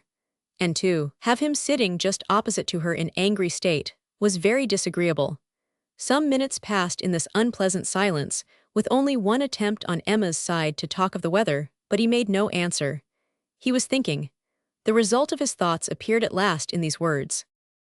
Robert Martin has no great loss, if he can but think so, and I hope it will not be long before he does. Your views for Harriet are best known to yourself, but as you make no secret of your love of matchmaking, it is fair to suppose that views, and plans, and projects you have. And as a friend, I shall just hint to you that if Elton is the man, I think it will be all labor in vain. Emma laughed and disclaimed. He continued. Depend upon it, Elton will not do. Elton is a very good sort of man, and a very respectable vicar of Highbury, but not at all likely to make an imprudent match. He knows the value of a good income as well as anybody. Elton may talk sentimentally, but he will act rationally. He is as well acquainted with his own claims as you can be with Harriet's. He knows that he is a very handsome young man, and a great favorite wherever he goes. And from his general way of talking in unreserved moments, when there are only men present, I am convinced that he does not mean to throw himself away. I have heard him speak with great animation of a large family of young ladies that his sisters are intimate with, who have all £20,000 apiece. I am very much obliged to you, said Emma, laughing again. If I had set my heart on Mr. Elton's marrying Harriet, it would have been very kind to open my eyes, but at present I only want to keep Harriet to myself. I have done with matchmaking indeed. I could never hope to equal my own doings at Randall's. I shall leave off while I am well. Good morning to you, said he, rising and walking off abruptly. He was very much vexed. He felt the disappointment of the young man, and was mortified to have been the means of promoting it, by the sanction he had given, and the part which he was persuaded Emma had taken in the affair was provoking him exceedingly. Emma remained in a state of vexation too, but there was more indistinctness in the causes of hers than in his. She did not always feel so absolutely satisfied with herself, so entirely convinced that her opinions were right and her adversaries wrong, as Mr. Knightley. He walked off in more complete self-approbation than he left for her. She was not so materially cast down, however, but that a little time and the return of Harriet were very adequate restoratives. Harriet's staying away so long was beginning to make her uneasy. The possibility of the young man's coming to Mrs. Goddard's that morning, and meeting with Harriet and pleading his own cause, gave alarming ideas. The dread of such a failure after all became the prominent uneasiness, and when Harriet appeared, and in very good spirits, and without having any such reason to give for her long absence, she felt a satisfaction which settled her with her own mind, and convinced her that let Mr. Knightley think or say what he would, she had done nothing which woman's friendship and woman's feelings would not justify. He had frightened her a little about Mr. Elton, but when she considered that Mr. Knightley could not have observed him as she had done, neither with the interest, nor, she must be allowed to tell herself, in spite of Mr. Knightley's pretensions, with the skill of such an observer on such a question as herself, that he had spoken it hastily and in anger, she was able to believe that he had rather said what he wished resentfully to be true than what he knew anything about. He certainly might have heard Mr. Elton speak with more unreserve than she had ever done, and Mr. Elton might not be of an imprudent, inconsiderate disposition as to money matters. He might naturally be rather attentive than otherwise to them. But then, Mr. Knightley did not make due allowance for the influence of a strong passion at war with all interested motives. Mr. Knightley saw no such passion, and of course thought nothing of its effects. But she saw too much of it to feel a doubt of its overcoming any hesitations that a reasonable prudence might originally suggest. And more than a reasonable, becoming degree of prudence, she was very sure did not belong to Mr. Elton. Harriet's cheerful look and manner established hers. She came back, not to think of Mr. Martin but to talk of Mr. Elton. Miss Nash had been telling her something, which she repeated immediately with great delight. Mr. Perry had been to Mrs. Goddard's to attend a sick child, and Miss Nash had seen him, and he had told Miss Nash that as he was coming back yesterday from Clayton Park, he had met Mr. Elton and found to his great surprise that Mr. Elton was actually on his road to London, and not meaning to return till the morrow, though it was the whist club night which he had been never known to miss before. And Mr. Perry had remonstrated with him about it, and told him how shabby it was in him, their best player, to absent himself, and tried very much to persuade him to put off his journey only one day. But it would not do. Mr. Elton had been determined to go on, and had said in a very particular way indeed, that he was going on business which he would not put off for any inducement in the world, and something about a very enviable commission, and being the bearer of something exceedingly precious. Mr. Perry could not quite understand him, but he was very sure there must be a lady in the case, and he told him so, and Mr. Elton only looked very conscious and smiling and rode off in great spirits.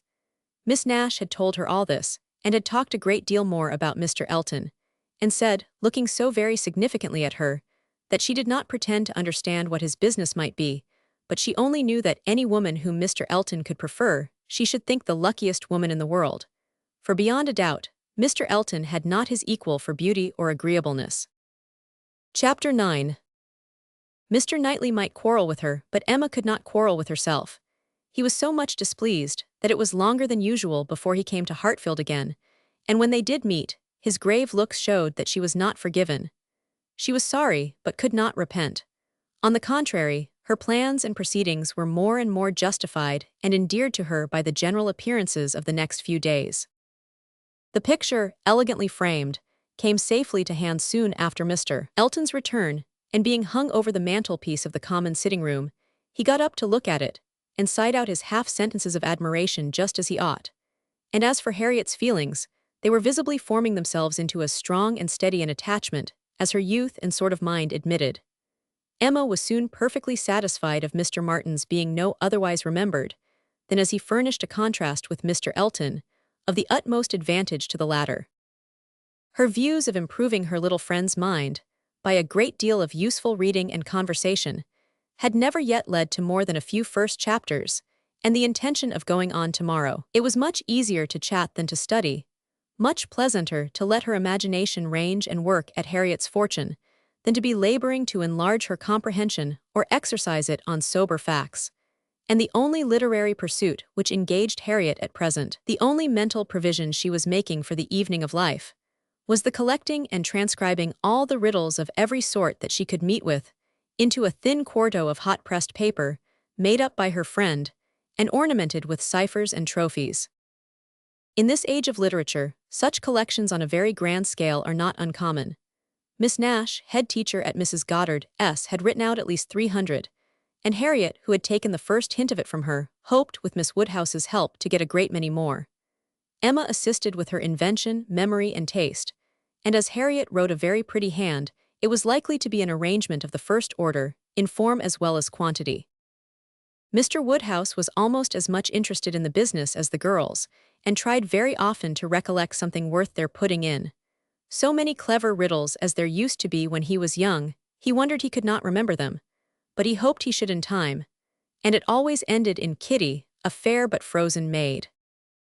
His good friend Perry, too, whom he had spoken to on the subject, did not at present recollect anything of the riddle kind, but he had desired Perry to be upon the watch, and as he went about so much, something, he thought, might come from that quarter. It was by no means his daughter's wish that the intellects of Highbury in general should be put under requisition. Mr. Elton was the only one whose assistance she asked. He was invited to contribute any really good enigmas, charades, or conundrums that he might recollect, and she had the pleasure of seeing him most intently at work with his recollections, and at the same time, as she could perceive, most earnestly careful that nothing ungallant, nothing that did not breathe a compliment to the sex should pass his lips.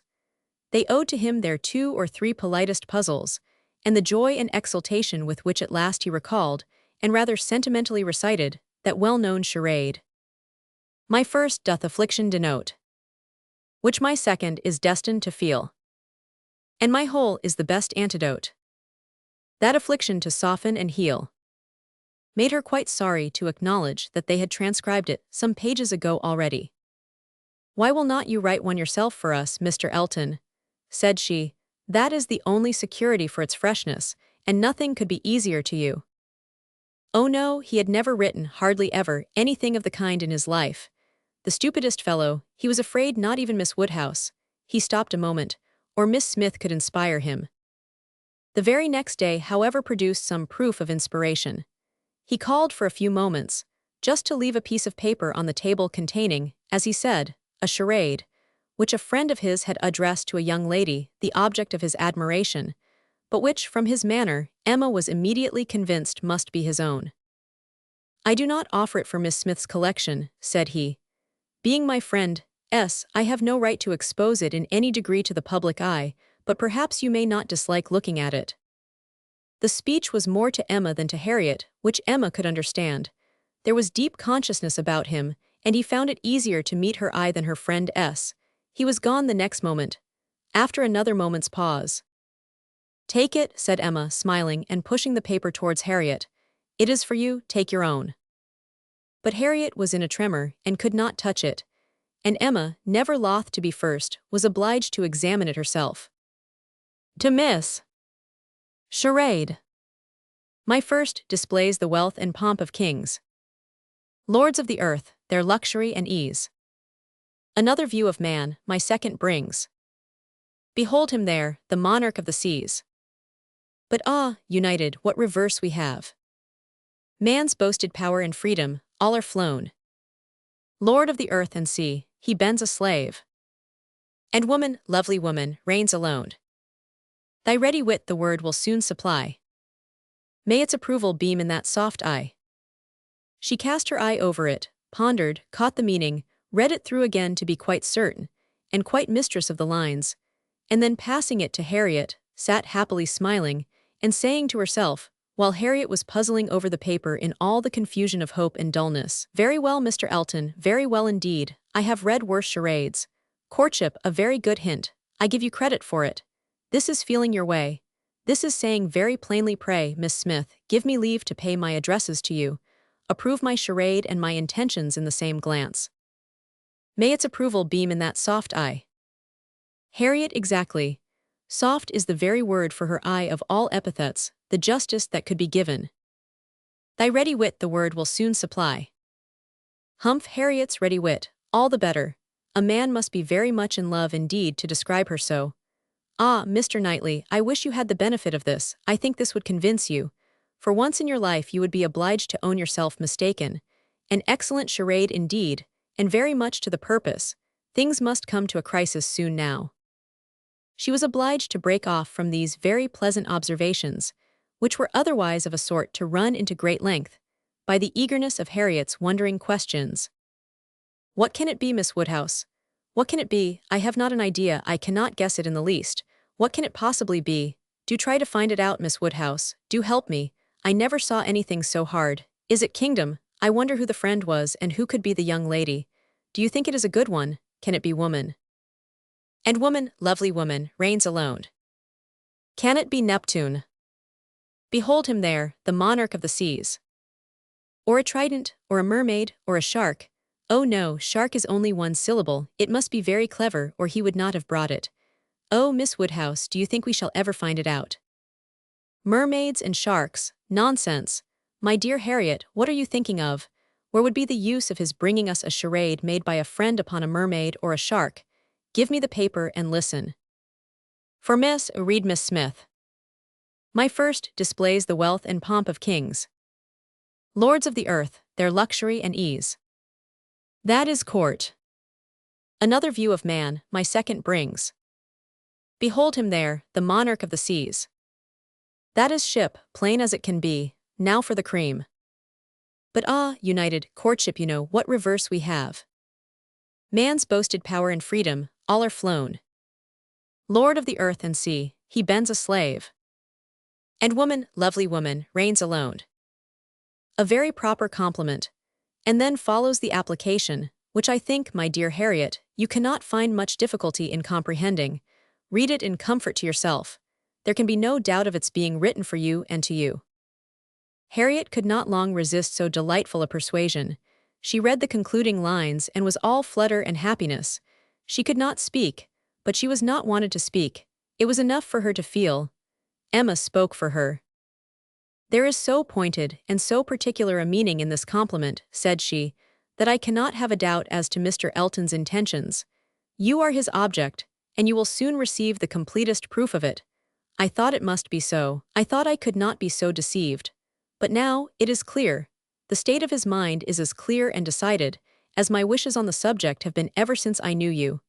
Yes, Harriet, just so long have I been wanting the very circumstance to happen that has happened. I could never tell whether an attachment between you and Mr. Elton were most desirable or most natural. Its probability and its eligibility have really so equaled each other. I am very happy. I congratulate you, my dear Harriet, with all my heart. This is an attachment which a woman may well feel pride in creating. This is a connection which offers nothing but good. It will give you everything that you want: consideration, independence, a proper home. It will fix you in the center of all your real friends, close to Hartfield and to me, and confirm our intimacy forever. This, Harriet, is an alliance which can never raise a blush in either of us.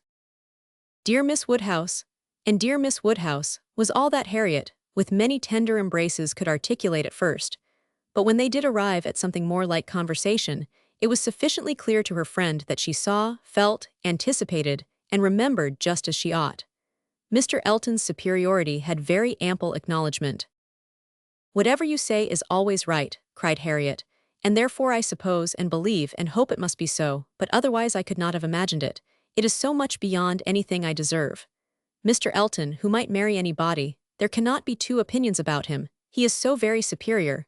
Only think of those sweet verses to Miss, dear me, how clever. Could it really be meant for me? I cannot make a question or listen to a question about that. It is a certainty. Receive it on my judgment. It is a sort of prologue to the play, a motto to the chapter, and will be soon followed by matter-of-fact prose. It is a sort of thing which nobody could have expected. I am sure, a month ago I had no more idea myself. The strangest things do take place. When Miss Smiths and Mr. Eltons get acquainted, they do indeed, and really it is strange. It is out of the common course that what is so evidently, so palpably desirable, what courts the prearrangement of other people, should so immediately shape itself into the proper form. You and Mr. Elton are by situation called together. You belong to one another by every circumstance of your respective homes. Your marrying will be equal to the match at Randall's. There does seem to be a something in the air of Hartfield which gives love exactly the right direction, and sends it into the very channel where it ought to flow. The course of true love never did run smooth. A Hartfield edition of Shakespeare would have a long note on that passage. That Mr. Elton should really be in love with me, of all people who did not know him, to speak to him at Michaelmas. And he, the very handsomest man that ever was, and a man that every body looks up to, quite like Mr. Knightley. His company so sought after, that every body says he need not eat a single meal by himself if he does not choose it, that he has more invitations than there are days in the week, and so excellent in the church. Miss Nash has put down all the texts he has ever preached from since he came to Highbury. Dear me, when I look back to the first time I saw him, how little did I think. The two abbots and I ran into the front room and peeped through the blind when we heard he was going by, and Miss Nash came and scolded us away and stayed to look through herself. However, she called me back presently, and let me look too, which was very good-natured. And how beautiful we thought he looked. He was arm in arm with Mr. Cole. This is an alliance which, whatever your friends may be, must be agreeable to them, provided at least they have common sense. And we are not to be addressing our conduct to fools. If they are anxious to see you happily married, here is a man whose amiable character gives every assurance of it. If they wish to have you settled in the same country and circle which they have chosen to place you in, here it will be accomplished. And if their only object is that you should, in the common phrase, be well married, here is the comfortable fortune, the respectable establishment, the rise in the world which must satisfy them. Yes, very true. How nicely you talk. I love to hear you. You understand everything. You and Mr. Elton are one as clever as the other. This charade. If I had studied a 12-month, I could never have made anything like it. I thought he meant to try his skill, by his manner of declining it yesterday. I do think it is, without exception, the best charade I ever read. I never read one more to the purpose, certainly. It is as long again as almost all we have had before. I do not consider its length as particularly in its favor. Such things in general cannot be too short. Harriet was too intent on the lines to hear. The most satisfactory comparisons were rising in her mind. It is one thing, said she, presently her cheeks in a glow, to have very good sense in a common way like everybody else, and if there is anything to say, to sit down and write a letter, and say just what you must in a short way, and another to write verses and charades like this. Emma could not have desired a more spirited rejection of Mr. Martin's prose. Such sweet lines, continued Harriet, these two last, but how shall I ever be able to return the paper or say I have found it out? Oh, Miss Woodhouse, what can we do about that? Leave it to me, you do nothing. He will be here this evening, I dare say, and then I will give it him back, and some nonsense or other will pass between us, and you shall not be committed. Your soft eyes shall choose their own time for beaming, trust to me. Oh, Miss Woodhouse, what a pity that I must not write this beautiful charade into my book. I am sure I have not got one half so good. Leave out the two last lines, and there is no reason why you should not write it into your book. Oh, but those two lines are the best of all, granted, for private enjoyment, and for private enjoyment keep them. They are not at all the less written, you know, because you divide them. The couplet does not cease to be, nor does its meaning change, but take it away, and all appropriation ceases, and a very pretty gallant charade remains, fit for any collection. Depend upon it, he would not like to have his charade slighted, much better than his passion. A poet in love must be encouraged in both capacities or neither. Give me the book, I will write it down, and then there can be no possible reflection on you. Harriet submitted, though her mind could hardly separate the parts, so as to feel quite sure that her friend were not writing down a declaration of love. It seemed too precious an offering for any degree of publicity. I shall never let that book go out of my own hands, said she. Very well, replied Emma, a most natural feeling, and the longer it lasts the better I shall be pleased. But here is my father coming, you will not object to my reading the charade to him, it will be giving him so much pleasure. He loves anything of the sort, and especially anything that pays woman a compliment. He has the tenderest spirit of gallantry towards us all. You must let me read it to him. Harriet looked grave. My dear Harriet, you must not refine too much upon this charade. You will betray your feelings improperly if you are too conscious and too quick, and appear to affix more meaning, or even quite all the meaning which may be affixed to it. Do not be overpowered by such a little tribute of admiration. If he had been anxious for secrecy, he would not have left the paper while I was by, but he rather pushed it towards me than towards you. Do not let us be too solemn on the business. He has encouragement enough to proceed, without our sighing out our souls over this charade. Oh no, I hope I shall not be ridiculous about it. Do as you please. Mr. Woodhouse came in, and very soon led to the subject again, by the recurrence of his very frequent inquiry of, well, my dears, how does your book go on? Have you got anything fresh? Yes, Papa, we have something to read you, something quite fresh. A piece of paper was found on the table this morning, dropped, we suppose, by a fairy, containing a very pretty charade, and we have just copied it in. She read it to him, just as he liked to have anything read, slowly and distinctly, and 2 or 3 times over, with explanations of every part as she proceeded, and he was very much pleased, and, as she had foreseen, especially struck with the complimentary conclusion. Aye, that's very just indeed, that's very properly said, very true. Woman, lovely woman. It is such a pretty charade, my dear, that I can easily guess what fairy brought it. Nobody could have written so prettily but you, Emma. Emma only nodded and smiled. After a little thinking and a very tender sigh, he added, Ah, it is no difficulty to see who you take after. Your dear mother was so clever at all those things. If I had but her memory. But I can remember nothing, not even that particular riddle which you have heard me mention. I can only recollect the first stanza, and there are several. Kitty, a fair but frozen maid. Kindled a flame I yet deplore. The hoodwinked boy I called to aid, though of his near approach afraid. So fatal to my suit before. And that is all that I can recollect of it, but it is very clever all the way through. But I think, my dear, you said you had got it. Yes, Papa, it is written out in our second page. We copied it from the elegant extracts. It was Garrick's, you know. Aye, very true. I wish I could recollect more of it. Kitty, a fair but frozen maid. The name makes me think of poor Isabella, for she was very near being christened Catherine after her grandmamma. I hope we shall have her here next week. Have you thought, my dear, where you shall put her, and what room there will be for the children? Oh, yes, she will have her own room, of course, the room she always has. And there is the nursery for the children, just as usual, you know. Why should there be any change? I do not know, my dear, but it is so long since she was here. Not since last Easter, and then only for a few days. Mr. John Knightley's being a lawyer is very inconvenient. Poor Isabella, she is sadly taken away from us all, and how sorry she will be when she comes, not to see Miss Taylor here. She will not be surprised, Papa at least. I do not know, my dear. I am sure I was very much surprised when I first heard she was going to be married. We must ask Mr. and Mrs. Weston to dine with us, while Isabella is here.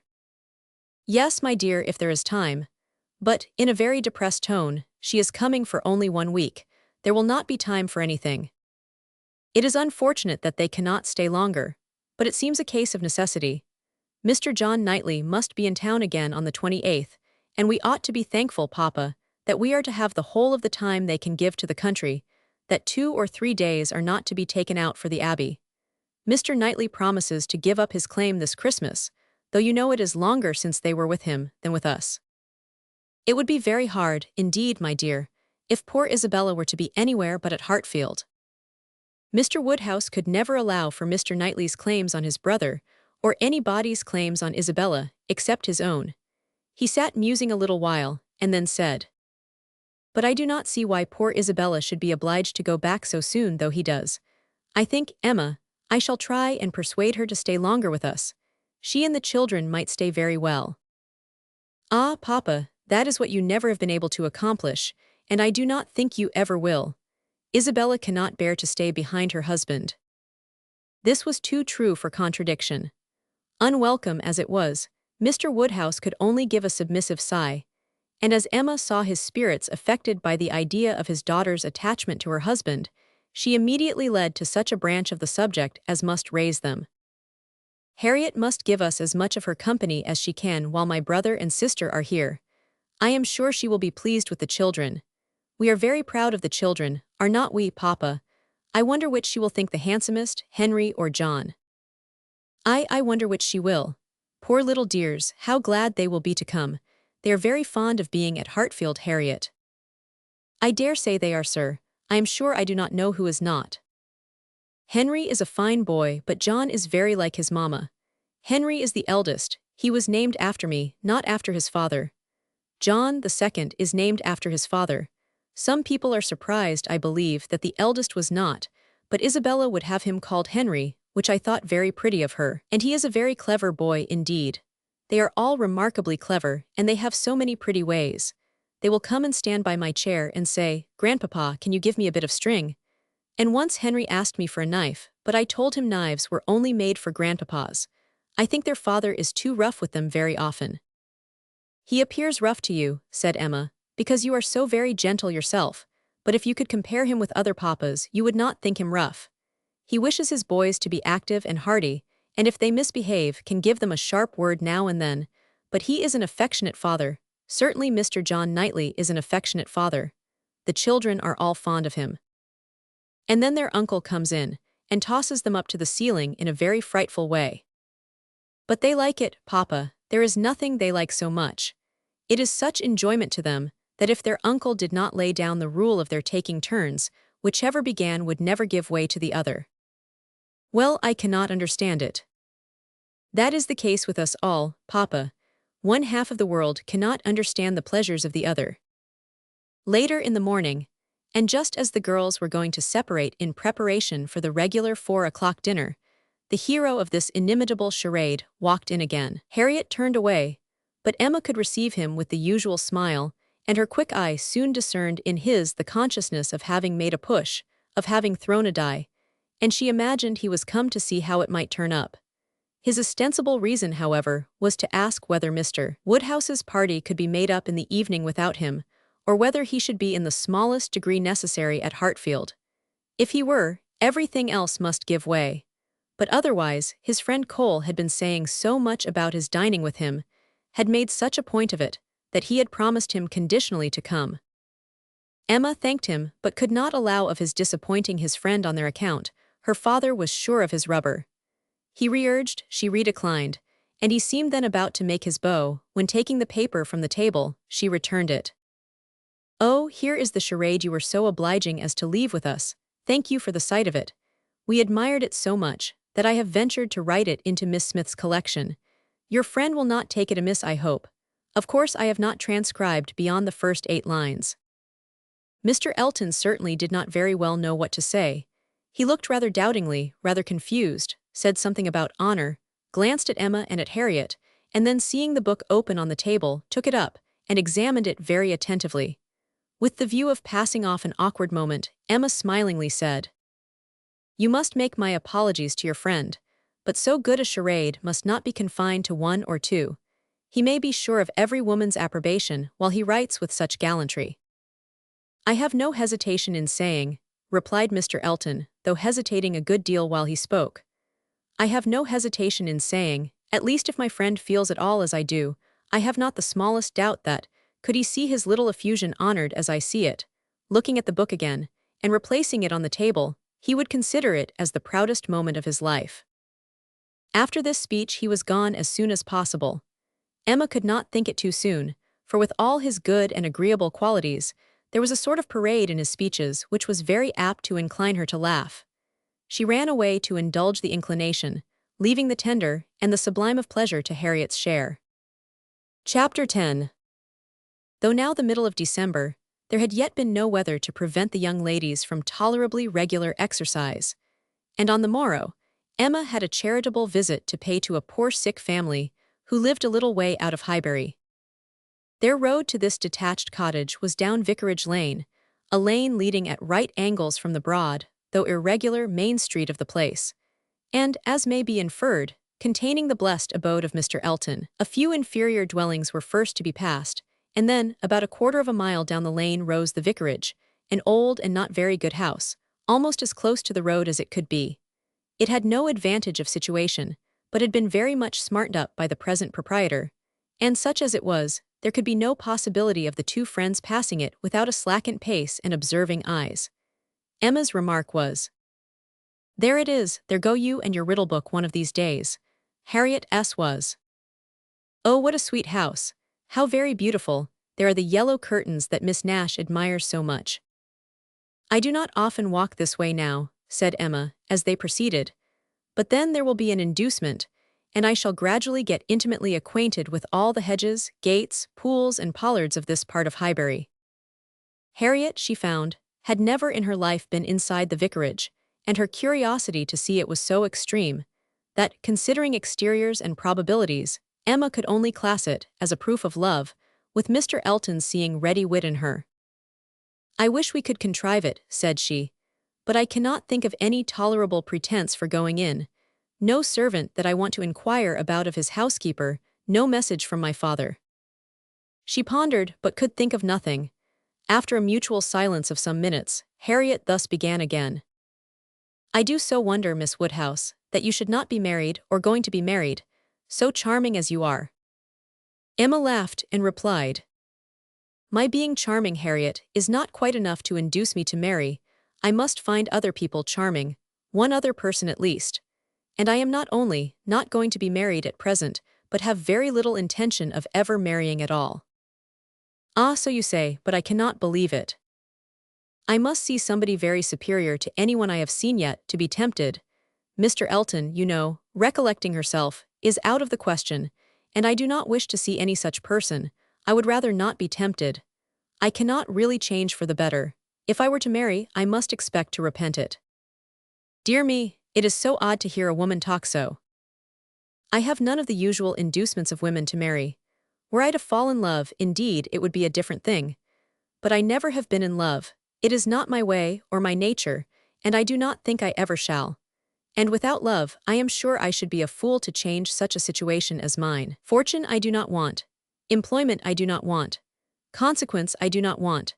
I believe few married women are half as much mistress of their husband's house as I am of Hartfield, and never, never could I expect to be so truly beloved and important, so always first and always right in any man's eyes as I am in my father's.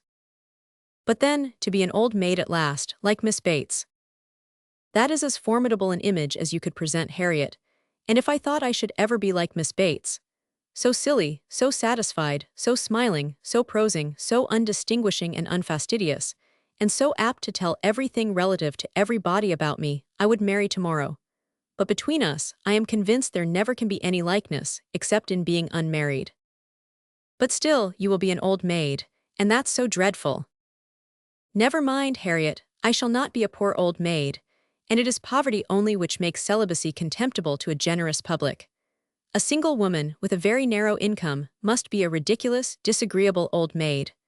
The proper sport of boys and girls, but a single woman of good fortune is always respectable, and may be as sensible and pleasant as anybody else. And the distinction is not quite so much against the candor and common sense of the world as appears at first, for a very narrow income has a tendency to contract the mind and sour the temper.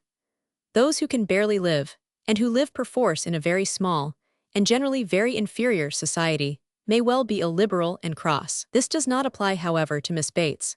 She is only too good-natured and too silly to suit me, but in general she is very much to the taste of everybody, though single and though poor. Poverty certainly has not contracted her mind. I really believe, if she had only a shilling in the world, she would be very likely to give away sixpence of it, and nobody is afraid of her. That is a great charm." "Dear me, but what shall you do? How shall you employ yourself when you grow old? If I know myself, Harriet, mine is an active, busy mind, with a great many independent resources, and I do not perceive why I should be more in want of employment at 40 or 50 than 1 and 20. Woman's usual occupations of hand and mind will be as open to me then as they are now, or with no important variation. If I draw less, I shall read more. If I give up music, I shall take to carpet work. And as for objects of interest, objects for the affections, which is in truth the great point of inferiority, the want of which is really the great evil to be avoided in not marrying, I shall be very well off, with all the children of a sister I love so much to care about. There will be enough of them, in all probability, to supply every sort of sensation that declining life can need. There will be enough for every hope and every fear, and though my attachment to none can equal that of a parent, it suits my ideas of comfort better than what is warmer and blinder. My nephews and nieces. I shall often have a niece with me. Do you know Miss Bates's niece? That is, I know you must have seen her 100 times, but are you acquainted? Oh, yes, we are always forced to be acquainted whenever she comes to Highbury. By the by, that is almost enough to put one out of conceit with a niece. Heaven forbid, at least, that I should ever bore people half so much about all the Knightleys together as she does about Jane Fairfax. One is sick of the very name of Jane Fairfax. Every letter from her is read 40 times over. Her compliments to all friends go round and round again, and if she does but send her aunt the pattern of a stomacher, or knit a pair of garters for her grandmother, one hears of nothing else for a month. I wish Jane Fairfax very well, but she tires me to death. They were now approaching the cottage, and all idle topics were superseded.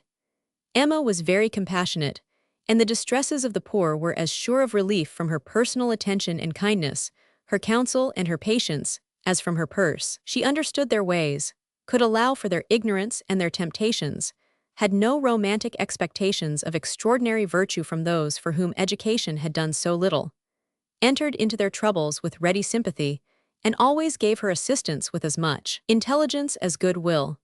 In the present instance, it was sickness and poverty together which she came to visit, and after remaining there as long as she could give comfort or advice, she quitted the cottage with such an impression of the scene as made her say to Harriet, as they walked away, "These are the sights, Harriet, to do one good. How trifling they make everything else appear.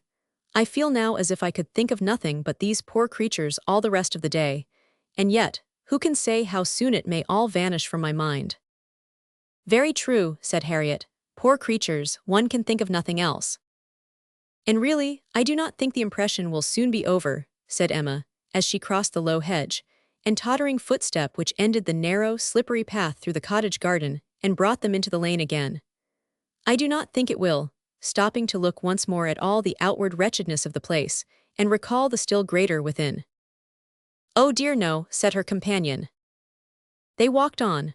The lane made a slight bend, and when that bend was passed, Mr. Elton was immediately in sight, and so near as to give Emma time only to say farther, "Ah, Harriet, here comes a very sudden trial of our stability in good thoughts. Well," smiling, "I hope it may be allowed that if compassion has produced exertion and relief to the sufferers, it has done all that is truly important. If we feel for the wretched enough to do all we can for them, the rest is empty sympathy, only distressing to ourselves." Harriet could just answer, "Oh, dear, yes," before the gentleman joined them. The wants and sufferings of the poor family, however, were the first subject on meeting. He had been going to call on them. His visit he would now defer, but they had a very interesting parley about what could be done and should be done. Mr. Elton then turned back to accompany them. To fall in with each other on such an errand as this, thought Emma, to meet in a charitable scheme, this will bring a great increase of love on each side. I should not wonder if it were to bring on the declaration. It must, if I were not here, I wish I were anywhere else. Anxious to separate herself from them as far as she could, she soon afterwards took possession of a narrow footpath, a little raised on one side of the lane, leaving them together in the main road. But she had not been there 2 minutes when she found that Harriet's habits of dependence and imitation were bringing her up too, and that, in short, they would both be soon after her. This would not do.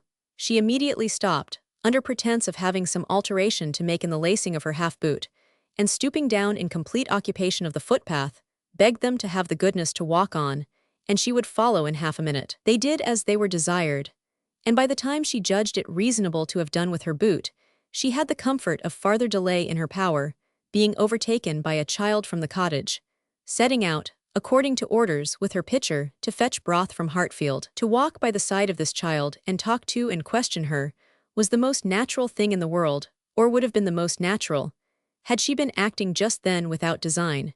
And by this means the others were still able to keep ahead, without any obligation of waiting for her. She gained on them, however, involuntarily. The child's pace was quick and theirs rather slow, and she was the more concerned at it, from their being evidently in a conversation which interested them. Mr. Elton was speaking with animation, Harriet listening with a very pleased attention, and Emma, having sent the child on, was beginning to think how she might draw back a little more, when they both looked around, and she was obliged to join them. Mr. Elton was still talking, still engaged in some interesting detail, and Emma experienced some disappointment when she found that he was only giving his fair companion an account of the yesterday's party at his friend Cole's, and that she was come in herself for the Stilton cheese, the North Wiltshire, the butter, the celery, the beetroot, and all the dessert. This would soon have led to something better, of course, was her consoling reflection. Anything interests between those who love, and anything will serve as introduction to what is near the heart. If I could but have kept longer away. They now walked on together quietly, till within view of the vicarage pales, when a sudden resolution, of at least getting Harriet into the house, made her again find something very much amiss about her boot, and fall behind to arrange it once more. She then broke the lace off short, and dexterously throwing it into a ditch, was presently obliged to entreat them to stop, and acknowledged her inability to put herself to rights so as to be able to walk home in tolerable comfort. "Part of my lace is gone," said she, "and I do not know how I am to contrive. I really am a most troublesome companion to you both, but I hope I am not often so ill-equipped. Mr. Elton, I must beg leave to stop at your house, and ask your housekeeper for a bit of riband or string, or anything just to keep my boot on." Mr. Elton looked all happiness at this proposition, and nothing could exceed his alertness and attention in conducting them into his house, and endeavoring to make everything appear to advantage. The room they were taken into was the one he chiefly occupied, and looking forwards, behind it was another with which it immediately communicated. The door between them was open, and Emma passed into it with the housekeeper to receive her assistance in the most comfortable manner. She was obliged to leave the door ajar as she found it, but she fully intended that Mr. Elton should close it. It was not closed, however, it still remained ajar, but by engaging the housekeeper in incessant conversation, she hoped to make it practicable for him to choose his own subject in the adjoining room. For 10 minutes she could hear nothing but herself. It could be protracted no longer. She was then obliged to be finished, and make her appearance. The lovers were standing together at one of the windows. It had a most favorable aspect, and for half a minute Emma felt the glory of having schemed successfully. But it would not do, he had not come to the point. He had been most agreeable, most delightful. He had told Harriet that he had seen them go by, and had purposely followed them. Other little gallantries and allusions had been dropped, but nothing serious. Cautious, very cautious, thought Emma. He advances inch by inch, and will hazard nothing till he believes himself secure. Still, however, though everything had not been accomplished by her ingenious device, she could not but flatter herself that it had been the occasion of much present enjoyment to both, and must be leading them forward to the great event. Chapter 11. Mr. Elton must now be left to himself. It was no longer in Emma's power to superintend his happiness or quicken his measures. The coming of her sister's family was so very near at hand, that first in anticipation, and then in reality, it became henceforth her prime object of interest. And during the 10 days of their stay at Hartfield, it was not to be expected, she did not herself expect, that anything beyond occasional, fortuitous assistance could be afforded by her to the lovers. They might advance rapidly if they would, however, they must advance somehow or other whether they would or no. She hardly wished to have more leisure for them. There are people who the more you do for them, the less they will do for themselves. Mr. and Mrs. John Knightley, from having been longer than usual absent from Sarai, were exciting, of course, rather more than the usual interest. Till this year, every long vacation since their marriage had been divided between Hartfield and Donwell Abbey, but all the holidays of this autumn had been given to sea-bathing for the children, and it was therefore many months since they had been seen in a regular way by their Sarai connections, or seen at all by Mr. Woodhouse, who could not be induced to get so far as London, even for poor Isabella's sake, and who consequently was now most nervously and apprehensively happy in forestalling this too short visit. He thought much of the evils of the journey for her, and not a little of the fatigues of his own horses and coachman who were to bring some of the party the last half of the way. But his alarms were needless, the 16 miles being happily accomplished, and Mr. and Mrs. John Knightley, their 5 children, and a competent number of nursery maids, all reaching Hartfield in safety. The bustle and joy of such an arrival, the many to be talked to, welcomed, encouraged, and variously dispersed and disposed of, produced a noise and confusion which his nerves could not have borne under any other cause, nor have endured much longer even for this. But the ways of Hartfield and the feelings of her father were so respected by Mrs. John Knightley that in spite of maternal solicitude for the immediate enjoyment of her little ones, and for their having instantly all the liberty and attendance, all the eating and drinking, and sleeping and playing, which they could possibly wish for, without the smallest delay, the children were never allowed to be long a disturbance to him, either in themselves or in any restless attendance on them. Mrs. John Knightley was a pretty, elegant little woman, of gentle, quiet manners, and a disposition remarkably amiable and affectionate, wrapped up in her family, a devoted wife, a doting mother, and so tenderly attached to her father and sister that, but for these higher ties, a warmer love might have seemed impossible. She could never see a fault in any of them. She was not a woman of strong understanding or any quickness, and with this resemblance of her father, she inherited also much of his constitution, was delicate in her own health, over-careful of that of her children, had many fears and many nerves, and was as fond of her own Mr. Wingfield in town as her father could be of Mr. Perry. They were alike, too, in a general benevolence of temper, and a strong habit of regard for every old acquaintance. Mr. John Knightley was a tall, gentlemanlike, and very clever man, rising in his profession, domestic, and respectable in his private character, but with reserved manners which prevented his being generally pleasing, and capable of being sometimes out of humor. He was not an ill-tempered man, not so often unreasonably cross as to deserve such a reproach, but his temper was not his great perfection, and indeed, with such a worshipping wife, it was hardly possible that any natural defects in it should not be increased. The extreme sweetness of her temper must hurt his. He had all the clearness and quickness of mind which she wanted, and he could sometimes act an ungracious, or say a severe thing. He was not a great favorite with his fair sister-in-law. Nothing wrong in him escaped her. She was quick in feeling the little injuries to Isabella, which Isabella never felt herself. Perhaps she might have passed over more had his manners been flattering to Isabella's sister, but they were only those of a calmly kind brother and friend, without praise and without blindness. But hardly any degree of personal compliment could have made her regardless of that greatest fault of all in her eyes which he sometimes fell into, the want of respectful forbearance towards her father. There he had not always the patience that could have been wished. Mr. Woodhouse's peculiarities and fidgetiness were sometimes provoking him to a rational remonstrance or sharp retort equally ill-bestowed. It did not often happen, for Mr. John Knightley had really a great regard for his father-in-law, and generally a strong sense of what was due to him. But it was too often for Emma's charity, especially as there was all the pain of apprehension frequently to be endured, though the offense came not. The beginning, however, of every visit displayed none but the properest feelings, and this being of necessity so short, might be hoped to pass away in unsullied cordiality. They had not been long seated and composed when Mr. Woodhouse, with a melancholy shake of the head and a sigh, called his daughter's attention to the sad change at Hartfield since she had been there last. "Ah, my dear," said he, "poor Miss Taylor, it is a grievous business." "Oh yes, sir," cried she with ready sympathy, "how you must miss her, and dear Emma too, what a dreadful loss to you both. I have been so grieved for you. I could not imagine how you could possibly do without her. It is a sad change indeed, but I hope she is pretty well, sir."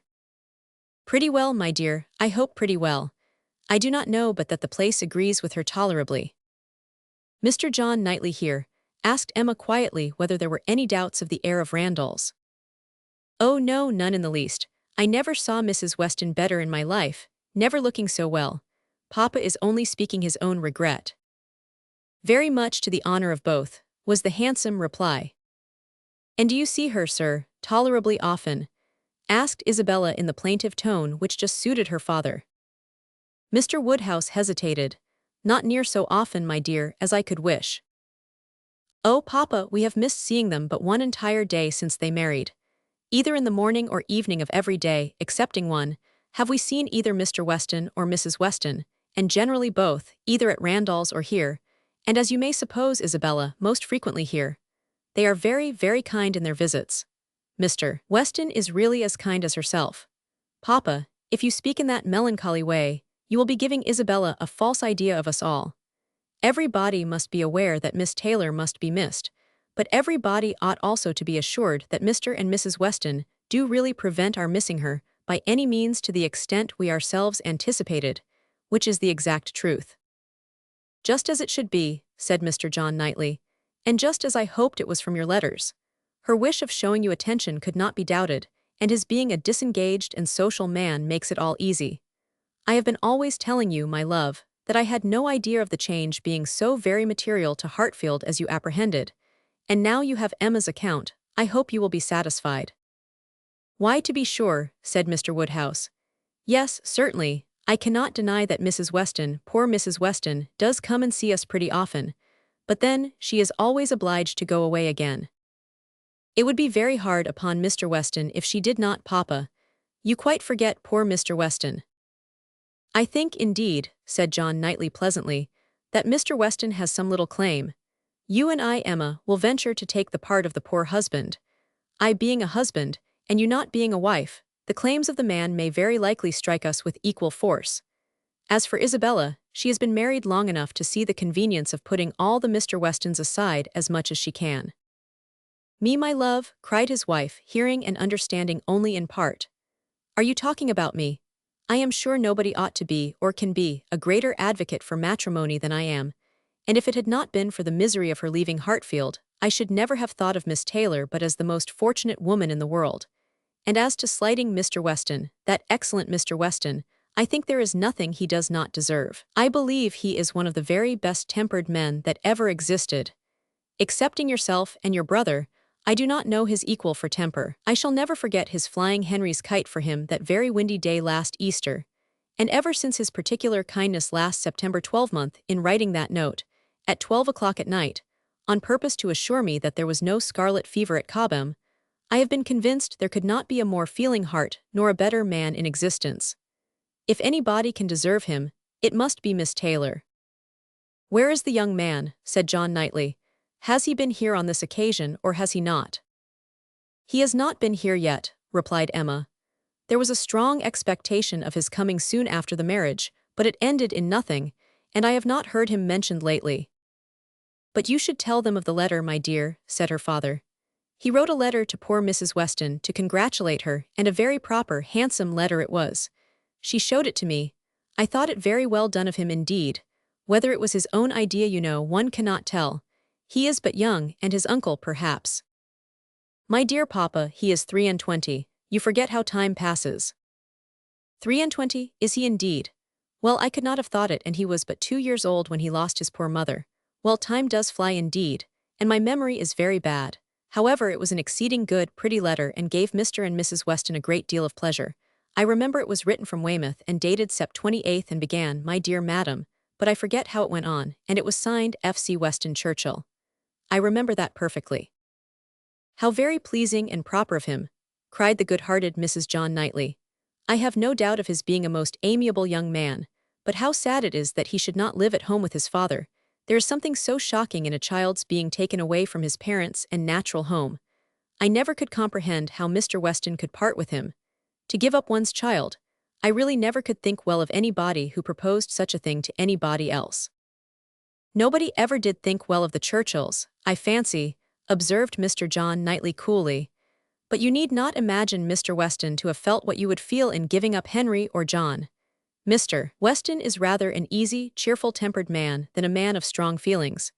He takes things as he finds them, and makes enjoyment of them somehow or other, depending, I suspect, much more upon what is called society for his comforts, that is, upon the power of eating and drinking, and playing whist with his neighbors 5 times a week, than upon family affection or anything that home affords. Emma could not like what bordered on a reflection on Mr. Weston, and had half a mind to take it up, but she struggled and let it pass. She would keep the peace if possible, and there was something honorable and valuable in the strong domestic habits, the all-sufficiency of home to himself, whence resulted her brother's disposition to look down on the common rate of social intercourse, and those to whom it was important. It had a high claim to forbearance.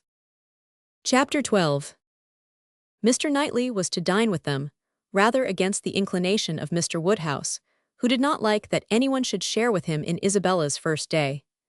Emma's sense of right, however, had decided it, and besides the consideration of what was due to each brother, she had particular pleasure, from the circumstance of the late disagreement between Mr. Knightley and herself, in procuring him the proper invitation. She hoped they might now become friends again. She thought it was time to make up. Making up indeed would not do. She certainly had not been in the wrong, and he would never own that he had. Concession must be out of the question.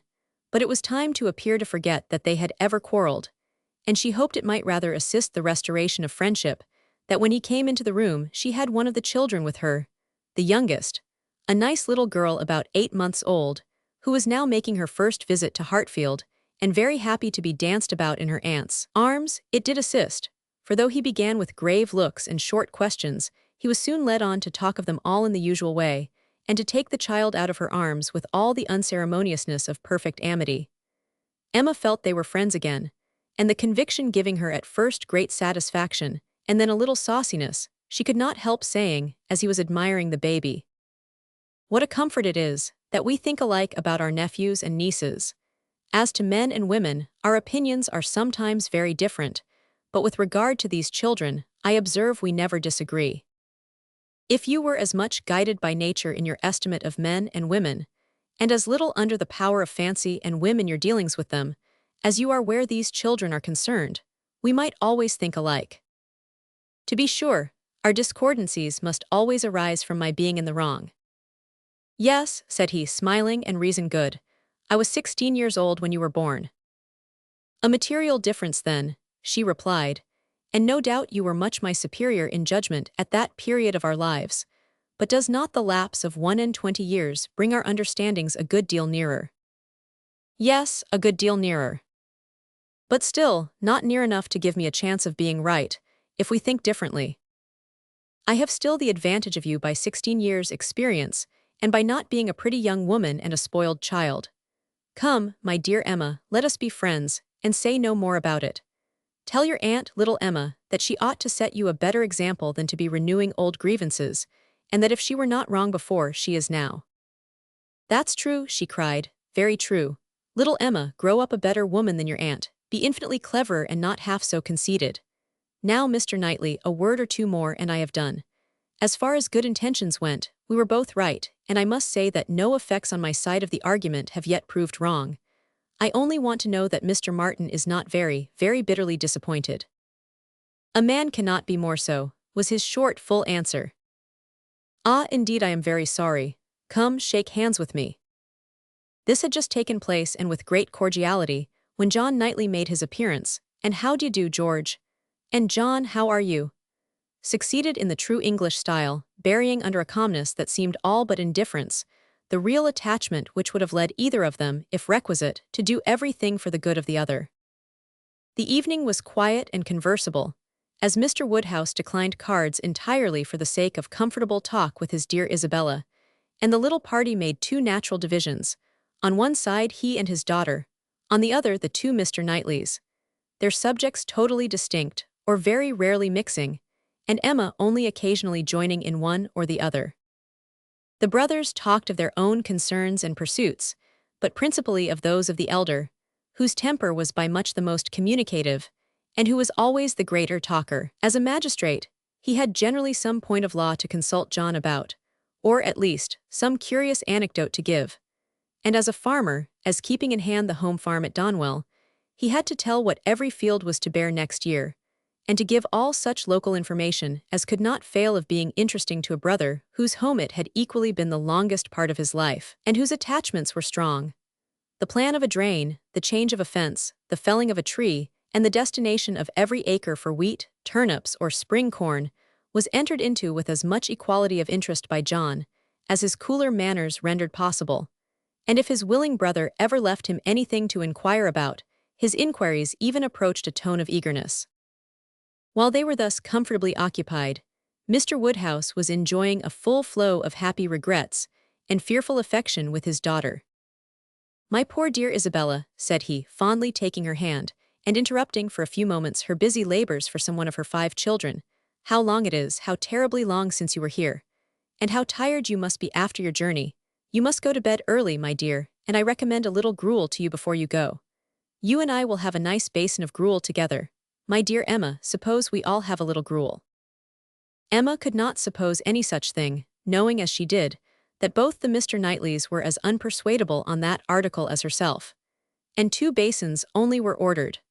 After a little more discourse in praise of gruel, with some wondering at its not being taken every evening by everybody, he proceeded to say, with an air of grave reflection, "It was an awkward business, my dear, your spending the autumn at Southend instead of coming here. I never had much opinion of the sea air. Mr. Wingfield most strenuously recommended it, sir, or we should not have gone. He recommended it for all the children, but particularly for the weakness in little Bella's throat, both sea air and bathing." "Ah, my dear, but Perry had many doubts about the sea doing her any good. And as to myself, I have been long perfectly convinced, though perhaps I never told you so before, that the sea is very rarely of use to anybody. I am sure it almost killed me once." "Come, come," cried Emma, feeling this to be an unsafe subject, "I must beg you not to talk of the sea. It makes me envious and miserable. I who have never seen it. Southend is prohibited, if you please. My dear Isabella, I have not heard you make one inquiry about Mr. Perry yet, and he never forgets you." "Oh, good Mr. Perry, how is he, sir?" "Why, pretty well, but not quite well. Poor Perry is bilious, and he has not time to take care of himself. He tells me he has not time to take care of himself, which is very sad, but he is always wanted all round the country. I suppose there is not a man in such practice anywhere, but then there is not so clever a man anywhere." "And Mrs. Perry and the children, how are they? Do the children grow? I have a great regard for Mr. Perry. I hope he will be calling soon. He will be so pleased to see my little ones. I hope he will be here tomorrow, for I have a question or two to ask him about myself of some consequence. And, my dear, whenever he comes, you had better let him look at little Bella's throat." "Oh, my dear sir, her throat is so much better that I have hardly any uneasiness about it. Either bathing has been of the greatest service to her, or else it is to be attributed to an excellent embrocation of Mr. Wingfield's, which we have been applying at times ever since August. It is not very likely, my dear, that bathing should have been of use to her, and if I had known you were wanting an embrocation, I would have spoken too." "You seem to me to have forgotten Mrs. and Miss Bates," said Emma. "I have not heard one inquiry after them." "Oh, the good Bateses, I am quite ashamed of myself, but you mention them in most of your letters. I hope they are quite well. Good old Mrs. Bates, I will call upon her tomorrow and take my children. They are always so pleased to see my children. And that excellent Miss Bates, such thorough worthy people. How are they, sir?" "Why, pretty well, my dear, upon the whole. But poor Mrs. Bates had a bad cold about a month ago." "How sorry I am. But colds were never so prevalent as they have been this autumn. Mr. Wingfield told me that he has never known them more general or heavy, except when it has been quite an influenza. That has been a good deal the case, my dear, but not to the degree you mention. Perry says that colds have been very general, but not so heavy as he has very often known them in November. Perry does not call it altogether a sickly season." "No, I do not know that Mr. Wingfield considers it very sickly, except—" "Ah, my poor dear child, the truth is that in London it is always a sickly season. Nobody is healthy in London, nobody can be. It is a dreadful thing to have you forced to live there, so far off. And the air so bad." "No, indeed, we are not at all in a bad air. Our part of London is very superior to most others. You must not confound us with London in general, my dear sir. The neighborhood of Brunswick Square is very different from almost all the rest. We are so very airy. I should be unwilling, I own, to live in any other part of the town. There is hardly any other that I could be satisfied to have my children in, but we are so remarkably airy. Mr. Wingfield thinks the vicinity of Brunswick Square decidedly the most favorable as to air." "Ah, my dear, it is not like Hartfield. You make the best of it, but after you have been a week at Hartfield, you are all of you different creatures. You do not look like the same. now I cannot say that I think you are any of you looking well at present. I am sorry to hear you say so, sir. But I assure you, excepting those little nervous headaches and palpitations which I am never entirely free from anywhere, I am quite well myself. And if the children were rather pale before they went to bed, it was only because they were a little more tired than usual from their journey and the happiness of coming. I hope you will think better of their looks tomorrow, for I assure you Mr. Wingfield told me that he did not believe he had ever sent us off altogether in such good case. I trust, at least, that you do not think Mr. Knightley looking ill, turning her eyes with affectionate anxiety towards her husband. Middling, my dear, I cannot compliment you. I think Mr. John Knightley very far from looking well. What is the matter, sir? Did you speak to me? Cried Mr. John Knightley, hearing his own name. I am sorry to find, my love, that my father does not think you looking well, but I hope it is only from being a little fatigued. I could have wished, however, as you know, that you had seen Mr. Wingfield before you left home. My dear Isabella, exclaimed he hastily, pray do not concern yourself about my looks. Be satisfied with doctoring and coddling yourself and the children, and let me look as I choose. I did not thoroughly understand what you were telling your brother, cried Emma, about your friend Mr. Graham's intending to have a bailiff from Scotland to look after his new estate. What will it answer? Will not the old prejudice be too strong? And she talked in this way so long and successfully that, when forced to give her attention again to her father and sister, she had nothing worse to hear than Isabella's kind inquiry after Jane Fairfax. And Jane Fairfax, though no great favourite with her in general, she was at that moment very happy to assist in praising. That sweet, amiable Jane Fairfax, said Mrs. John Knightley. It is so long since I have seen her, except now and then for a moment accidentally in town. What happiness it must be to her good old grandmother and excellent aunt, when she comes to visit them. I always regret excessively on dear Emma's account that she cannot be more at Highbury, but now their daughter is married, I suppose Colonel and Mrs. Campbell will not be able to part with her at all. She would be such a delightful companion for Emma. Mr. Woodhouse agreed to it all, but added, our little friend Harriet Smith, however, is just such another pretty kind of young person. You will like Harriet. Emma could not have a better companion than Harriet. I am most happy to hear it, but only Jane Fairfax one knows to be so very accomplished and superior, and exactly Emma's age. This topic was discussed very happily, and others succeeded of similar moment, and passed away with similar harmony, but the evening did not close without a little return of agitation. The gruel came and supplied a great deal to be said, much praise and many comments, undoubting decision of its wholesomeness for every constitution, and pretty severe philippics upon the many houses where it was never met with tolerably. But, unfortunately, among the failures which the daughter had to instance, the most recent, and therefore most prominent, was in her own cook at Southend, a young woman hired for the time, who never had been able to understand what she meant by a basin of nice smooth gruel, thin, but not too thin. Often as she had wished for and ordered it, she had never been able to get anything tolerable. Here was a dangerous opening. Ah, said Mr. Woodhouse, shaking his head and fixing his eyes on her with tender concern. The ejaculation in Emma's ear expressed, ah, there is no end of the sad consequences of your going to Southend. It does not bear talking of. And for a little while she hoped he would not talk of it, and that a silent rumination might suffice to restore him to the relish of his own smooth gruel. After an interval of some minutes, however, he began with, I shall always be very sorry that you went to the sea this autumn, instead of coming here. But why should you be sorry, sir? I assure you, it did the children a great deal of good. And moreover, if you must go to the sea, it had better not have been to Southend. Southend is an unhealthy place. Perry was surprised to hear you had fixed upon Southend. I know there is such an idea with many people, but indeed it is quite a mistake, sir.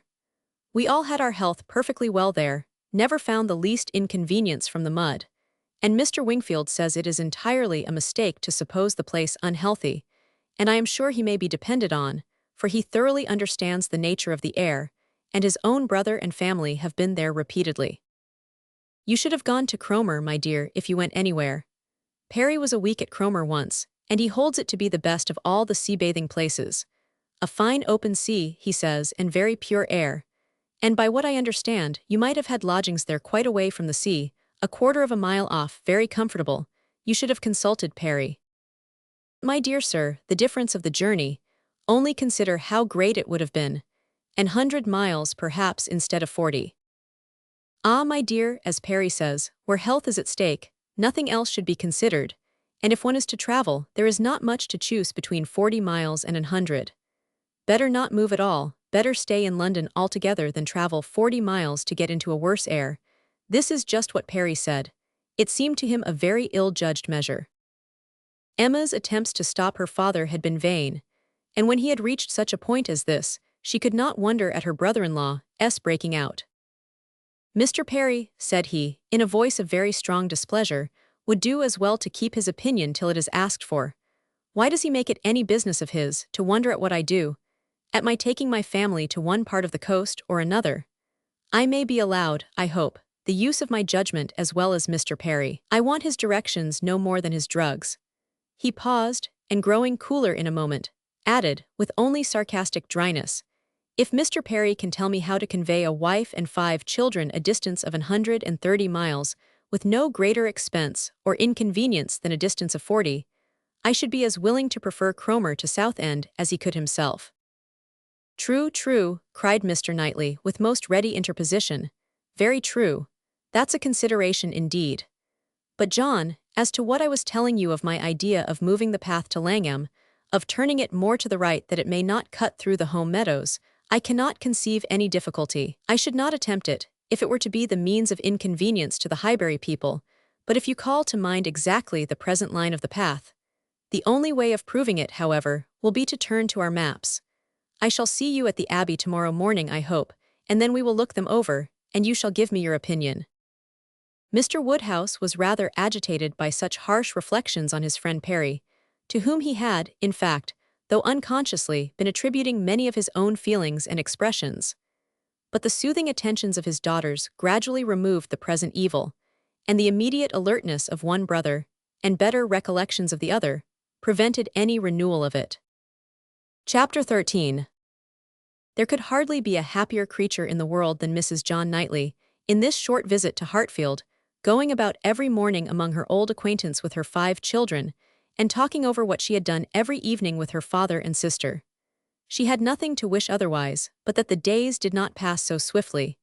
It was a delightful visit, perfect, in being much too short. In general, their evenings were less engaged with friends than their mornings, but one complete dinner engagement, and out of the house too, there was no avoiding, though at Christmas. Mr. Weston would take no denial. They must all dine at Randall's one day. Even Mr. Woodhouse was persuaded to think it a possible thing in preference to a division of the party. How they were all to be conveyed, he would have made a difficulty if he could, but as his son and daughter's carriage and horses were actually at Hartfield, he was not able to make more than a simple question on that head. It hardly amounted to a doubt, nor did it occupy Emma long to convince him that they might in one of the carriages find room for Harriet also. Harriet, Mr. Elton, and Mr. Knightley, their own especial set, were the only persons invited to meet them. The hours were to be early, as well as the numbers few, Mr. Woodhouse's habits and inclination being consulted in everything. The evening before this great event, for it was a very great event that Mr. Woodhouse should dine out, on the 24th of December, had been spent by Harriet at Hartfield, and she had gone home so much indisposed with a cold, that, but for her own earnest wish of being nursed by Mrs. Goddard, Emma could not have allowed her to leave the house. Emma called on her the next day, and found her doom already signed with regard to Randall's. She was very feverish and had a bad sore throat. Mrs. Goddard was full of care and affection, Mr. Perry was talked of, and Harriet herself was too ill and low to resist the authority which excluded her from this delightful engagement, though she could not speak of her loss without many tears. Emma sat with her as long as she could, to attend her in Mrs. Goddard's unavoidable absences, and raise her spirits by representing how much Mr. Elton's would be depressed when he knew her state, and left her at last tolerably comfortable, in the sweet dependence of his having a most comfortless visit, and of their all missing her very much. She had not advanced many yards from Mrs. Goddard's door, when she was met by Mr. Elton himself, evidently coming towards it, and as they walked on slowly together in conversation about the invalid, of whom he, on the rumor of considerable illness, had been going to inquire that he might carry some report of her to Hartfield. They were overtaken by Mr. John Knightley returning from the daily visit to Donwell, with his two eldest boys, whose healthy, glowing faces showed all the benefit of a country run, and seemed to ensure a quick dispatch of the roast mutton and rice pudding they were hastening home for. They joined company and proceeded together. Emma was just describing the nature of her friend's complaint. A throat very much inflamed, with a great deal of heat about her, a quick, low pulse and she was sorry to find from Mrs. Goddard that Harriet was liable to very bad sore throats, and had often alarmed her with them. Mr. Elton looked all alarm on the occasion as he exclaimed, "A sore throat, I hope not infectious. I hope not of a putrid infectious sort. Has Perry seen her? Indeed you should take care of yourself as well as of your friend. Let me entreat you to run no risks. Why does not Perry see her?" Emma, who was not really at all frightened herself, tranquilized this excess of apprehension by assurances of Mrs. Goddard's experience and care. But as there must still remain a degree of uneasiness which she could not wish to reason away, which she would rather feed and assist than not, she added soon afterwards, as if quite another subject, "It is so cold, so very cold, and looks and feels so very much like snow, that if it were to any other place or with any other party, I should really try not to go out today, and dissuade my father from venturing. But as he has made up his mind and does not seem to feel the cold himself, I do not like to interfere, as I know it would be so great a disappointment to Mr. and Mrs. Weston. But upon my word, Mr. Elton, in your case, I should certainly excuse myself. You appear to me a little hoarse already, and when you consider what demand of voice and what fatigues tomorrow will bring, I think it would be no more than common prudence to stay at home and take care of yourself tonight." Mr. Elton looked as if he did not very well know what answer to make, which was exactly the case, for though very much gratified by the kind care of such a fair lady, and not liking to resist any advice of hers, he had not really the least inclination to give up the visit. But Emma, too eager and busy in her own previous conceptions and views to hear him impartially, or see him with clear vision, was very well satisfied with his muttering acknowledgment of its being very cold, certainly very cold, and walked on, rejoicing in having extricated him from Randall's, and secured him the power of sending to inquire after Harriet every hour of the evening. "You do quite right," said she. "We will make your apologies to Mr. and Mrs. Weston." But hardly had she so spoken, when she found her brother was civilly offering a seat in his carriage, if the weather were Mr. Elton's only objection, and Mr. Elton actually accepting the offer with much prompt satisfaction. It was a done thing. Mr. Elton was to go, and never had his broad, handsome face expressed more pleasure than at this moment. Never had his smile been stronger, nor his eyes more exulting than when he next looked at her. "Well," said she to herself, "this is most strange. After I had got him off so well to choose to go into company and leave Harriet ill behind. Most strange indeed. But there is, I believe, in many men, especially single men, such an inclination, such a passion for dining out. A dinner engagement is so high in the class of their pleasures, their employments, their dignities, almost their duties, that anything gives way to it. And this must be the case with Mr. Elton, a most valuable, amiable, pleasing young man undoubtedly, and very much in love with Harriet. But still, he cannot refuse an invitation. He must dine out wherever he is asked. What a strange thing love is. He can see ready wit in Harriet, but will not dine alone for her." Soon afterwards, Mr. Elton quitted them, and she could not but do him the justice of feeling that there was a great deal of sentiment in his manner of naming Harriet at parting, in the tone of his voice, while assuring her that he should call at Mrs. Goddard's for news of her fair friend, the last thing before he prepared for the happiness of meeting her again, when he hoped to be able to give a better report. And he sighed and smiled himself off in a way that left the balance of approbation much in his favor. After a few minutes of entire silence between them, John Knightley began with, "I never in my life saw a man more intent on being agreeable than Mr. Elton. It is downright labor to him where ladies are concerned. With men he can be rational and unaffected, but when he has ladies to please, every feature works." "Mr. Elton's manners are not perfect," replied Emma, "but where there is a wish to please, one ought to overlook, and one does overlook a great deal. Where a man does his best with only moderate powers, he will have the advantage over negligent superiority. There is such perfect good temper and goodwill in Mr. Elton as one cannot but value." Yes, said Mr. John Knightley presently, with some slyness. He seems to have a great deal of goodwill towards you. Me, she replied with a smile of astonishment. Are you imagining me to be Mr. Elton's object? Such an imagination has crossed me, I own, Emma, and if it never occurred to you before, you may as well take it into consideration now. Mr. Elton in love with me, what an idea. I do not say it is so, but you will do well to consider whether it is so or not, and to regulate your behavior accordingly. I think your manners to him encouraging. I speak as a friend, Emma. You had better look about you, and ascertain what you do, and what you mean to do. I thank you, but I assure you are quite mistaken. Mr. Elton and I are very good friends, and nothing more. And she walked on, amusing herself in the consideration of the blunders which often arise from a partial knowledge of circumstances, of the mistakes which people of high pretensions to judgment are forever falling into, and not very well pleased with her brother for imagining her blind and ignorant, and in want of counsel. He said no more. Mr. Woodhouse had so completely made up his mind to the visit, that in spite of the increasing coldness, he seemed to have no idea of shrinking from it, and set forward at last most punctually with his eldest daughter in his own carriage, with less apparent consciousness of the weather than either of the others, too full of the wonder of his own going, and the pleasure it was to afford at Randall's to see that it was cold, and too well wrapped up to feel it. The cold, however, was severe, and by the time the second carriage was in motion, a few flakes of snow were finding their way down, and the sky had the appearance of being so overcharged as to want only a milder air to produce a very white world in a very short time. Emma soon saw that her companion was not in the happiest humor. The preparing and the going abroad in such weather, with the sacrifice of his children after dinner, were evils, were disagreeables at least, which Mr. John Knightley did not by any means like. He anticipated nothing in the visit that could be at all worth the purchase, and the whole of their drive to the vicarage was spent by him in expressing his discontent. A man, said he, must have a very good opinion of himself when he asks people to leave their own fireside, and encounter such a day as this, for the sake of coming to see him.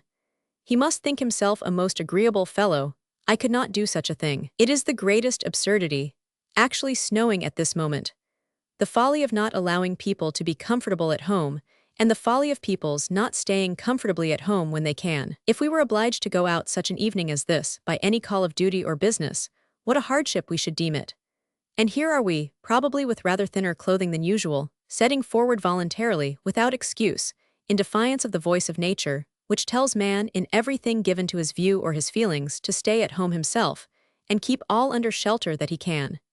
Here, are we setting forward to spend 5 dull hours in another man's house, with nothing to say or to hear that was not said and heard yesterday, and may not be said and heard again tomorrow. Going in dismal weather, to return probably in worse. 4 horses and 4 servants taken out for nothing, but to convey 5 idle, shivering creatures into colder rooms and worse company than they might have had at home. Emma did not find herself equal to give the pleased assent, which no doubt he was in the habit of receiving, to emulate the very true my love, which must have been usually administered by his traveling companion, but she had resolution enough to refrain from making any answer at all. She could not be complying, she dreaded being quarrelsome, her heroism reached only to silence.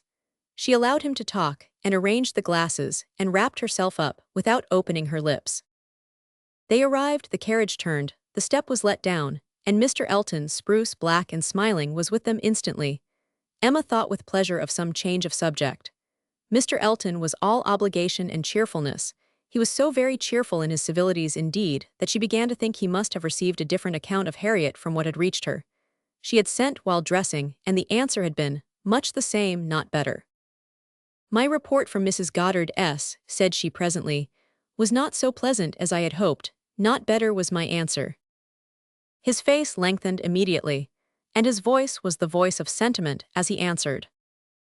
Oh no, I am grieved to find. I was on the point of telling you that when I called at Mrs. Goddard's door, which I did the very last thing before I returned to dress, I was told that Miss Smith was not better, by no means better, rather worse. Very much grieved and concerned, I had flattered myself that she must be better after such a cordial as I knew had been given her in the morning. Emma smiled and answered, My visit was of use to the nervous part of her complaint, I hope, but not even I can charm away a sore throat. It is a most severe cold indeed. Mr. Perry has been with her, as you probably heard. Yes, I imagined, that is, I did not. He has been used to her in these complaints, and I hope tomorrow morning will bring us both a more comfortable report. But it is impossible not to feel uneasiness. Such a sad loss to our party today. Dreadful, exactly so indeed. She will be missed every moment. This was very proper. The sigh which accompanied it was really estimable, but it should have lasted longer. Emma was rather in dismay when only half a minute afterwards he began to speak of other things, and in a voice of the greatest alacrity and enjoyment. "What an excellent device," said he, "the use of a sheepskin for carriages. How very comfortable they make it. Impossible to feel cold with such precautions. The contrivances of modern days indeed have rendered a gentleman's carriage perfectly complete. One is so fenced and guarded from the weather that not a breath of air can find its way unpermitted. Weather becomes absolutely of no consequence. It is a very cold afternoon, but in this carriage we know nothing of the matter. Ha, snows a little, I see." "Yes," said John Knightley, "and I think we shall have a good deal of it." "Christmas weather," observed Mr. Elton. "Quite seasonable, and extremely fortunate we may think ourselves that it did not begin yesterday, and prevent this day's party, which it might very possibly have done, for Mr. Woodhouse would hardly have ventured had there been much snow on the ground.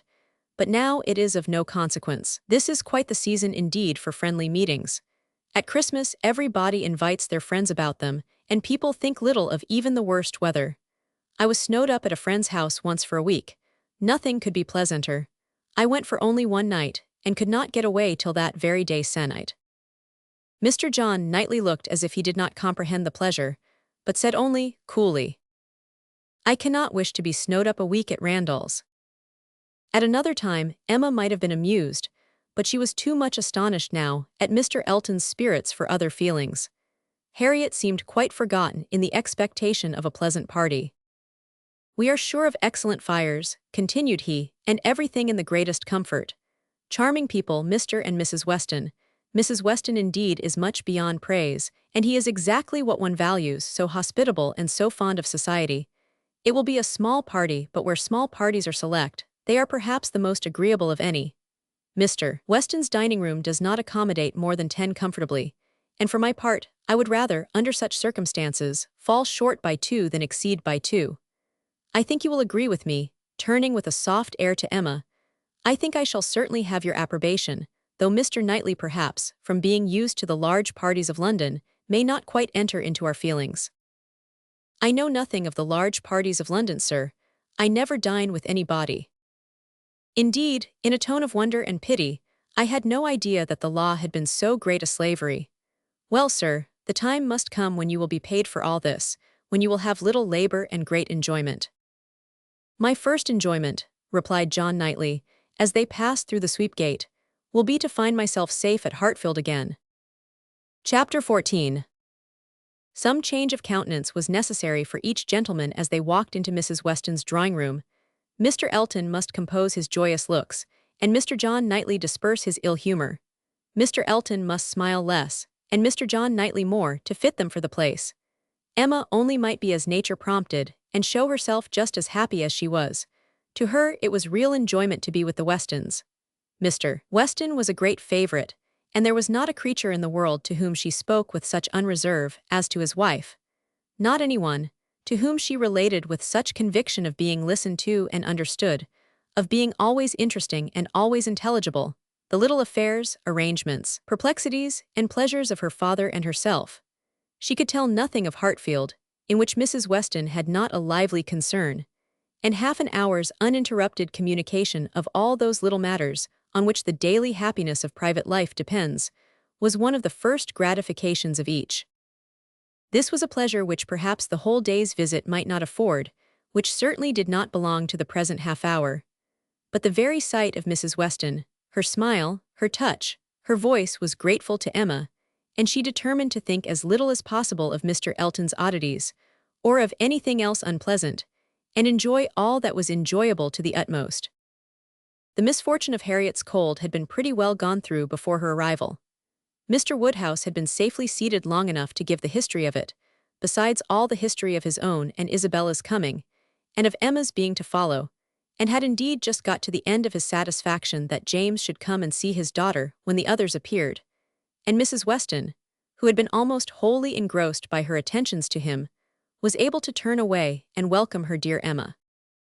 Emma's project of forgetting Mr. Elton for a while made her rather sorry to find, when they had all taken their places, that he was close to her. The difficulty was great of driving his strange insensibility towards Harriet from her mind, while he not only sat at her elbow, but was continually obtruding his happy countenance on her notice, and solicitously addressing her upon every occasion. Instead of forgetting him, his behavior was such that she could not avoid the internal suggestion of, "Can it really be as my brother imagined? Can it be possible for this man to be beginning to transfer his affections from Harriet to me? Absurd and insufferable. Yet he would be so anxious for her being perfectly warm, would be so interested about her father, and so delighted with Mrs. Weston, and at last would begin admiring her drawings with so much zeal and so little knowledge as seemed terribly like a would-be lover, and made it some effort with her to preserve her good manners. For her own sake she could not be rude, and for Harriet's, in the hope that all would yet turn out right, she was even positively civil. But it was an effort, especially as something was going on amongst the others, in the most overpowering period of Mr. Elton's nonsense, which she particularly wished to listen to. She heard enough to know that Mr. Weston was giving some information about his son. She heard the words "my son," and "Frank," and "my son," repeated several times over, and from a few other half-syllables very much suspected that he was announcing an early visit from his son. But before she could quiet Mr. Elton, the subject was so completely past that any reviving question from her would have been awkward. Now it so happened that in spite of Emma's resolution of never marrying, there was something in the name, in the idea of Mr. Frank Churchill, which always interested her. She had frequently thought, especially since his father's marriage with Miss Taylor, that if she were to marry, he was the very person to suit her in age, character, and condition. He seemed by this connection between the families quite to belong to her. She could not but suppose it to be a match that everybody who knew them must think of. That Mr. and Mrs. Weston did think of it, she was very strongly persuaded. And though not meaning to be induced by him, or by anybody else, to give up a situation which she believed more replete with good than any she could change it for, she had a great curiosity to see him, a decided intention of finding him pleasant, of being liked by him to a certain degree, and a sort of pleasure in the idea of their being coupled in their friends' imaginations. With such sensations, Mr. Elton's civilities were dreadfully ill-timed, but she had the comfort of appearing very polite, while feeling very cross, and of thinking that the rest of the visit could not possibly pass without bringing forward the same information again, or the substance of it, from the open-hearted Mr. Weston. So it proved, for when happily released from Mr. Elton, and seated by Mr. Weston at dinner, he made use of the very first interval in the cares of hospitality, the very first leisure from the saddle of mutton, to say to her, "We want only 2 more to be just the right number. I should like to see 2 more here, your pretty little friend, Miss Smith, and my son, and then I should say we were quite complete. I believe you did not hear me telling the others in the drawing-room that we are expecting Frank. I had a letter from him this morning, and he will be with us within a fortnight." Emma spoke with a very proper degree of pleasure, and fully assented to his proposition of Mr. Frank Churchill and Miss Smith making their party quite complete. "He has been wanting to come to us," continued Mr. Weston, "ever since September. Every letter has been full of it, but he cannot command his own time. He has those to please who must be pleased, and who, between ourselves, are sometimes to be pleased only by a good many sacrifices. But now I have no doubt of seeing him here about the 2nd week in January. What a very great pleasure it will be to you. And Mrs. Weston is so anxious to be acquainted with him that she must be almost as happy as yourself." Yes, she would be, but that she thinks there will be another put off. She does not depend upon his coming so much as I do, but she does not know the parties so well as I do. The case, you see, is, but this is quite between ourselves. I did not mention a syllable of it in the other room. There are secrets in all families, you know. The case is that a party of friends are invited to pay a visit at Enscombe in January, and that Frank's coming depends upon their being put off. If they are not put off, he cannot stir. But I know they will, because it is a family that a certain lady, of some consequence, at Enscombe, has a particular dislike to, and though it is thought necessary to invite them once in 2 or 3 years, they always are put off when it comes to the point. I have not the smallest doubt of the issue. I am as confident of seeing Frank here before the middle of January as I am of being here myself. But your good friend there, nodding towards the upper end of the table, has so few vagaries herself, and has been so little used to them at Hartfield, that she cannot calculate on their effects, as I have been long in the practice of doing. I am sorry there should be anything like doubt in the case, replied Emma, but am disposed to side with you, Mr. Weston. If you think he will come, I shall think so too, for you know Enscombe. Yes, I have some right to that knowledge, though I have never been at the place in my life. She is an odd woman, but I never allow myself to speak ill of her, on Frank's account, for I do believe her to be very fond of him. I used to think she was not capable of being fond of anybody, except herself. But she has always been kind to him, in her way, allowing for little whims and caprices and expecting everything to be as she likes. And it is no small credit, in my opinion, to him, that he should excite such an affection, for though I would not say it to anybody else, she has no more heart than a stone to people in general, and the devil of a temper. Emma liked the subject so well that she began upon it, to Mrs. Weston, very soon after their moving into the drawing-room, wishing her joy, yet observing that she knew the first meeting must be rather alarming. Mrs. Weston agreed to it, but added that she should be very glad to be secure of undergoing the anxiety of a first meeting at the time talked of, for I cannot depend upon his coming. I cannot be so sanguine as Mr. Weston. I am very much afraid that it will all end in nothing. Mr. Weston, I dare say, has been telling you exactly how the matter stands. Yes, it seems to depend upon nothing but the ill humor of Mrs. Churchill, which I imagine to be the most certain thing in the world. My Emma, replied Mrs. Weston, smiling, what is the certainty of caprice? Then turning to Isabella, who had not been attending before, you must know, my dear Mrs. Knightley, that we are by no means so sure of seeing Mr. Frank Churchill, in my opinion, as his father thinks. It depends entirely upon his aunt's spirits and pleasure, in short, upon her temper.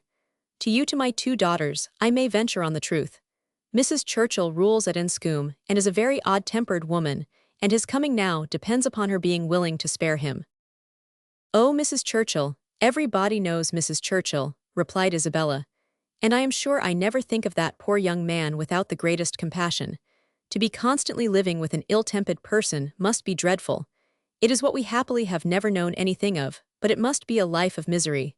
What a blessing that she never had any children.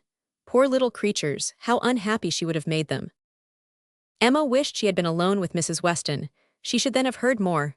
Mrs. Weston would speak to her, with a degree of unreserve which she would not hazard with Isabella, and, she really believed, would scarcely try to conceal anything relative to the Churchills from her, excepting those views on the young man, of which her own imagination had already given her such instinctive knowledge, but at present there was nothing more to be said.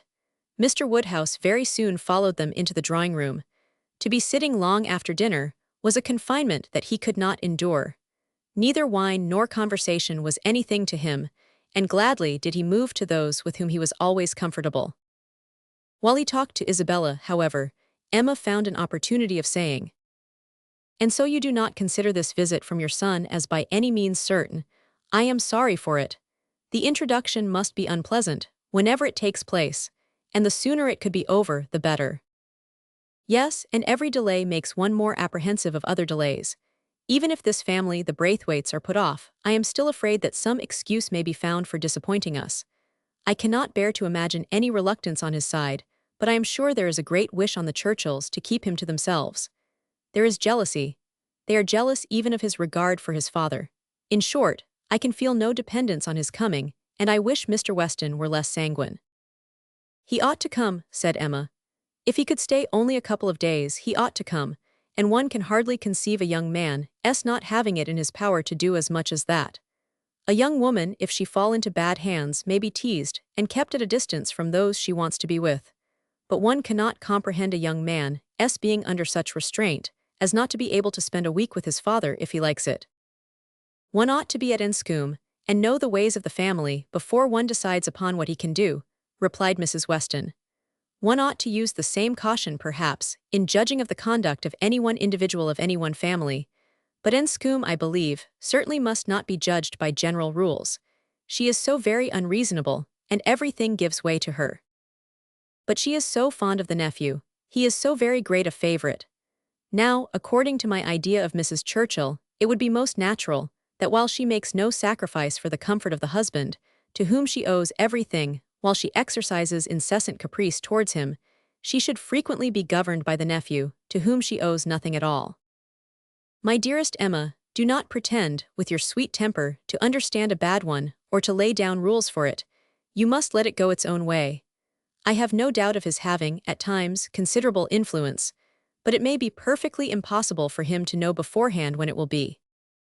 Emma listened, and then coolly said, I shall not be satisfied unless he comes. He may have a great deal of influence on some points, continued Mrs. Weston, and on others, very little, and among those, on which she is beyond his reach, it is but too likely, may be this very circumstance of his coming away from them to visit us. Chapter 15. Mr. Woodhouse was soon ready for his tea, and when he had drank his tea he was quite ready to go home, and it was as much as his three companions could do to entertain away his notice of the lateness of the hour before the other gentlemen appeared. Mr. Weston was chatty and convivial, and no friend to early separations of any sort, but at last the drawing-room party did receive an augmentation. Mr. Elton, in very good spirits, was one of the first to walk in.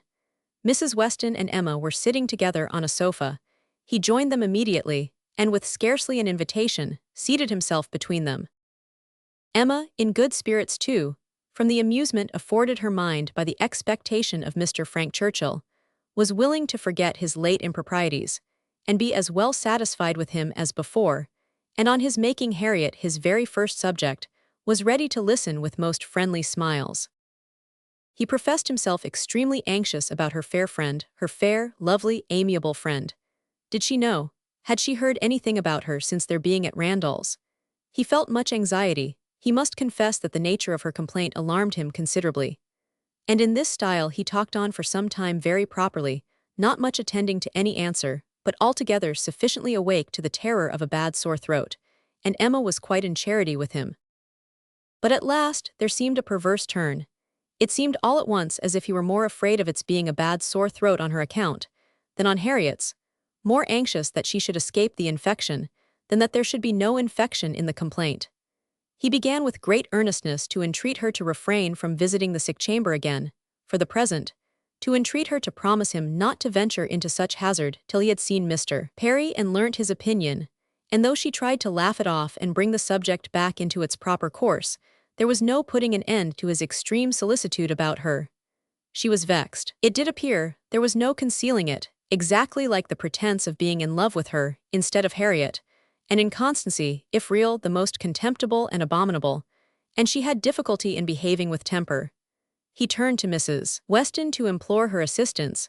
Would not she give him her support? Would not she add her persuasions to his, to induce Miss Woodhouse not to go to Mrs. Goddard's till it were certain that Miss Smith's disorder had no infection? He could not be satisfied without a promise. Would not she give him her influence in procuring it? So scrupulous for others, he continued, and yet so careless for herself. She wanted me to nurse my cold by staying at home today, and yet will not promise to avoid the danger of catching an ulcerated sore throat herself. Is this fair, Mrs. Weston? Judge between us. Have not I some right to complain? I am sure of your kind support and aid.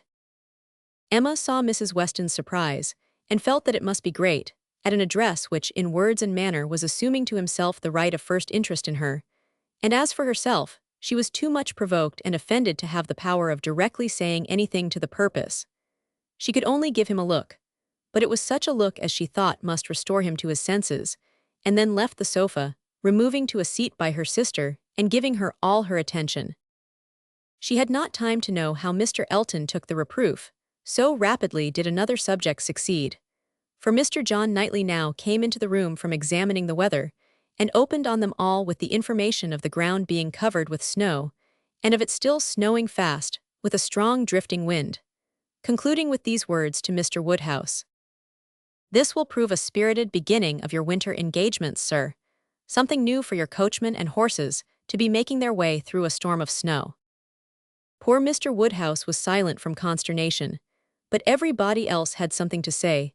Everybody was either surprised or not surprised, and had some question to ask or some comfort to offer. Mrs. Weston and Emma tried earnestly to cheer him and turn his attention from his son-in-law, who was pursuing his triumph rather unfeelingly. "I admired your resolution very much, sir," said he, "in venturing out in such weather, for of course you saw there would be snow very soon. Everybody must have seen the snow coming on. I admired your spirit, and I dare say we shall get home very well. Another hour or two's snow can hardly make the road impassable, and we are two carriages. If one is blown over in the bleak part of the common field, there will be the other at hand. I dare say we shall be all safe at Hartfield before midnight." Mr. Weston, with triumph of a different sort, was confessing that he had known it to be snowing some time, but had not said a word, lest it should make Mr. Woodhouse uncomfortable and be an excuse for his hurrying away. As to there being any quantity of snow fallen or likely to fall to impede their return, that was a mere joke. He was afraid they would find no difficulty. He wished the road might be impassable, that he might be able to keep them all at Randall's. And with the utmost good, Will was sure that accommodation might be found for everybody, calling on his wife to agree with him, that with a little contrivance, everybody might be lodged, which she hardly knew how to do, from the consciousness of there being but 2 spare rooms in the house. "What is to be done, my dear Emma? What is to be done?" was Mr. Woodhouse's first exclamation, and all that he could say for some time. To her he looked for comfort, and her assurances of safety, her representation of the excellence of the horses and of James, and of their having so many friends about them, revived him a little. His eldest daughter's alarm was equal to his own. The horror of being blocked up at Randall's, while her children were at Hartfield, was full in her imagination, and fancying the road to be now just passable for adventurous people, but in a state that admitted no delay, she was eager to have it settled, that her father and Emma should remain at Randall's, while she and her husband set forward instantly through all the possible accumulations of drifted snow that might impede them. "You had better order the carriage directly, my love," said she. "I dare say we shall be able to get along if we set off directly, and if we do come to anything very bad I can get out and walk. I am not at all afraid. I should not mind walking half the way. I could change my shoes, you know, the moment I got home, and it is not the sort of thing that gives me cold." "Indeed," replied he. "Then, my dear Isabella, it is the most extraordinary sort of thing in the world, for in general everything does give you cold. Walk home. You are prettily shod for walking home, I dare say. It will be bad enough for the horses." Isabella turned to Mrs. Weston for her approbation of the plan. Mrs. Weston could only approve. Isabella then went to Emma, but Emma could not so entirely give up the hope of their being all able to get away, and they were still discussing the point, when Mr. Knightley, who had left the room immediately after his brother's first report of the snow, came back again, and told them that he had been out of doors to examine, and could answer for there not being the smallest difficulty in their getting home, whenever they liked it, either now or an hour hence. He had gone beyond the sweep, some way along the Highbury road. The snow was nowhere above half an inch deep, in many places hardly enough to whiten the ground. A very few flakes were falling at present, but the clouds were parting, and there was every appearance of its being soon over. He had seen the coachman, and they both agreed with him in there being nothing to apprehend. To Isabella, the relief of such tidings was very great, and they were scarcely less acceptable to Emma on her father's account, who was immediately set as much at ease on the subject as his nervous constitution allowed. But the alarm that had been raised could not be appeased so as to admit of any comfort for him while he continued at Randall's. He was satisfied of there being no present danger in returning home, but no assurances could convince him that it was safe to stay, and while the others were variously urging and recommending, Mr. Knightley and Emma settled it in a few brief sentences.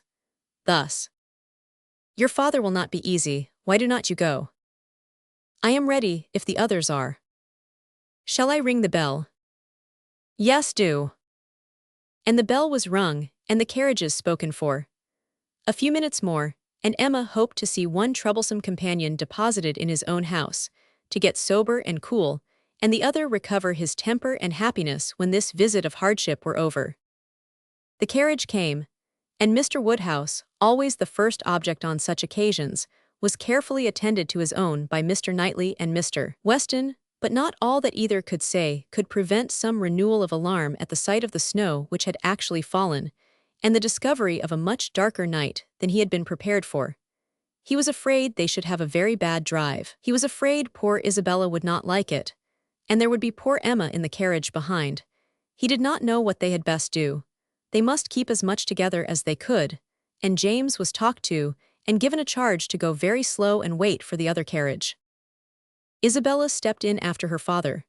John Knightley, forgetting that he did not belong to their party, stepped in after his wife very naturally. So that Emma found, on being escorted and followed into the second carriage by Mr. Elton, that the door was to be lawfully shut on them, and that they were to have a tete-a-tete drive. It would not have been the awkwardness of a moment. It would have been rather a pleasure, previous to the suspicions of this very day. She could have talked to him of Harriet, and the 3/4 of a mile would have seemed but one. But now, she would rather it had not happened. She believed he had been drinking too much of Mr. Weston's good wine, and felt sure that he would want to be talking nonsense. To restrain him as much as might be by her own manners, she was immediately preparing to speak with exquisite calmness and gravity of the weather and the night. But scarcely had she begun, scarcely had they passed the sweep gate and joined the other carriage, than she found her subject cut up, her hand seized, her attention demanded, and Mr. Elton actually making violent love to her, availing himself of the precious opportunity, declaring sentiments which must be already well known, hoping, fearing, adoring, ready to die if she refused him, but flattering himself that his ardent attachment and unequaled love and unexampled passion could not fail of having some effect, and in short, very much resolved on being seriously accepted as soon as possible. It really was so. Without scruple, without apology, without much apparent diffidence, Mr. Elton, the lover of Harriet, was professing himself her lover. She tried to stop him, but vainly. He would go on and say it all. Angry as she was, the thought of the moment made her resolve to restrain herself when she did speak. She felt that half this folly must be drunkenness, and therefore could hope that it might belong only to the passing hour. Accordingly, with a mixture of the serious and the playful, which she hoped would best suit his half-and-half state, she replied, "I am very much astonished, Mr. Elton. This to me, you forget yourself, you take me for my friend. Any message to Miss Smith I shall be happy to deliver, but no more of this to me, if you please." Miss Smith, message to Miss Smith. What could she possibly mean? And he repeated her words with such assurance of accent, such boastful pretense of amazement, that she could not help replying with quickness, "Mr. Elton, this is the most extraordinary conduct, and I can account for it only in one way. You are not yourself, or you could not speak either to me or of Harriet in such a manner. Command yourself enough to say no more, and I will endeavor to forget it." But Mr. Elton had only drunk wine enough to elevate his spirits, not at all to confuse his intellects.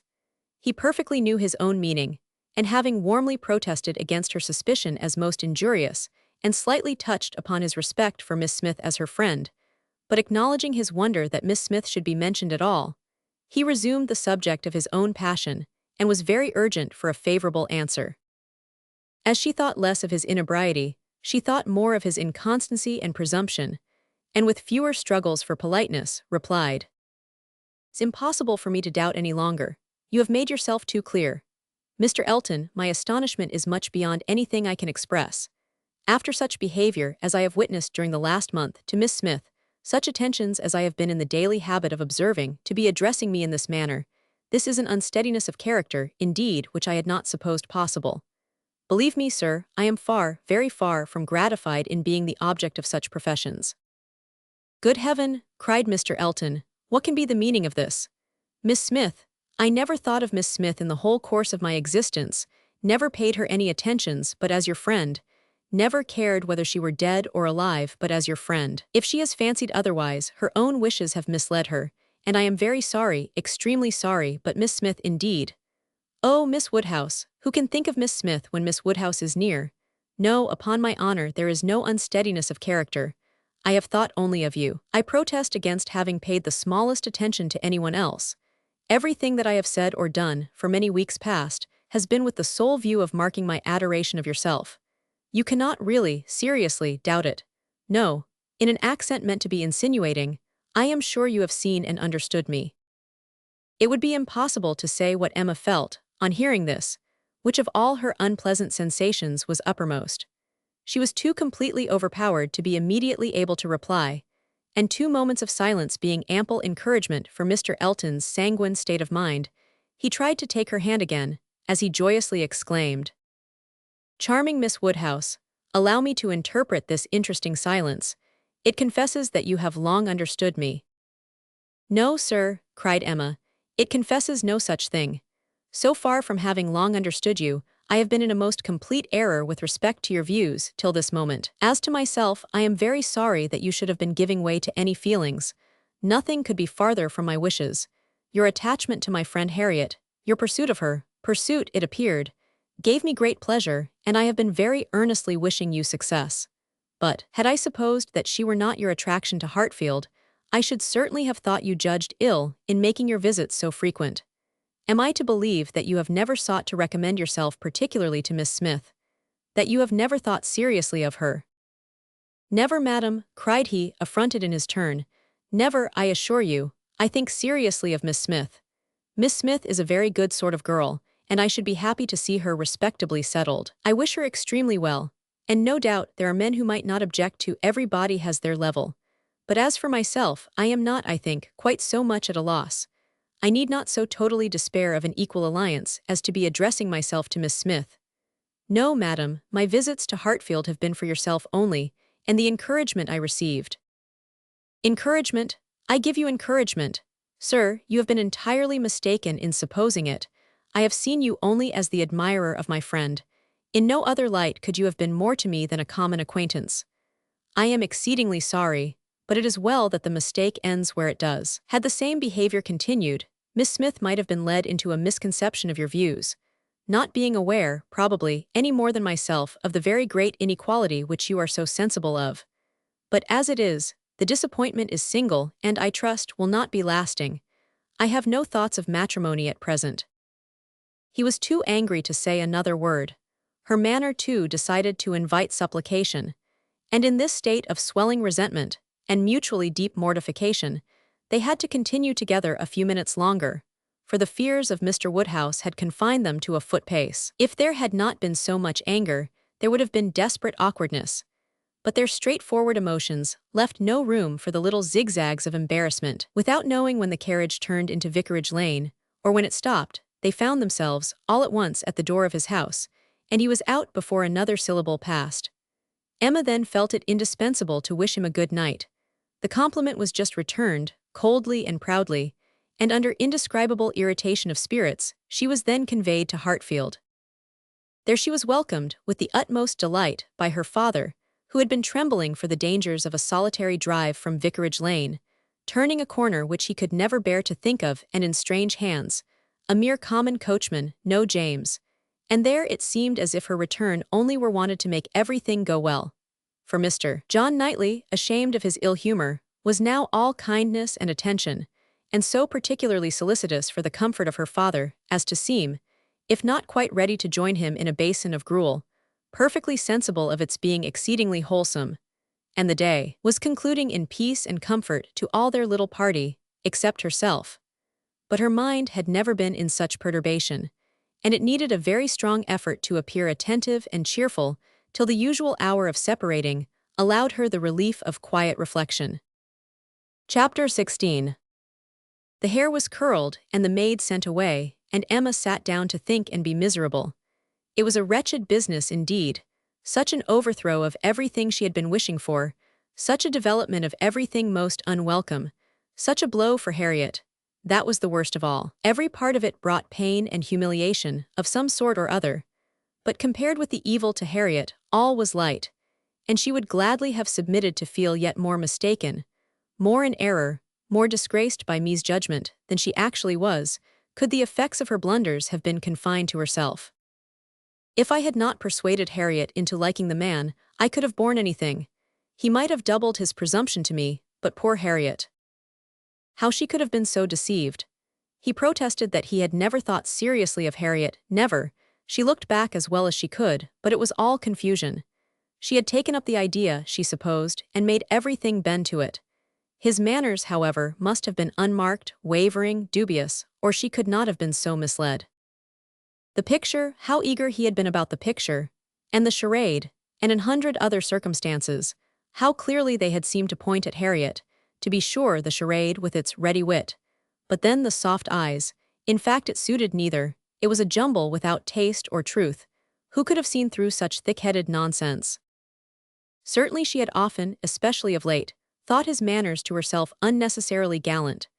But it had passed as his way, as a mere error of judgment, of knowledge, of taste, as one proof among others that he had not always lived in the best society, that with all the gentleness of his address, true elegance was sometimes wanting. But till this very day, she had never, for an instant, suspected it to mean anything but grateful respect to her as Harriet's friend. To Mr. John Knightley was she indebted for her first idea on the subject, for the first start of its possibility. There was no denying that those brothers had penetration. She remembered what Mr. Knightley had once said to her about Mr. Elton, the caution he had given, the conviction he had professed that Mr. Elton would never marry indiscreetly, and blushed to think how much truer a knowledge of his character had been there shewn than any she had reached herself. It was dreadfully mortifying, but Mr. Elton was proving himself, in many respects, the very reverse of what she had meant and believed him. Proud, assuming, conceited, very full of his own claims, and little concerned about the feelings of others. Contrary to the usual course of things, Mr. Elton's wanting to pay his addresses to her had sunk him in her opinion. His professions and his proposals did him no service. She thought nothing of his attachment, and was insulted by his hopes. He wanted to marry well, and having the arrogance to raise his eyes to her, pretended to be in love, but she was perfectly easy as to his not suffering any disappointment that need be cared for. There had been no real affection either in his language or manners. Sighs and fine words had been given in abundance, but she could hardly devise any set of expressions, or fancy any tone of voice, less allied with real love. She need not trouble herself to pity him. He only wanted to aggrandize and enrich himself, and if Miss Woodhouse of Hartfield, the heiress of £30,000, were not quite so easily obtained as he had fancied, he would soon try for Miss Somebody else with 20, or with 10. But that he should talk of encouragement, should consider her as aware of his views, accepting his attentions, meaning in short to marry him, should suppose himself her equal in connection or mind, look down upon her friend, so well understanding the gradations of rank below him, and be so blind to what rose above, as to fancy himself showing no presumption in addressing her. It was most provoking. Perhaps it was not fair to expect him to feel how very much he was her inferior in talent, and all the elegancies of mind. The very want of such equality might prevent his perception of it, but he must know that in fortune and consequence she was greatly his superior. He must know that the Woodhouses had been settled for several generations at Hartfield, the younger branch of a very ancient family, and that the Eltons were nobody. The landed property of Hartfield certainly was inconsiderable, being but a sort of notch in the Donwell Abbey estate, to which all the rest of Highbury belonged. But their fortune, from other sources, was such as to make them scarcely secondary to Donwell Abbey itself, in every other kind of consequence, and the Woodhouses had long held a high place in the consideration of the neighborhood, which Mr. Elton had first entered not 2 years ago, to make his way as he could, without any alliances but in trade, or anything to recommend him to notice but his situation and his civility. But he had fancied her in love with him. That evidently must have been his dependence, and after raving a little about the seeming incongruity of gentle manners and a conceited head, Emma was obliged in common honesty to stop and admit that her own behavior to him had been so complacent and obliging, so full of courtesy and attention, as, supposing her real motive unperceived, might warrant a man of ordinary observation and delicacy, like Mr. Elton, in fancying himself a very decided favorite. If she had so misinterpreted his feelings, she had little right to wonder that he, with self-interest to blind him, should have mistaken hers. The first error and the worst lay at her door. It was foolish, it was wrong, to take so active a part in bringing any two people together. It was adventuring too far, assuming too much, making light of what ought to be serious, a trick of what ought to be simple.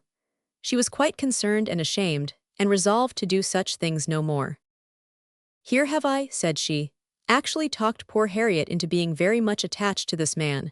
She might never have thought of him but for me, and certainly never would have thought of him with hope, if I had not assured her of his attachment, for she is as modest and humble as I used to think him. Oh, that I had been satisfied with persuading her not to accept young Martin. There I was quite right. That was well done of me, but there I should have stopped, and left the rest to time and chance. I was introducing her into good company, and giving her the opportunity of pleasing some one worth having.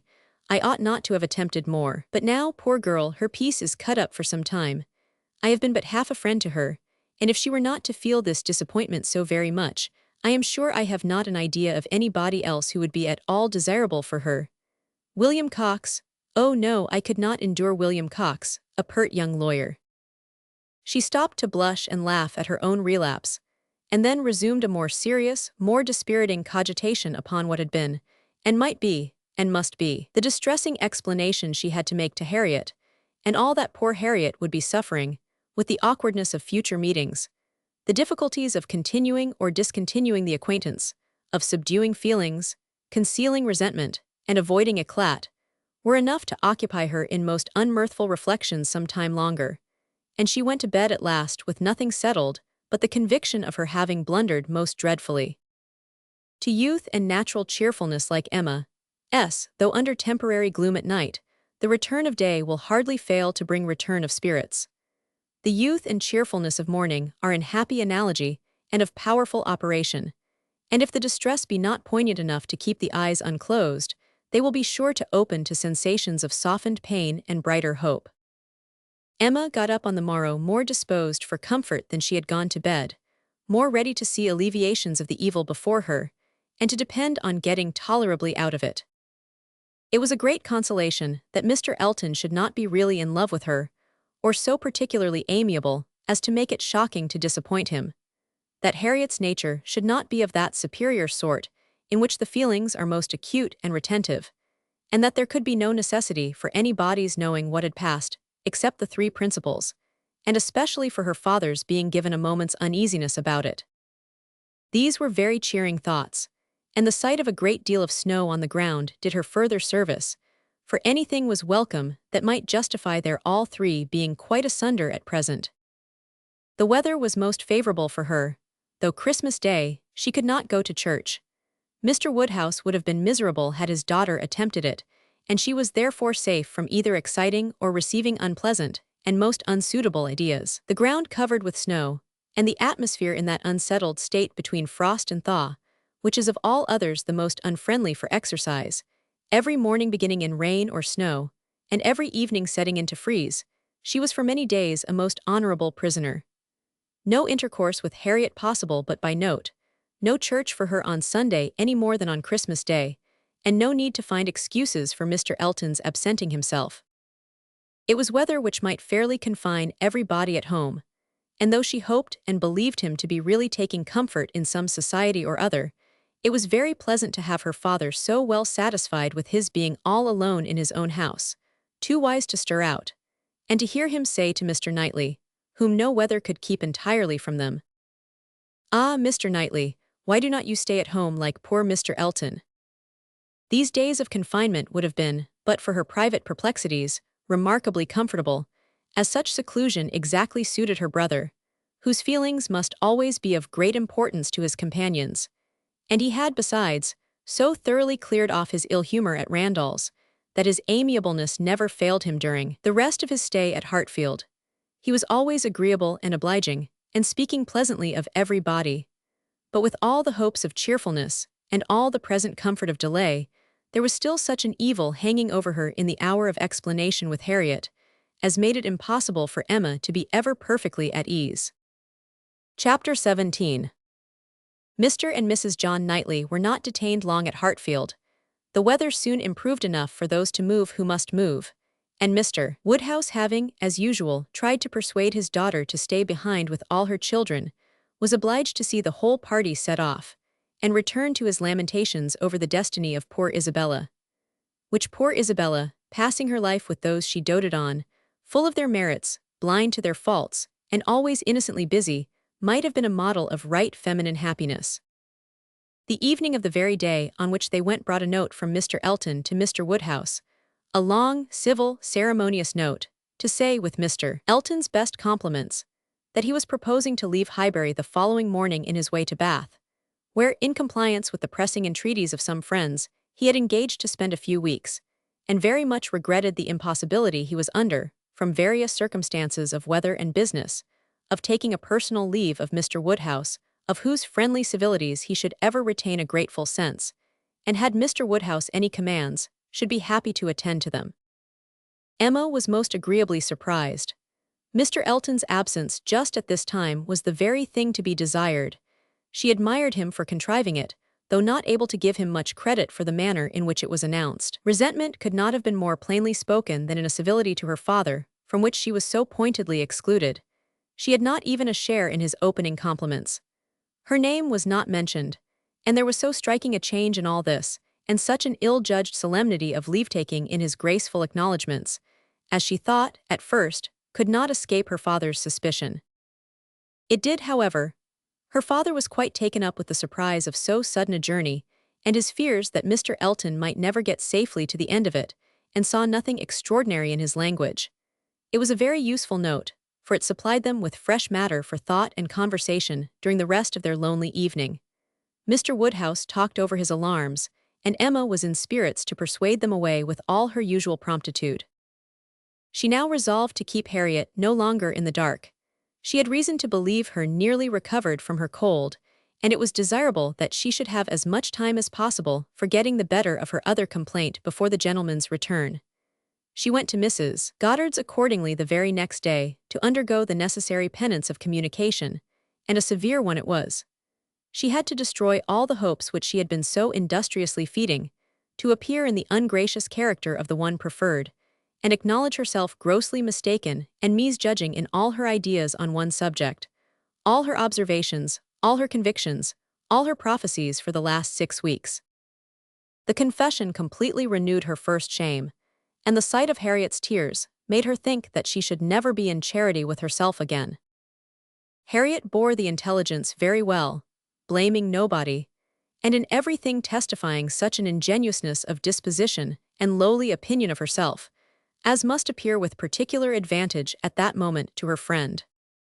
Emma was in the humor to value simplicity and modesty to the utmost, and all that was amiable, all that ought to be attaching, seemed on Harriet's side, not her own. Harriet did not consider herself as having anything to complain of. The affection of such a man as Mr. Elton would have been too great a distinction. She never could have deserved him, and nobody but so partial and kind a friend as Miss Woodhouse would have thought it possible. Her tears fell abundantly, but her grief was so truly artless that no dignity could have made it more respectable in Emma's eyes, and she listened to her, and tried to console her with all her heart and understanding, really for the time convinced that Harriet was the superior creature of the two, and that to resemble her would be more for her own welfare and happiness than all that genius or intelligence could do. It was rather too late in the day to set about being simple-minded and ignorant, but she left her with every previous resolution confirmed of being humble and discreet, and repressing imagination all the rest of her life. Her second duty now, inferior only to her father's claims, was to promote Harriet's comfort and endeavor to prove her own affection in some better method than by matchmaking.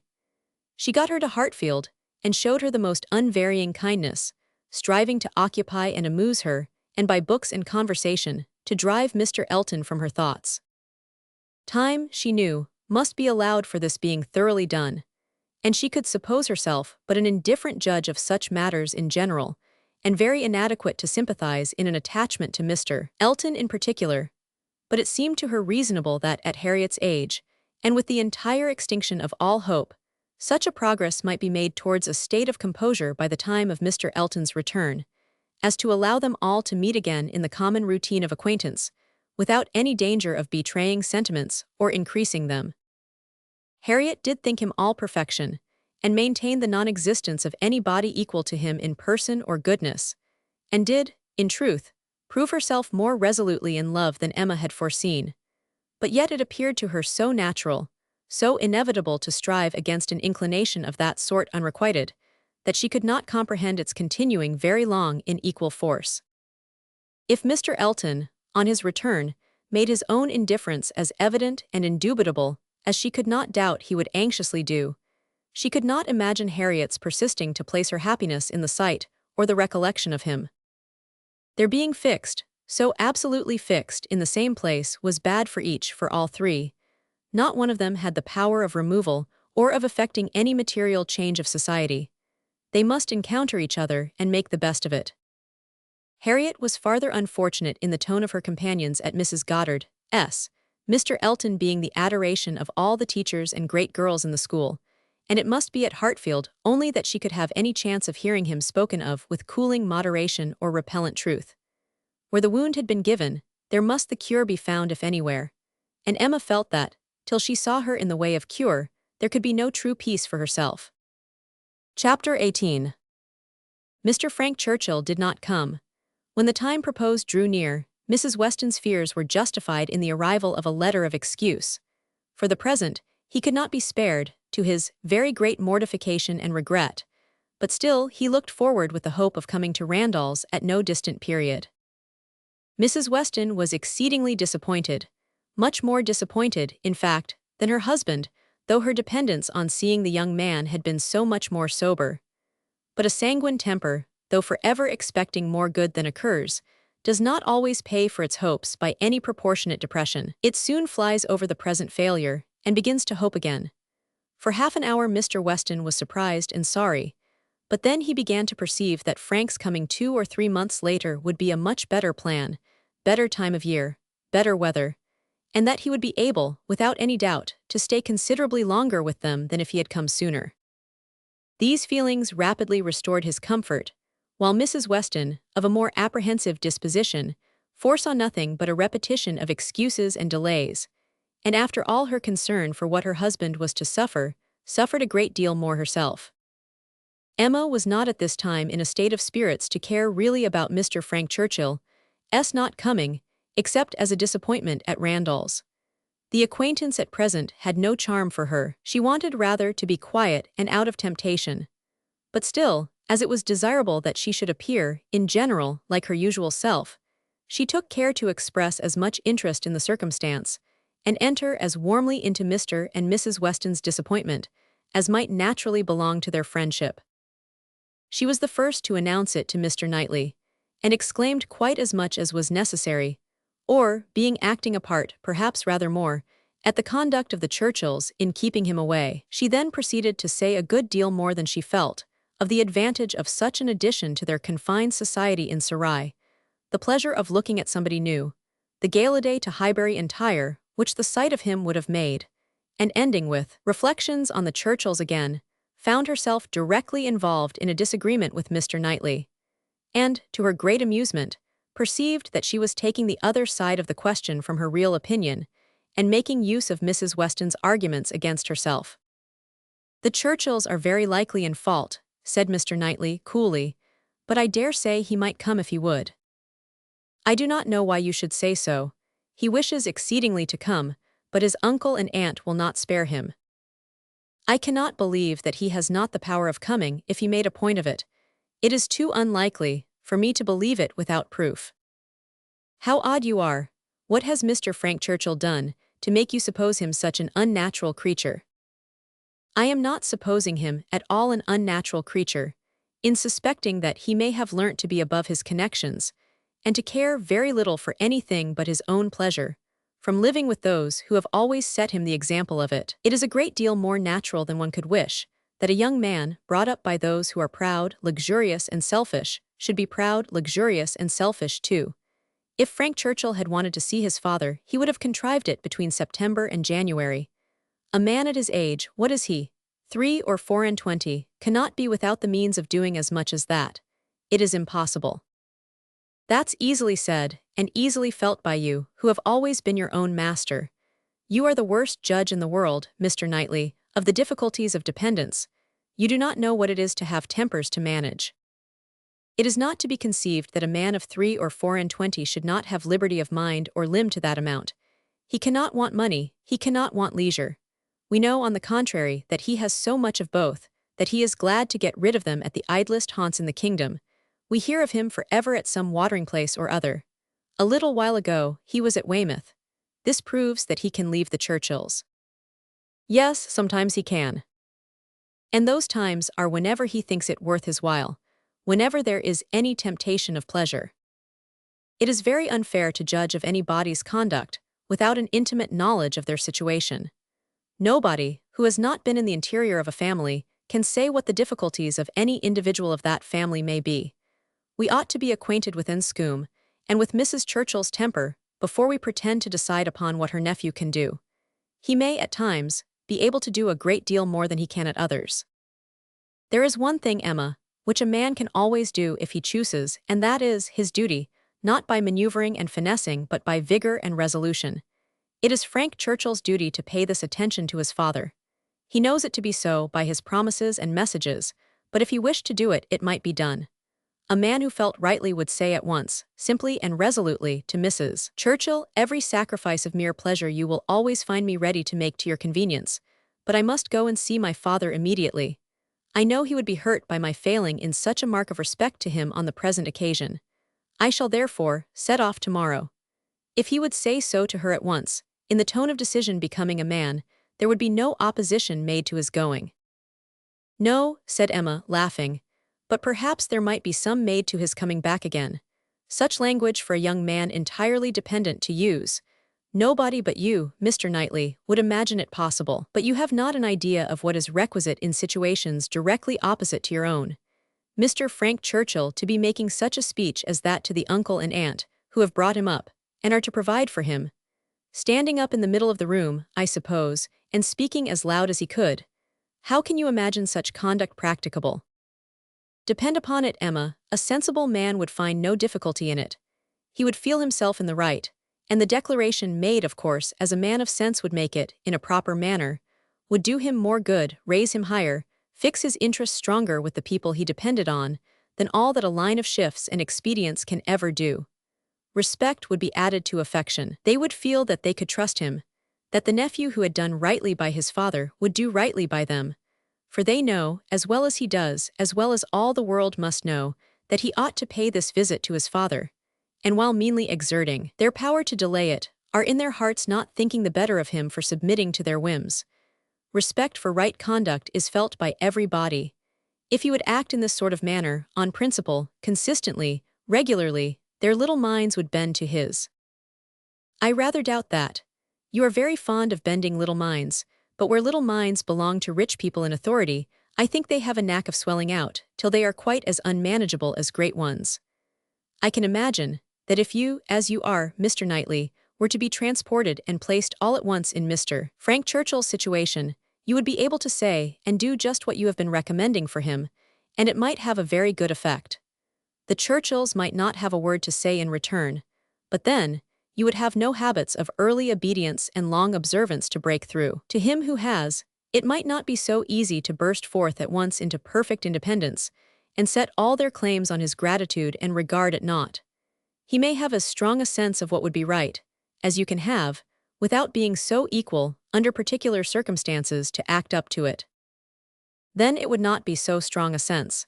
If it failed to produce equal exertion, it could not be an equal conviction. Oh, the difference of situation and habit!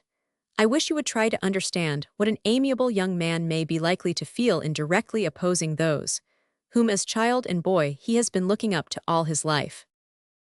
Our amiable young man is a very weak young man, if this be the first occasion of his carrying through a resolution to do right against the will of others.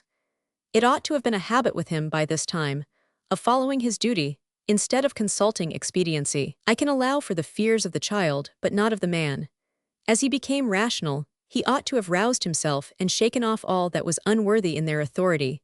He ought to have opposed the first attempt on their side to make him slight his father. Had he begun as he ought, there would have been no difficulty now. We shall never agree about him, cried Emma, but that is nothing extraordinary. I have not the least idea of his being a weak young man. I feel sure that he is not. Mr. Weston would not be blind to folly, though in his own son, but he is very likely to have a more yielding, complying, mild disposition than would suit your notions of man's perfection. I dare say he has, and though it may cut him off from some advantages, it will secure him many others. Yes, all the advantages of sitting still when he ought to move, and of leading a life of mere idle pleasure, and fancying himself extremely expert in finding excuses for it. He can sit down and write a fine flourishing letter, full of professions and falsehoods, and persuade himself that he has hit upon the very best method in the world of preserving peace at home, and preventing his father's having any right to complain. His letters disgust me. Your feelings are singular, they seem to satisfy everybody else. I suspect they do not satisfy Mrs. Weston. They hardly can satisfy a woman of her good sense and quick feelings, standing in a mother's place, but without a mother's affection to blind her. It is on her account that attention to Randalls is doubly due, and she must doubly feel the omission. Had she been a person of consequence herself, he would have come, I dare say, and it would not have signified whether he did or no. Can you think your friend behindhand in these sort of considerations? Do you suppose she does not often say all this to herself? No, Emma, your amiable young man can be amiable only in French, not in English. He may be very amiable, have very good manners, and be very agreeable, but he can have no English delicacy towards the feelings of other people, nothing really amiable about him. You seem determined to think ill of him. Me, not at all, replied Mr. Knightley, rather displeased. I do not want to think ill of him. I should be as ready to acknowledge his merits as any other man, but I hear of none, except what are merely personal, that he is well-grown and good-looking, with smooth, plausible manners. Well, if he have nothing else to recommend him, he will be a treasure at Highbury. We do not often look upon fine young men, well-bred and agreeable. We must not be nice and ask for all the virtues into the bargain. Cannot you imagine, Mr. Knightley, what a sensation his coming will produce? There will be but one subject throughout the parishes of Donwell and Highbury, but one interest, one object of curiosity. It will be all Mr. Frank Churchill. We shall think and speak of nobody else. You will excuse my being so much overpowered. If I find him conversable, I shall be glad of his acquaintance, but if he is only a chattering coxcomb, he will not occupy much of my time or thoughts. My idea of him is that he can adapt his conversation to the taste of everybody, and has the power as well as the wish of being universally agreeable. To you, he will talk of farming, to me of drawing or music, and so on to everybody, having that general information on all subjects which will enable him to follow the lead or take the lead, just as propriety may require, and to speak extremely well on each. That is my idea of him. And mine, said Mr. Knightley warmly, is that if he turn out anything like it, he will be the most insufferable fellow breathing.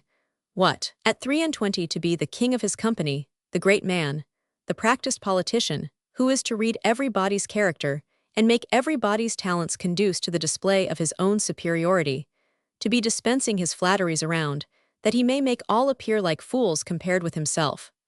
My dear Emma, your own good sense could not endure such a puppy when it came to the point. I will say no more about him, cried Emma. You turn everything to evil.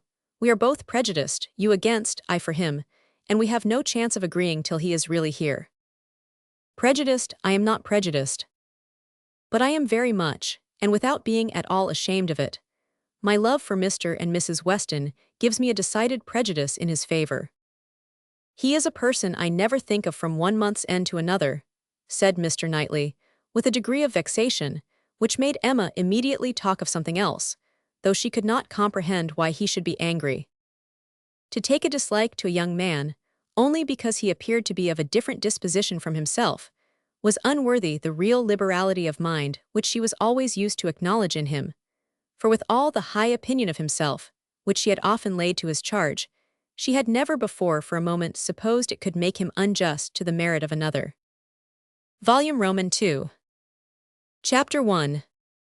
Emma and Harriet had been walking together one morning, and, in Emma's opinion, had been talking enough of Mr. Elton for that day. She could not think that Harriet's solace or her own sins required more, and she was therefore industriously getting rid of the subject as they returned. But it burst out again when she thought she had succeeded, and after speaking some time of what the poor must suffer in winter, and receiving no other answer than a very plaintive, Mr.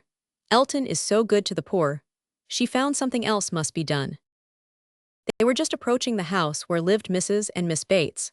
She determined to call upon them and seek safety in numbers. There was always sufficient reason for such an attention. Mrs. and Miss Bates loved to be called on, and she knew she was considered by the very few who presumed ever to see imperfection in her, as rather negligent in that respect, and as not contributing what she ought to the stock of their scanty comforts.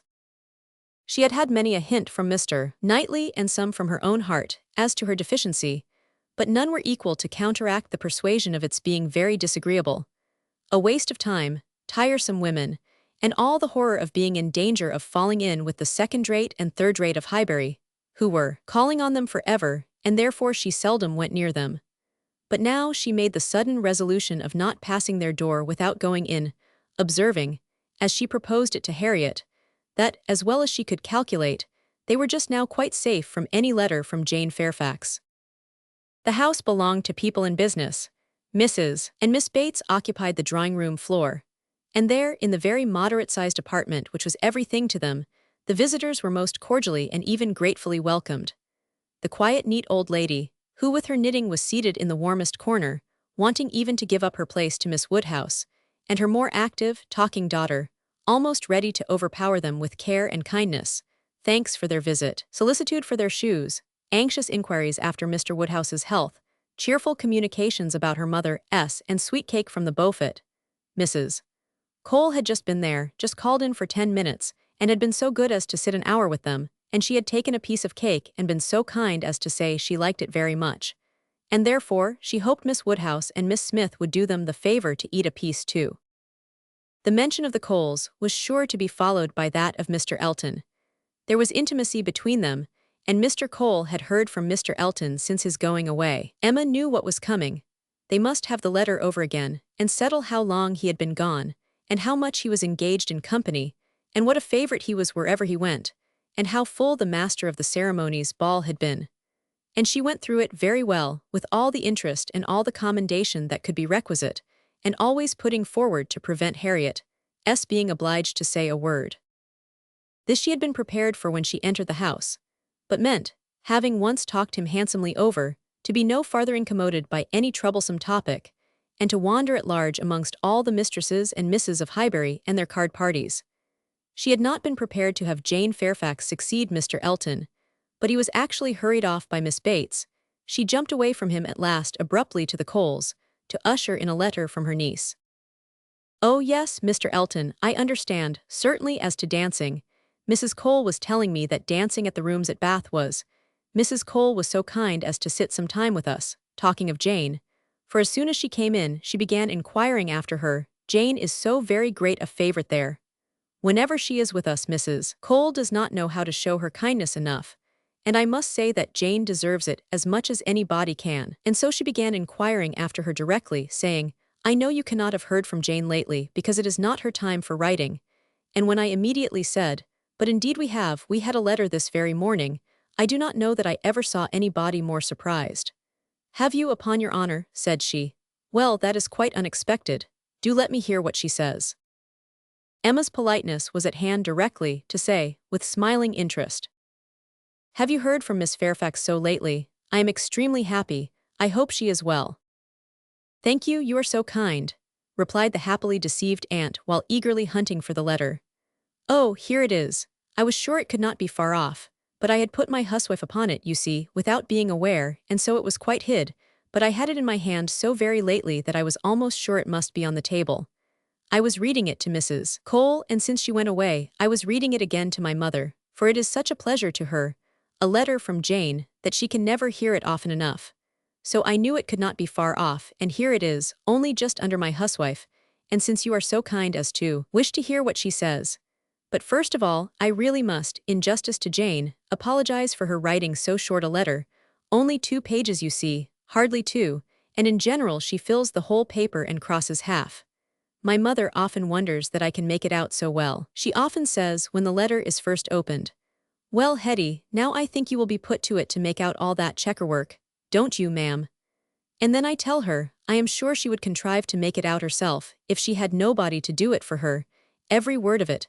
I am sure she would pore over it till she had made out every word. And indeed, though my mother's eyes are not so good as they were, she can see amazingly well still, thank God, with the help of spectacles. It is such a blessing. My mother's are really very good indeed. Jane often says when she is here, 'I am sure, grandmamma, you must have had very strong eyes to see as you do, and so much fine work as you have done too. I only wish my eyes may last me as well.'" All this spoken extremely fast, obliged Miss Bates to stop for breath, and Emma said something very civil about the excellence of Miss Fairfax's handwriting. "You are extremely kind," replied Miss Bates, highly gratified, "you who are such a judge and write so beautifully yourself. I am sure there is nobody's praise that could give us so much pleasure as Miss Woodhouse's. My mother does not hear, she is a little deaf, you know.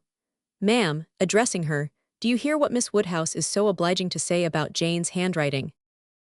And Emma had the advantage of hearing her own silly compliment repeated twice over before the good old lady could comprehend it. She was pondering, in the meanwhile, upon the possibility, without seeming very rude, of making her escape from Jane Fairfax's letter, and had almost resolved on hurrying away directly under some slight excuse, when Miss Bates turned to her again and seized her attention. "My mother's deafness is very trifling, you see, just nothing at all. By only raising my voice, and saying anything 2 or 3 times over, she is sure to hear, but then she is used to my voice. But it is very remarkable that she should always hear Jane better than she does me. Jane speaks so distinct. However, she will not find her grandmamma at all deafer than she was 2 years ago, which is saying a great deal at my mother's time of life, and it really is full 2 years, since she was here. We never were so long without seeing her before, and as I was telling Mrs. Cole, we shall hardly know how to make enough of her now." "Are you expecting Miss Fairfax here soon?" "Oh yes, next week." "Indeed, that must be a very great pleasure." "Thank you, you are very kind. Yes, next week. Everybody is so surprised, and everybody says the same obliging things. I am sure she will be as happy to see her friends at Highbury as they can be to see her. Yes, Friday or Saturday, she cannot say which, because Colonel Campbell will be wanting the carriage himself one of those days. So very good of them to send her the whole way. But they always do, Oh yes, Friday or Saturday next. That is what she writes about. That is the reason of her writing out of rule, as we call it, for in the common course we should not have heard from her before next Tuesday or Wednesday." "Yes, so I imagined. I was afraid there could be little chance of my hearing anything of Miss Fairfax today." "So obliging of you. No, we should not have heard, if it had not been for this particular circumstance of her being to come here so soon. My mother is so delighted, for she is to be 3 months with us at least. 3 months, she says so, positively, as I am going to have the pleasure of reading to you. The case is, you see, that the Campbells are going to Ireland. Mrs. Dixon has persuaded her father and mother to come over and see her directly. They had not intended to go over till the summer, but she is so impatient to see them again. For till she married, last October, she was never away from them so much as a week, which must make it very strange to be in different kingdoms, I was going to say, but however different countries. And so she wrote a very urgent letter to her mother, or her father, I declare I do not know which it was, but we shall see presently in Jane's letter, wrote in Mr. Dixon's name as well as her own, to press their coming over directly, and they would give them the meeting in Dublin, and take them back to their country seat, Ballycraig, a beautiful place, I fancy. Jane has heard a great deal of its beauty from Mr. Dixon, I mean. I do not know that she ever heard about it from anybody else. But it was very natural, that he should like to speak of his own place while he was paying his addresses, and as Jane used to be very often walking out with them, for Colonel and Mrs. Campbell were very particular about their daughters not walking out often with only Mr. Dixon, for which I do not at all blame them. Of course she heard everything he might be telling Miss Campbell about his own home in Ireland, and I think she wrote us word that he had shewn them some drawings of the place, views that he had taken himself. He is a most amiable, charming young man, I believe. Jane was quite longing to go to Ireland, from his account of things. At this moment, an ingenious and animating suspicion entering Emma's brain with regard to Jane Fairfax, this charming Mr. Dixon, and the not going to Ireland, she said, with the insidious design of farther discovery, "You must feel it very fortunate that Miss Fairfax should be allowed to come to you at such a time. Considering the very particular friendship between her and Mrs. Dixon, you could hardly have expected her to be excused from accompanying Colonel and Mrs. Campbell." Very true indeed. The very thing that we have always been rather afraid of, for we should not have liked to have her at such a distance from us, for months together, not able to come if anything was to happen. But you see, everything turns out for the best. They want her, Mr. and Mrs. Dixon, excessively to come over with Colonel and Mrs. Campbell. Quite depend upon it. Nothing can be more kind or pressing than their joint invitation. Jane says, as you will hear presently, Mr. Dixon does not seem in the least backward in any attention. He is a most charming young man. Ever since the service he rendered Jane at Weymouth, when they were out in that party on the water, and she, by the sudden whirling round of something or other among the sails, would have been dashed into the sea at once, and actually was all but gone, if he had not, with the greatest presence of mind, caught hold of her habit. I can never think of it without trembling. But ever since we had the history of that day, I have been so fond of Mr. Dixon.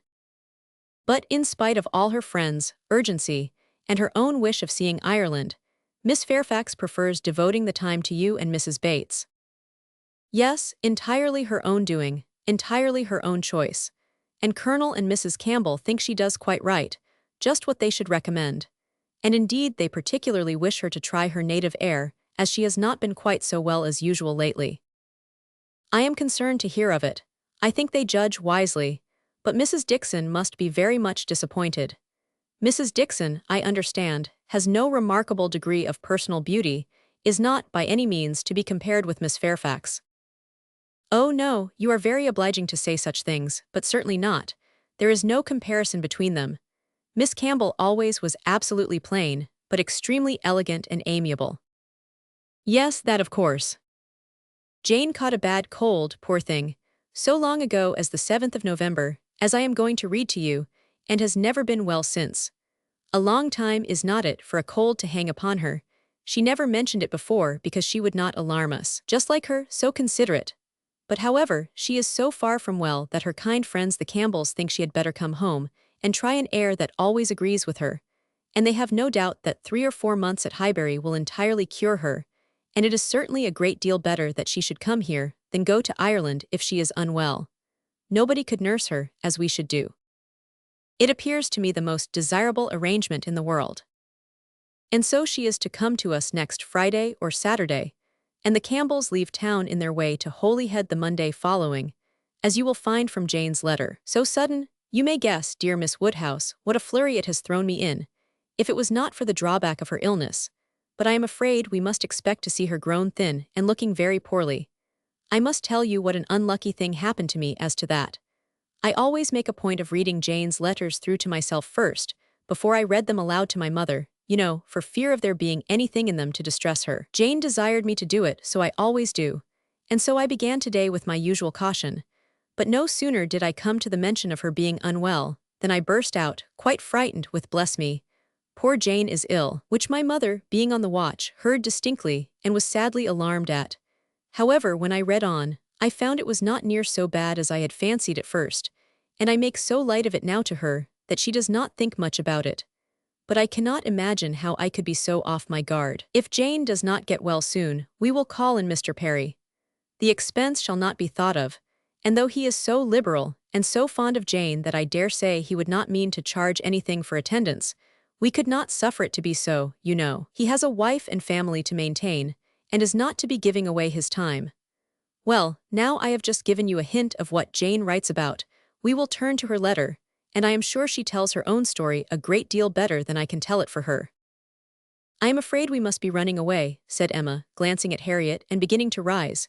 My father will be expecting us. I had no intention, I thought I had no power of staying more than 5 minutes when I first entered the house. I merely called because I would not pass the door without inquiring after Mrs. Bates, but I have been so pleasantly detained. Now, however, we must wish you and Mrs. Bates good morning. And not all that could be urged to detain her succeeded. She regained the street, happy in this, that though much had been forced on her against her will, though she had in fact heard the whole substance of Jane Fairfax's letter, she had been able to escape the letter itself. Chapter 2. Jane Fairfax was an orphan, the only child of Mrs. Bates's youngest daughter. The marriage of Lute Fairfax of the Regiment of Infantry and Miss Jane Bates had had its day of fame and pleasure, hope and interest, but nothing now remained of it, save the melancholy remembrance of him dying in action abroad, of his widow sinking under consumption and grief soon afterwards, and this girl. By birth she belonged to Highbury, and when at 3 years old, on losing her mother, she became the property, the charge, the consolation, the foundling of her grandmother and aunt, there had seemed every probability of her being permanently fixed there, of her being taught only what very limited means could command, and growing up with no advantages of connection or improvement, to be engrafted on what nature had given her in a pleasing person, good understanding, and warm-hearted, well-meaning relations. But the compassionate feelings of a friend of her father gave a change to her destiny. This was Colonel Campbell, who had very highly regarded Fairfax as an excellent officer and most deserving young man, and farther, had been indebted to him for such attentions, during a severe camp fever, as he believed had saved his life. These were claims which he did not learn to overlook, though some years passed away from the death of poor Fairfax, before his own return to England put anything in his power. When he did return, he sought out the child and took notice of her. He was a married man with only one living child, a girl about Jane's age. And Jane became their guest, paying them long visits and growing a favorite with all. And before she was 9 years old, his daughter's great fondness for her and his own wish of being a real friend united to produce an offer from Colonel Campbell of undertaking the whole charge of her education. It was accepted, and from that period Jane had belonged to Colonel Campbell's family and had lived with them entirely, only visiting her grandmother from time to time. The plan was that she should be brought up for educating others, the very few £100 which she inherited from her father making independence impossible. To provide for her otherwise was out of Colonel Campbell's power, for though his income, by pay and appointments, was handsome, his fortune was moderate and must be all his daughter's. But by giving her an education, he hoped to be supplying the means of respectable subsistence hereafter. Such was Jane Fairfax's history. She had fallen into good hands, known nothing but kindness from the Campbells, and been given an excellent education.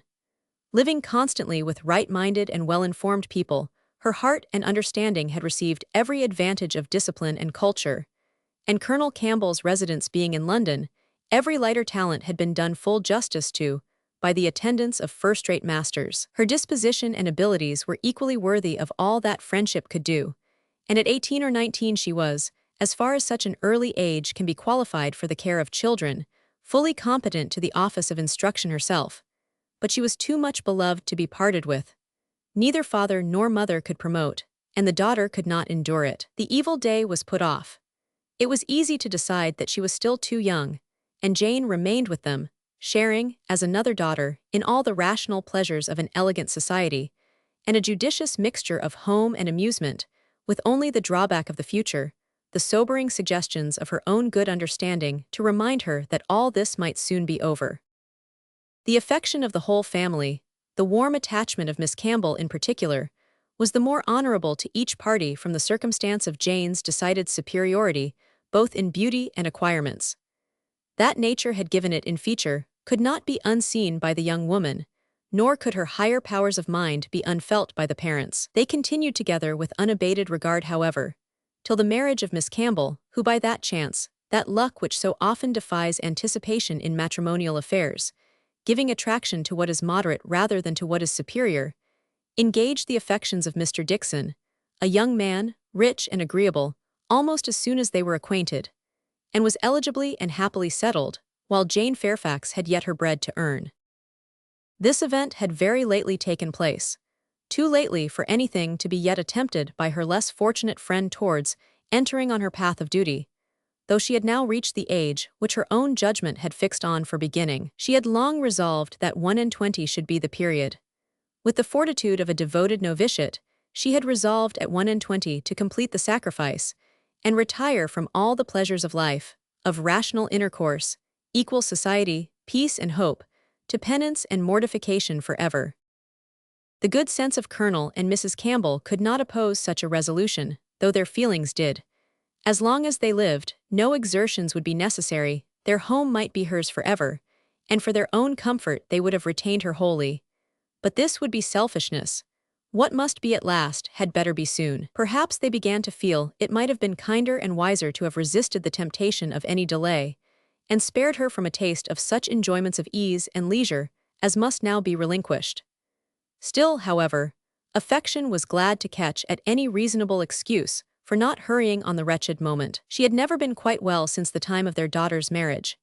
Until she should have completely recovered her usual strength, they must forbid her engaging in duties, which, so far from being compatible with a weakened frame and varying spirits, seemed, under the most favorable circumstances, to require something more than human perfection of body and mind to be discharged with tolerable comfort.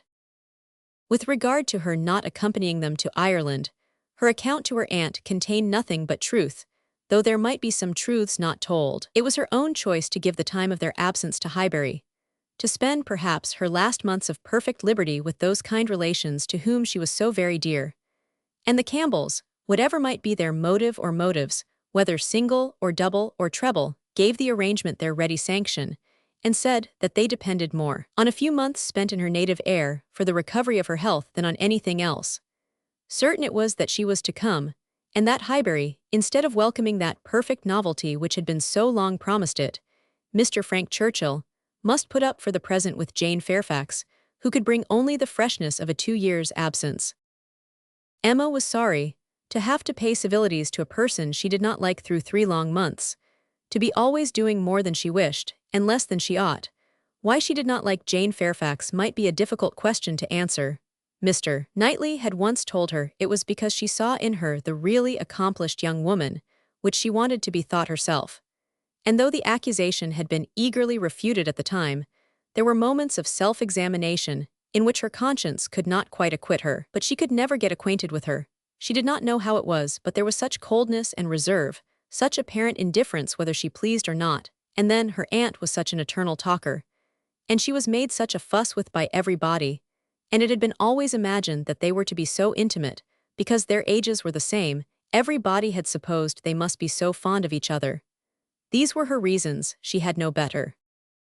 It was a dislike so little just, every imputed fault was so magnified by fancy, that she never saw Jane Fairfax the first time after any considerable absence, without feeling that she had injured her. And now, when the due visit was paid, on her arrival, after a 2 years' interval, she was particularly struck with the very appearance and manners, which for those 2 whole years she had been depreciating.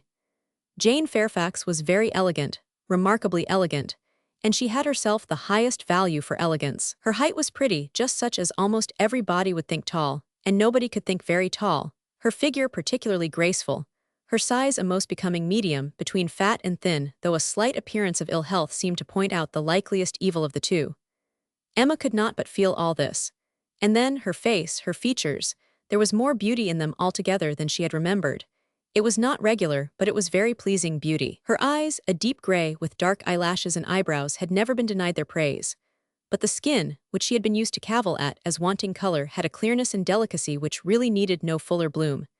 It was a style of beauty of which elegance was the reigning character, and as such she must, in honor, by all her principles, admire it. Elegance which, whether of person or of mind, she saw so little in Highbury. There not to be vulgar was distinction and merit.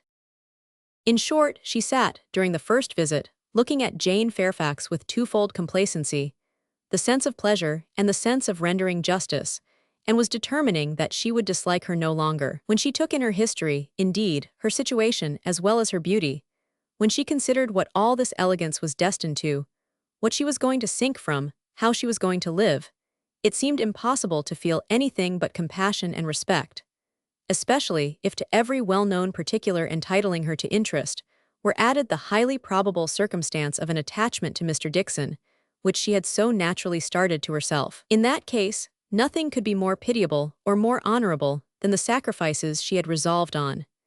Emma was very willing now to acquit her of having seduced Mr. Dickson's affections from his wife, or of anything mischievous which her imagination had suggested at first. If it were love, it might be simple, single, successless love on her side alone. She might have been unconsciously sucking in the sad poison, while a sharer of his conversation with her friend, and from the best, the purest of motives, might now be denying herself this visit to Ireland, and resolving to divide herself effectually from him and his connections by soon beginning her career of laborious duty. Upon the whole, Emma left her with such softened, charitable feelings as made her look around in walking home, and lament that Highbury afforded no young man worthy of giving her independence, nobody that she could wish to scheme about for her. These were charming feelings, but not lasting. Before she had committed herself by any public profession of eternal friendship for Jane Fairfax, or done more towards a recantation of past prejudices and errors, than saying to Mr. Knightley, "She certainly is handsome, she is better than handsome." Jane had spent an evening at Hartfield with her grandmother and aunt, and everything was relapsing much into its usual state. Former provocations reappeared. The aunt was as tiresome as ever, more tiresome, because anxiety for her health was now added to admiration of her powers, and they had to listen to the description of exactly how little bread and butter she ate for breakfast, and how small a slice of mutton for dinner, as well as to see exhibitions of new caps and new workbags for her mother and herself. And Jane's offenses rose again. They had music, Emma was obliged to play, and the thanks and praise which necessarily followed appeared to her an affectation of candor, an air of greatness, meaning only to show off in higher style her own very superior performance. She was, besides, which was the worst of all, so cold, so cautious. There was no getting at her real opinion. Wrapped up in a cloak of politeness, she seemed determined to hazard nothing. She was suspiciously reserved. If anything could be more, where all was most, she was more reserved on the subject of Weymouth and the Dixons than anything. She seemed bent on giving no real insight into Mr. Dixon's character, or her own value for his company, or opinion of the suitableness of the match. It was all general approbation and smoothness, nothing delineated or distinguished. It did her no service, however. Her caution was thrown away. Emma saw its artifice and returned to her first surmises. There probably was something more to conceal than her own preference. Mr. Dixon, perhaps, had been very near changing one friend for the other, or been fixed only to Miss Campbell, for the sake of the future £12,000. The like reserve prevailed on other topics. She and Mr. Frank Churchill had been at Weymouth at the same time. It was known that they were a little acquainted, but not a syllable of real information could Emma procure as to what he truly was. Was he handsome? She believed he was reckoned a very fine young man. Was he agreeable? He was generally thought so. Did he appear a sensible young man, a young man of information? At a watering place, or in a common London acquaintance, it was difficult to decide on such points. Manners were all that could be safely judged of, under a much longer knowledge than they had yet had of Mr. Churchill. She believed everybody found his manners pleasing. Emma could not forgive her. Chapter 3. Emma could not forgive her. But as neither provocation nor resentment were discerned by Mr. Knightley, who had been of the party, and had seen only proper attention and pleasing behavior on each side, he was expressing the next morning, being at Hartfield again on business with Mr. Woodhouse, his approbation of the whole. Not so openly as he might have done had her father been out of the room, but speaking plain enough to be very intelligible to Emma. He had been used to think her unjust to Jane, and had now great pleasure in marking an improvement. A very pleasant evening, he began, as soon as Mr. Woodhouse had been talked into what was necessary, told that he understood, and the papers swept away. Particularly pleasant. You and Miss Fairfax gave us some very good music. I do not know a more luxurious state, sir, than sitting at one's ease to be entertained a whole evening by two such young women, sometimes with music and sometimes with conversation. I am sure Miss Fairfax must have found the evening pleasant, Emma. You left nothing undone. I was glad you made her play so much, for having no instrument at her grandmother's, it must have been a real indulgence. I am happy you approved, said Emma, smiling, but I hope I am not often deficient in what is due to guests at Hartfield. No, my dear, said her father instantly, that I am sure you are not. There is nobody half so attentive and civil as you are. If anything, you are too attentive. The muffin last night, if it had been handed round once, I think it would have been enough. No, said Mr. Knightley, nearly at the same time. You are not often deficient either in manner or comprehension. I think you understand me, therefore. An arch look expressed, I understand you well enough, but she said only, Miss Fairfax is reserved. I always told you she was. A little. But you will soon overcome all that part of her reserve which ought to be overcome, all that has its foundation in diffidence. What arises from discretion must be honored. You think her diffident, I do not see it. My dear Emma, said he, moving from his chair into one close by her, you are not going to tell me, I hope, that you had not a pleasant evening. Oh, no, I was pleased with my own perseverance in asking questions, and amused to think how little information I obtained. I am disappointed, was his only answer. I hope everybody had a pleasant evening, said Mr. Woodhouse in his quiet way. I had. Once I felt the fire rather too much, but then I moved back my chair a very little, and it did not disturb me. Miss Bates was very chatty and good-humored, as she always is, though she speaks rather too quick.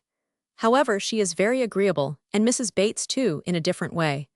I like old friends, and Miss Jane Fairfax is a very pretty sort of young lady, a very pretty and a very well-behaved young lady indeed. She must have found the evening agreeable, Mr. Knightley, because she had Emma. True, sir, and Emma because she had Miss Fairfax. Emma saw his anxiety, and wishing to appease it, at least for the present, said, and with a sincerity which no one could question, she is a sort of elegant creature that one cannot keep one's eyes from. I am always watching her to admire, and I do pity her from my heart.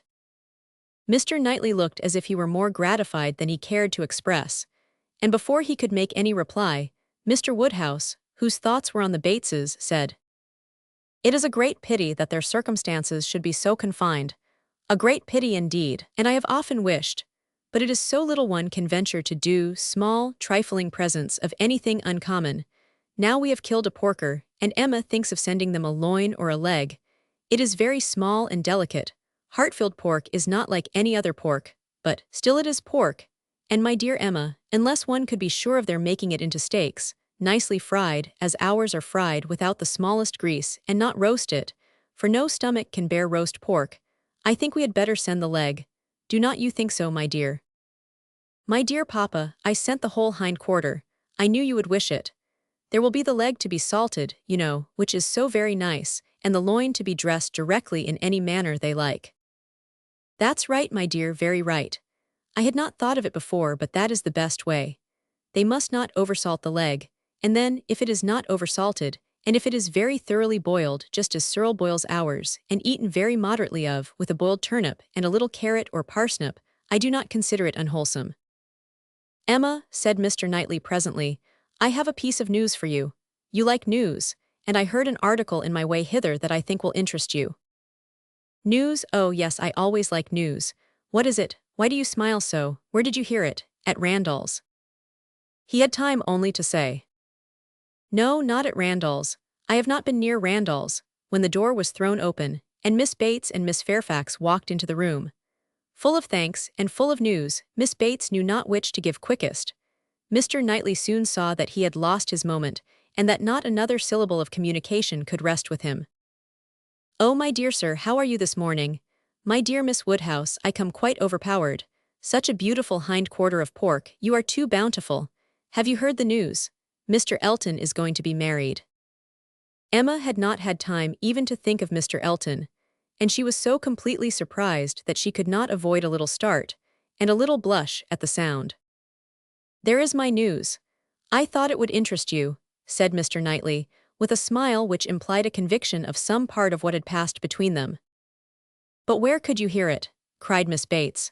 "Where could you possibly hear it, Mr. Knightley? For it is not 5 minutes since I received Mrs. Cole's note. No, it cannot be more than 5, or at least 10, for I had got my bonnet and spencer on, just ready to come out.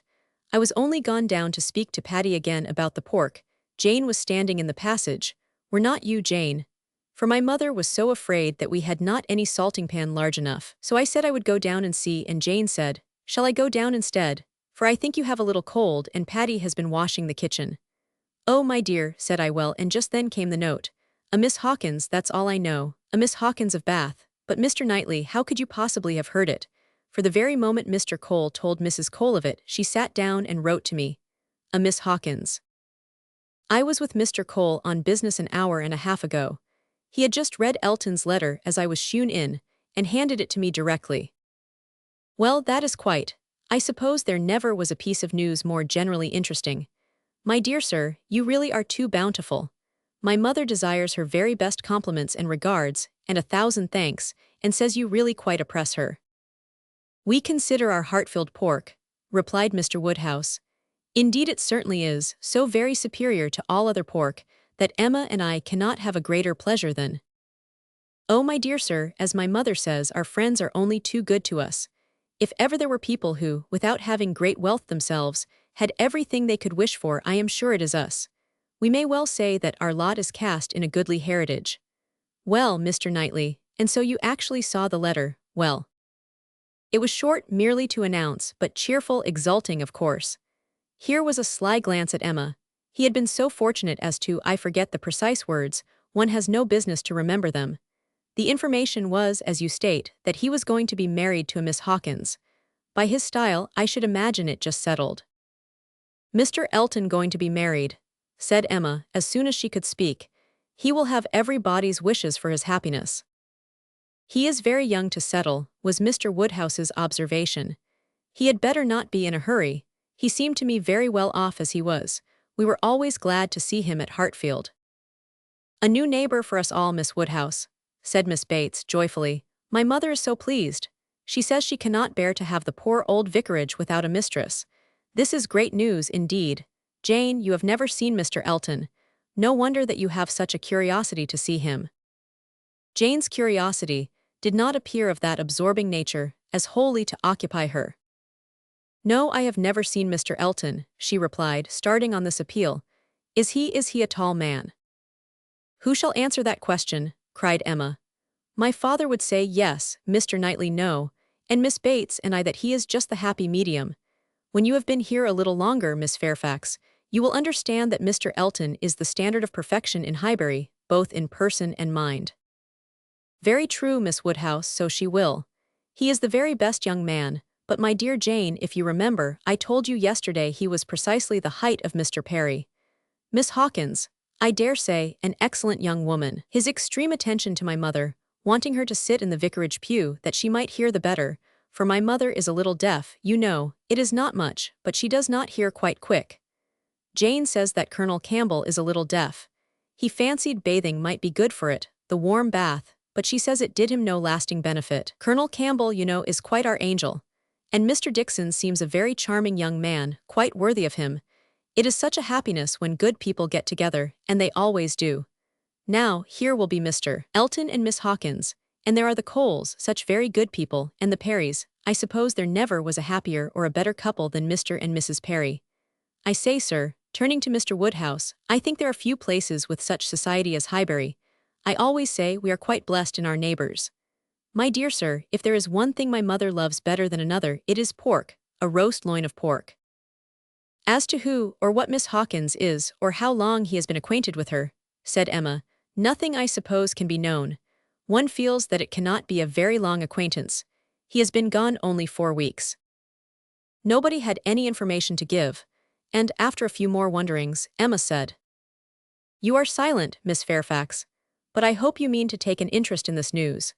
You, who have been hearing and seeing so much of late on these subjects, who must have been so deep in the business on Miss Campbell's account, we shall not excuse your being indifferent about Mr. Elton and Miss Hawkins.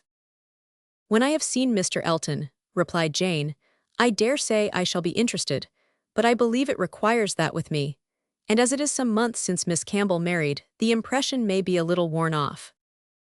Yes, he has been gone just 4 weeks, as you observe, Miss Woodhouse, said Miss Bates, 4 weeks yesterday. A Miss Hawkins. Well, I had always rather fancied it would be some young lady hereabouts, not that I ever, Mrs. Cole once whispered to me, but I immediately said, no, Mr. Elton is a most worthy young man, but in short, I do not think I am particularly quick at those sort of discoveries. I do not pretend to it. What is before me, I see. At the same time, nobody could wonder if Mr. Elton should have aspired. Miss Woodhouse lets me chatter on so good-humoredly. She knows I would not offend for the world. How does Miss Smith do? She seems quite recovered now. Have you heard from Mrs. John Knightley lately? Oh, those dear little children. Jane, do you know I always fancy Mr. Dixon like Mr. John Knightley. I mean in person tall and with that sort of look and not very talkative. Quite wrong, my dear aunt. There is no likeness at all. Very odd, but one never does form a just idea of any body beforehand. One takes up a notion and runs away with it. Mr. Dixon, you say, is not, strictly speaking, handsome. Handsome? Oh, no, far from it, certainly plain. I told you he was plain. My dear, you said that Miss Campbell would not allow him to be plain, and that you yourself. Oh, as for me, my judgment is worth nothing. Where I have a regard, I always think a person well-looking. But I gave what I believed the general opinion when I called him plain. Well, my dear Jane, I believe we must be running away. The weather does not look well and Grandmamma will be uneasy. You are too obliging, my dear Miss Woodhouse, but we really must take leave. This has been a most agreeable piece of news indeed. I shall just go round by Mrs. Cole's, but I shall not stop 3 minutes. And Jane, you had better go home directly. I would not have you out in a shower. We think she is the better for Highbury already. Thank you, we do indeed. I shall not attempt calling on Mrs. Goddard, for I really do not think she cares for anything but boiled pork. When we dress the leg it will be another thing. Good morning to you, my dear sir. Oh, Mr. Knightley is coming too. Well, that is so very. I am sure if Jane is tired you will be so kind as to give her your arm. Mr. Elton and Miss Hawkins, good morning to you. Emma, alone with her father, had half her attention wanted by him, while he lamented that young people would be in such a hurry to marry, and to marry strangers too, and the other half she could give to her own view of the subject. It was to herself an amusing and a very welcome piece of news, as proving that Mr. Elton could not have suffered long, but she was sorry for Harriet. Harriet must feel it, and all that she could hope was, by giving the first information herself, to save her from hearing it abruptly from others.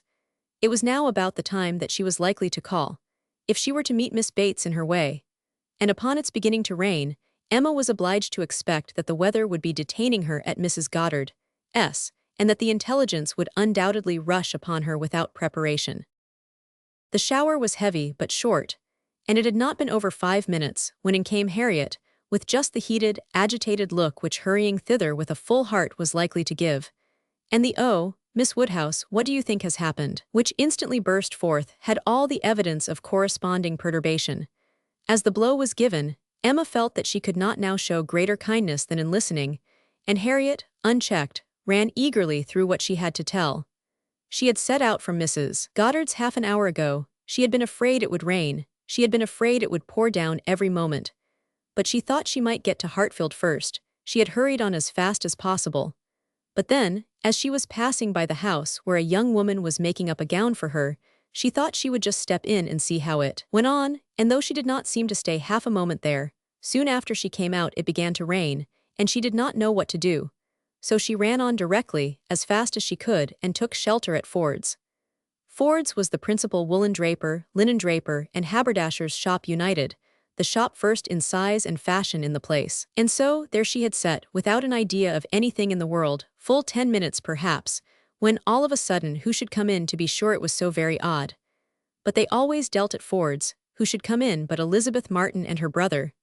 Dear Miss Woodhouse, only think, I thought I should have fainted. I did not know what to do. I was sitting near the door. Elizabeth saw me directly, but he did not. He was busy with the umbrella. I am sure she saw me, but she looked away directly and took no notice, and they both went to quite the farther end of the shop, and I kept sitting near the door. Oh dear, I was so miserable. I am sure I must have been as white as my gown. I could not go away, you know, because of the rain, but I did so wish myself anywhere in the world but there. Oh, dear Miss Woodhouse. Well, at last, I fancy, he looked round and saw me, for instead of going on with her buyings, they began whispering to one another. I am sure they were talking of me, and I could not help thinking that he was persuading her to speak to me. Do you think he was, Miss Woodhouse? For presently she came forward, came quite up to me, and asked me how I did, and seemed ready to shake hands if I would. She did not do any of it in the same way that she used. I could see she was altered. But however, she seemed to try to be very friendly, and we shook hands and stood talking some time. But I know no more what I said. I was in such a tremble. I remember she said she was sorry we never met now, which I thought almost too kind. Dear Miss Woodhouse, I was absolutely miserable. By that time it was beginning to hold up, and I was determined that nothing should stop me from getting away, and then, only think, I found he was coming up towards me too, slowly, you know, and as if he did not quite know what to do. And so he came and spoke, and I answered. And I stood for a minute, feeling dreadfully, you know, one can't tell how. And then I took courage and said it did not rain, and I must go, and so off I set.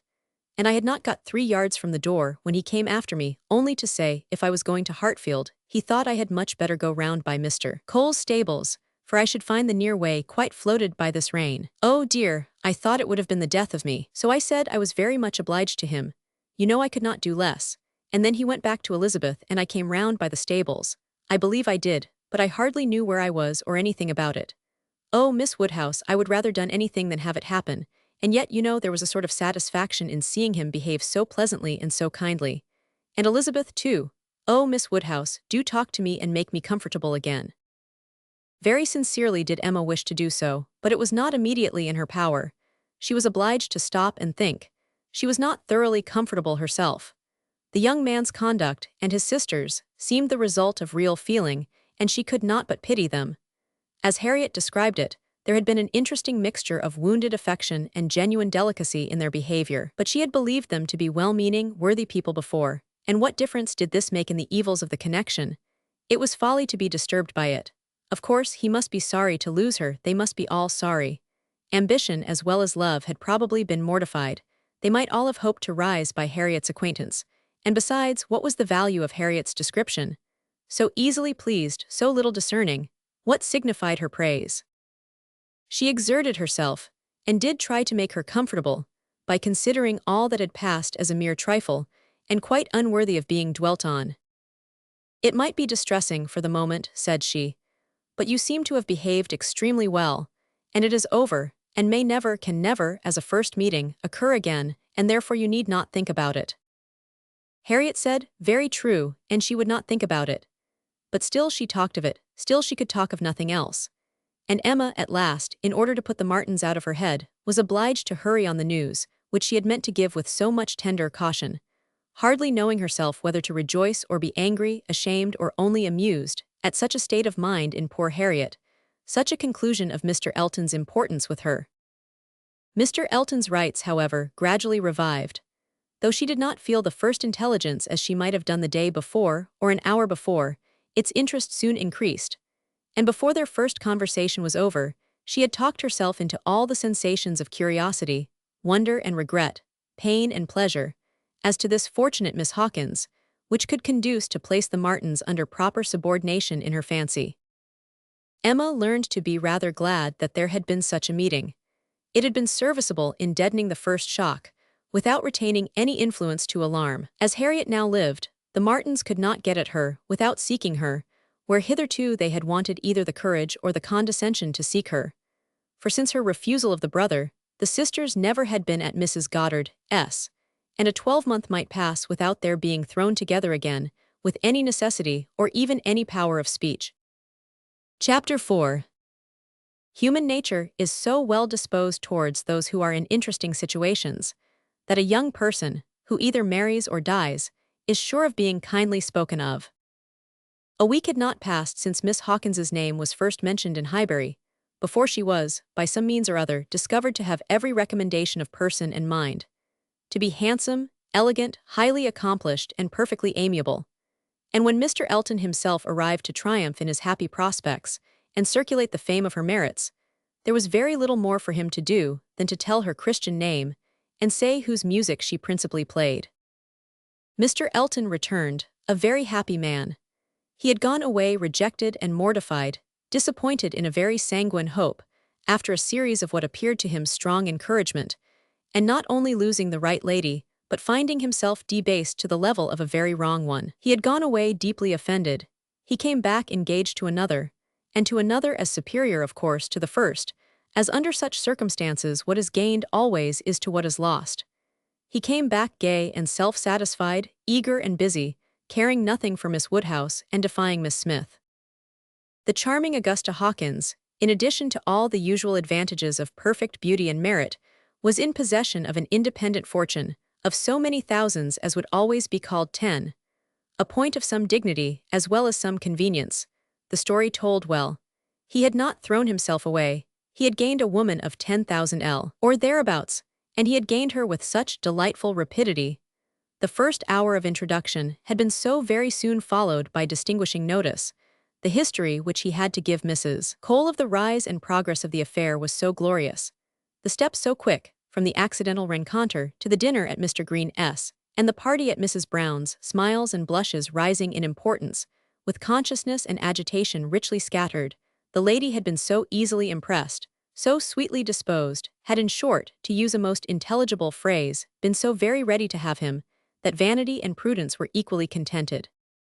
He had caught both substance and shadow, both fortune and affection, and was just the happy man he ought to be, talking only of himself and his own concerns, expecting to be congratulated, ready to be laughed at, and with cordial, fearless smiles, now addressing all the young ladies of the place, to whom, a few weeks ago, he would have been more cautiously gallant. The wedding was no distant event, as the parties had only themselves to please, and nothing but the necessary preparations to wait for. And when he set out for Bath again, there was a general expectation, which a certain glance of Mrs. Cole's did not seem to contradict, that when he next entered Highbury he would bring his bride. During his present short stay, Emma had barely seen him, but just enough to feel that the first meeting was over, and to give her the impression of his not being improved by the mixture of pique and pretension now spread over his air. She was, in fact, beginning very much to wonder that she had ever thought him pleasing at all, and his sight was so inseparably connected with some very disagreeable feelings, that, except in a moral light, as a penance, a lesson, a source of profitable humiliation to her own mind, she would have been thankful to be assured of never seeing him again. She wished him very well, but he gave her pain, and his welfare 20 miles off would administer most satisfaction. The pain of his continued residence in Highbury, however, must certainly be lessened by his marriage. Many vain solicitudes would be prevented, many awkwardnesses smoothed by it. A Mrs. Elton would be an excuse for any change of intercourse. Former intimacy might sink without remark. It would be almost beginning their life of civility again. Of the lady, individually, Emma thought very little. She was good enough for Mr. Elton, no doubt, accomplished enough for Highbury, handsome enough to look plain probably by Harriet's side. As to connection, there Emma was perfectly easy, persuaded that after all his own vaunted claims and disdain of Harriet, he had done nothing. On that article truth seemed attainable. What she was must be uncertain, but who she was might be found out, and setting aside the 10,000L, it did not appear that she was at all Harriet's superior. She brought no name, no blood, no alliance. Miss Hawkins was the youngest of the 2 daughters of a Bristol merchant, of course, he must be called. But, as the whole of the profits of his mercantile life appeared so very moderate, it was not unfair to guess the dignity of his line of trade had been very moderate also. Part of every winter she had been used to spend in Bath. But Bristol was her home, the very heart of Bristol. For though the father and mother had died some years ago, and uncle remained in the law line, nothing more distinctly honorable was hazarded of him than that he was in the law line, and with him the daughter had lived. Emma guessed him to be the drudge of some attorney and too stupid to rise. And all the grandeur of the connection seemed dependent on the elder sister, who was very well married, to a gentleman in a great way, near Bristol, who kept 2 carriages. That was the wind-up of the history, that was the glory of Miss Hawkins. Could she but have given Harriet her feelings about it all, she had talked her into love, but alas, she was not so easily to be talked out of it.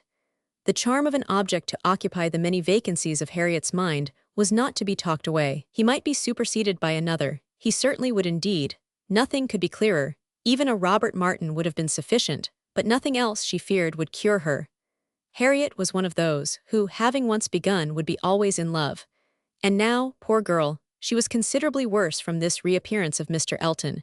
She was always having a glimpse of him somewhere or other. Emma saw him only once, but 2 or 3 times every day Harriet was sure just to meet with him, or just to miss him, just to hear his voice, or see his shoulder, just to have something occur to preserve him in her fancy, in all the favoring warmth of surprise and conjecture.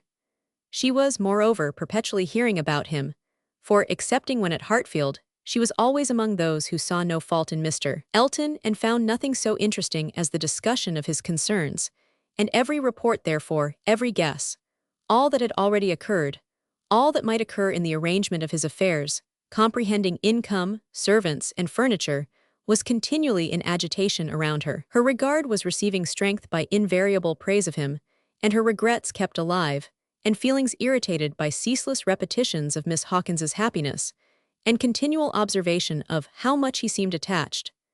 His air as he walked by the house, the very sitting of his hat, being all in proof of how much he was in love. Had it been allowable entertainment, had there been no pain to her friend, or reproach to herself, in the waverings of Harriet's mind, Emma would have been amused by its variations. Sometimes Mr. Elton predominated, sometimes the Martins, and each was occasionally useful as a check to the other. Mr. Elton's engagement had been the cure of the agitation of meeting Mr. Martin. The unhappiness produced by the knowledge of that engagement had been a little put aside by Elizabeth Martin's calling at Mrs. Goddard's a few days afterwards. Harriet had not been at home, but a note had been prepared and left for her, written in the very style to touch, a small mixture of reproach with a great deal of kindness, and till Mr. Elton himself appeared, she had been much occupied by it, continually pondering over what could be done in return, and wishing to do more than she dared to confess. But Mr. Elton in person had driven away all such cares. While he stayed, the Martins were forgotten, and on the very morning of his setting off for Bath again, Emma, to dissipate some of the distress it occasioned, judged it best for her to return Elizabeth Martin's visit.